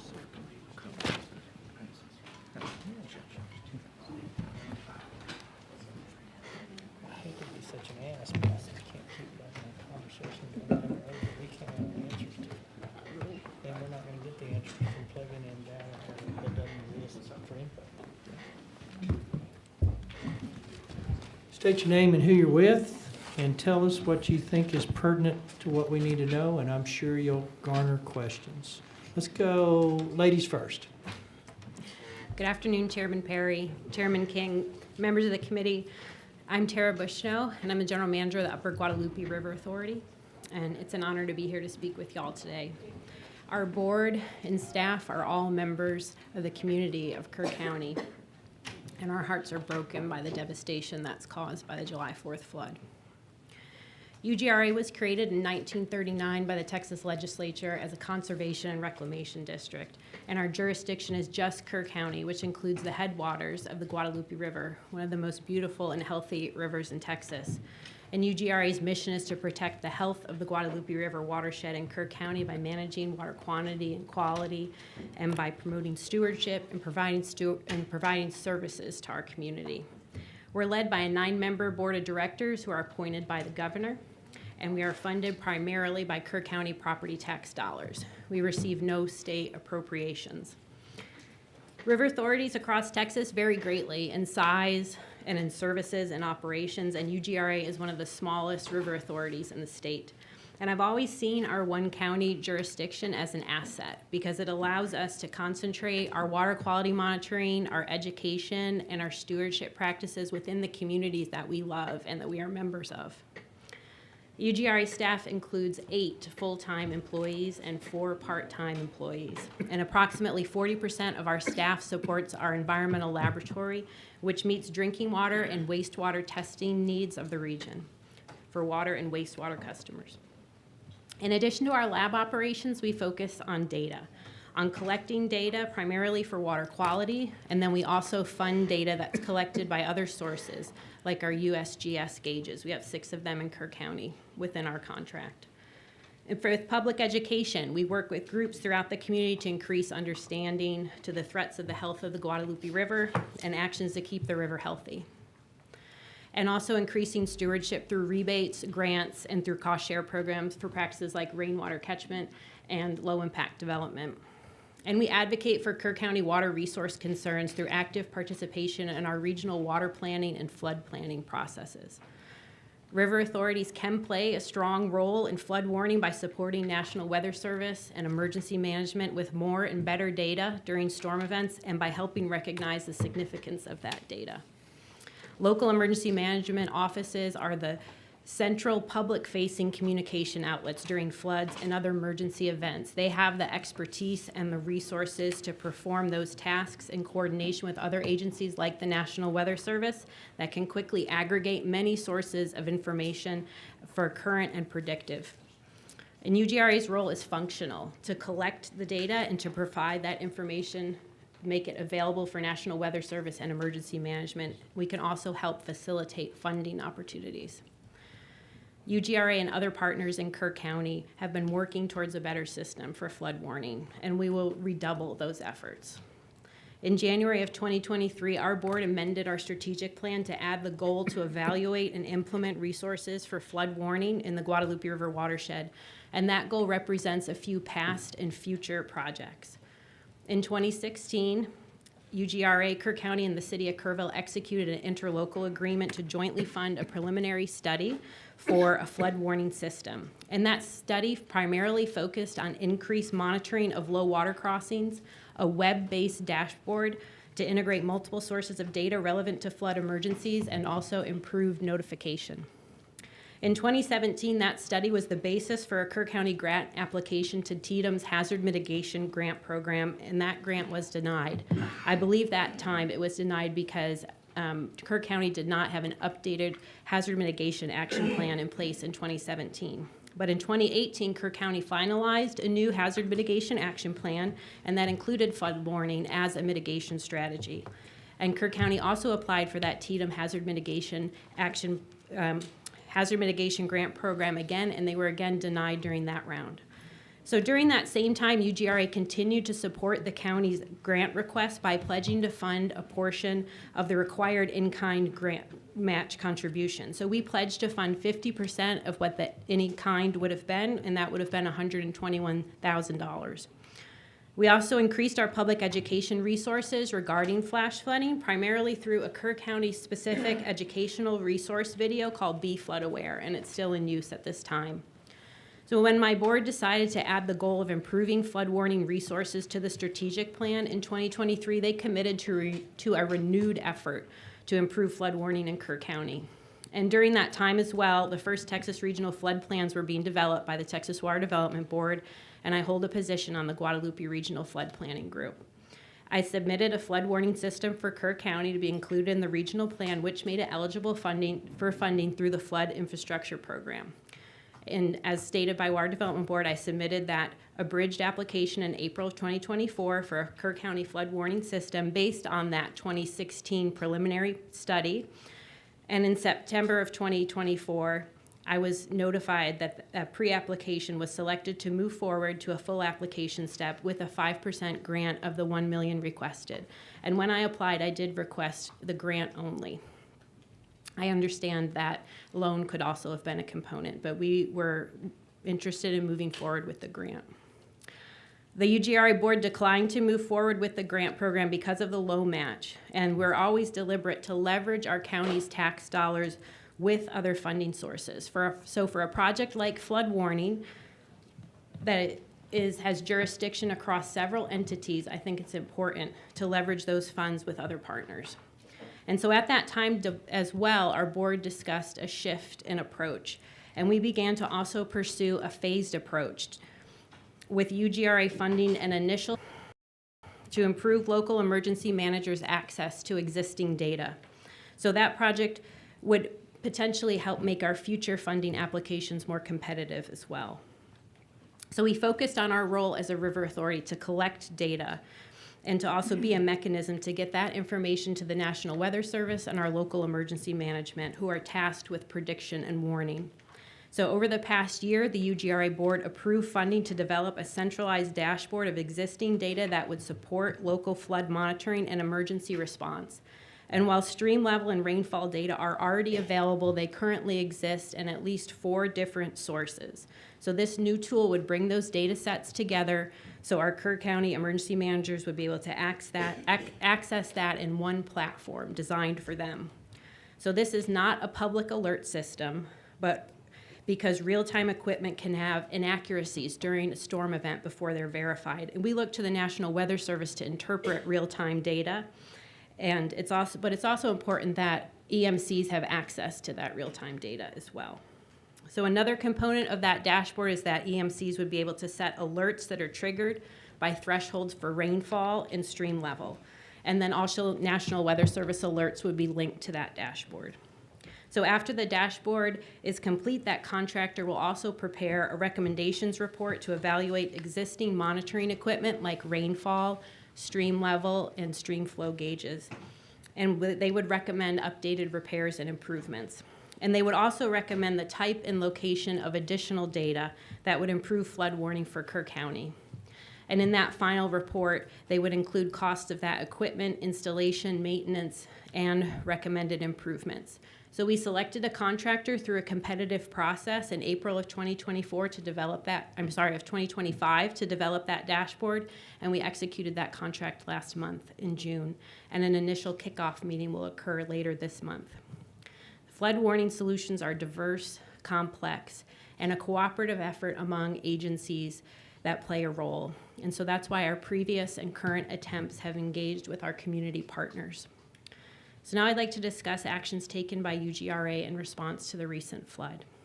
So the July 4th flooding was an immense tragedy that resulted from an extreme, unpredictable weather event. The storm intensity and timing could not have been worse. As I mentioned, UGRA does not have a role in emergency response, but we did respond within our functions. On the morning of July 4th, I reached out to the USGS in San Antonio to get the status of the stream flow gauge in Hunt because it was no longer reporting. And I wanted to confirm the accuracy of the other gauges. I'd like to note that the USGS gauges are essential components that National Weather Service uses for prediction and that UGRA has consistently funded them for over 20 years, and we have 6 gauges in Kerr County. USGS already had, on the morning of July 4th, crews in Kerrville taking measurements and determining if they could get that Hunt gauge back online. So they were not able to get to Hunt on the 4th, but they did get there on the 5th. The Hunt stream flow gauge was completely destroyed, but they improvised a temporary gauge out of parts that they had on hand and were able to salvage, and they had that data source back up and running by the evening of July 5th. I remained in communication with USGS throughout the week as they made improvements to our existing gauges, and I also shared that information with our city and county as requested. Our environmental lab was available starting on July 5th to assist any public water systems or private well owners with water quality testing needs to get their water systems back online. And when it was safe to do so, we started collecting routine bacteria and other samples at accessible locations in the river and tributaries to understand water quality considerations, to inform EMCs about potential water quality threats to the public or their first responders. We also collaborated with partners in other river authorities to discuss appropriate testing protocols. From July 7th to 15th, I worked primarily out of our Emergency Operations Center in Kerrville to assist with communications, to be a resource as needed about our watershed and our tributaries and about data sources and about water quality. And it's been overwhelming and amazing to see the organized and coordinated approach and response from Kerr County and the city of Kerrville, and the immediate and immense support that we receive from the state and federal government. As a community, we are grateful, and I'm proud that UGRA was able to support these operations even in a small way. Thank you. I know we were going to kind of go through real quick, but while we're with you, Sure. and as you're fresh, what's your total revenue, and are y'all a water supplier for that revenue? How do you get your revenue? We are not a water supply. Our annual operating budget is $2.3 million, and we're primarily funded by property tax dollars. Property taxes. How many gauges do you currently have jurisdiction over? We have 6 USGS gauges in our contract with Kerr County, but a couple of them are funded through the federal stream priority program. 2 of them are. We did just learn that in FY26, 2 of those gauges will be dropped from that federal funding program, so we're going to move that $19,900 of annual operation and maintenance into our FY26 budget because it's important that those remain funded. I should know this, and I don't know this, but are the gauges auto interfacing, meaning they automatically report to NOAA, TWDB, and those measurement Yes. systems? How So does that work? They're USGS gauges, so those are the gold standard. I mean, that, my understanding, is the primarily real-time data that National Weather Service is using. 2 of our gauges also have high-intensity precipitation data, which has been very relevant during a flood event as well. And those are auto, they upload direct every 5 Yeah. minutes or 15 minutes? I'm unsure of the frequency. I can, I- on the I think gauges, I've I can heard find that anywhere out for from you. 5 or 15. The new stuff that I've talked about. It's a mix, not is all of what it ours. is? Yes. Okay, I think the hunt rainfall might be 5 minutes, okay. but we can double check. And finally, so you're a taxing jurisdiction. Yes, sir. Is it fair to say your taxpayers would look at requests for things such as what we've been talking about, based on the fact that a large majority of the benefit would be to people that don't live there throughout the year? Is that a consideration when these initiatives come up, or does your taxpayers have a thought as to we need to do things? What is the political flavor on your ground right now regarding taxes?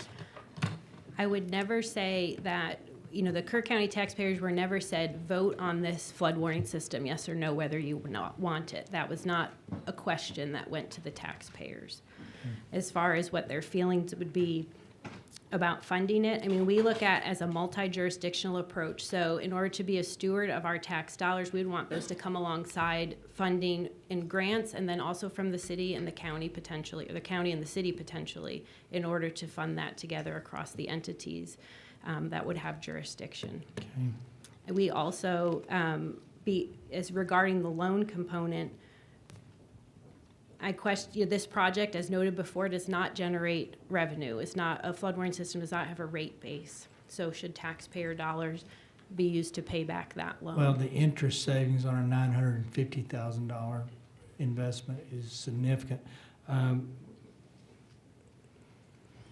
I lost my train of thought there. I had one question. It'll come back. They always do. How many sirens? Do y'all have any sirens in y'all's river No, sir. jurisdiction? None at all. Are you aware of any on the Guadalupe? Yes. North and south? There are some. So Well, not in Kerr County, Comal County, through their water-oriented recreational district, which is near New Braunfels, has some sirens. good to know. All right. Comfort has a do you wanna siren s- at the do you wanna volunteer go now? fire department, I'll let you yes. go now. So Chairman Swertner, and I've kind of violated my rule, but I think it's just late in the day and we're thinking to the next guy. So we're going to go ahead and let you, and members, you can ask Upper Guadalupe their questions as we speak. Yeah, and members, I'd point y'all to a Houston Chronicle article from today regarding this issue of emergency warning systems. Just, your budget's $2.3 million, and your board of directors chose not to proceed, the 9 members, 3 of which are property owners along the Upper Guadalupe. Am I right about that? That 3 are property owners? Yes. All of ours They're are property camp owners, owners. actually, is my understanding. 2 are owners, 1 is staff. Okay. And that 2.3 million budget, y'all actually have a reserve fund of over 3.4 million because of a decision not to proceed with another project. Is that correct as well? Yes, sir. Okay. And the decision to actually install these initial 6 different gauges was done after a 1988 flood in which killed 10 people. And y'all raised rates 50% at that time, according to this article, to put in those gauges. But y'all chose not to put in the 10, even with $50,000 from the state and 0% interest loan. And if, in fact, y'all actually decided to do a tax cut instead of funding something for which you had partial compensation and reduced financing from the state of Texas. Am I right about all that? Is this story correct in the Houston Chronicle? Well, I'd like to clarify that initial 1988 system was a rain gauge-based network. But y'all raised rates 50% to put that in, correct? I would need to verify that. I did read that in the article also. Okay. So again, why didn't y'all do it? We have the surplus because it was built up over several budget years for a water supply project, which take many years of planning ahead in order to be able to have that. And then when that project was no longer feasible, had direction from Sunset to dedicate parts of that surplus funding, which we've done through subsequent budget years as well. And to also use some of that surplus funding in our current budget so as not to add to it. And so that was the strategy that we were taking. So in this article I'm holding up here, the comment that really sticks out is that it was not the critique was it's not a lack of resource, it was a lack of willpower on the part of the board to take action, to put in a warning system. I find it disturbing, I guess, would be the comment I would say. And I also got the feeling when you first testified that y'all are really about the protection of the river, but then you have all these individuals that across Texas, across actually the southern United States that come to that river have no knowledge of that river. Y'all do. Mm-hmm. In fact, y'all have an authority over the upper Guadalupe River, but chose not to put in prescribed and recommended upgrades to your security system. Our board did take forward action on that by funding and developing that dashboard as an initial step because we felt like it was appropriate to take a phased approach and work into a system. We were basing that off of a 2016 study, which needed to be updated because there are newer technology and then also some of the modeling and flood inundation technology. But y'all also put in a request to the Water Development Board for 10 new gauges and $1 million upgrade as well, that you chose not to pursue after you decided that you weren't able to afford it in the sense of, I guess, from your reserve fund and or, instead giving a lower tax rate. I find it extremely disturbing. I'm sorry. I'd like to talk to your board. I hope they're there in Kerrville to answer to the actual people of that region, their residents and their neighbors. Thank you. Are you Representative Verdell? Thank you, Chairman King. Tara, thank you for being here today. Talking to you before, I know that you are an expert on the Upper Guadalupe. How long is the Upper Guadalupe River for y'all's section? For our for the amount of the river in Kerrville? Yeah, for your river authority. In stream miles, including, probably, it's about 30 miles from the confluence in Hunt downstream to Comfort. Okay. If you bring in, either the North Fork or the South Fork, that would add about another 15 to 20 miles. All right, and these are just basic questions. We've talked about this before. How many websites or areas do you have to monitor to get a better understanding of what's happening with the weather? UGRA is not an emergency response entity. So when I've talked with our fire department, for example. They say they go to our website initially where we have a current conditions page that has all those links. So it has a link to Texas Mesonet, has a link to our USGS gauges, has a link to the GBRA rainfall gauges, which were a part of that original 1988 system that many of which are still working and valuable resource. And then it also and then they possibly would also go to the National Weather Service itself. So Okay. at least 4. Okay, copy that. And it would, in your opinion, it'd be better if we had a more streamlined source where local emergency coordinators could look at it? That was the feedback that we received, that would be a really beneficial resource to them. And when we put together the scope of work and did interviews to select a contractor, we included representatives from the city and the county and also the National Weather Service to help us design an approach that would be valuable to our EMCs. All right, thank you. Talking to the locals, from what I can tell, nobody there is pointing fingers, blaming people. Is there? And they also say the same thing. That they've seen a lot of flash floods come through over the years. There's no way, in their opinion, that this could have been predicted. Would you agree with that on this magnitude? The magnitude of the flood on the South Fork is being estimated at a 500 to 1,000 year flood, which we would have never seen water that high on the South Fork before. As the river came, the North Fork and the South Fork come together in Hunt and then goes down to Ingram. As it got to Ingram or Kerrville, maybe we were closer to a 100-year event. And maybe that flow might have been closer to what was seen in 1987. But I feel confident in saying that on the South Fork, they had not seen water like that came down on July 4th. Is it safe to say that locals, if they saw a flash flood warning, they would say, hey, we've seen this come through many times, it's not going to affect us? I would hate to say how other people interpret warnings, but Sure. we are a flash flood prone region. The watch in particular, we do get frequently. And when you see a watch and then a warning and an emergency on your phone, they are all the same tone, they're the same color. And so maybe it was hard to distinguish. Okay, and you said roughly 30 miles of river property. There's been a big push for sirens. How far could and you may not know this answer, but how far could a siren project the sound, and how many of those sirens would have to be down that 30 miles of river? And do you believe the sirens would be effective at 4 a.m. when it's pouring down rain? I think pouring as hard as it was raining, which we were hearing 2 to 3 inches per hour on a metal roof, which many of our landowners in Kerr County have, I think it would be hard to hear your cell phone or siren. I hate to I believe I read something about the Comal sirens, that it was possibly up to a 3-mile radius that the sound could be heard, but I need to double check that. Okay, just for reference, I have a siren that's about 200 yards from my house where I live at, and if we're inside the house, we can't even hear that siren. We have to be outside when they're testing it.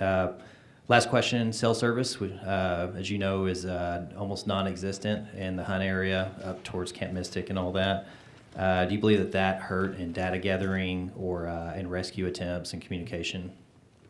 It's definitely diminished in Western Kerr County cell phone service, sure, yes. Yeah, and would you advocate for if private companies, cell providers to come into the area that would be a good idea? I would advocate for improved cell phone coverage, yes. All right, thank you, appreciate it. Senator Menendez. Thank you for being here. Thank you for your testimony. I'm sorry for what you and your neighbors have gone through. Thank you. I just heard the exchange between you and the representative and is it Bushnell? Yes, sir. And I was just thinking to myself, as I recall the timeline that Chief Kidd gave us earlier today, it seems that it wasn't until about 1:06 in the morning or 1:18 in the morning, 1:14, that I guess at 1:06 is when the social media post went out that it was raining 3 to 6 inches or something like that. It was 2 to 3 inches, something at a rate of speed that was one that you knew it was going to flood. The problem is, I don't know that anybody was up and paying attention to these. So then the question is, because if we have a history of ignoring, I say we because our phones always go off with these silver alert, amber alert, this alert, that alert, and so I'm probably just as guilty as anybody else of hearing the loud noise and just wanting it to stop. Can you help us as we try to think of, God forbid, having to deal with a situation like this in the future? What would it take? And I think I heard that it was maybe I think it may have been Kendall County, where the EOC had been up all night, and my understanding is that they sent people out to knock on people's doors and said, you need to get out. And I'm just wondering, as we're trying to find a way to prevent the loss of life moving forward, if you could help us figure out, because you know the area better than we do, what other things we could do. If people are going to be ignoring, there are things. And maybe it's something we need to really, really consider carefully. Should people be allowed to sleep in a way where it's not just a flood plain, but a floodway where you know water comes up. I mean, that if we know that in the middle of the night we have a history of people being carried away, that I think it was the RV park, you know, and it went from it looks just fine to there goes an RV floating down the river. So if you could help us with that, because I don't think we ever, most of us don't ever say, well, there's nothing we could have done. I want to think of something we could do in the future. I don't have specific solutions for you today, but I think that notification is it would need to be more successful with a multi-pronged approach, that there aren't just one type of alert Right. that is combined with multiple approaches, just like we communicate with people in multiple ways on all topics, that it would need to be a multiple approach. And I believe that a solution can be found that'll improve notification. I think at a point where we know the rainfall is falling in your watershed at a rate of speed that is going to cause a flood, even if I think at 11:17 you were still in a flash watch. At 1:06 the rain was falling so hard that 8 minutes later it became a warning. So at that point the rain's fall, we shouldn't wait for the change in the watch. I mean, at that there was time, I think, between that 1 a.m. and then when we heard that around 3 something in the morning roads were impassable. At that point, it's hard to help people. It is, and it certainly escalated very quickly, Yes. the rainstorm and the flooding. Yeah. Thank you very much. Thank you, Mr. Chairman. Representative Johnson. Thank you, Mr. Chairman.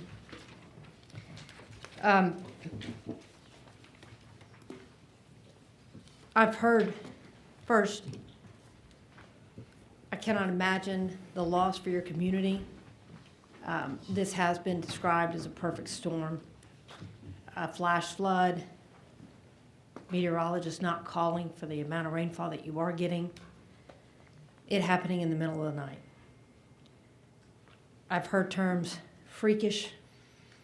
I've heard terms 100-year, 500-year. I'm grateful to be on this committee and the diverse interests of our state, and I will tell you, as someone from Houston-Harris County, I lived through Allison.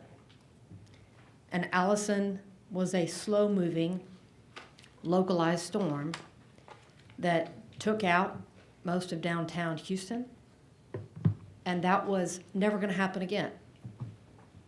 And then we lived through Meyerland, Memorial Day, Tax Day, Harvey, and over a decade, we've had 3 100-year floods and a 500-year flood that I have friends that renovated their home,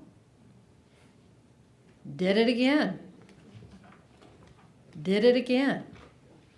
and now we don't allow people to build at that level anymore, because I want to caution, when you started, you said something like, I almost heard a tone of, we are devastated and I don't need to worry because this will never happen again.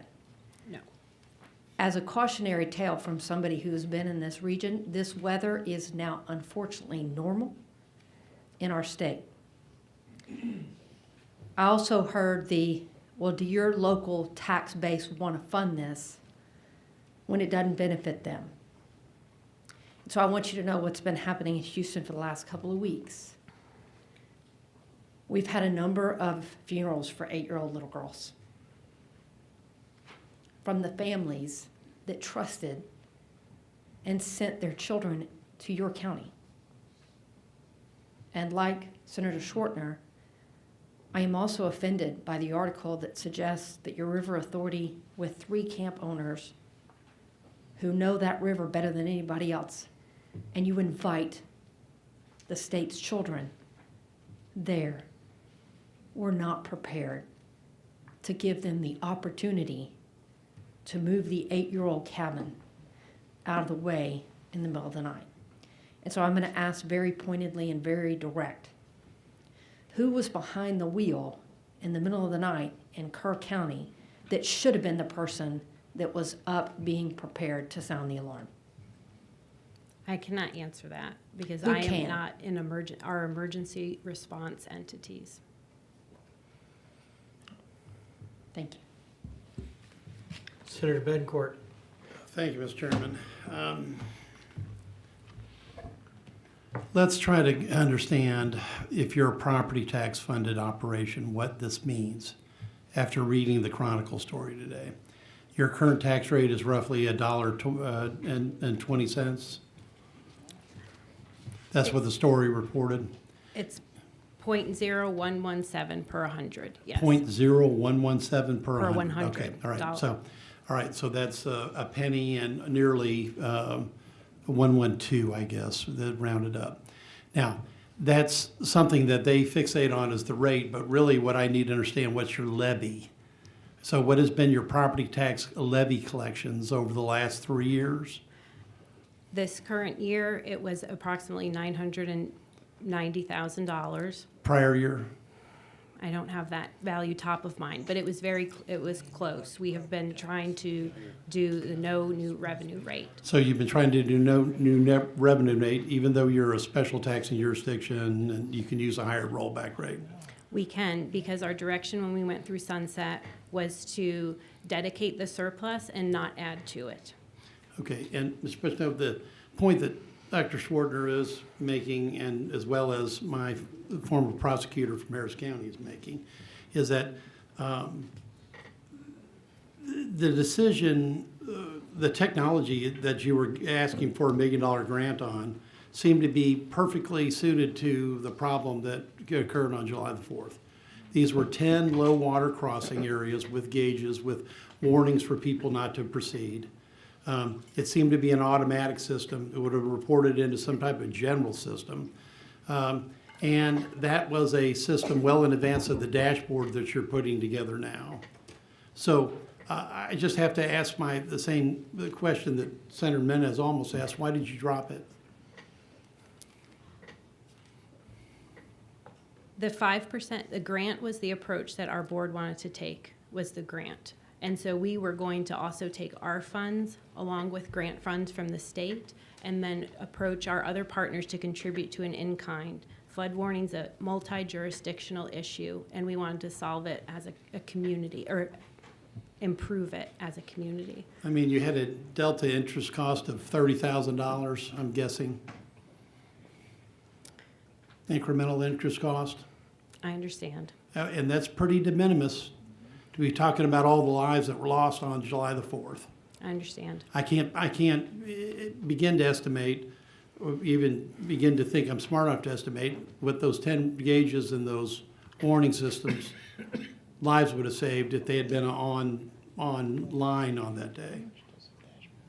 I also need clarity, too, to understand whether our enabling legislation would allow us to pay back the loan with tax dollars. And the 2-week response period between the pre-application and the full application was not sufficient to also address that or convene our board to also consider a loan instead of the grant, which we had originally discussed. You know, and this is the type of thinking that Lieutenant Governor Patrick, Governor Abbott, and Speaker Burrows have already basically said the state's going to try to pay for this because we can't have these type of decisions made. Because I don't even want to say that it's penny wise and pound foolish. There's too many lives that were lost in this on that day. You know, this is an appreciating market value area, true, because your tax rate used to be twice or higher than that. And as the value's gone up, your rates have gone down. Yes, sir. And so these the people on this board that own these camps and own this property, they know that. And the reasoning why is because this is generally an idyllic area, except maybe one out of every 5,000 days when it turns into a flash flood. So I know all of y'all know this. And so, again, I ask, but I would ask if you had this decision to do over again, what would you do? I think anybody would have done anything in their power to prevent the devastation if it had been predicted. Well, that's what we're going to attempt to do now. I'm just, mathematically, and as the property tax guy in the family, this is, this decision is just pathetic. I don't have any other way to put it. Because we're talking about an incremental $30-some-odd thousand. And this was not even asking for help. I mean, you didn't have Representative West at this point. I think, Well, Senator, I've got to make this point, Chairman. I just I'm want not to trying to be vain, but when we come to a fundamental decision like this, I'm going to call it.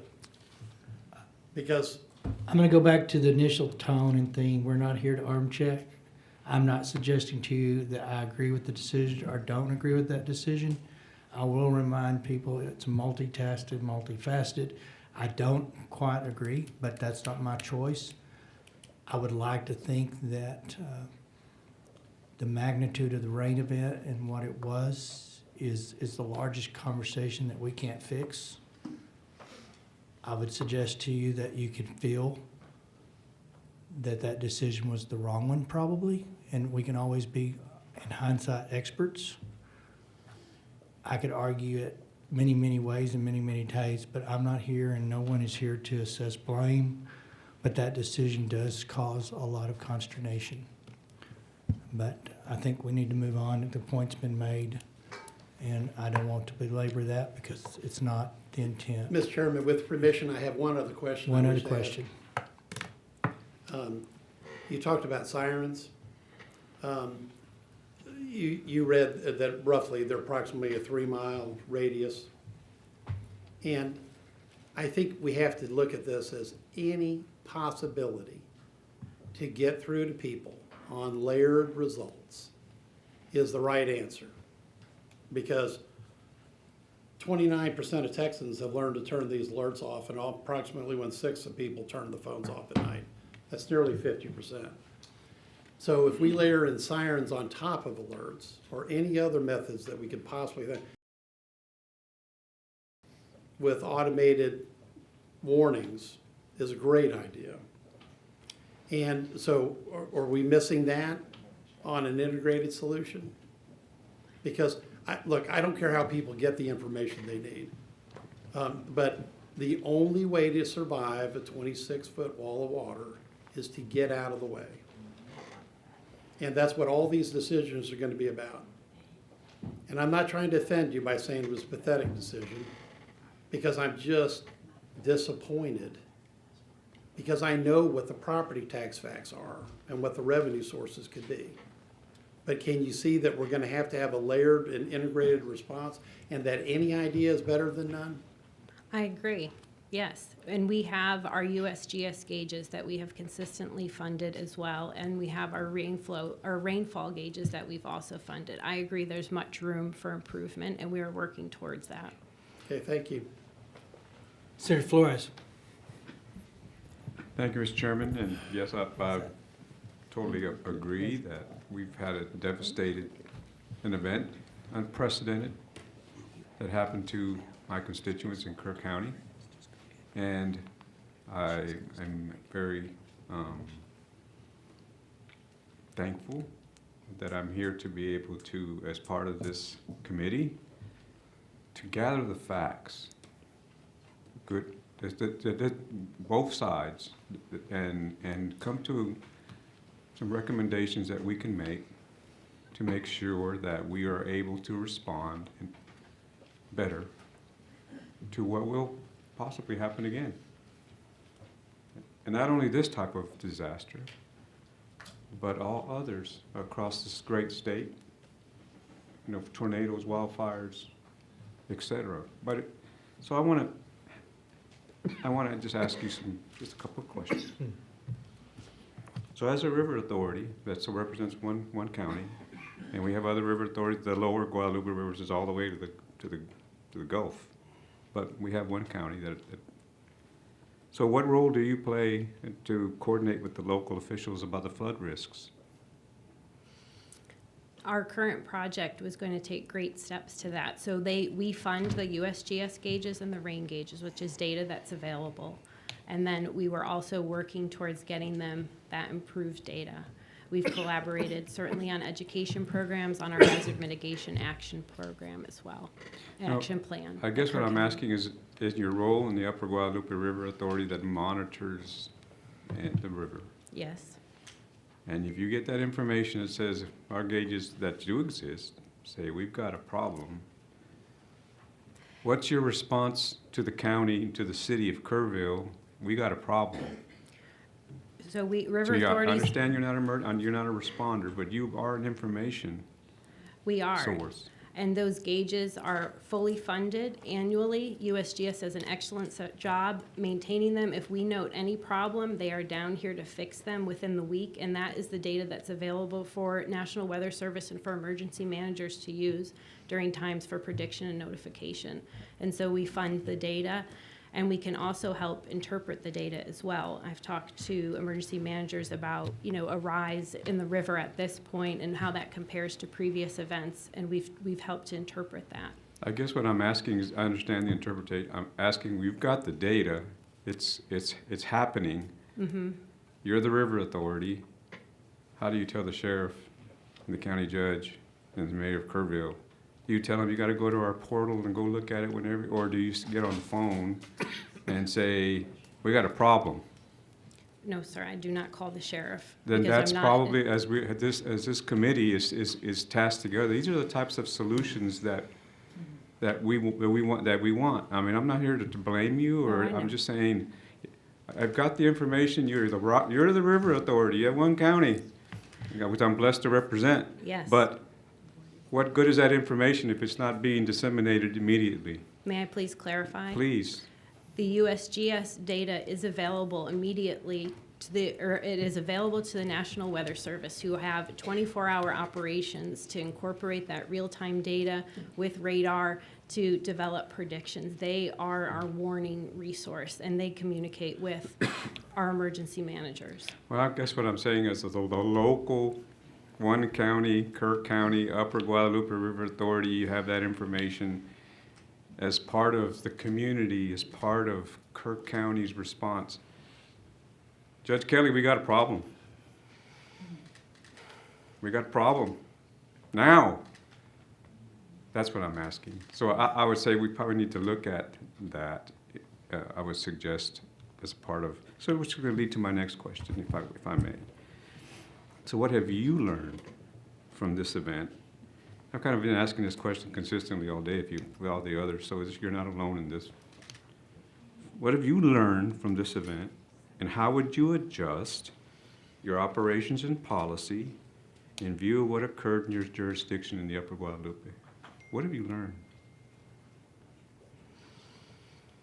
I've learned that we need additional information on intense rainfall in the western part of the county, as well as water level. But I do also believe that the intensity of this storm would have been very difficult to predict and adequately warn. See, I don't believe for 1 minute that you don't want to help the community, and that the Upper Guadalupe River Authority is not there to be a part of the community to make sure that this doesn't happen. You aid in the response should this ever happen again, or something similar. I believe that. So I encourage you to work with us to come up with, to kind of shift a little bit and think about what your policy and response is, what the responsibility of the Upper Guadalupe River Authority is in gathering this data and getting it timely put to use in a fashion that helps the county judge, the mayor, the sheriff, the community respond or prepare for this type of event so that we can save lives. That's what I ask you to do.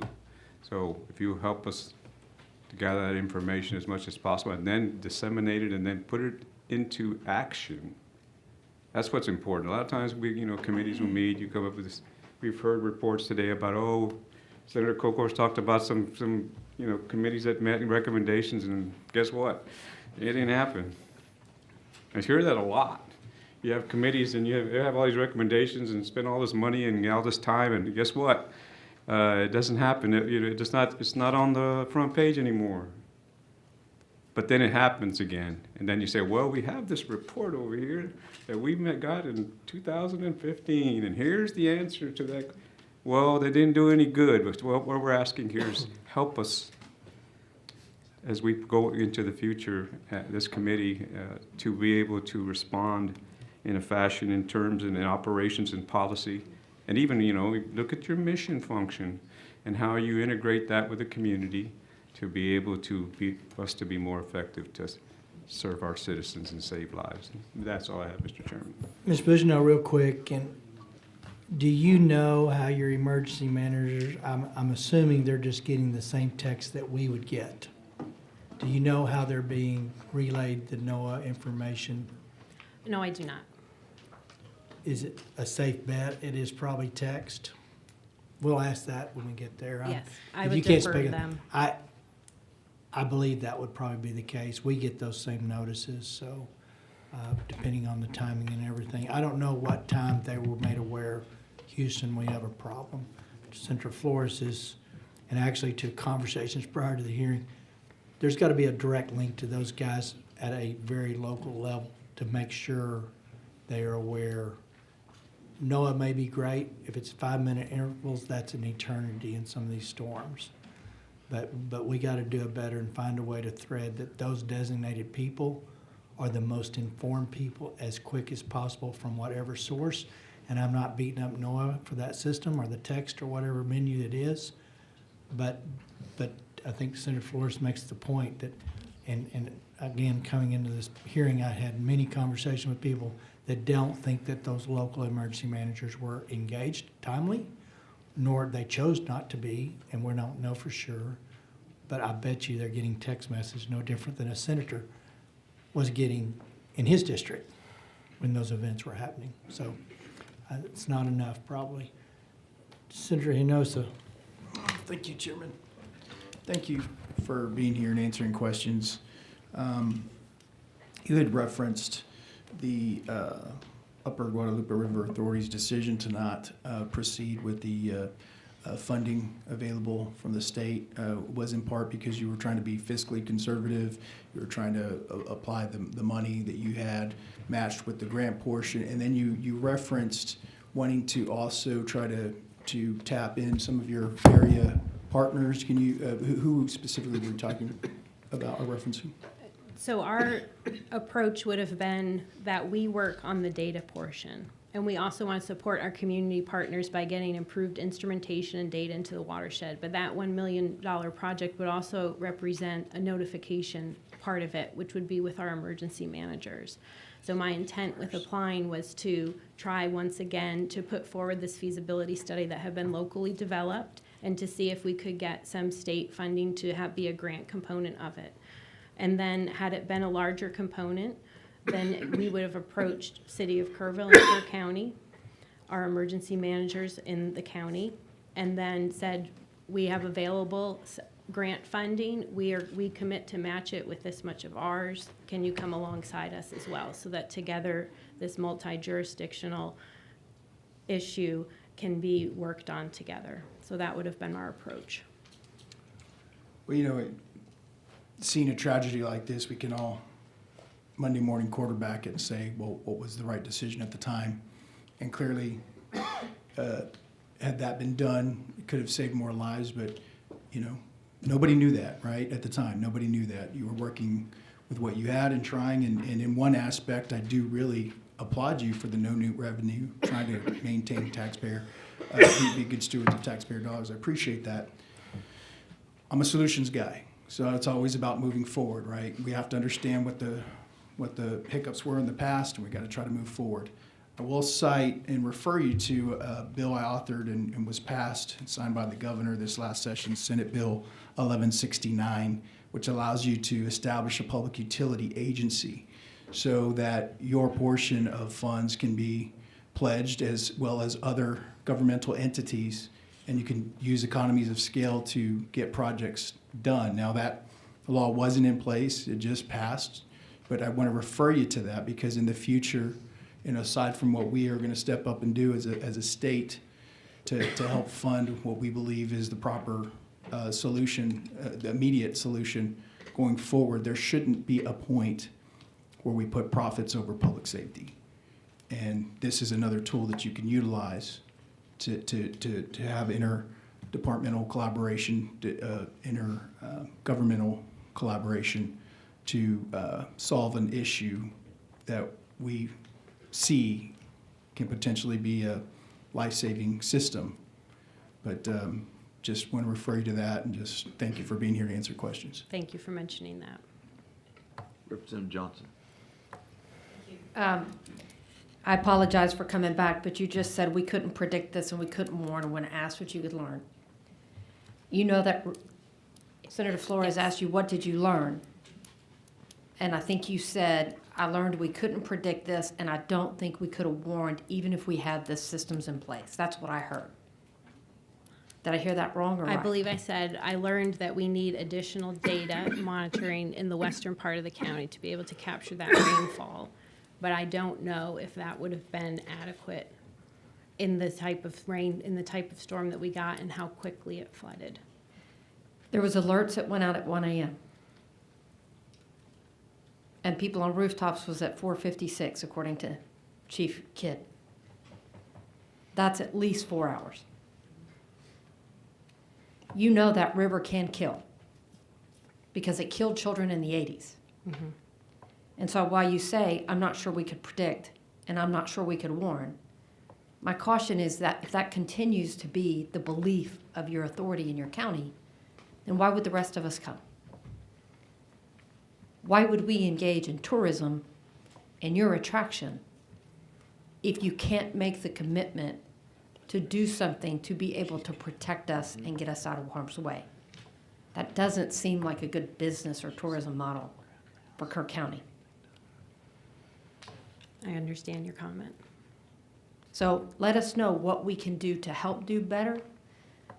And by the way, I don't think your emergency management personnel are answering the phone calls right now. So when I asked who was supposed to be behind the wheel and what's the answer to their question, I don't think they're picking up their phone. And as public officials and as folks that want to get into the business of helping and protecting people, I'm sure you would agree with me that people at least need to be accountable. Senator Campbell. Thank you, Mr. Chairman. I just want to ask, is there a siren or an alarm system in Cypress that measures the height, Cypress Creek? Cypress Creek, and we have two Cypress Creek in Kerr County. But you mean Cypress Creek on the South Fork? By Yes, Camp that feeds Mystic. into, that generally, you know, when it swells, it feeds right into the Guadalupe. The Cypress Creek in Comfort, Well, I'm just asking you. in Kendall County? Yes, Okay. that would flow into the Guadalupe that goes, affects Comfort. There's a USGS stage-only gauge there. I'm not aware that there's a siren. I do believe there's a siren at the volunteer fire department in Comfort, and I don't know how that's triggered. Is there anything that's triggered off of Cypress? Because it seemed like, I mean, and I need to get the story, I was just hoping you could fill in the blanks. There was a death of a girl back a decade ago because of a flood, had to do with the high rise in Cypress Creek. Since that feeds into the Guadalupe, which goes into Comfort, I'm not sure if there was an agreement between Kendall or Kendall just worked with Kerr, but they got some type of warning system, or, I mean, if you understand it, tell me, a type of warning system for the fast rise water for Cypress Creek. I know there's a USGS gauge there. The water alert system with USGS allows you to set individual triggers to be notified when there's a certain rate of change for the water level. Who does that It's- for that one? It's USGS. So it's just the. So it's really by the user. So you could sign on to USGS, pick that gauge, and say, I want to set my water alert rating for X number of feet at that location, and then it would text you. So who Or email. maintains that? So USGS. The USGS does, yes. They do operation and maintenance routinely. I don't know who funds for that operation and maintenance for that Kendall gauge. For our Kerr County gauges, we fund them, and then for 2 that are also used by the city of Kerrville, they contribute funding to UGRA, but is individual based on the jurisdictions, how those are funded. How many USGS gauges are there in Kerr? 6. 6. But and so I'm just not familiar how that works. So the Sure. people sign up for it, and if they do, they I mean, get a warning? the warning is really through National Weather Service. That's their gold standard for real-time information is those USGS gauges, the water level as well as the precipitation on them. So National Weather Service has access to that data. That is what they use. So their gauges measured by, Then they transmit via satellite. and it goes to the National Weather Service. Well, it goes to USGS, and then that data They- can be pulled into different sources. Okay. I don't know how that part works.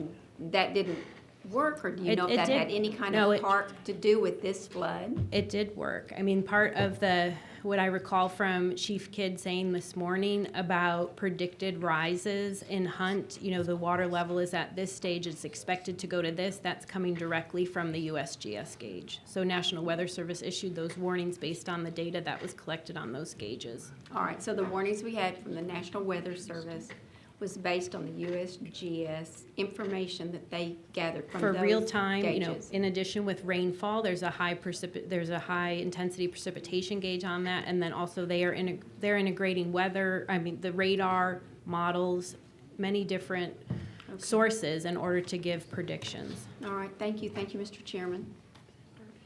Representative Darby. Yes, thank you. I want to go back just a little. I mean, clearly we're aware of the Chronicle article, and there's been questions asked about that, but I'm going to refer back to September of 21, where a Sunset Advisory Commission self-evaluation report was filed by the UGRA. And in that, you indicated, and this is before you, I think you came on board in 22, is that correct? Yes, I became general manager in Okay. 22. But according to the report that was filed by UGRA, you had initiated discussion on flood warning with Kerr County sometime prior to 21. And after those discussions, Kerr County and the city of Kerrville and UGRA funded a preliminary flood warning engineering study, which formed the basis of a FEMA grant application. Is that correct? Yes, sir. Okay. Kerr County and UGRA partnered on the FEMA grant application and asking for $731,413 in federal funds with a local match from Kerr County and your organization for $243,000. Now, ultimately, that project was not awarded grant funding, and I think your statement, or the statement said that went to areas more impacted by Hurricane Harvey. But I guess what troubles me is this is not a new concern. The total of the federal grant request and the matching was about $950,000. So sometime prior to 21, a report that you helped fund showed there was a dire need for a flood warning system. You have the resources. You knew the need. You applied for the grant. You didn't get it. But maybe you shelved that study until you asked the Water Development Board for the $950,000 in the grant. Is that kind of what happened? I mean, it's almost dollar for dollar what you asked for back in 2020. Did you just pull it off the shelf and ask the Water Development Board for that $950,000? I put forward a flood warning system for Kerr County into the regional water plan, into the regional flood plan through that process. And as justification, I did use that 2016 study, which we had not used since those previous grant attempts. The direction at that time, to my recollection, was that we weren't successful in achieving these match dollars in order to move this project forward. We tried, we didn't get it. And so when the regional flood planning process came about, we thought, well, maybe now this will be an opportunity to try to get grant funding again for that. So I did use the dollar amount in the project, even though it was $2016, as a base for it, because during the full application step, we would have contracted with an engineer to update and come with more accurate dollars as well as more appropriate pieces of equipment for 2025. The previous feasibility study would have been used to identify the locations and the overall strategy. But my intent was not to use it word for word on what the exact equipment was that was proposed in that. That we were going to see, you know, how innovations had come in the last 10 years and what would be appropriate now. Well, clearly the 16 study and of course the, your own statement in 21 recognized the need for a flood warning system. It was redoubled in a recent Water Development Board request. But again, the concern I think of this panel is that you had the resources. You had the resources to deploy this system absent any FEMA grant, absent any water development loan. And I guess that's troubling because you had the money but not the will. And hopefully, if what we're learning in this process, if we learn anything by that where we have governmental entities charged with responsibility of protecting the public, that they will have the will. And if they don't have the way, then that's what this panel wants to look at. So thank you for your testimony. Senator Blanco. Thank you, Mr. Chairman. Thank you for being here and answering these very difficult questions, and my condolences to your communities. My questions are not, I just want to kind of set the table here. My questions are just to get information and what we as a body can do to mitigate these sort of things. So I want to focus for a moment on the role of river authorities as it relates to early notification, data sharing, and coordination. Because as you all know, we've heard that timely and accurate information is critical in any emergency. And there's opinions on whether you should do that and whether or not you're required to do that. So I want to get to that. Do river authorities currently have any statutory or regulatory requirements to share early warning data or any predictive modeling during a potential or an active emergency? No. Okay. If not, should the state explore ways to formalize and strengthen that obligation? No, not in my opinion. Why not? Because in this case of flood warning, which is a specific kind of emergency, but the expertise to warn and prepare and notify for emergencies is within our emergency response professionals, whether that is a flood or a wildfire or a hurricane. And so I feel like the response and the notification should stay with those emergency managers. And river authorities can continue to support communities by funding the data and by identifying ways to improve the data. How do those emergency managers obtain that data from you? River authorities do not house, UGRA does not have any data. We fund the data that is collected through USGS equipment, is transmitted from that real-time location via satellite, and then brought into their system, which then the National Weather Service, I mean, that is their gold standard. That is what they use, is the USGS data. So I do not have a role in transmitting that data to the National Weather Service or our emergency managers. Got it. In your experience, and having worked with, and the question's for the entire panel, have any river authorities taken initiative beyond, your formal responsibilities by issuing alerts, sharing data proactively, or supporting any kind of local response efforts during any kind of recent events? Have you heard from your colleagues? I'm aware that river authorities will share National Weather Service postings, alerts or warnings that are posted through National Weather Service channels. Will say reshare on social media, for example. I'm not sure of other examples. Are you aware of other examples? He's Senator not been, you got to kind of say who you are, or we can let you talk afterwards. Okay, Either way. Daryl Nichols with the Guadalupe Blanco River Authority. I've seen, there are river authorities, LCRA is going to come up and talk in a little bit. They don't do alerts or warnings, but what they do is they do have an extensive data collection system where they actually own and maintain some of those gauges. So there is a wide range of what different river authorities have capabilities or funding to do. We all have broad authority to do a lot of things, or authorization. We just don't all have funding to be able to do that. In your professional opinion, should the state explore ways to formalize or strengthen that obligation? I think there should be, the state, one option could be is to strengthen what data should be made available. Who has the responsibility for gathering and housing that data, I think is a discussion to have. I think standardizing and coming up with what available data is there. What is the changes in technology that has taken place? How are alerts done, whether it's manual? Are there some signals, some alerts that can be done automated based on certain conditions? What predictive modeling is out there?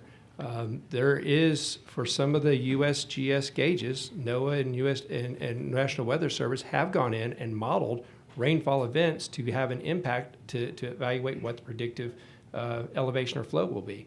That has not been done across the state on all the gauges. And for those, for any of the other river authorities that have proactively done that, and I'm not assigning any value to this, so just trying to get a sense of who does, who doesn't, why they do it, and why don't they do it, right?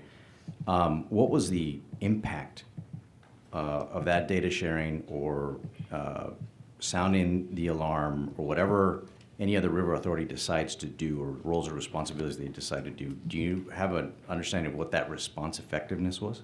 I'm not aware of any river authority that is sounding the alarm. I'm aware of river LCRA that does an extensive data collection. We do have some data collection too on the rain gauges that we make available to the public, to the state, to the Water Development Board as well. Also make available to National Weather Service, where they actually have a specific site that they can pull that data from.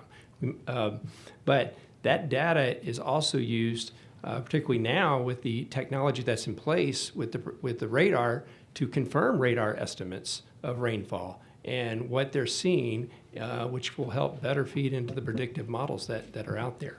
Okay. So looking across the state, would you say that there's consistency or inconsistency in how river authorities engage in early warning systems or any kind of local emergency management operations? I don't think that there's consistency across the state on how the data is collected.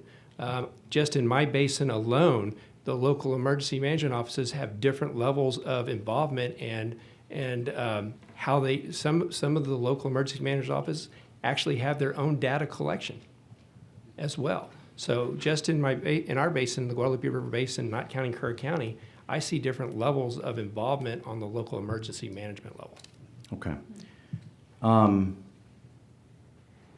If the state were to say, river authorities, you now have this role and responsibility, what would you say are the biggest barriers? Is it technical? Is it legal? Is it operational? That would prevent this kind of seamless integration between river authorities into early warning notification systems or emergency management operations? Well, as a river authority, we are not familiar with the local situations, so I would recommend that we're not involved in the warning systems. If we need to be more involved, it's more involved directly in engaging in the data collection.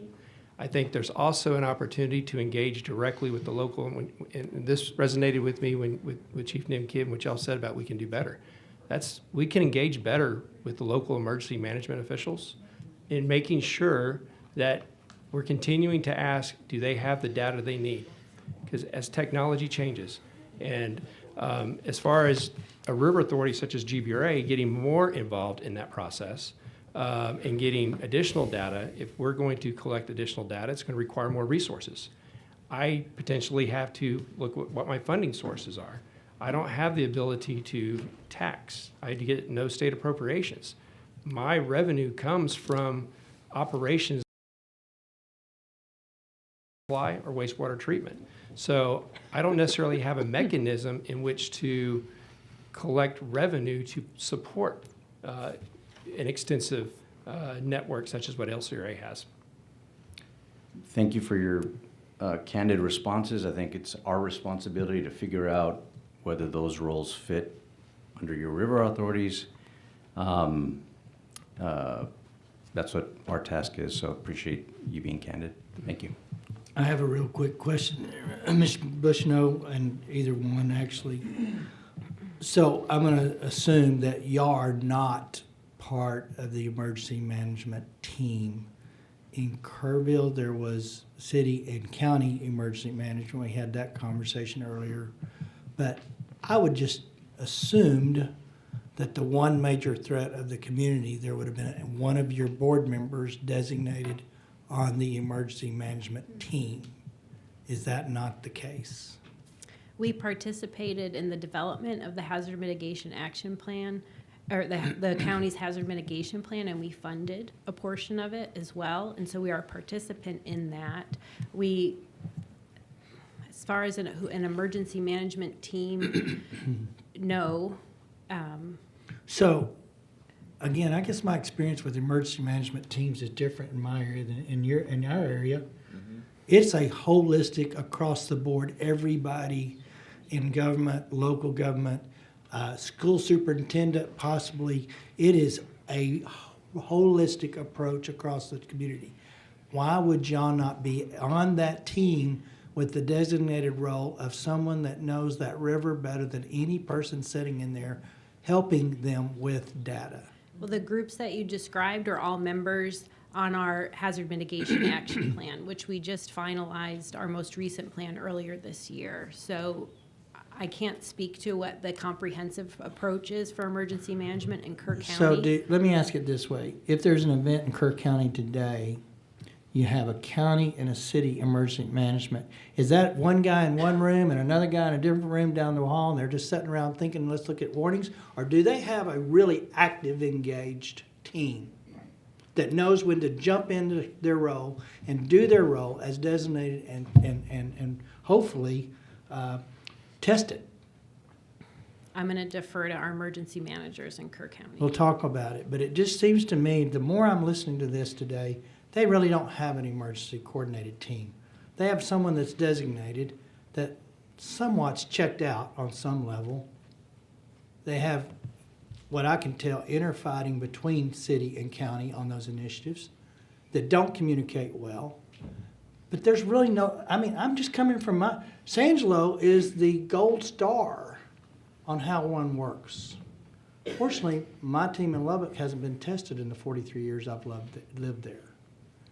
But I got to tell you, what I'm hearing is it's one or two individuals that have a title and really don't know what to do with it from there on. And maybe I'm wrong, and we'll find out when we go to 31st. I will tell you guys, too, and correct me if I'm wrong, waterdata.usgs.gov is the gauges that you speak to, and anybody individually can log in, build their account, and have those gauges read on their phones. Is that true? Through the water alert, yes. So, I said I wouldn't do this, but so these guys can get it without a dashboard. Fair enough? Yes, they Thank you. I appreciate it. So, Mr. Burdell. Thank you, Chairman King. Again, I'll be quick again. I want to go back to, I had asked the previous panel about diversion dams. Y'all have large scale such as Canyon Lake. And then I think you'll have some smaller ones throughout your section of the Guadalupe River. Both y'all, would some small-scale diversion dams have helped prevent the flow to prevent the damage, what do we have in the Upper Guadalupe right now in relation to like a diversion dam? Well, I can speak to what we have in Kerr County, and then I'll defer to the engineer to talk about how that might be successful. On the main channel, Guadalupe River, In Kerr County, we have some on-channel dams, but they don't have capacity for flood control. They have a water supply dam and a couple of recreational dams. That'd be like Ingram Dam, probably? Yes, Okay. yes. And then through previous projects of our board had constructed small water and sediment control basins in the western part of the county. That goal was to capture a pulse of water on a dry draw and slow it down to give it time to soak in, to kind of bolster those shallow springs that will feed back into the river when it stops raining. But the capacity of those is very small compared to what would be effective for a flood control structure. But a small diversion dam, I guess without knowing the size or the capacity, hard for me to say. Daryl Nichols with Guadalupe Blanco River Authority again.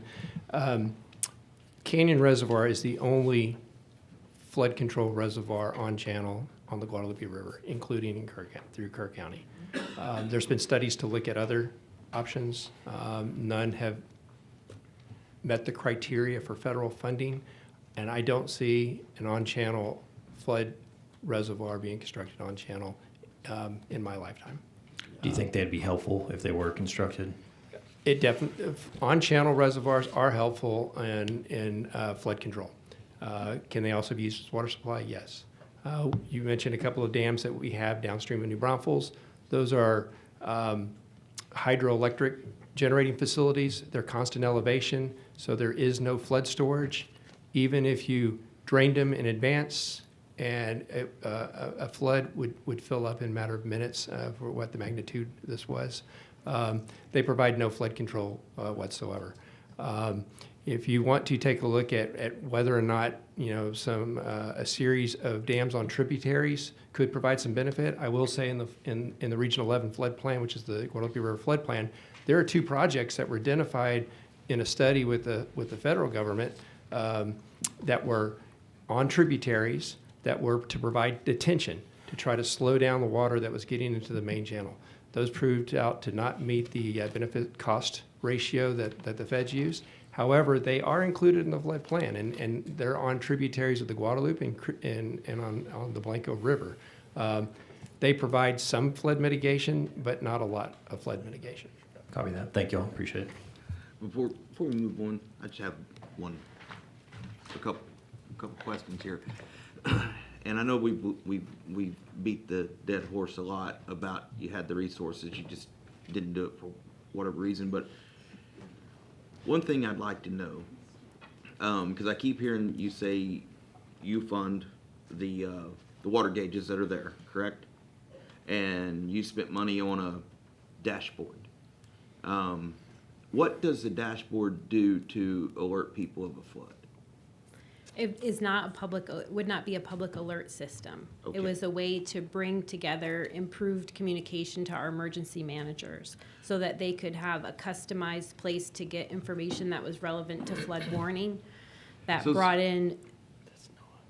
So since 1987, how many studies have been done on flooding of Guadalupe River? I heard you mention a bunch of them. I didn't count. But As far as studies go? yeah, just flood mitigation studies. I know you did a big one in 16 because what you used to ask for the FEMA money. And then you did that study was also used to ask for the Water Development Board money that wasn't implemented. But my question is, you have the money, even with the lower tax rate. You lowered your tax rate, but you still had the money to do it. How much, if you'd have left the tax rate the same, how much more revenue would you have had? I can't calculate that. I can get that number to you if you would like, but I don't know I that just offhand. think it's a good point. I mean, you lowered the tax rate, you still had the money. If you hadn't lowered the tax rate, you could have just funded it yourself. But it seems odd to me, and I know I'm missing something that you guys do, but you're not a water source, right? Correct. You have some gauges and you build dashboards. What do you spend your money on? We operate an environmental laboratory that serves the water and wastewater testing needs of our permitted and also private well customers. We also we have public education throughout let me see, I wrote this down. Public education programs, water quality water quality monitoring, as in the data that goes to the Texas Clean Rivers program that the state uses to assess the health of the river, is one of our other primary functions. And then we have stewardship programs that are to enhance activities like water conservation and land management that's beneficial to the health of the Guadalupe River. So, you don't directly communicate with the emergency management, but the information you gather on the health of the river, do you share that with the county officials? When we have bacteria levels that are above the criteria, we post those weekly on our website during the summer when that most interest is in what are the conditions that are pertinent to recreation. And then if we have levels that are above the criteria that's considered to have an elevated risk while swimming, and it's in a public park, we will share that information as an advisory with either the city or the county, whoever operates that park. Okay, so you do have a line of communication with your other local officials, Yes. but just not for flood waters. Not for flood warning, and we are not a 24-hour operation. It's best that real-time data is going through those satellite and automatic transmissions and to the National Weather Service. And but the data that was collected that you don't monitor 24 hours and don't share with emergency management is what would have gone on your dashboard? The data is being collected by USGS gauges that is Right, available but to that's the everybody information- right, 24/7. But that's the information that was going in the dashboard. Yes. I think we need gauges, not dashboards. Thank you very much. Senator Menendez. Thank you, Mr. Chairman. I was listening to Chairman King's line of questioning. He addressed some of the questions I had. So, but I think your river authority.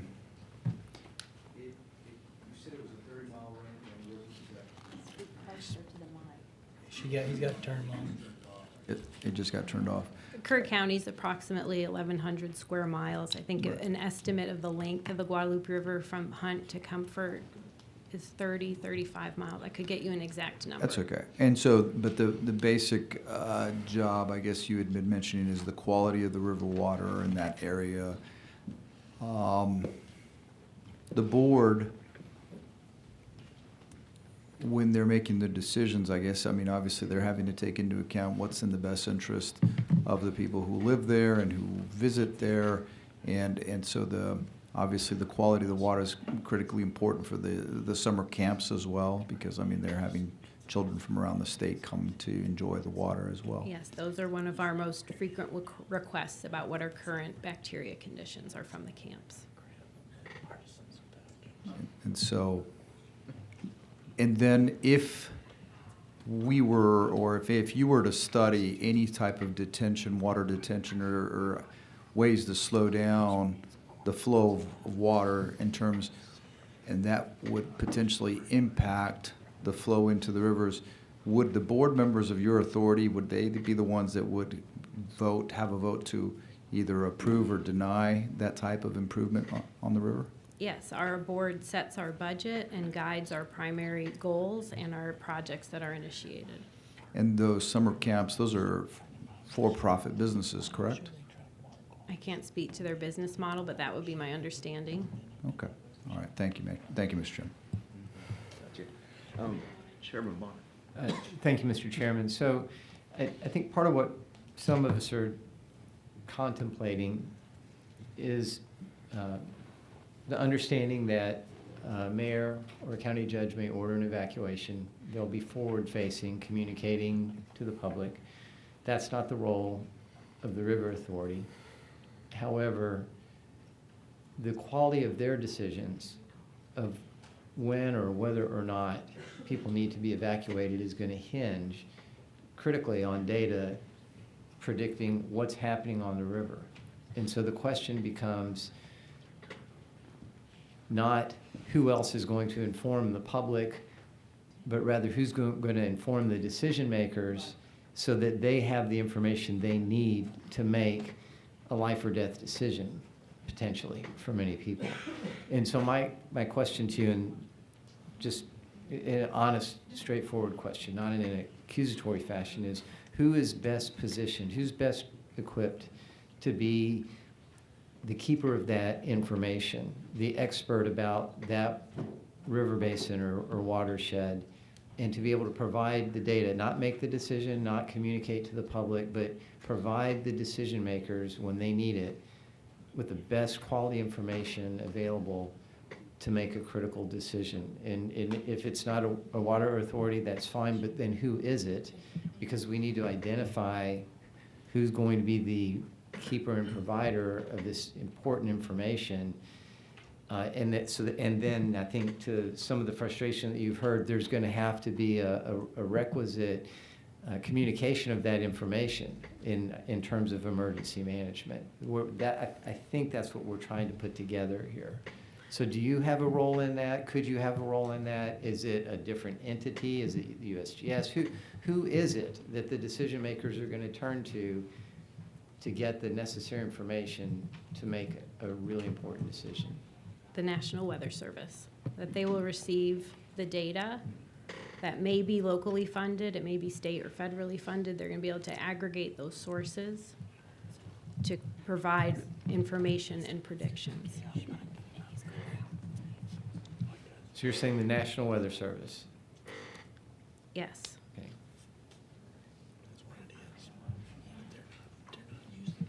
All right. I'm sure we'll have more questions for other people, but it's one step that I think is important in understanding where we're going. All right. Senator Blanco, you got something? Just a follow-up question. I'm going to engage Mr. Nichols here if his questions are more relevant to him. Just a follow-up question to Dr. Bonin's question. How will the National Weather Service get real-time river data? They're going to get it from the USGS.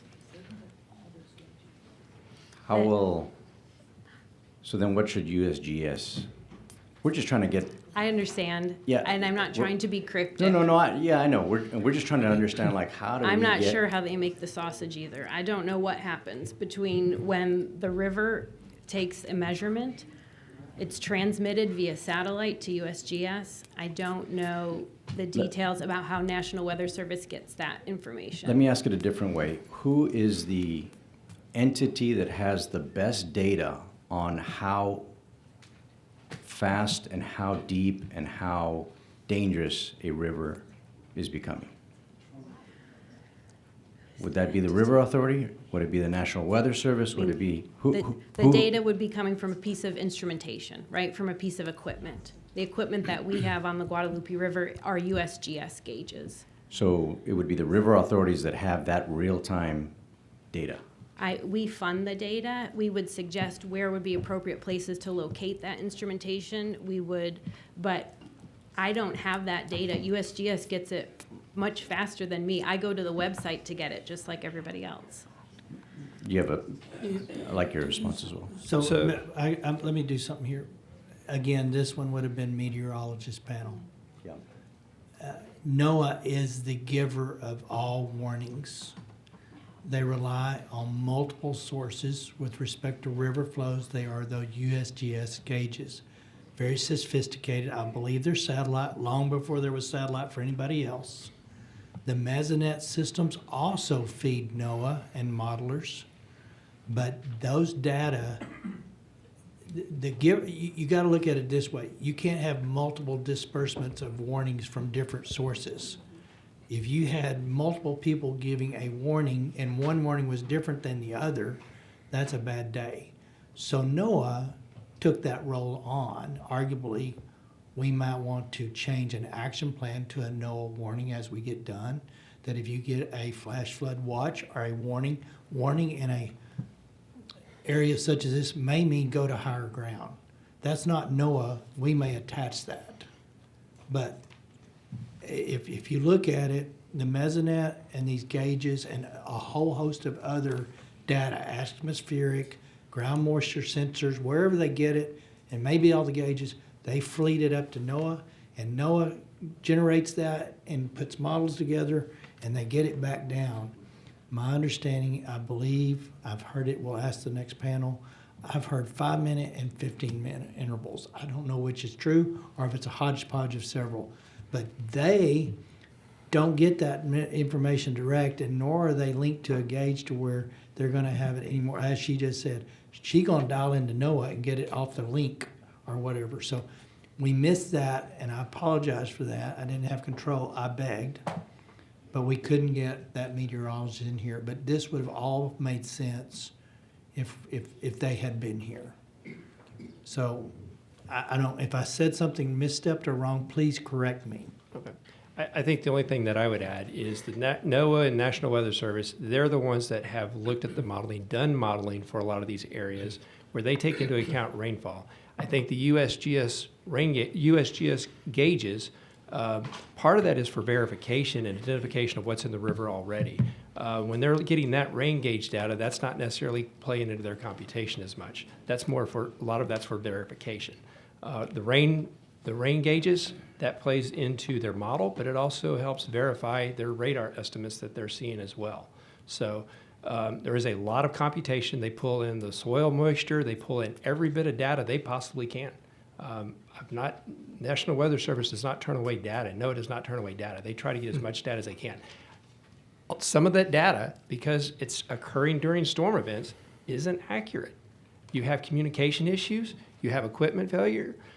So is equipment designed to capture high-intensity rainfall or just particular level information in tributaries?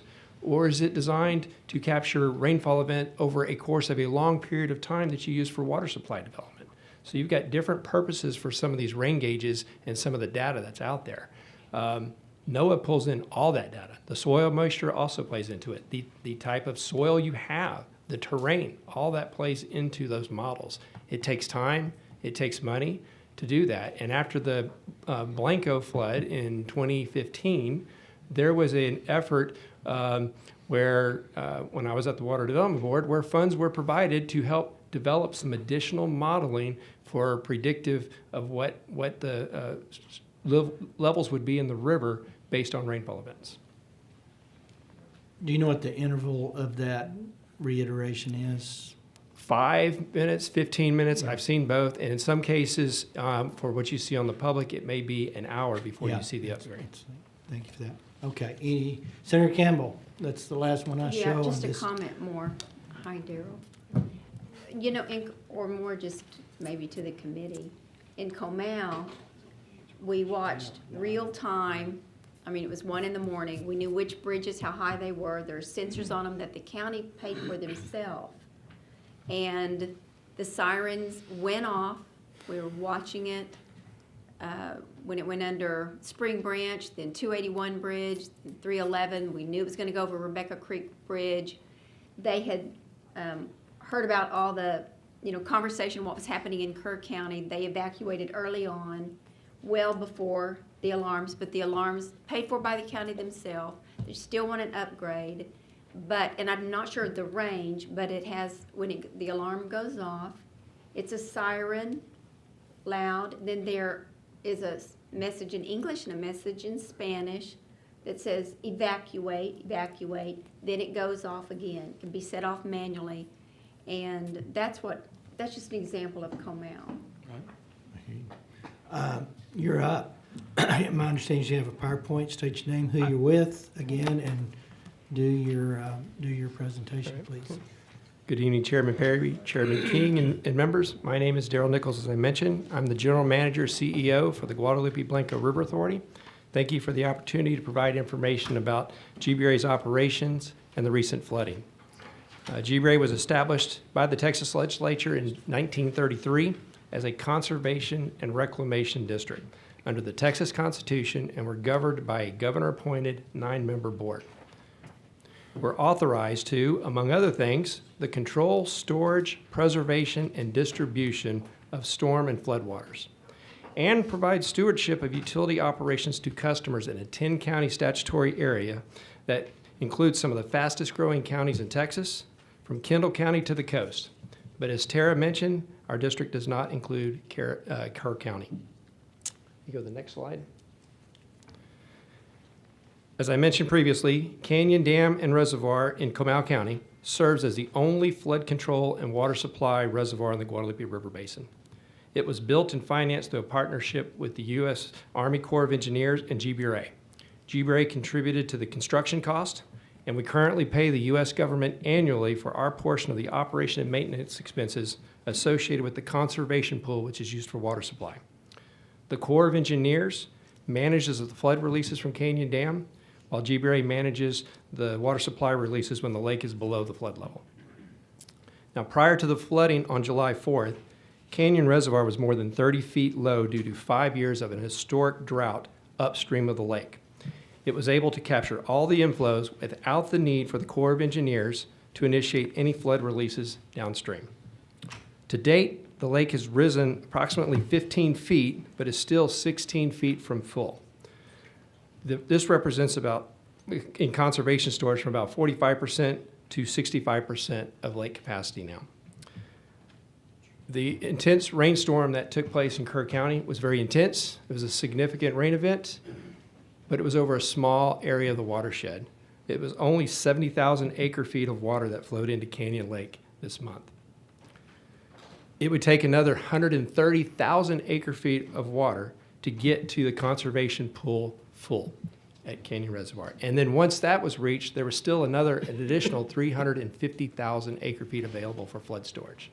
So Canyon was able to catch 70,000 acre-feet from this event. GBRA does not receive any state appropriations or have the power of taxation. We are primarily funded by the revenues we receive associated with providing water supply and wastewater treatment.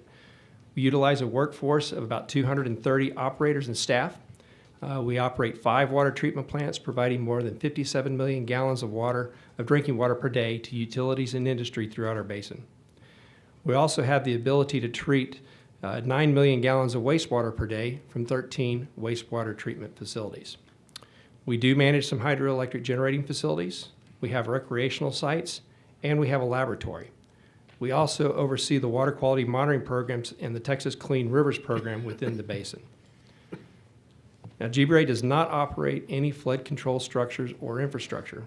We do not activate any flood warning systems, and we do not issue emergency management notifications during storm events or as part of any of our existing operations.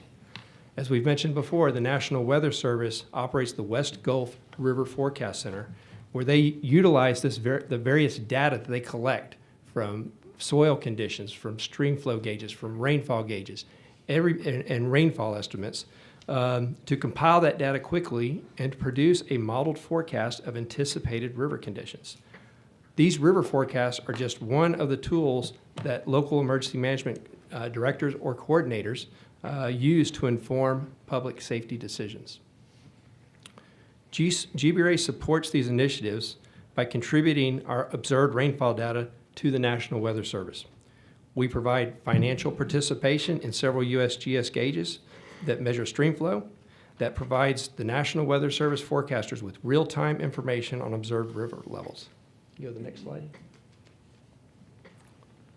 Now, the National Weather Service has the primary responsibility of developing the alerts, watches, and warnings, which local EMCs may use to support and inform local public safety and emergency management decisions. But local EMCs have the primary role of making public safety decisions in response to changing or anticipated conditions. While GBRA does not have an active role in emergency management or in issuing alerts or warnings, river authorities can partner with local offices of emergency management to develop and improve data. As I mentioned, we have contracted with USGS since the early 1960s to provide stage and stream flow gauging and water quality testing at various sites. The Guadalupe River Basin contains a total of 54 river gauges with funding from various sources, including the Edwards Aquifer Authority, the Upper Guadalupe River Authority, the Corps of Engineers, the Texas Water Development Board, and GBRA. In addition to the river gauges, GBRA's rain gauge network was first developed under the acquisition of the pre-existing network in Kerr County from UGRA in 2000. It now covers portions of Flash Flood Alley in Caldwell, Comal, Guadalupe, Hayes, Kendall, and Kerr counties. We maintain over 45 active rain gauges, which report real-time 6-minute intervals and are posted along with a radar viewer with additional water resource data on our conditions website. Our website and data is made available to the public and is utilized by the National Weather Service, UGRA, and others. Now, last summer, we began upgrading our rain gauge network from a radio communication to cellular-based for enhanced reliability and communication during weather events. The upgrades began with the 16 stations in Kerr County, which were completed earlier this summer, and we're continuing upgrades throughout our remaining gauges in the network. The gauges were active and reporting during the July 4th flooding. The data is gathered by remote automated sensors and is posted without a quality check so we can get it out as quickly as possible to the National Weather Service and anybody else. But there is a risk of inaccuracy and errors due to equipment and communications failure. In the past, GBRA has also served as a conduit to apply for and manage Water Development Board, Corps of Engineers, FEMA, and other grant funding for flood protection and management studies, additional rainfall and stream gauges, and community warning sirens. This includes TWDB, Water Board Flood Planning Protection Grants, which GBRA has secured and performed local studies in 14 communities within our basin. GBRA spent the 1930s collecting data on flood damages and developed a basin-wide master plan in the 1940s that recommended the construction of several on-channel reservoirs to provide the dual benefit of flood protection and water supply. Ultimately, Canyon Reservoir was the only project constructed and remains the only dam in the Guadalupe River Basin that can store floodwater in a quantity sufficient to provide flood mitigation to multiple communities. Over the years, though, several communities have invested in flood control dams on smaller tributaries to provide some local flood mitigation. Now, we partnered with the Corps of Engineers in 2011 to provide a study of the Guadalupe River downstream of Canyon. The goal of the study was to identify if there was any opportunities for federal investment into regional flood projects. As I mentioned previously, the cost of the projects were such that the economic criteria for federal participation was not available. The projects did get added to the flood study for Region 11, which is the Guadalupe River Flood Plan. Following the 2015 Memorial Day weekend and October floods that took place on the Blanco and San Marcos River, GBRA applied for and was awarded in 2016 water development funds for the installation of additional rainfall gauges in Caldwell and Hays County. The funding was also used to install 2 flood warning sirens in the Martindale area, which were transferred to local emergency management officials for continued maintenance and operation after installation. This data information was a direct result of having communication with the local emergency management officials and the Weather Service to see what additional data is needed to support their efforts. When the state flood planning regions were designated in 2020, GBRA became the administrator of the Region 11 Flood Planning Group, which is associated with the Guadalupe River watershed. The 2023 Region 11 Flood Plan identified more than 200 flood management projects, strategies, and evaluations for an estimated cost of just over $1 billion. This includes projects and strategies that were associated with flood warning systems. With the limited economic viability of infrastructure-based solutions, because there isn't usually a funding source or a revenue source that's going to be generated from a flood project, the Region 11 plan also included adopted goals about improving safety and enhancing land management practices. As I previously mentioned, GBRA recognizes that local offices of emergency management serve as a central communication outlet and coordinating point of contact with the public during flood and other emergencies. We're actively meeting with our county emergency management coordinators to discuss updates and possible enhancements to existing water data throughout the Guadalupe River Basin and our 10-county statutory district. Now, what I mentioned earlier about we can do better, that resonated with me. And I think one of the things, in addition to our conversations with the emergency management coordinators, is we can hopefully provide some additional information on what technology may be out there. What is the data? Some of our communities have extensive EMC programs. They gather their own data. They have their own alert systems. They very extensive. Some of them are not as sophisticated. And this is an opportunity where River Authority can help bridge to help inform of what type of data may be available and what resources may be available to potentially install those. I'm available to answer any questions and provide additional information. Man, there's advantages to be late. I don't see anybody up needing to visit with you. You're kind of further south of the big problem, fortunately, this time. So don't take that as good planning, just luck this time. So I appreciate what you do. Thank you for being here. Members, any other questions for these two? Chair calls up the remaining panel of number 4. Actually, what's this? These are the next 3. Okay.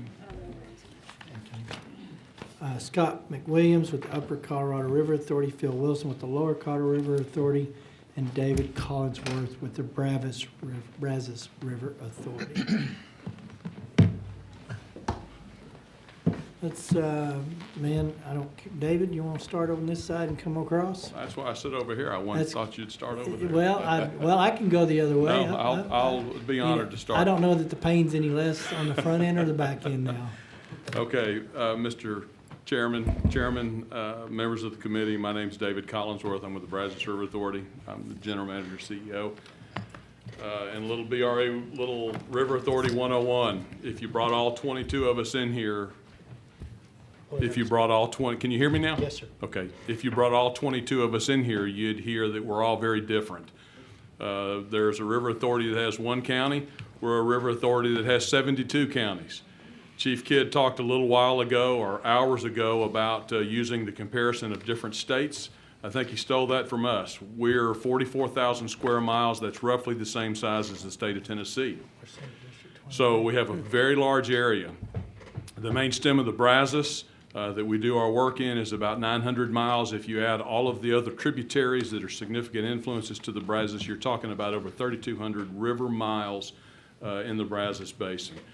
We are the Brazos River Authority. It's an odd name. We don't really have any authority or jurisdictional authorities over counties or folks that we work with or work around.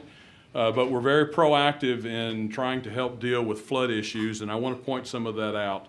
I've got a few slides that I'm going to go through very fast. I know it's been a long day, but then I'll open it up for questions as the chairman sees fit. We own and operate 3 reservoirs. They are different than the Corps of Engineer reservoirs, but you can see on that map the red dots are the BRA-owned reservoirs and the yellow dots are the Corps of Engineer reservoirs. The difference between the 2 reservoirs, we have 0 flood storage.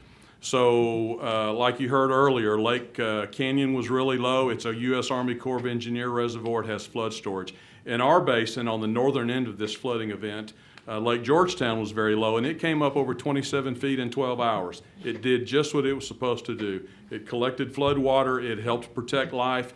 That's the reason that the Corps built those lakes back in the 50s, 60s, and 70s. We've benefited from the fact that they are water supply. God only knows where the state of Texas would be without our forefathers building those reservoirs. So we're really blessed to have them. The difference in their reservoirs and the Brazos River Authority reservoirs is when our reservoirs are full, they're just water supply. We have 0 extra space to store water. If I could show you a picture of our gates, when they're full, the water is literally just a few inches under our gates. And we do that because we're trying to maximize water supply. So because of that, we're very proactive in how we manage and help folks deal with flooding issues. We have 3 major things that we do around our reservoirs. First of all, we have 2 call-out systems. We have a call-out system that's just designed for emergency management folks.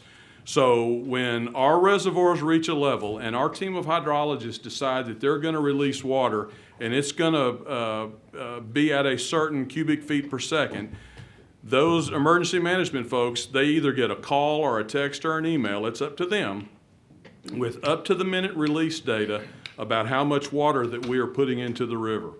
We also have a different call-out system that is just for the general public, and you can sign up for that at any of our 3 reservoirs. And again, once we hit these trigger response levels at our reservoirs, you get an email, you get a text, or you get a phone call, regardless of what time of day it is, based on how we are releasing water.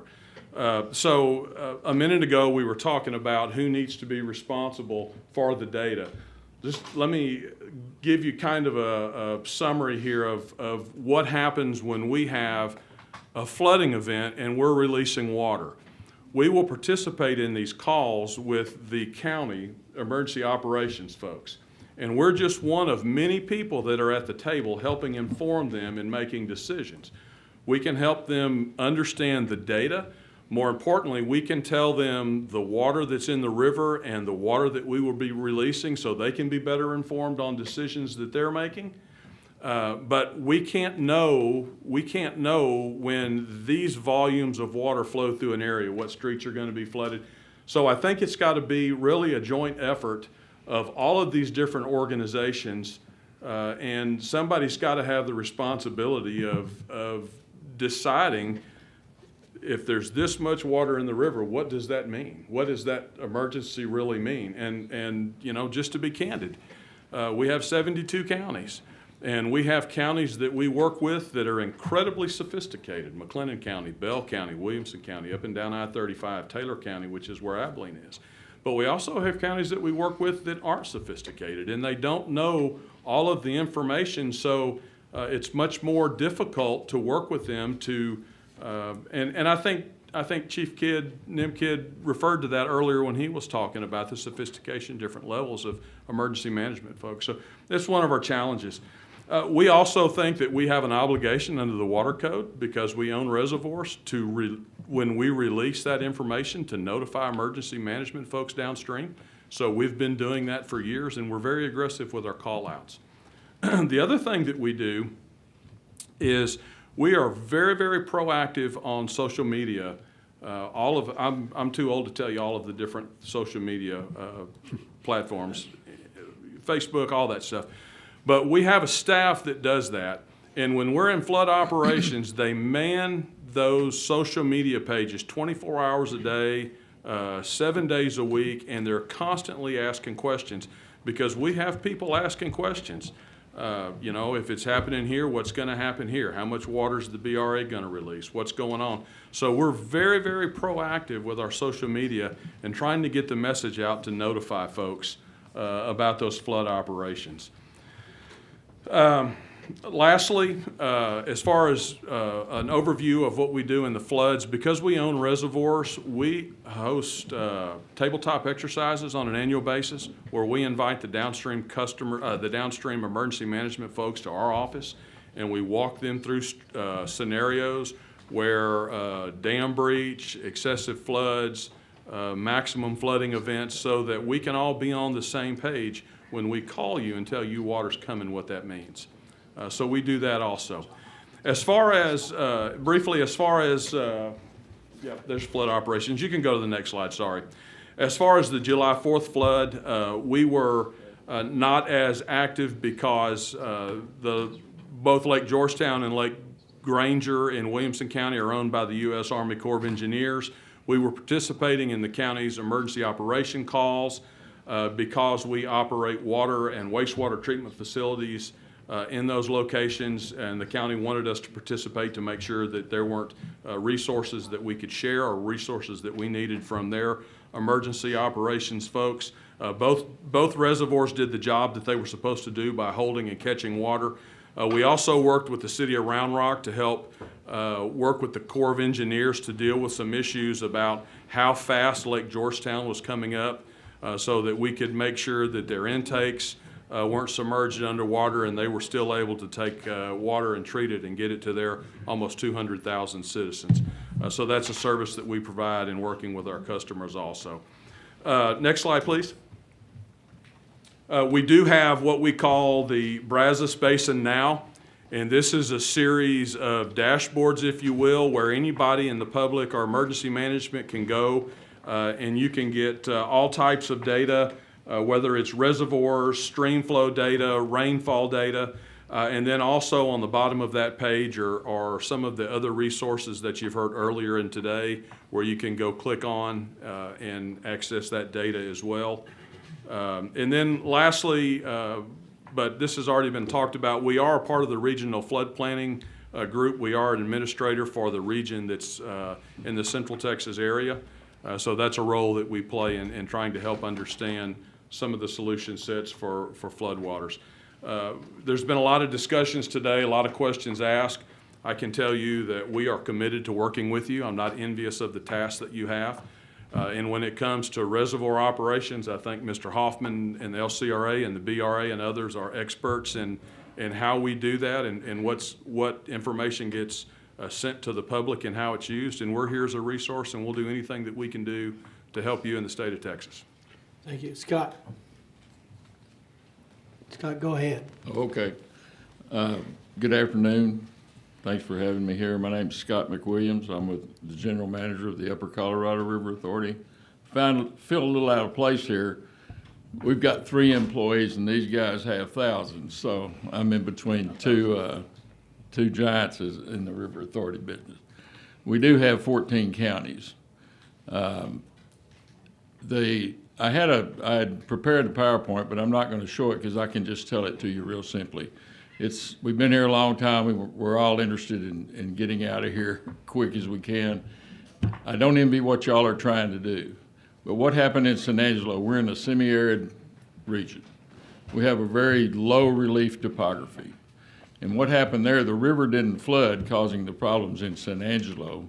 The rainfall fell right on an urban landscape. And we got over half of our annual rainfall in one night. And that, with very little runoff from Pulliam Draw that came in. It was just the water fell in an older part of San Angelo that was constructed back in the days when the developers probably didn't even, the only thing they looked at was how can we get water off to keep it flooding my little development I've got here. And the next person had to, as you were saying earlier, Senator Perry, the next person to develop had to deal with this one's water coming towards him. So we were in that area, and our flood was primarily a flood of rising water. Now, of course, the roads, we have a curb and gutter system for drainage. They filled up, and we did have some swift water rescues. We unfortunately lost 1 life in that event. But our situation is totally different than what was experienced in the hill country. But I can say this as a hydrogeologist, if you have 15 inches of rain in a small area like we did in San Angelo, you can put that on any urban landscape in the state of Texas, and you're going to have flooding. Nobody has designed their system to handle that much water in that short a period of time. So I don't envy what y'all have to do. I do suggest you do a lot of prioritizing, though, because there's certain areas where that water could fall. We have, between us and Ivy, OH Ivy, it's a rural river all the way through there. Paint Rock's the only community, and it sits up high enough where it's not going to catch any floodwater. So one thing I will say, UCRA back in the 50s sponsored the construction with the Corps of Engineers of O.C. Fisher Reservoir. It caught over 12,000 acre feet during this event. When the gauge below San Angelo, it peaked at 12,200 acre feet, or cubic feet per second. The gauge just above O.C. Fisher peaked at over 19,000 CFS. So roughly, we probably prevented at least, if O.C. Fisher hadn't been there, it'd been 2.5 times as much water come through San Angelo. And the river would have flooded then. So that did its deal. And I'll answer any questions. I told Andrew when he called me, I don't know what I can contribute that will help y'all in y'all's decision, but I'm happy to be here. So any questions, I'll try to answer. All right, John.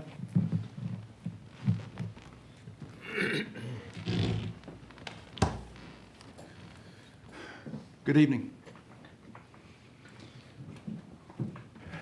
Chairs Perry and King, House members and senators. For the record, my name is John Hoffman. I'm the Executive Vice President for Water at the Lower Colorado River Authority. And I'm here today as a resource witness. Next slide, please.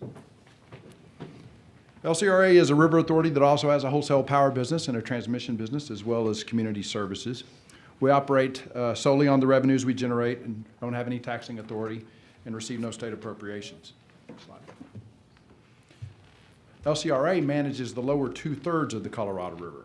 And beginning in the 1930s, LCRA built the 6 dams that create the 6 Highland Lakes just northwest of Austin. Out of those 6 Highland Lakes, Lakes Buchanan and Travis are our only 2 water supply reservoirs in our linear system. And only Lake Travis has dedicated flood storage. Slide. This is a graphic showing the large area that represents our watershed. It's 14,700 square miles of drainage that's mostly semi-arid that goes out into the hill country and up towards San Angelo out north and west of Austin. Slide, please. You've heard a lot of talk about Flash Flood Alley, and this is a great graphic to represent what we're talking about in terms of the dynamic that we have. It's important to understand that in the hill country, it's called the hill country for a reason. And in the hills between Buchanan Dam and Austin, the elevation drops about 600 feet in 116 miles. It's 3 times the drop from Buchanan to Austin as it is from Austin to the coast. And we know that water gains momentum as it goes downhill, which is ideal for generating hydropower, but it also results in rapidly developing flood events. And so when you think about combining the steep terrains that we have in the hill country with these thin rocky soils that we've got, and throw in a significant rainfall event, you have the prime conditions for the type of flash flooding that can be severe and the type of flooding that you've seen here in the last early part of July. Slide, please. During this recent 2-week July flood event, we had simultaneous floods going on in multiple of the tributary watersheds in the main stem of Colorado. Most notably, we had flooding events in the San Saba River tributary watershed and the Llano River tributary watersheds. And that flooding on the San Saba made its way to the main stem of the Colorado, where it joined some flooding that was already taking place downstream of Brownwood, and then began to work its way down towards Buchanan Reservoir, which had quite a bit of storage in it because of the multi-year drought that we've been sustaining. Meanwhile, the flood flows on the Llano River system were passing through Lakes LBJ and Marble Falls on the way to Lake Travis. And the important thing to understand in that is these reservoirs that are between Buchanan and Travis do not have any flood storage, nor do they have any water supply storage that's permitted for them. So we refer to those reservoirs as pass-through reservoirs. They were created to generate hydropower.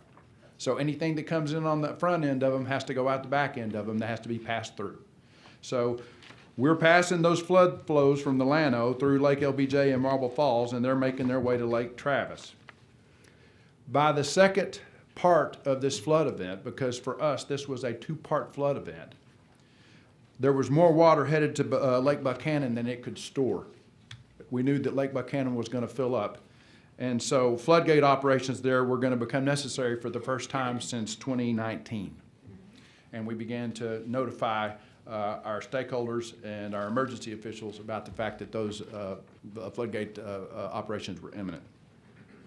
So the floodwaters from Buchanan then began to make their way downstream through Inks Lake, Lake LBJ, and Lake Marble Falls.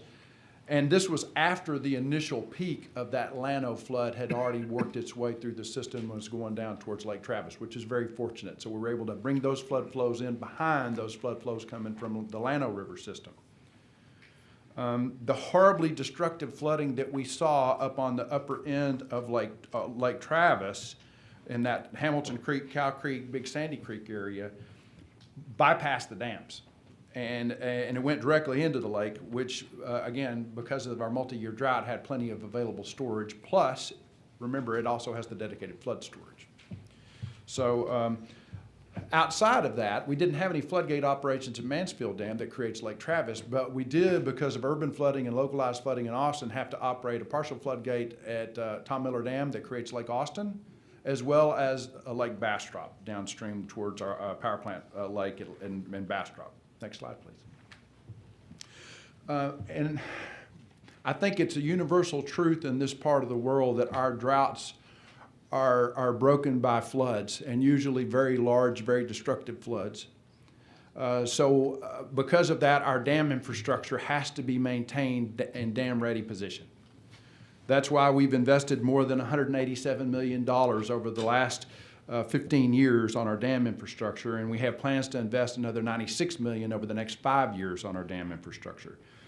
We've made significant investments also in gauging infrastructure and modeling so that we have greater visibility into the rapidly changing conditions that we have in the Colorado system.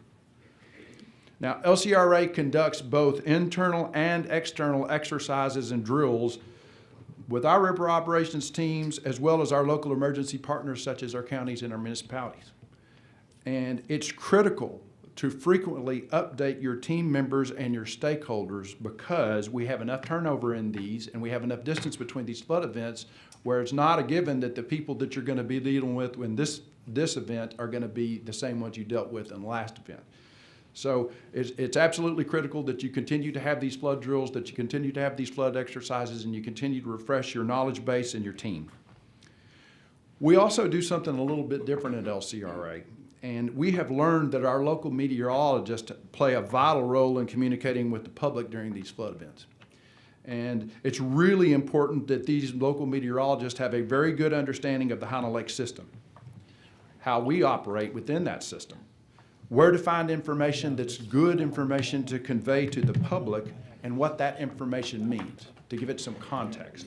So each spring we invite our local meteorologist in for a meteorologist day, where we refresh them on LCRA flood and water supply operations and our infrastructure and how it operates, as well as how to get the most up-to-date information during an event. Slide, please. So in a flood event, our engineers and our operators and our hydrologists are going to be in our River Operations Center in Austin.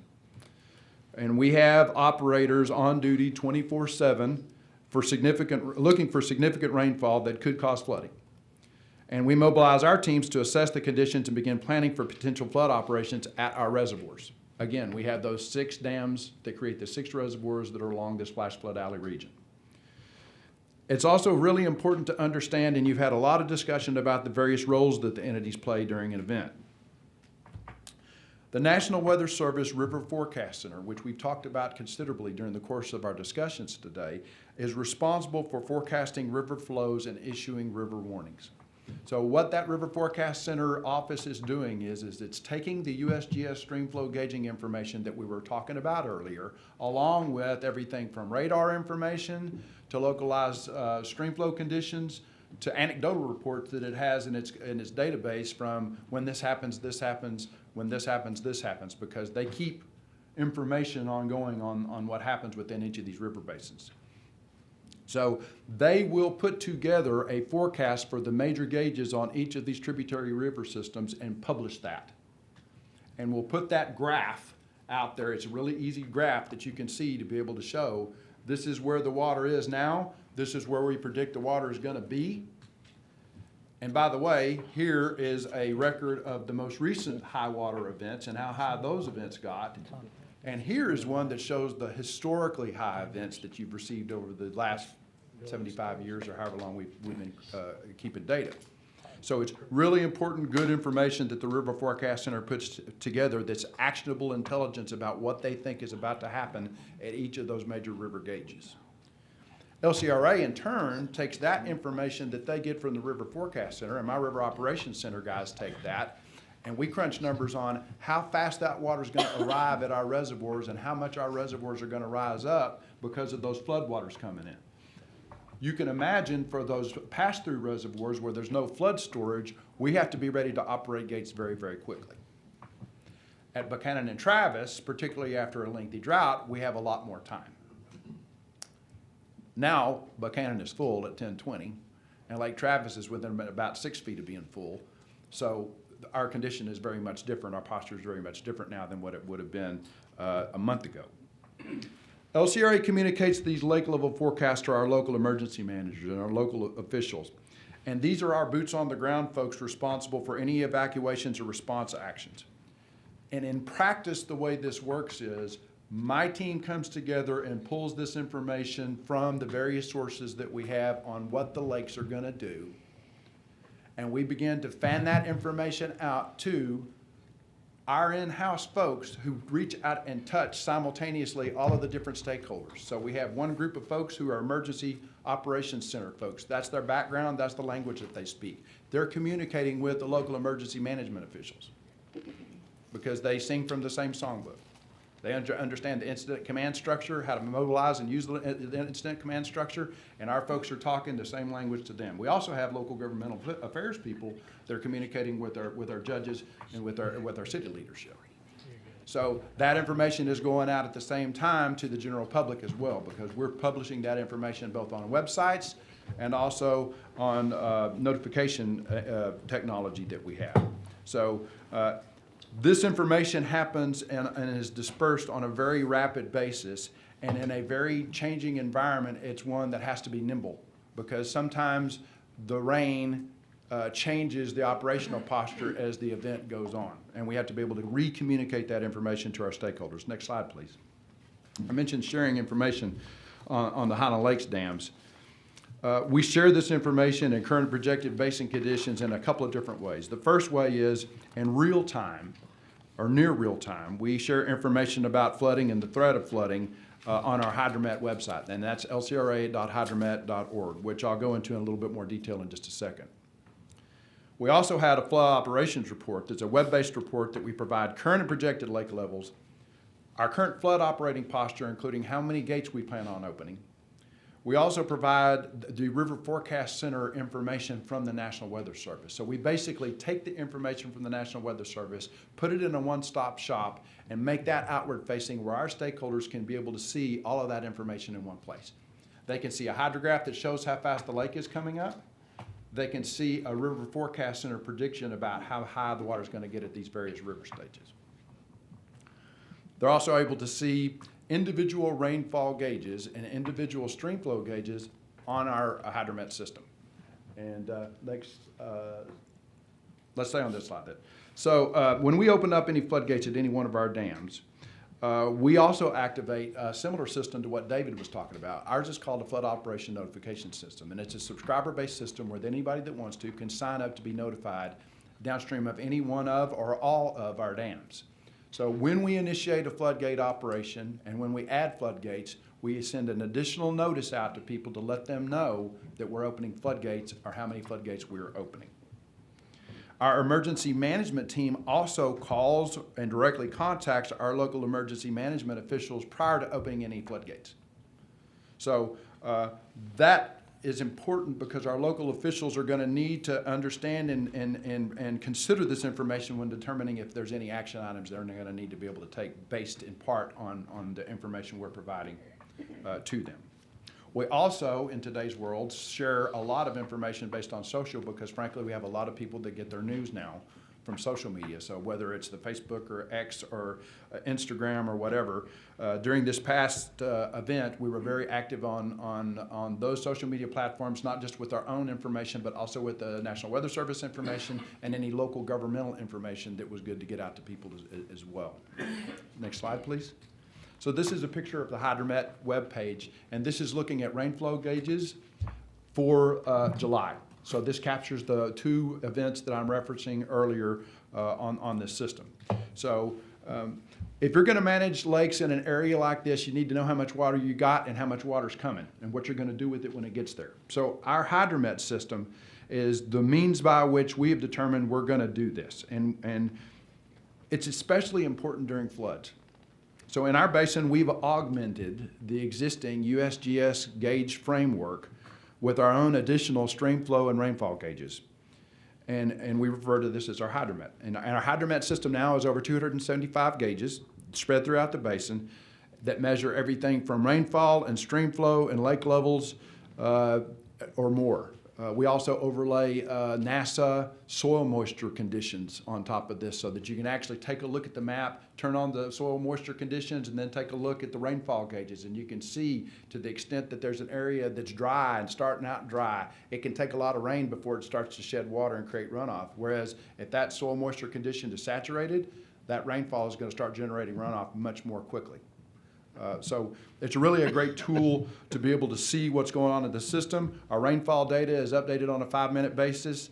Our stream flow data is updated on a 15-minute basis.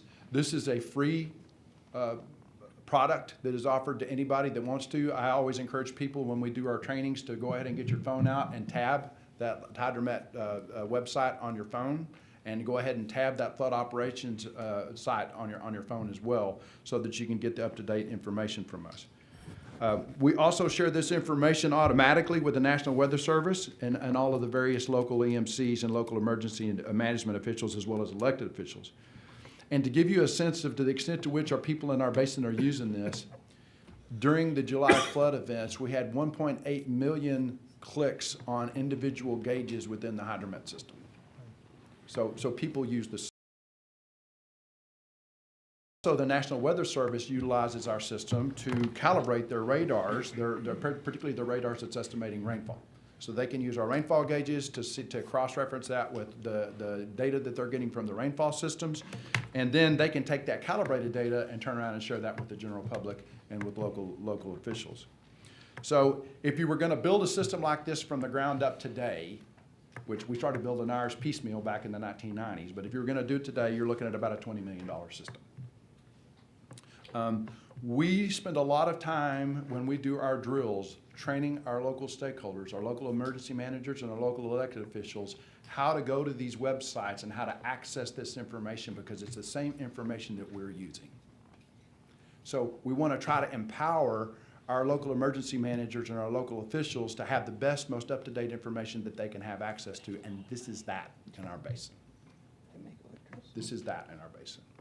So, Mr. Chairman, that's a lot of Thank you. information in a short period Very of time. comprehensive. I think if one takeaway right now is there's obviously, as David said, every river authority has a different purpose, different mission, and absolutely different budget. Senator Swertner. Yeah, thank you, Mr. Chairman. And I'll just be very blunt. We have 22 river authorities. For some reason, the upper, and I don't know the reason why, was formed, Upper Guadalupe River Authority, one county in the idyllic region of Texas. Health of the river seems to be maybe the overriding concern, even though that river authority manages the portion of the river that is probably the most fatal from an overall fatality standpoint over the years. Certainly now it is. Is it too small to do the job of protecting Texans along that river authority? Why is it carved off from the Guadalupe Blanco River Authority? And is it, they need 10 gauges, or at least more than 10 gauges. Y'all have through your net 100, how many you said in Lower Colorado?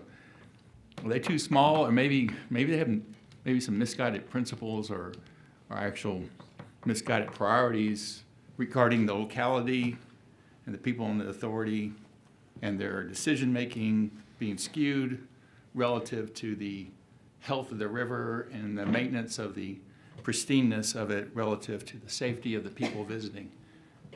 Anyone want to jump on that?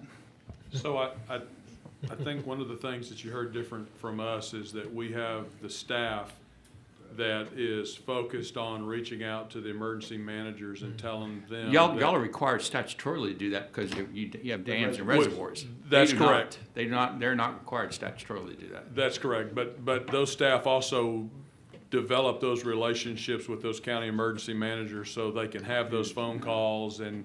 But if you don't have a big staff, I mean, you don't have a big staff, but they have, I don't know how many they have in the Upper Guadalupe, 9? No, I think she said 8, maybe. 8. So is there a certain minimum size that diffuses the prioritization and how you actually manage a relatively large river authority that has multiple obligations, not just the health of the river?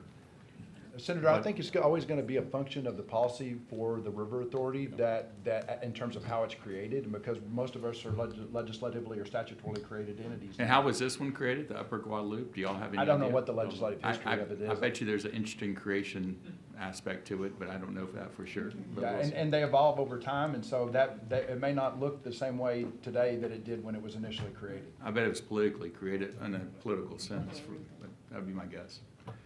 Okay, so do you don't think it's too small to do its job? If it had the right governance and structure and leadership and willpower? That's the key. If it had you don't have to have a lot of personnel, but you have to have the right personnel focused on what The your right issues priorities. are and the right priorities. Yes, sir.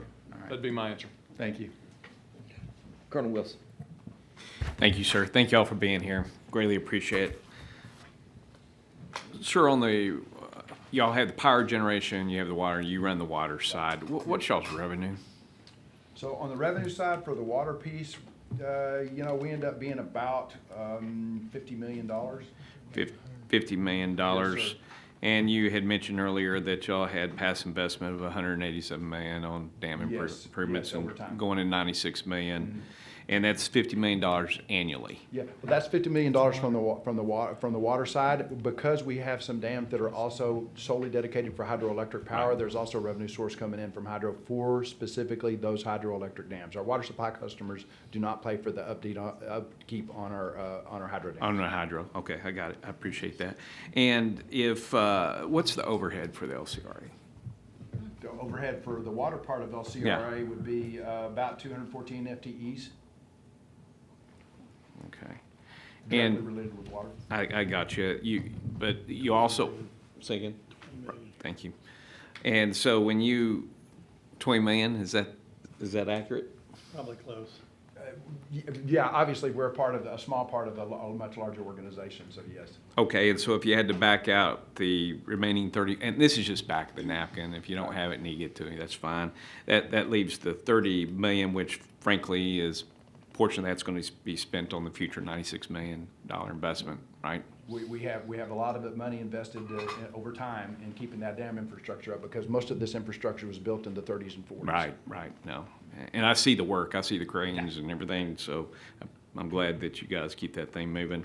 And so, can you kind of tell me what the breakout of that remaining pot of money is outside of what you're investing in the infrastructure or those dams or the improvements? Are you talking about a breakout from a budgetary standpoint? Absolutely. So at Okay, the end of the day, don't y'all invest in the community? Don't you do like Sure. firehouses and LCRA does. community senators and? LCRA does. Of course, the LCRA, the water part of LCRA in terms of our business is a very small part of the business now. It started out being the biggest part of the business, but now we're maybe 4%.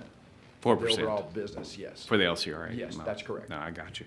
And how much would you say that y'all invest back into the community on just community projects and grants and gifts and so forth? It's a couple $1 million a year. I'll have to get you that specific. Couple $1 million a year? Yeah. And predominantly the reason why y'all do that is why? Because we invest, part of the reason why we were created was the stewardship angle, the stewardship aspects of what we do. We invest back in the communities that we serve. Yeah, and it's over and above water. Yes. It could be in community centers. yes. It could be. Yes. Right, I got you. Yes. I appreciate it. And I'm sorry, how many employees do y'all have? Total employees that we have are 2,562 FTEs. 25, and that's just the water alone or just LCRA No, that's general? 2,562 for LCRA. Total, okay. I Water got you. alone is 214. 214. And does that count your operation center, or is that shared? The operation center is both electrical and and water? That is just the water part aspects of what we do. Our emergency operations folks are a standalone office that are a part of the general LCRA overhead. I got you. I appreciate Now, that. we take up an inordinate amount of their time during times like this. And they're all amateur water folks because we take a lot of the work for them. Yeah. But they also support our other businesses. So they're involved with the winter storms. Yeah. They're involved with the hurricanes. They handle all of those. Yeah. So let me ask y'all something. Does the river authorities ever come together, say annually, quarterly, semi-annually? Yeah, we have an Okay. organization. We come together Okay. frequently. Just as you support within the communities, y'all have shared support between river authority to river authority when you see that there's requirement gaps, like emergency management notification? We do peer-to-peer communication, quite frankly. There's so much diversity within the state. We find that there's a lot of localized fine-tuning of missional activities based off where you are in the state of Texas. You know, what Southeast Texas looks like over in the Sabine looks very different than what it looks like up in Absolutely. the Panhandle than El Paso.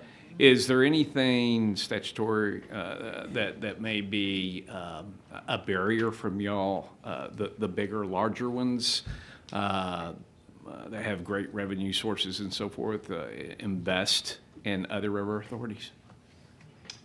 The only thing I would tell you in terms of investing in other river authorities, if you're talking financially, would just be from the perspective of your ratepayers and being answerable to your ratepayers. Yeah, absolutely. We're already socializing flood protection because there's no revenue source for flood protection. Right, absolutely. But on the water side, I got it. The ratepayers in terms of electrical, you know, in terms of pulling water, what is, I guess it's your municipalities that are pulling Leander, water. Cedar Park, Pflugerville, Austin. Pulling, that they're buying for, you know, acre feet, if you will, in Yes. terms of amount of water and so forth. Outside of investing in the communities and so forth like that, that you say that's about $2 million, what would you say, what are the other things that you use your revenue on besides the overhead, the community? Can you break that out just in large buckets for me? Well, just in terms of the water aspects of what we do, we have a whole lot on our plate with respect to developing new water supplies. Okay. I mean, that's, Yeah. for us going into the future, because of the challenge of the growth that we have within our state, everything is geared towards dealing with trying to develop new water supplies. Mm-hmm. And as far as a river authority, what does that mean? What does it look like in terms of developing more water supplies? Is that the refinement of water? Is that the existing surface water? It's looking at a variety of different sources and potential projects for developing new sources of supply to bring them to bear where you have the highest growth. And our growth is concentrated in central Texas and down in the very lower part of the basin down next to the Gulf. Does that include drilling wells? It could include drilling wells. Okay. No, I appreciate that. All right. And what experience do y'all have with FEMA? We have a lot of experience with FEMA as a customer of FEMA because we have quite a few assets down in the coastal regions, and some of the discussions we were having earlier about our hurricanes, we suffered fairly significant damages to some of our pump stations and some of our other infrastructure in the lower basin that required significant repair activities that all went through a FEMA process. Okay, so y'all, just like our counties, once there's a declaration and so forth like that, can submit their, you know, their damages. If you, and I'm sorry, I'm not using the right terminology, I know, but so y'all do the same thing. Exactly. Okay, I got you. And when you look along the river authorities, maybe not necessarily the Brazos River Authority, but the LCRA, you have significant communities that surround, that depend on those lakes and so forth for their economy. We do. Yes, sir. Okay. And there's a lot of small communities, and of course, a lot of investors, individual investors, people that has their second homes that they rent out, and it helps with the boat races when people come to town. It generates tax revenue and the hotel tax and all those sorts of things. And of course, they depend on those lakes and so forth. So let me ask you, when it comes to debris cleanup, what do y'all see as y'all's authority to be able to help with the whole range from cleaning up, helping those small communities, and then also their submissions to FEMA? Sure. So when we take a look at a basin that I mentioned earlier that's almost 15,000 square miles, and I'm just half of his, it's impossible for us to clean that pool. So we restrict ourselves with respect to looking at debris to anything that's going to impair our dams from operating the way that they're designed to operate, or any of our other associated infrastructure. For example, there's a Ferguson power plant, gas power plant that's there on Lake LBJ. Anything that would impede the intake ability for that power plant to produce what it needs, we would go in and clean that up. Anything that's in the main channel that would be a hazard to navigation down the main channel of the basically the old riverbed. Right. We would go and remove that if all possible. If not possible, we would have to mark it until we could get it removed. When it comes to things like the coves, there's no operational impact to us associated with those coves. So we would not pay for nor facilitate doing those cleanups. Now, we would go a step further and have historically gone in several, usually months later, and done a lake lowering when it's safe to do so. Sure. To allow people to bring in contractors to come in and clean those areas up. And we'd go a step further and intercede on their behalf with the U.S. Army Corps of Engineers to get permitting for the entirety of the area as basically a blanket coverage with a general type permit that as long as they stayed within a certain footprint, they had blanket authorization to be able to go in and clean those areas up. Is there anything preventing LCRA from doing that? statutorily? Not having a revenue source to do it. Statutorily? No, statutorily, there's not anything that says you can't do it. It would just be a perspective if you don't have Yeah. a revenue source. There's no operational imperative to go in and do it. So your water supply customers Yeah. would wonder why. But y'all do things to, in terms of community events, like $2 million to put back into the communities and so forth for Water's community not centers. paying $2 million. They're paying a small portion of that. But that y'all do that, right? That's what Correct. you told me earlier. So at the end of the day, when you look at small communities, is LCRA in a position to help small communities that have that issue associated, that is an economic impact to them too? After the I mean, if y'all have that expertise to be able to do that sort of thing, and realizing that these small communities, I'm not sitting here trying to put an extra task on you. I'm just asking what's preventing it. Well, after the 2018 flood event, which for us was considerably larger than this flood was, we did. That's when the Llano and the Colorado both merged. That was another 100,000 CFS on the Llano. That's right. Oh, I remember that one. Yeah, we did have an extraordinary effort that we worked together with our local communities that were in that area there, and we provided some support for them in that. Mm-hmm. But as far as in terms of supporting the cleanup, knowing that you could submit that on their behalf with FEMA, just like y'all do for your dams, that wouldn't be possible. We could be open to talking to them about whatever in terms if they need help with FEMA. Mm-hmm. I mean, that's absolutely something we can explore. Yeah. Okay, thank Colonel you. Wilson, are you about done? I'm done. Okay. Senator Bedcourt. Thank you, Mr. Chairman. Guys, this panel represents best practices, whether it's huge, hugest, or 3 people. So thank you for coming in. I just want to go over, I can remember Darrell staying south of Canyon Dam, and when you cranked up the water release, there used to be a siren. Says it's still there? When we're generating electricity, yes, when there is. When you're not generating But electricity, no.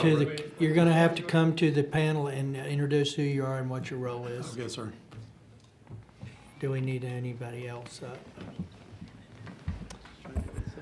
Darrell Nichols with GBRA. So when we're generating hydroelectricity and increasing that, we do sound a horn. When the Corps is releasing their flood releases, there is also an alarm system that they utilize. And that brings me, gentlemen, to, I guess, I assume that every time that you've got all the social media, you've got the emails, you've got text messages, you've got phone calls, okay, both Brazos and so do you all still crank up the sirens when you're cranking up your releases? Absolutely. At the dams. Yes, sir. And you all obviously all believe that auditory signal helps people within range, which we're going to assume is 3 miles or less.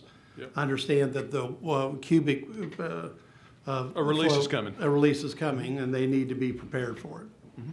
And would it be logical to assume that bringing sirens into another layer, again, we're trying to just get the last possible ounce of attention in the middle of a flash flood, having that layered on top of these alerts, okay, would be at least one last final effective strategy? Senator, I think particularly where you have a concentration of people, that's something that you could definitely explore. We have a pretty good mix within our watershed, and for example, if you look out west, going out towards, say, for example, Junction or Rock Springs along South Llano, it's a lot of ranch land. Sure. So you would really want to concentrate in areas like perhaps in the city of Junction where you have in 2018 flood event, we had some loss of life down there at a RV resort. Right. That was close to the river. So those are the types of places where you would think that type of So if you technology. combined old tech sirens with this new tech, you would not do it in rural areas. He described a long route until he got to a city on a bluff. But you could theoretically deploy that siren technology as a way to try to get through at the last moment. The studies we've read are really clear that Texans are quite intelligent because they've learned, 29% of us learned how to turn these off. And compared to only 5% of Vermonters, I'm not sure what that means, but call Bernie Sanders. And with with all of this, I also read a study that even non-digital, like old phone calls, only have about a 51%, connection rate because people aren't answering the phones and they have thrown away their old answering machines. So we really need some type of stratified layering here of every possible, ability to try to get people out of the way of a 20-foot plus wall of water. Optionality is important, and that's one of the reasons why we allow people to sign up for either a call or a text or an email or all three. Okay, now optionality to automation is my last question, okay? Now, should these type of alerts be, are any of your alerts automated or are they all manually triggered? Our alerts are manually triggered. How about Ours yours? are too. Now, having said that, you heard earlier testimony about USGS gauges. USGS gauges have The technology. thresholds that allow you That's to be right. notified, and my phone vibrates all over the place because when they start going off. Because they can report a rate of change and they've got an automatic Well, rate. you can set it to a certain point where I don't care if it comes up 2 feet, I care if it comes up 10 feet. Right, okay, got it. So now, if we're looking at a river warning system, would you be recommending automated or manual or a combination of triggering? I think it depends on what your public policy goal was and what you were willing to accept as a people. And so if you have an automatic system, there will be false calls that happen as a part of that. And if you're okay with erring on the side of caution, which I think discussion has been along those lines, then that's acceptable. The question is false negatives versus false positives, right? Well, just a system that's supposed to be triggered when something happens. And what I can tell you as somebody that operates a whole lot of gauges is that we have so many gauges because of a need of redundancy. Yep. Because gauges are in harm's way, and when we have these events, gauges get taken out. Sure. And gauges fail, and technology fails. And so you have to have a redundancy within your system, backups to your backups. Right. As a control systems guy, we always had dual redundancy on every major So if you're flagging off instrumentation. an individual gauge, understand that there are gonna be times when that gauge either says Fails. it's happening when it's not happening, or it's big enough to where it Misreports. takes it Yeah. starts reporting and then it stops because we had Right. Hamilton Creek gauge is a great example of that, where we had a gauge location that was vulnerable and it was taken completely out. David? Same thing. I would feel comfortable with an automated early response, but verified by manual. And the last question would be, if we had such a system, we would need automated communication because we can't even rely on 5G. We'd have to have some type of Starlink That's right. or some other communication system. Again, redundancy is probably called for, where if you were wanting to make sure that it would come through, it'd be some combination of that. Right, so that would have to be the basis for any report or any type of, flood warning system, correct? Yes, sir. Correct. Thank you. Representative Louderback. Thank you, Mr. Chairman. Gentlemen, thank you all for coming to the panel today. Mr. Hoffman, this may not be in your area of expertise, but is LCRA one of the 54 different public safety radio providers here in the state? It is not my area of expertise, but we do provide radio. Okay, Yes, we do. systems? Yeah, but I have no expertise in terms of how the radio system works or any of that. All right, well, thank you. Yes. Senator Campbell. Thank you, Mr. Chairman. Mr. Hoffman, how does the hydromet system differ from USGS system? It actually shares gauges with USGS. We are outward facing with USGS gauges along with our own gauges. So where we've augmented the USGS gauge system with additional, for example, like rainfall gauges, Yes. we show that to the public along with the USGS gauges. So Okay. we basically created an interface where the one-stop shop where the public can come and see all that. Thank you very much. Thank you, Mr. Chairman. Representative Bonham. And along those same lines, I am intrigued by the hydromet system. It seems to be serving you well. In understanding the river authorities are very different and have different resources available to them.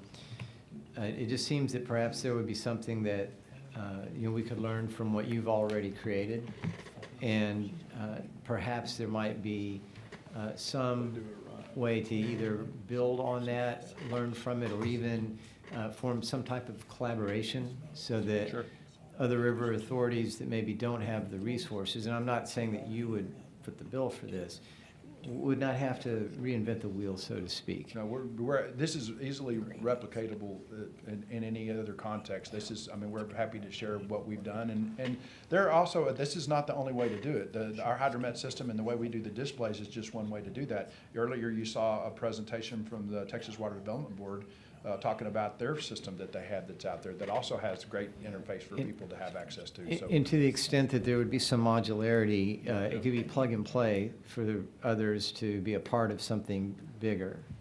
part of what we've done with the USGS system in particular is I will say that the USGS system is difficult to navigate. And it's hard to be able to find your way around within the USGS system. And so what we tried to do was make that system a little bit more accessible to the general public and to our local emergency officials so that they can navigate that system a little bit more easily and have access to that system more easily. So that seems to be one of the keys, is that the local, those in charge of a local emergency response have access to the critical data that they need. So Yeah, we're not trying to step into their shoes. We're trying to facilitate it and to participate with them as a partner to basically make sure that they got what they need to have to be able to make good decisions. Yeah, precisely. So we don't need to belabor that now, but this may be a good resource for us to come back to. Thank you. All right, members, I don't see anybody else wanting to harass you, to ask you guys questions. Y'all have been a great resource. Again, the disparity of size and responsibilities, but to the point made earlier, you just got to know what your mission is, no matter how big you are. So appreciate you guys being here. Thank you. Thank you for saying. All right, members, we're down to our fifth and final panel. It's going to center around communications, connectivity. During the emergency, I'm calling up Stephen Sample with Bexar County, Thomas Gilbert with Brazos Valley Council of Governments, and Kelly Adley with AT&T FirstNet. Thank you guys for hanging in there tonight. Yes, sir. Let's just start with the first one that sits down. See which ones that's going to be. That's what I was doing. Y'all are listening. I'm impressed. Yes, sir.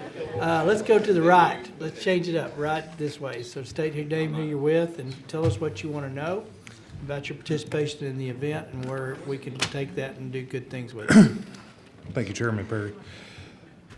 Chairman, members, my name is Stephen Sample. For the past 30 years, I've served as a firefighter, paramedic, and police officer. Today, I oversee the operations of public safety communications for Bexar County. I'm here to speak about the response to Central Texas floods for July of 2025. In my public safety career, I've responded to numerous incidents, both natural and man-made. In the after-action reports of these incidents, communications have always ranked as a top problem to correct or improve. This incident is no different. In our response to Kerr, Kendall, and Comal counties, we've witnessed numerous agencies coming together to assist in the rescue and recovery efforts. The responders consist of local, state, and federal assets, as well as NGOs and volunteer organizations. Each one of these operators had different communications equipment and different capabilities. Kerr, Kendall, and Comal counties are in the heart of the hill country. The topography makes these areas prone to flash flooding and contributes to communication challenges. Radio signals can act like light beams and have limited reach around river bends, over peaks, through valleys. Each frequency spectrum has its own unique behavior in this terrain. Some of the radios used in this incident had supplemented signals through LTE, Wi-Fi, and from Starlink connections. Complete coverage across this affected area was still not possible. So Colonel Martin referenced his radio. He's got a brand new radio on his hip. Some of his troopers do, not all of them, but that particular radio that he had is one of these that has the enhanced capability of LTE and Wi-Fi, and then we ended up adding Starlink into it as well. Another challenge is disparate radio systems and frequencies. Some agencies operate on VHF, while others operate on a 700 and 800 megahertz network. First responders must have multi-band radios to effectively communicate with these entities. Many of the volunteer and outside agencies do not have multi-band radios and must rely on patching or loaned equipment to facilitate comms.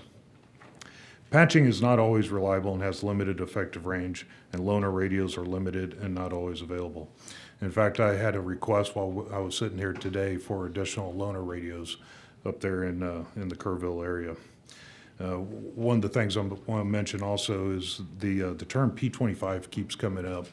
And while P25 is a standard for public safety communications, it does not guarantee instant access to a radio network. Just because you have a P25 radio doesn't mean you can wander into a P25 radio system and be able to talk immediately. As communication coordinators, we identified the lowest common denominator at the incident and found solutions to bring these responders together. This was challenging as some users had incorrect programming, outdated equipment, and minimal knowledge of how to effectively operate their radio. To overcome some of the deficiencies, we deployed supplemental communication platforms, for example, towers, repeaters, and communication trailers, along with caches of portable radios. The coordination and deployment of this equipment is intensive and not instantaneous. Considerable time was required to transport, program, issue, and implement these assets. All of this is occurring while still supporting operations. So Chief Kidd touched on this. He talked about how it's typically within the third work schedule of where you're really starting to get into the communications really starting to be solved, and that's the third operational period. That's kind of where we were. These challenges are not limited or new to the Texas Hill Country. Across the state, multiple jurisdictions have opted to build and control their own radio system instead of joining wide area networks. Luckily, these 3 counties are part of larger systems. Some responders had an easier time communicating, but many other responders from localized systems did not have that ability. They lacked common programming or access to the radio network. The Statewide Interoperability Coordinator, or the SWIC, has worked with agencies across the state to recognize the importance of joining wide area radio systems and utilizing multiband radios. There is an effort to require all future grant-funded equipment to have the correct software features and frequency capabilities. Interoperability is a difficult challenge, and without communication, we are not effective in our job, nor are we effective to the ones we serve. So, one of the statements I made in here about the multiple jurisdictions across the state opting to build and control their own systems. Once again, Chief Kidd touched on that. And there's just under 60 independent radio systems across the state. And each one of those brings its own challenge. I mentioned before, just because you have a P25 radio doesn't mean you have instant access to that radio system. There's a lot of back-end stuff that has to occur for those radios to be able to communicate across those systems. So I appreciate y'all's interest in public safety communications. I look forward to answering any questions that y'all might have. Let's go to the next guy. Good evening. My name is Thomas Gilbert, and I serve as the radio system manager for the Brazos Valley Council of Governments. We operate a regional 700 megahertz public safety radio system in partnership with Harris County and the Texas Wide Area Radio Network, or TexWARN. I come before you today with over 28 years' experience in public safety communications and 23 years as a firefighter. My career has given me firsthand insight in frontline emergency response, providing a unique perspective on how communication systems support or sometimes hinder those responding to emergencies. I also hold state credentials as an All Hazards Communications Unit Leader, or COM-L, and Communications Technician, or COM-T, having been trained in accordance with the Federal Emergency Management Agency's standards. In Texas, this training is coordinated by the Statewide Interoperability Coordinator.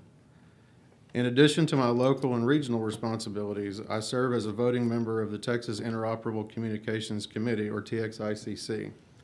I contribute to several working groups, including those updating the State Communications Interoperability Channel Plan, developing best practices for secure and interoperable communications, and integrating broadband devices into traditional radio networks. Unfortunately, despite our best efforts, lack of funding remains a major challenge to implementing these plans in a timely manner. I'm here today to share my experience during the recent flood event in Kerrville and to offer recommendations that will strengthen emergency communications across the state. I was assigned as the communications unit leader by TDEM from July 6th to July 20th. On the evening of July 6th, I arrived in Kerrville, where I was immediately met with complaints of serious communication issues between state and local first responders. I began triaging the information to identify root causes and determine the most urgent needs. That night, I contacted key partners across several agencies and submitted a formal request for a support team.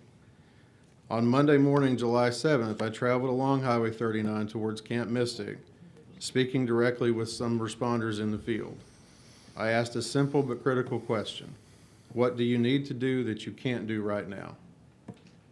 Almost all of them answered the same way. They couldn't coordinate with other agencies due to limited radio coverage or lack of access to local channels. I confirmed that Kerr County was operating on the Greater Austin-Travis Regional Radio System, or GATORS, but coverage in the Upper River area was limited. Although the LCRA system had better coverage in some locations, the majority of operations involved Kerr County responders.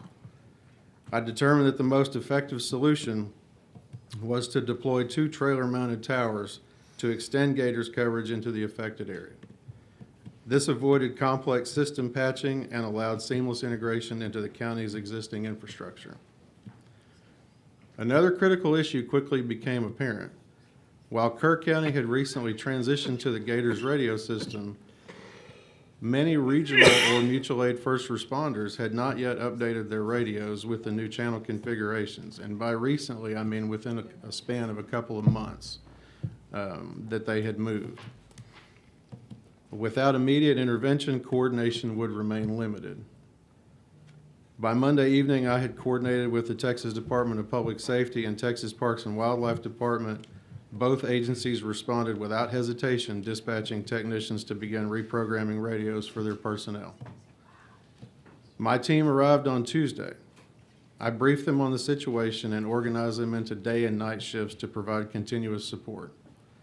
Our night shift worked side by side with Parks and Wildlife technicians to reprogram over 100 radios in a single night, dramatically improving field communications capacity. By Wednesday afternoon, both trailer-mounted towers had arrived, and by that evening they were operational, one placed at Camp Mystic, the other in Hunt. Initial testing confirmed that radio coverage in the Upper River area had improved significantly. One challenge I anticipated from the outset was the presence of responders with radios incompatible with our communications plan. Many agencies purchase equipment tailored solely to their local systems due to budget constraints.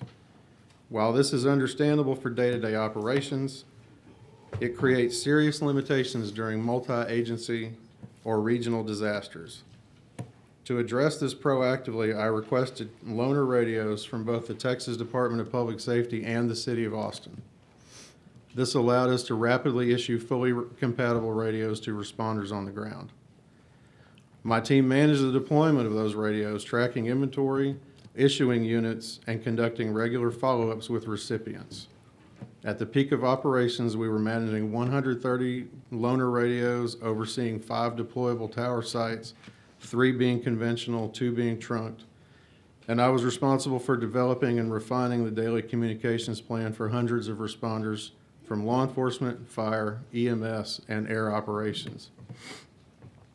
Based on this experience and others like it, I respectfully offer the following recommendations to strengthen emergency communications in Texas. Number 1, immediate operational improvements. What we need is to formally establish regional communications units composed of credentialed communications unit leaders, communications technicians, and other all-hazards communications personnel.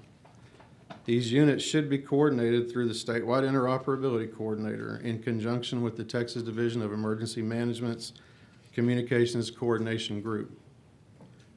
Each one of these communications units should participate in at least 2 exercises per year to ensure personnel readiness and equipment reliability. This could be funded through interlocal agreements between the Texas Division of Emergency Management and partnering agencies such as councils of governments, local jurisdictions, or state agencies that are willing to host and make their personnel available to respond. In addition to maintaining a trained team, each communications unit would be responsible for rapidly deploying and managing a full suite of mobile communications assets, such as trailer-mounted towers, loaner radios, repair hardware, and related equipment to speed up the deployment process. This includes the capacity for temporary restoration of damaged infrastructure, which is a recurring need in many large-scale disasters. For example, during my deployment to Louisiana in the aftermath of Hurricane Ida in 2021, nearly all of our work revolved around restoring communications infrastructure that had been damaged or destroyed. Number 2, policy-driven enhancements. We must enforce currently existing common channel plans, regular radio updates, and most importantly, ongoing user training across all public safety disciplines. As you heard Chief Kidd mention earlier, AARs almost always reference communications at the top, 1 or 2. But the most frequent communications challenge lies not in the equipment, but in the hands of the user. Many responders do not have good working knowledge of how or when to change channels or use key features on their radios. Police officers receive extensive firearms training and are required to regularly requalify, even though most will never fire their weapon in the line of duty. There is no such requirement for radios, which they use every day. As always, there are exceptions to the rule, but many responders do not fully understand the capabilities of their radios, how to use them, and many don't care. I strongly recommend that initial and recurring radio training be mandatory for all public safety agencies. This training should be required annually at a minimum and be tied to grant eligibility. Agencies that fail to certify recurring training should have a financial stake as incentive to complete that continuing education. This approach ensures not only accountability, but also incentivizes a culture of operational readiness. And number 3, long-term investment. We need funding support for multi-band and broadband-enabled radios and expansion of shared radio infrastructure. It is critical that the Texas Interoperable Communications Committee and the Statewide Interoperability Coordinator remain a key part of those conversations. These individuals and working groups have dedicated 2 decades to building the interoperability framework Texas has today. While funding has been extremely limited and in many cases non-existent, the expertise, relationships, and vision already exist. It is time to support and empower those who have spent their careers preparing for moments like what we faced in Kerrville. In conclusion, thank you for the opportunity to share this experience and these recommendations. I am proud to represent the dedicated professionals who work behind the scenes to ensure that our responders can communicate, coordinate, and protect the people of Texas. I welcome your questions and stand ready to support this committee's efforts to improve emergency communications statewide. Kelly. Good evening, Chairman Perry, Chairman King, members. My name is Kelly Adley, and I am the section chief within our FirstNet Response Operations Group here on behalf of AT&T and FirstNet. Prior to joining AT&T, I've spent over 25 years in law enforcement, beginning with Euless PD, Dallas Transit Police, Dallas, and Collin County District Attorney's offices. I also have the honor to serve on the Governor's Private Sector Advisory Council, represented AT&T and FirstNet. What our Hill Country communities have experienced over the past 2 weeks is devastating. We remain committed to working shoulder to shoulder to support those recovery efforts. As a section chief for the FirstNet Response Operations Group, I received my deployment activation on Friday night, left my home early Saturday morning, July 5th, and was on site in Kerrville that morning.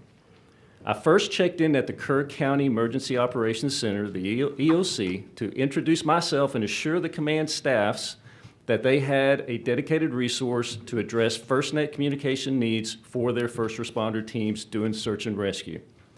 I personally remained on site for the next 10 days, responsible for coordination with the EOC and traveling in the field to support public safety in the Hill Country, directly supporting first responders operating in the disaster area of Kerrville, in Ingram, in Hunt, areas west of Hunt, and of course, Camp Mystic. On FirstNet, public safety has the priority and dedication spectrum access when it's needed and can request a variety of network assets to ensure the communication needs of first responders and public safety that are met. We received our first deployable request related to the flooding on July 4th and had an asset on scene that day to support our public safety. Overall, our FirstNet team responded to more than 20 requests from public safety for communication resources to support their response and recovery across the flood-impacted areas. In addition, within approximately 48 hours, AT&T, our network team, launched a new cell site serving Hunt, Texas. This site was built to bolster wireless coverage and capacity to accommodate the influx of volunteers, relief organizations, and visitors aiding in the response efforts. Importantly, this site also provides dedicated connectivity for public safety with Band 14 FirstNet. To give a little bit of background, Governor Abbott decided to opt the state of Texas into FirstNet in September of 2017, meaning the build-out of the network could begin and first responders in the state would have access to us, FirstNet. In addition to the network build-out, the FirstNet program has made significant investments in technologies to integrate FirstNet with traditional land mobile radios, systems, and help overcome previous interoperability challenges and siloed communications. FirstNet accomplishes this by leveraging a nationwide wireless broadband network with standardized protocols, mission-critical push-to-talk, IP-based operability gateways to facilitate effective cross-agency and cross-jurisdictional communications and information sharing. By integrating FirstNet and broadband-enabled technologies, public safety has access to enhanced communication and situational awareness capabilities. Some of this has to do with responder location, near real-time information sharing, and the ability to send and receive video, photo, and other types of data. AT&T is committed to being there for our public safety community, no matter the emergency. AT&T continues to serve as a trusted partner to Texas public safety and the emergency communications community. We continue to work closely with TDM, with DPS, and other state and local public safety partners to serve as a resource and be responsive to any public safety needs, including the ongoing recovery efforts in the Hill Country. Thank you for the Senator Thank Mendez. you, Mr. Thank Chair. you, guys. Thank you. Thank you, Mr. Chairman. I want to thank Mr. Sample for coming in from Bear County, Mr. Gilbert, and Mr. Adley. Mr.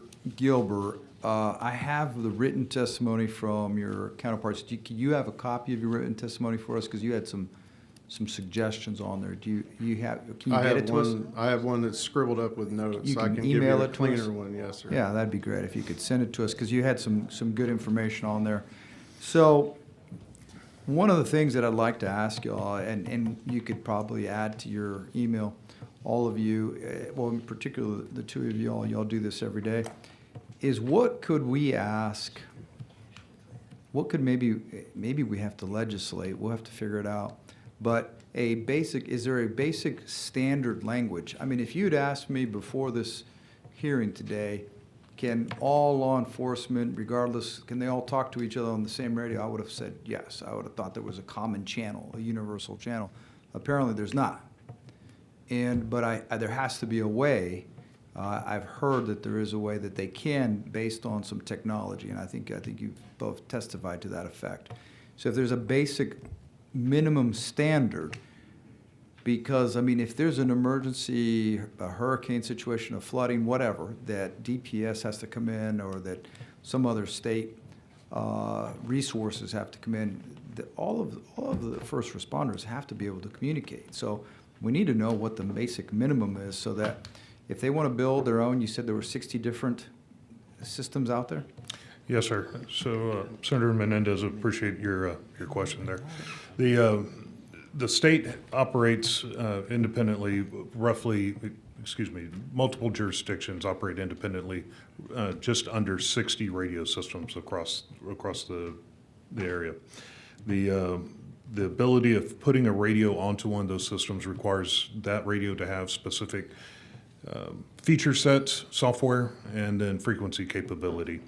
And frequencies are often dictated by the terrain of the place that the radio is going to be operated primarily. And VHF, for example, is probably the most common band used across the state of Texas. When you get out into West Texas especially, VHF propagates very well, has a very long range. It works phenomenal out there. Whereas inside the urban areas, 700 and 800 megahertz works a lot better. It allows building penetration, and it operates at half the power, so it requires more antennas. But as we start to respond in mutual aid events and we show up to different places, it's an absolute, we have to have multi-band radios. So multi-band radios with the feature set, absolutely a must. That's a base minimum. And that's what I mentioned earlier with the statewide interoperability coordinator. We had a meeting just a couple of weeks ago, as a matter of fact, talking about how, any grant funded radios in the future need to have these. In addition to that, we found that LTE and Wi-Fi supplementing these radios was huge in this specific event. The guys from Starlink stepped in, provided a number of Starlink resources for us. We programmed those into the radios, and it helped tremendously. I will tell you that in Kerr County, just like many other counties, even on a blue sky day, you will not have 100% radio coverage. It's just not there. Cellular, same thing. You're not going to have cellular phone across the entire state of Texas. Even Starlink with 7,000 satellites in low Earth orbit isn't going to provide you coverage everywhere. When we're driving down Highway 39 in the Hunt area, especially out towards Mystic, when you have heavy cloud cover, when you have heavy foliage, you don't see the satellites. So, it's one more thing.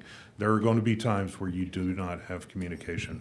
But to answer your question, a P25 multiband radio is the step in the right direction. If we can enhance that with the LTE and Wi-Fi capabilities, that helps out much more. The thing that we run into, that we see across the state, is that these radios are very expensive. And there's really not a mechanism for counties to fund these radios. Cities have the luxury of sales tax, counties don't. So when you look at your counties, especially your rural counties, they struggle with this. And there are so many things that are being placed on us that we are mandated to do. Body cams, onboard computers, mobile data, all of these things. We struggle to find the money for it. So we will see equipment get used long before or long past its actual usefulness, or even the manufacturer's support. When we were out there in the Hunt area, I visited with a number of firefighters that they're buying their radios off of eBay. They're not buying them from manufacturers. They're buying them the cheapest way that they can, because that's all they've got money for. They're doing pancake breakfast, sausage dinners, whatever they can to scrape up money to buy radios. And that's hard. It's very difficult. I actually started out as a volunteer a few years ago, and it's tough. It's very tough. Trying to keep all that stuff maintained, even after you get it. If we were to pass out radios to everyone today, tomorrow's challenge is, how do we keep that infrastructure running? How do we keep that radio running? There are some counties out to the west of us that received a whole radio system a number of years ago in a grant. They didn't have the money for maintenance. It's like buying a brand new car and never changing the oil on it and expecting it to start every single time you walk out there. It's not going to happen. Luckily, TxDOT came in and helped those guys out, and it's been successful out there, but we see that repeated time and time again across the state. There's no mechanism to fund this equipment, and it's very expensive. Thank you for your answer. It's very comprehensive. It'll help us because we need to come up with a better system. Yes, sir. Thank Senator, you, if I may. Yes, go I'd ahead. like to circle back to your original statement about a police officer being able to talk to another police officer Yep. anywhere. There are things in the United States called the National Interoperability Channels. Those channels are a combination of channels that could use a temporary repeater. So in other words, if we put a temporary tower site up with a repeater on it to create kind of a bubble of coverage, There are also direct channels, and the direct channels are range limited, right? So it's one radio talking to one radio. There's no infrastructure in place. However, those are quick and dirty ways that they can establish some sort of communications path if there's an infrastructure outage or whatever sort of challenge they're facing. But that points back to the training issue of knowing when it's appropriate to make that decision to change and how to make that change. Very good. Thank you. Thank you, Mr. Chairman. Mr. Burdell.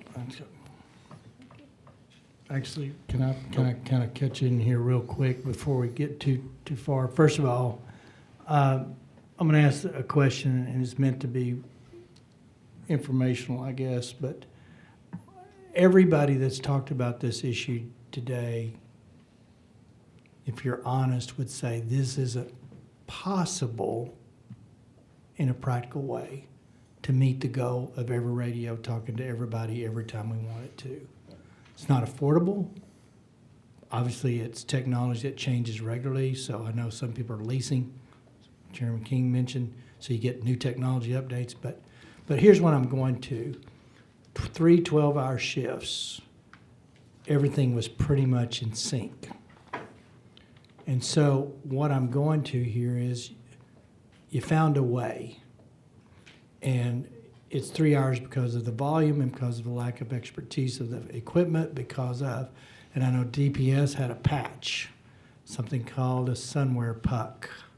I know AT&T's boosters and things were still out there working Sunday, by the way, and everybody I spoke to, there was multiple comments and compliments up and down the line. Yes. They spoke to y'all's units being game changers with respect to broadband and how it provided an IP address network that was reliable and dependable. Yes, sir. So on that front, that was a win, but we're going to go down this road. And I said it today, I've been down this road for 15 years in and out. It sounds like we're almost looking for this proverbial unicorn that doesn't exist. And because of it doesn't exist, either for affordability and other issues, we have other ways to make them work. Is that a true statement or not? It's a complicated answer. Always. Yeah. Let me back up. What is the age of, let me ask it this way. Can I buy that P25 with stripped down version today, or is everything coming off the assembly line today, for the most part, going to be Wi-Fi compatible?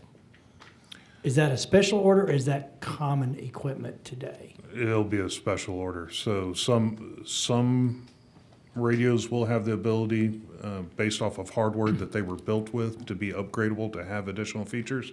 Some will not, and that's going to vary by radio model as well as manufacturer. There was another piece that was brought up by Chief Kidd, and that's culture. Culture is another big piece of all of this. And the desire to be the king of your own kingdom exists out there. And that's why you see these entities building their own radio system. And I will tell you, we're guilty of it in Bexar County. This is something that we did. I will tell you that is where my frustration stopped a few years back. Because nobody wanted to do something different, partly because good old boy network on the local level. Right. My cousin sells Motorola or whatever. And that's got to go away. Yes, sir. I'm asking for you guys to be very engaged in what possible is versus what, boy, if we had all the money in the world, it'd be great to do. Yes, sir. And I don't need that tonight. It's way too late for a very technical detail. But AT&T has a role. I'm assuming Starlink does have a role. I'm assuming you guys know how to put whatever the network looks like. I will tell you my conversation with DPS person, and it's a phenomenal asset. He indicated that if I can get good broadband, I can pretty much talk to most people. He did say that means their cell phone. So the officer's running around with his cell phone. He had connection. The game warden with a cell phone, whatever. So he was just the utility guy, right? I'm here to get it all to work, and he was making it work. So I'm just leading into this that we have already agreed we need to look into it. We need to do a holistic approach to it. We all want the best, but we can only afford, in reality, this. And I want to know if this can be made to work. And I understand the complexity of it. Whatever this is, it may not be able to be made work.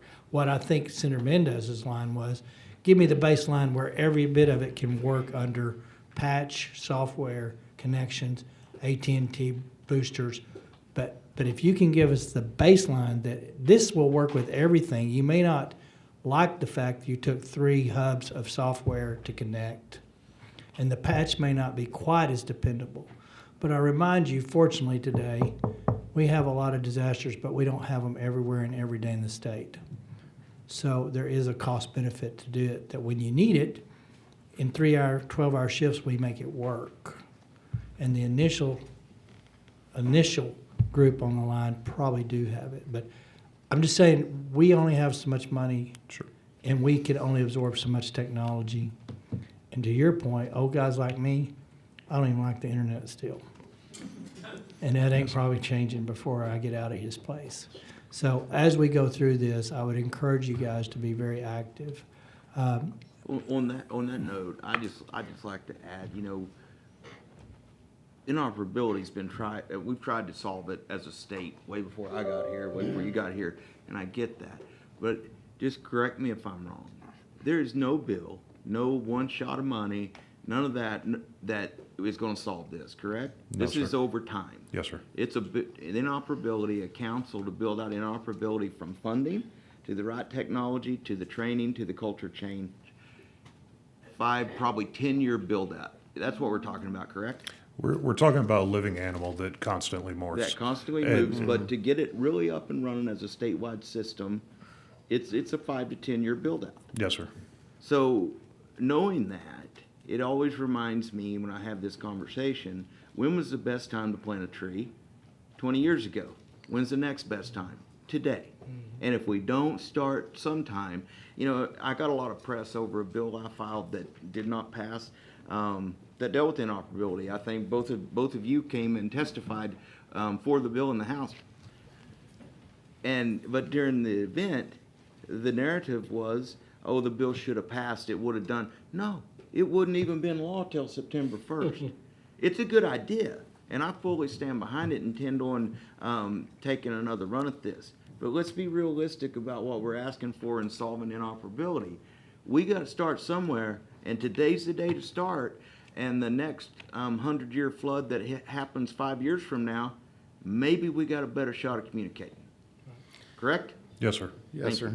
If I can throw a couple of nuggets of information out at you.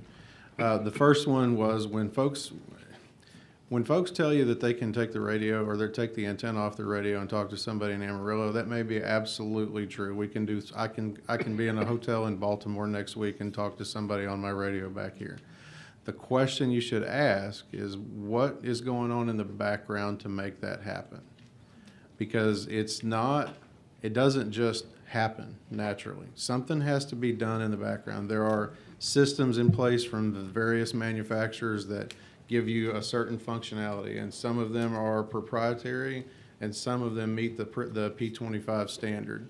There are third-party patching applications that integrate with a phone app tied to a radio that's then tied to an interface that's then tied to the internet. So the first question to ask is, what's happening in the background to make that a true statement for whatever they happen to say? The second is, we've done some very innovative things. The state, the SWIC, the Statewide Interoperability Coordinator, and in conjunction with some very large radio system owners, have done some very innovative things by using broadband to tie systems together in such a way that a phone really will access a radio system as though it was a radio. So we've done some very innovative things, and they work very well.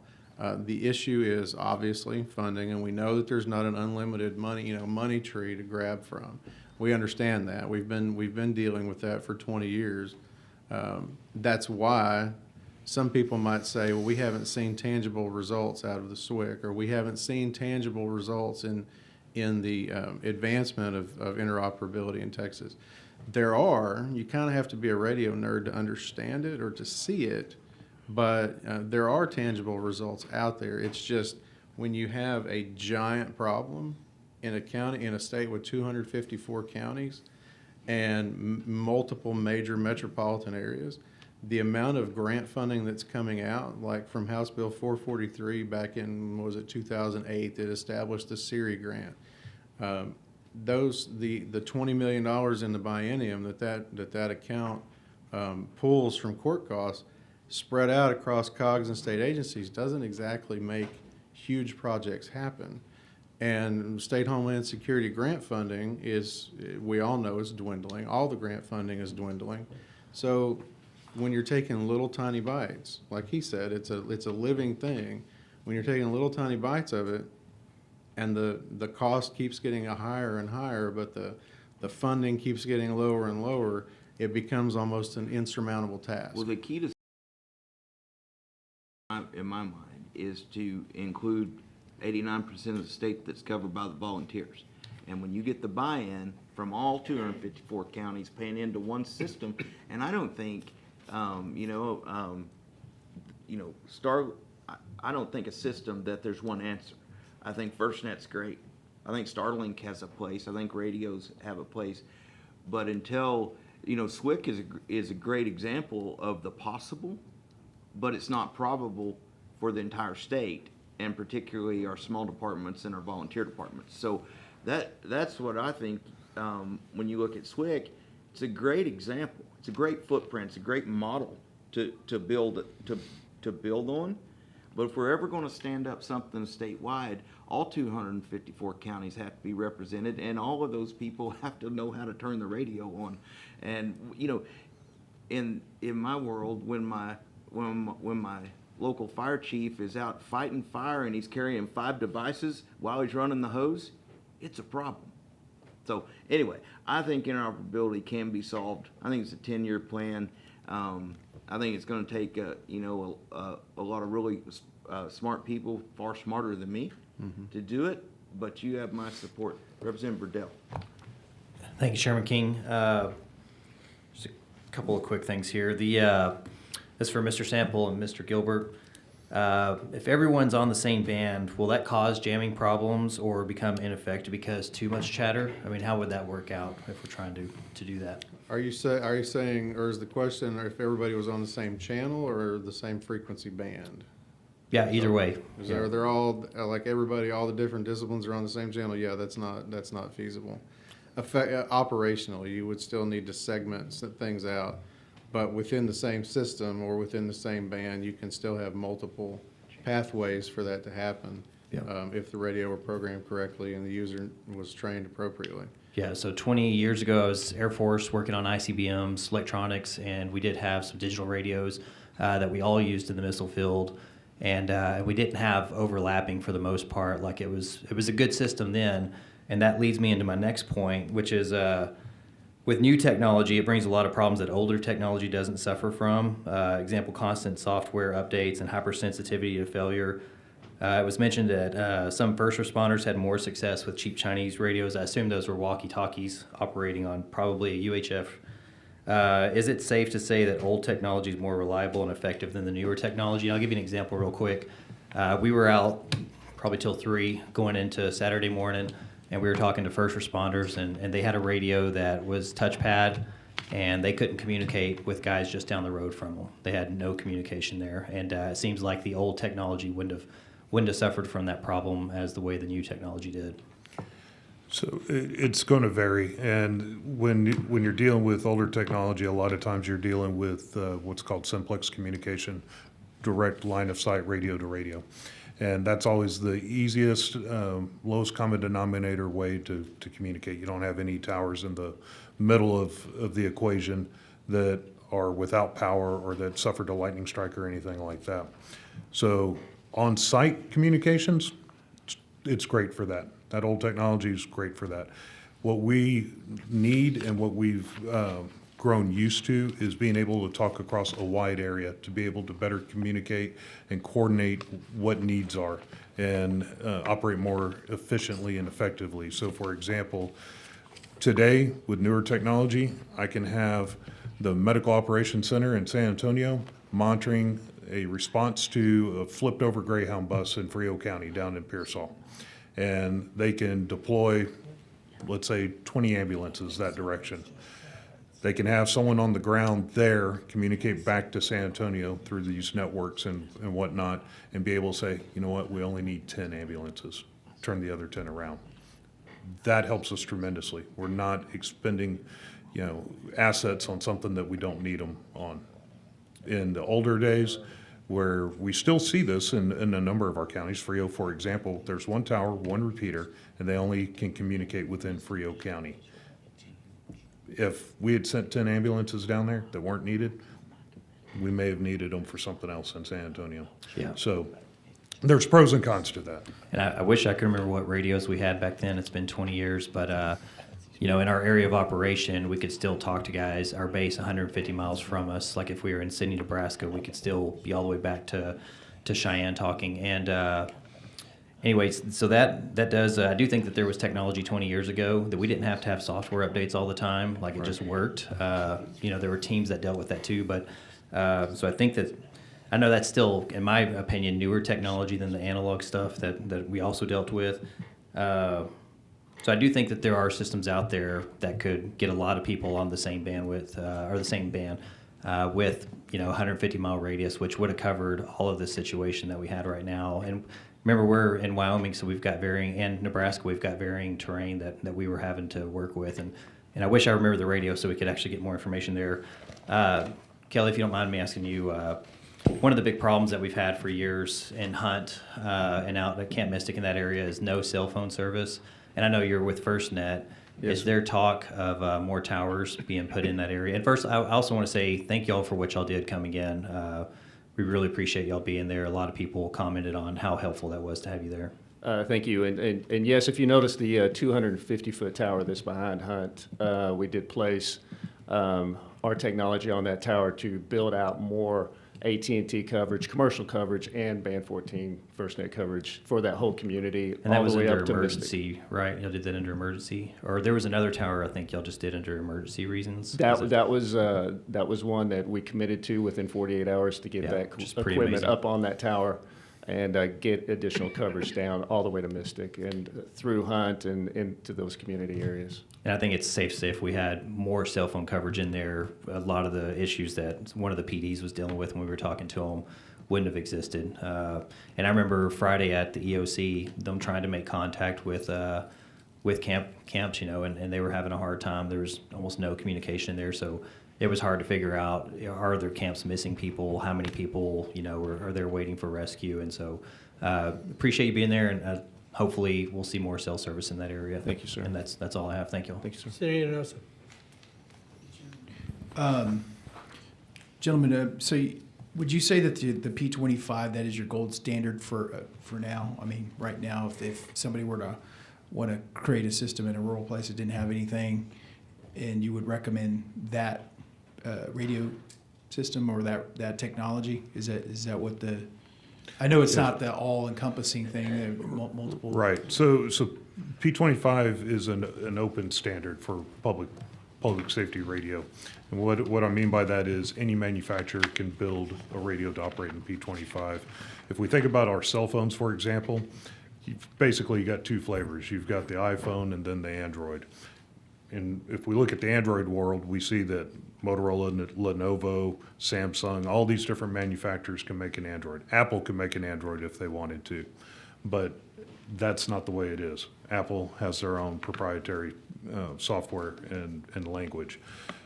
In the radio world, P25 is the gold standard. It is what is funded by both state and federal grants, and it allows for first responders not to be stuck with one manufacturer or vendor. Okay, I appreciate that. And out of your 60 or so radio systems throughout Texas, how many of them are currently on that, utilizing P25s? So I've heard numbers ranging from 52 to 54 to 60. I don't have the exact numbers in front of me. Those are the regional or P25 trunking systems in Texas. That does not, I can guarantee you that number does not include the single site, standalone, VFD repeater in wherever, a rural area that's covering paging and volunteer fire for that one area. They don't need to be connected to a radio network. They don't need to be part of a larger system. They just need to get their calls. And matter of fact, I believe Hunt Volunteer Fire Department, it was either Hunt or Ingram, actually has their own standalone VHF repeater out there to kind of just be able to coordinate amongst themselves. But the P25 standard, like Steve was saying, you build a radio to that standard, right? It meets the standard. There used to be proprietary systems out. Several manufacturers made proprietary systems that you had to buy their radio to be on their system. P25 addressed that issue by creating a open standard and then allowing manufacturers to build to that standard and get certified. So if what I'm hearing, the 50 to 60, not holding you to however many number of radio systems are out there, aside from the rules that you said, may not be part of that. They all then already have that technology, so then what is missing is the physical radio? Is that what the problem is? So it's a combination of users not having the radio with the proper frequency or capabilities to operate on those systems. It's the lack of connectivity between those systems to other networks to be able to provide wide area coverage. And it's also the programming to join that system. So anytime, let's say I'm going to travel over to Houston. For my radio to work in Houston, I have to have the proper programming in my radio for the Houston radio system or the Harris County radio system. And in addition to that, each radio has its own unique ID, kind of like a phone number, and that would have to be registered and authorized and turned on the system before the radio would ever work. Okay, I can understand. I'm starting to understand the real problem, but I guess where I was going with this is just, and I keep hearing it's a lot of money, a ton of money and all that. Well, what are we talking about if we were to standardize across Texas a system that, everybody could join? What's that number? So it depends on the scope of the project. I remember years and years ago, it had to be 2007, there was a study that was commissioned at the request of Governor Perry and the Sheriff's Association to find out how much it would cost to build a statewide radio system. Mm-hmm. And the number back then was somewhere in the neighborhood of $800 million. Of course, it's 20 years ago, so $800 million is not $800 million anymore. But one thing to keep in mind when, as you talk about the challenges that are faced, all these these agencies built their own radio systems. Some joined, right? The system that we manage is an extension of the Harris County, Texhorn system. So we expanded their system by partnering with them. As you go up into East Texas, that footprint has expanded by those other counties and cities partnering with Harris County. As you go down towards the coast, towards Galveston, it's the same story. They're partnering with a larger system to increase the footprint of the system. So what he's saying about having to program the radio to the new system, or the foreign system, if you want to call it that, is absolutely correct. And so that's part of the issue when you have these large regional, and part of the reason that we were issuing out so many radios in Kerrville, because we had a tremendous number of TIFMAS resources there. Some of them were doing 911 backfill in the fire stations to cover calls for the local departments. Some of them were EMS services that were covering either force protection or local 911 calls. But they came from a long way. I mean, I saw departments from Coppell, from Amarillo, Lubbock, just a long way away. So the odds that they're going to have their radio programmed to a system way down here is minimal at best, unless somebody up there had the foresight to say, hey, let me get this radio program before I send you out the door, and get the programming information from the local, system here. So those types of things are operational, and those could be done.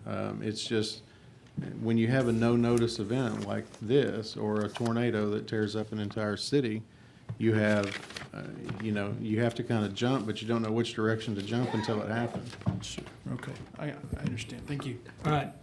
Mr. Louderback. Thank you, Mr. Chairman.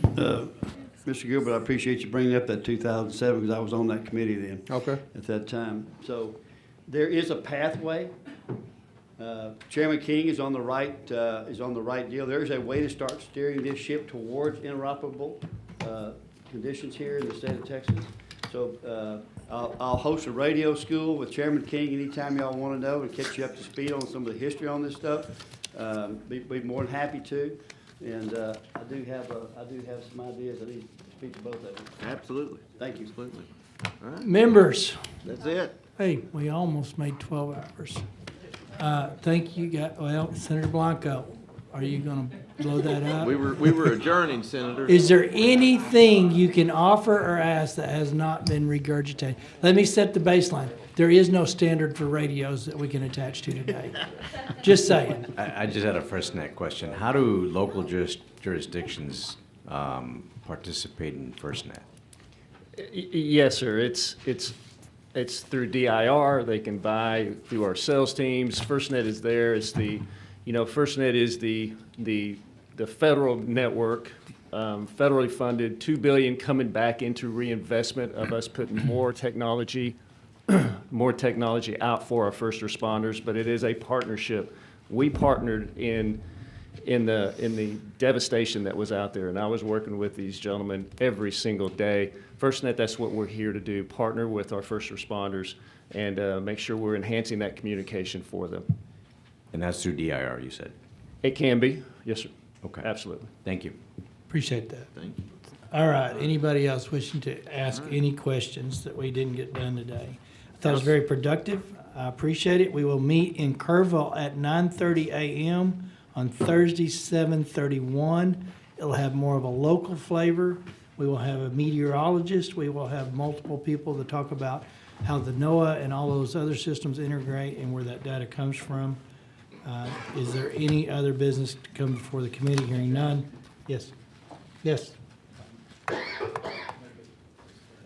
Turn mine.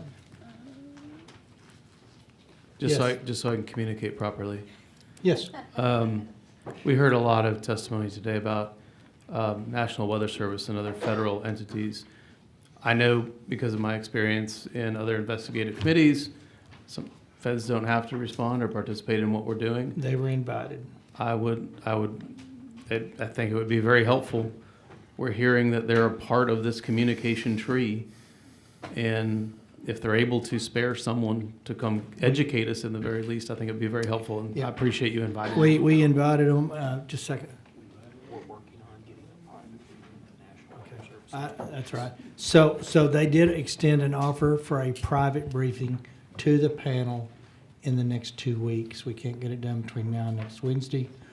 We are going to take them up on it. We just don't have to be determined yet while we're still down here, and we'll make that available here.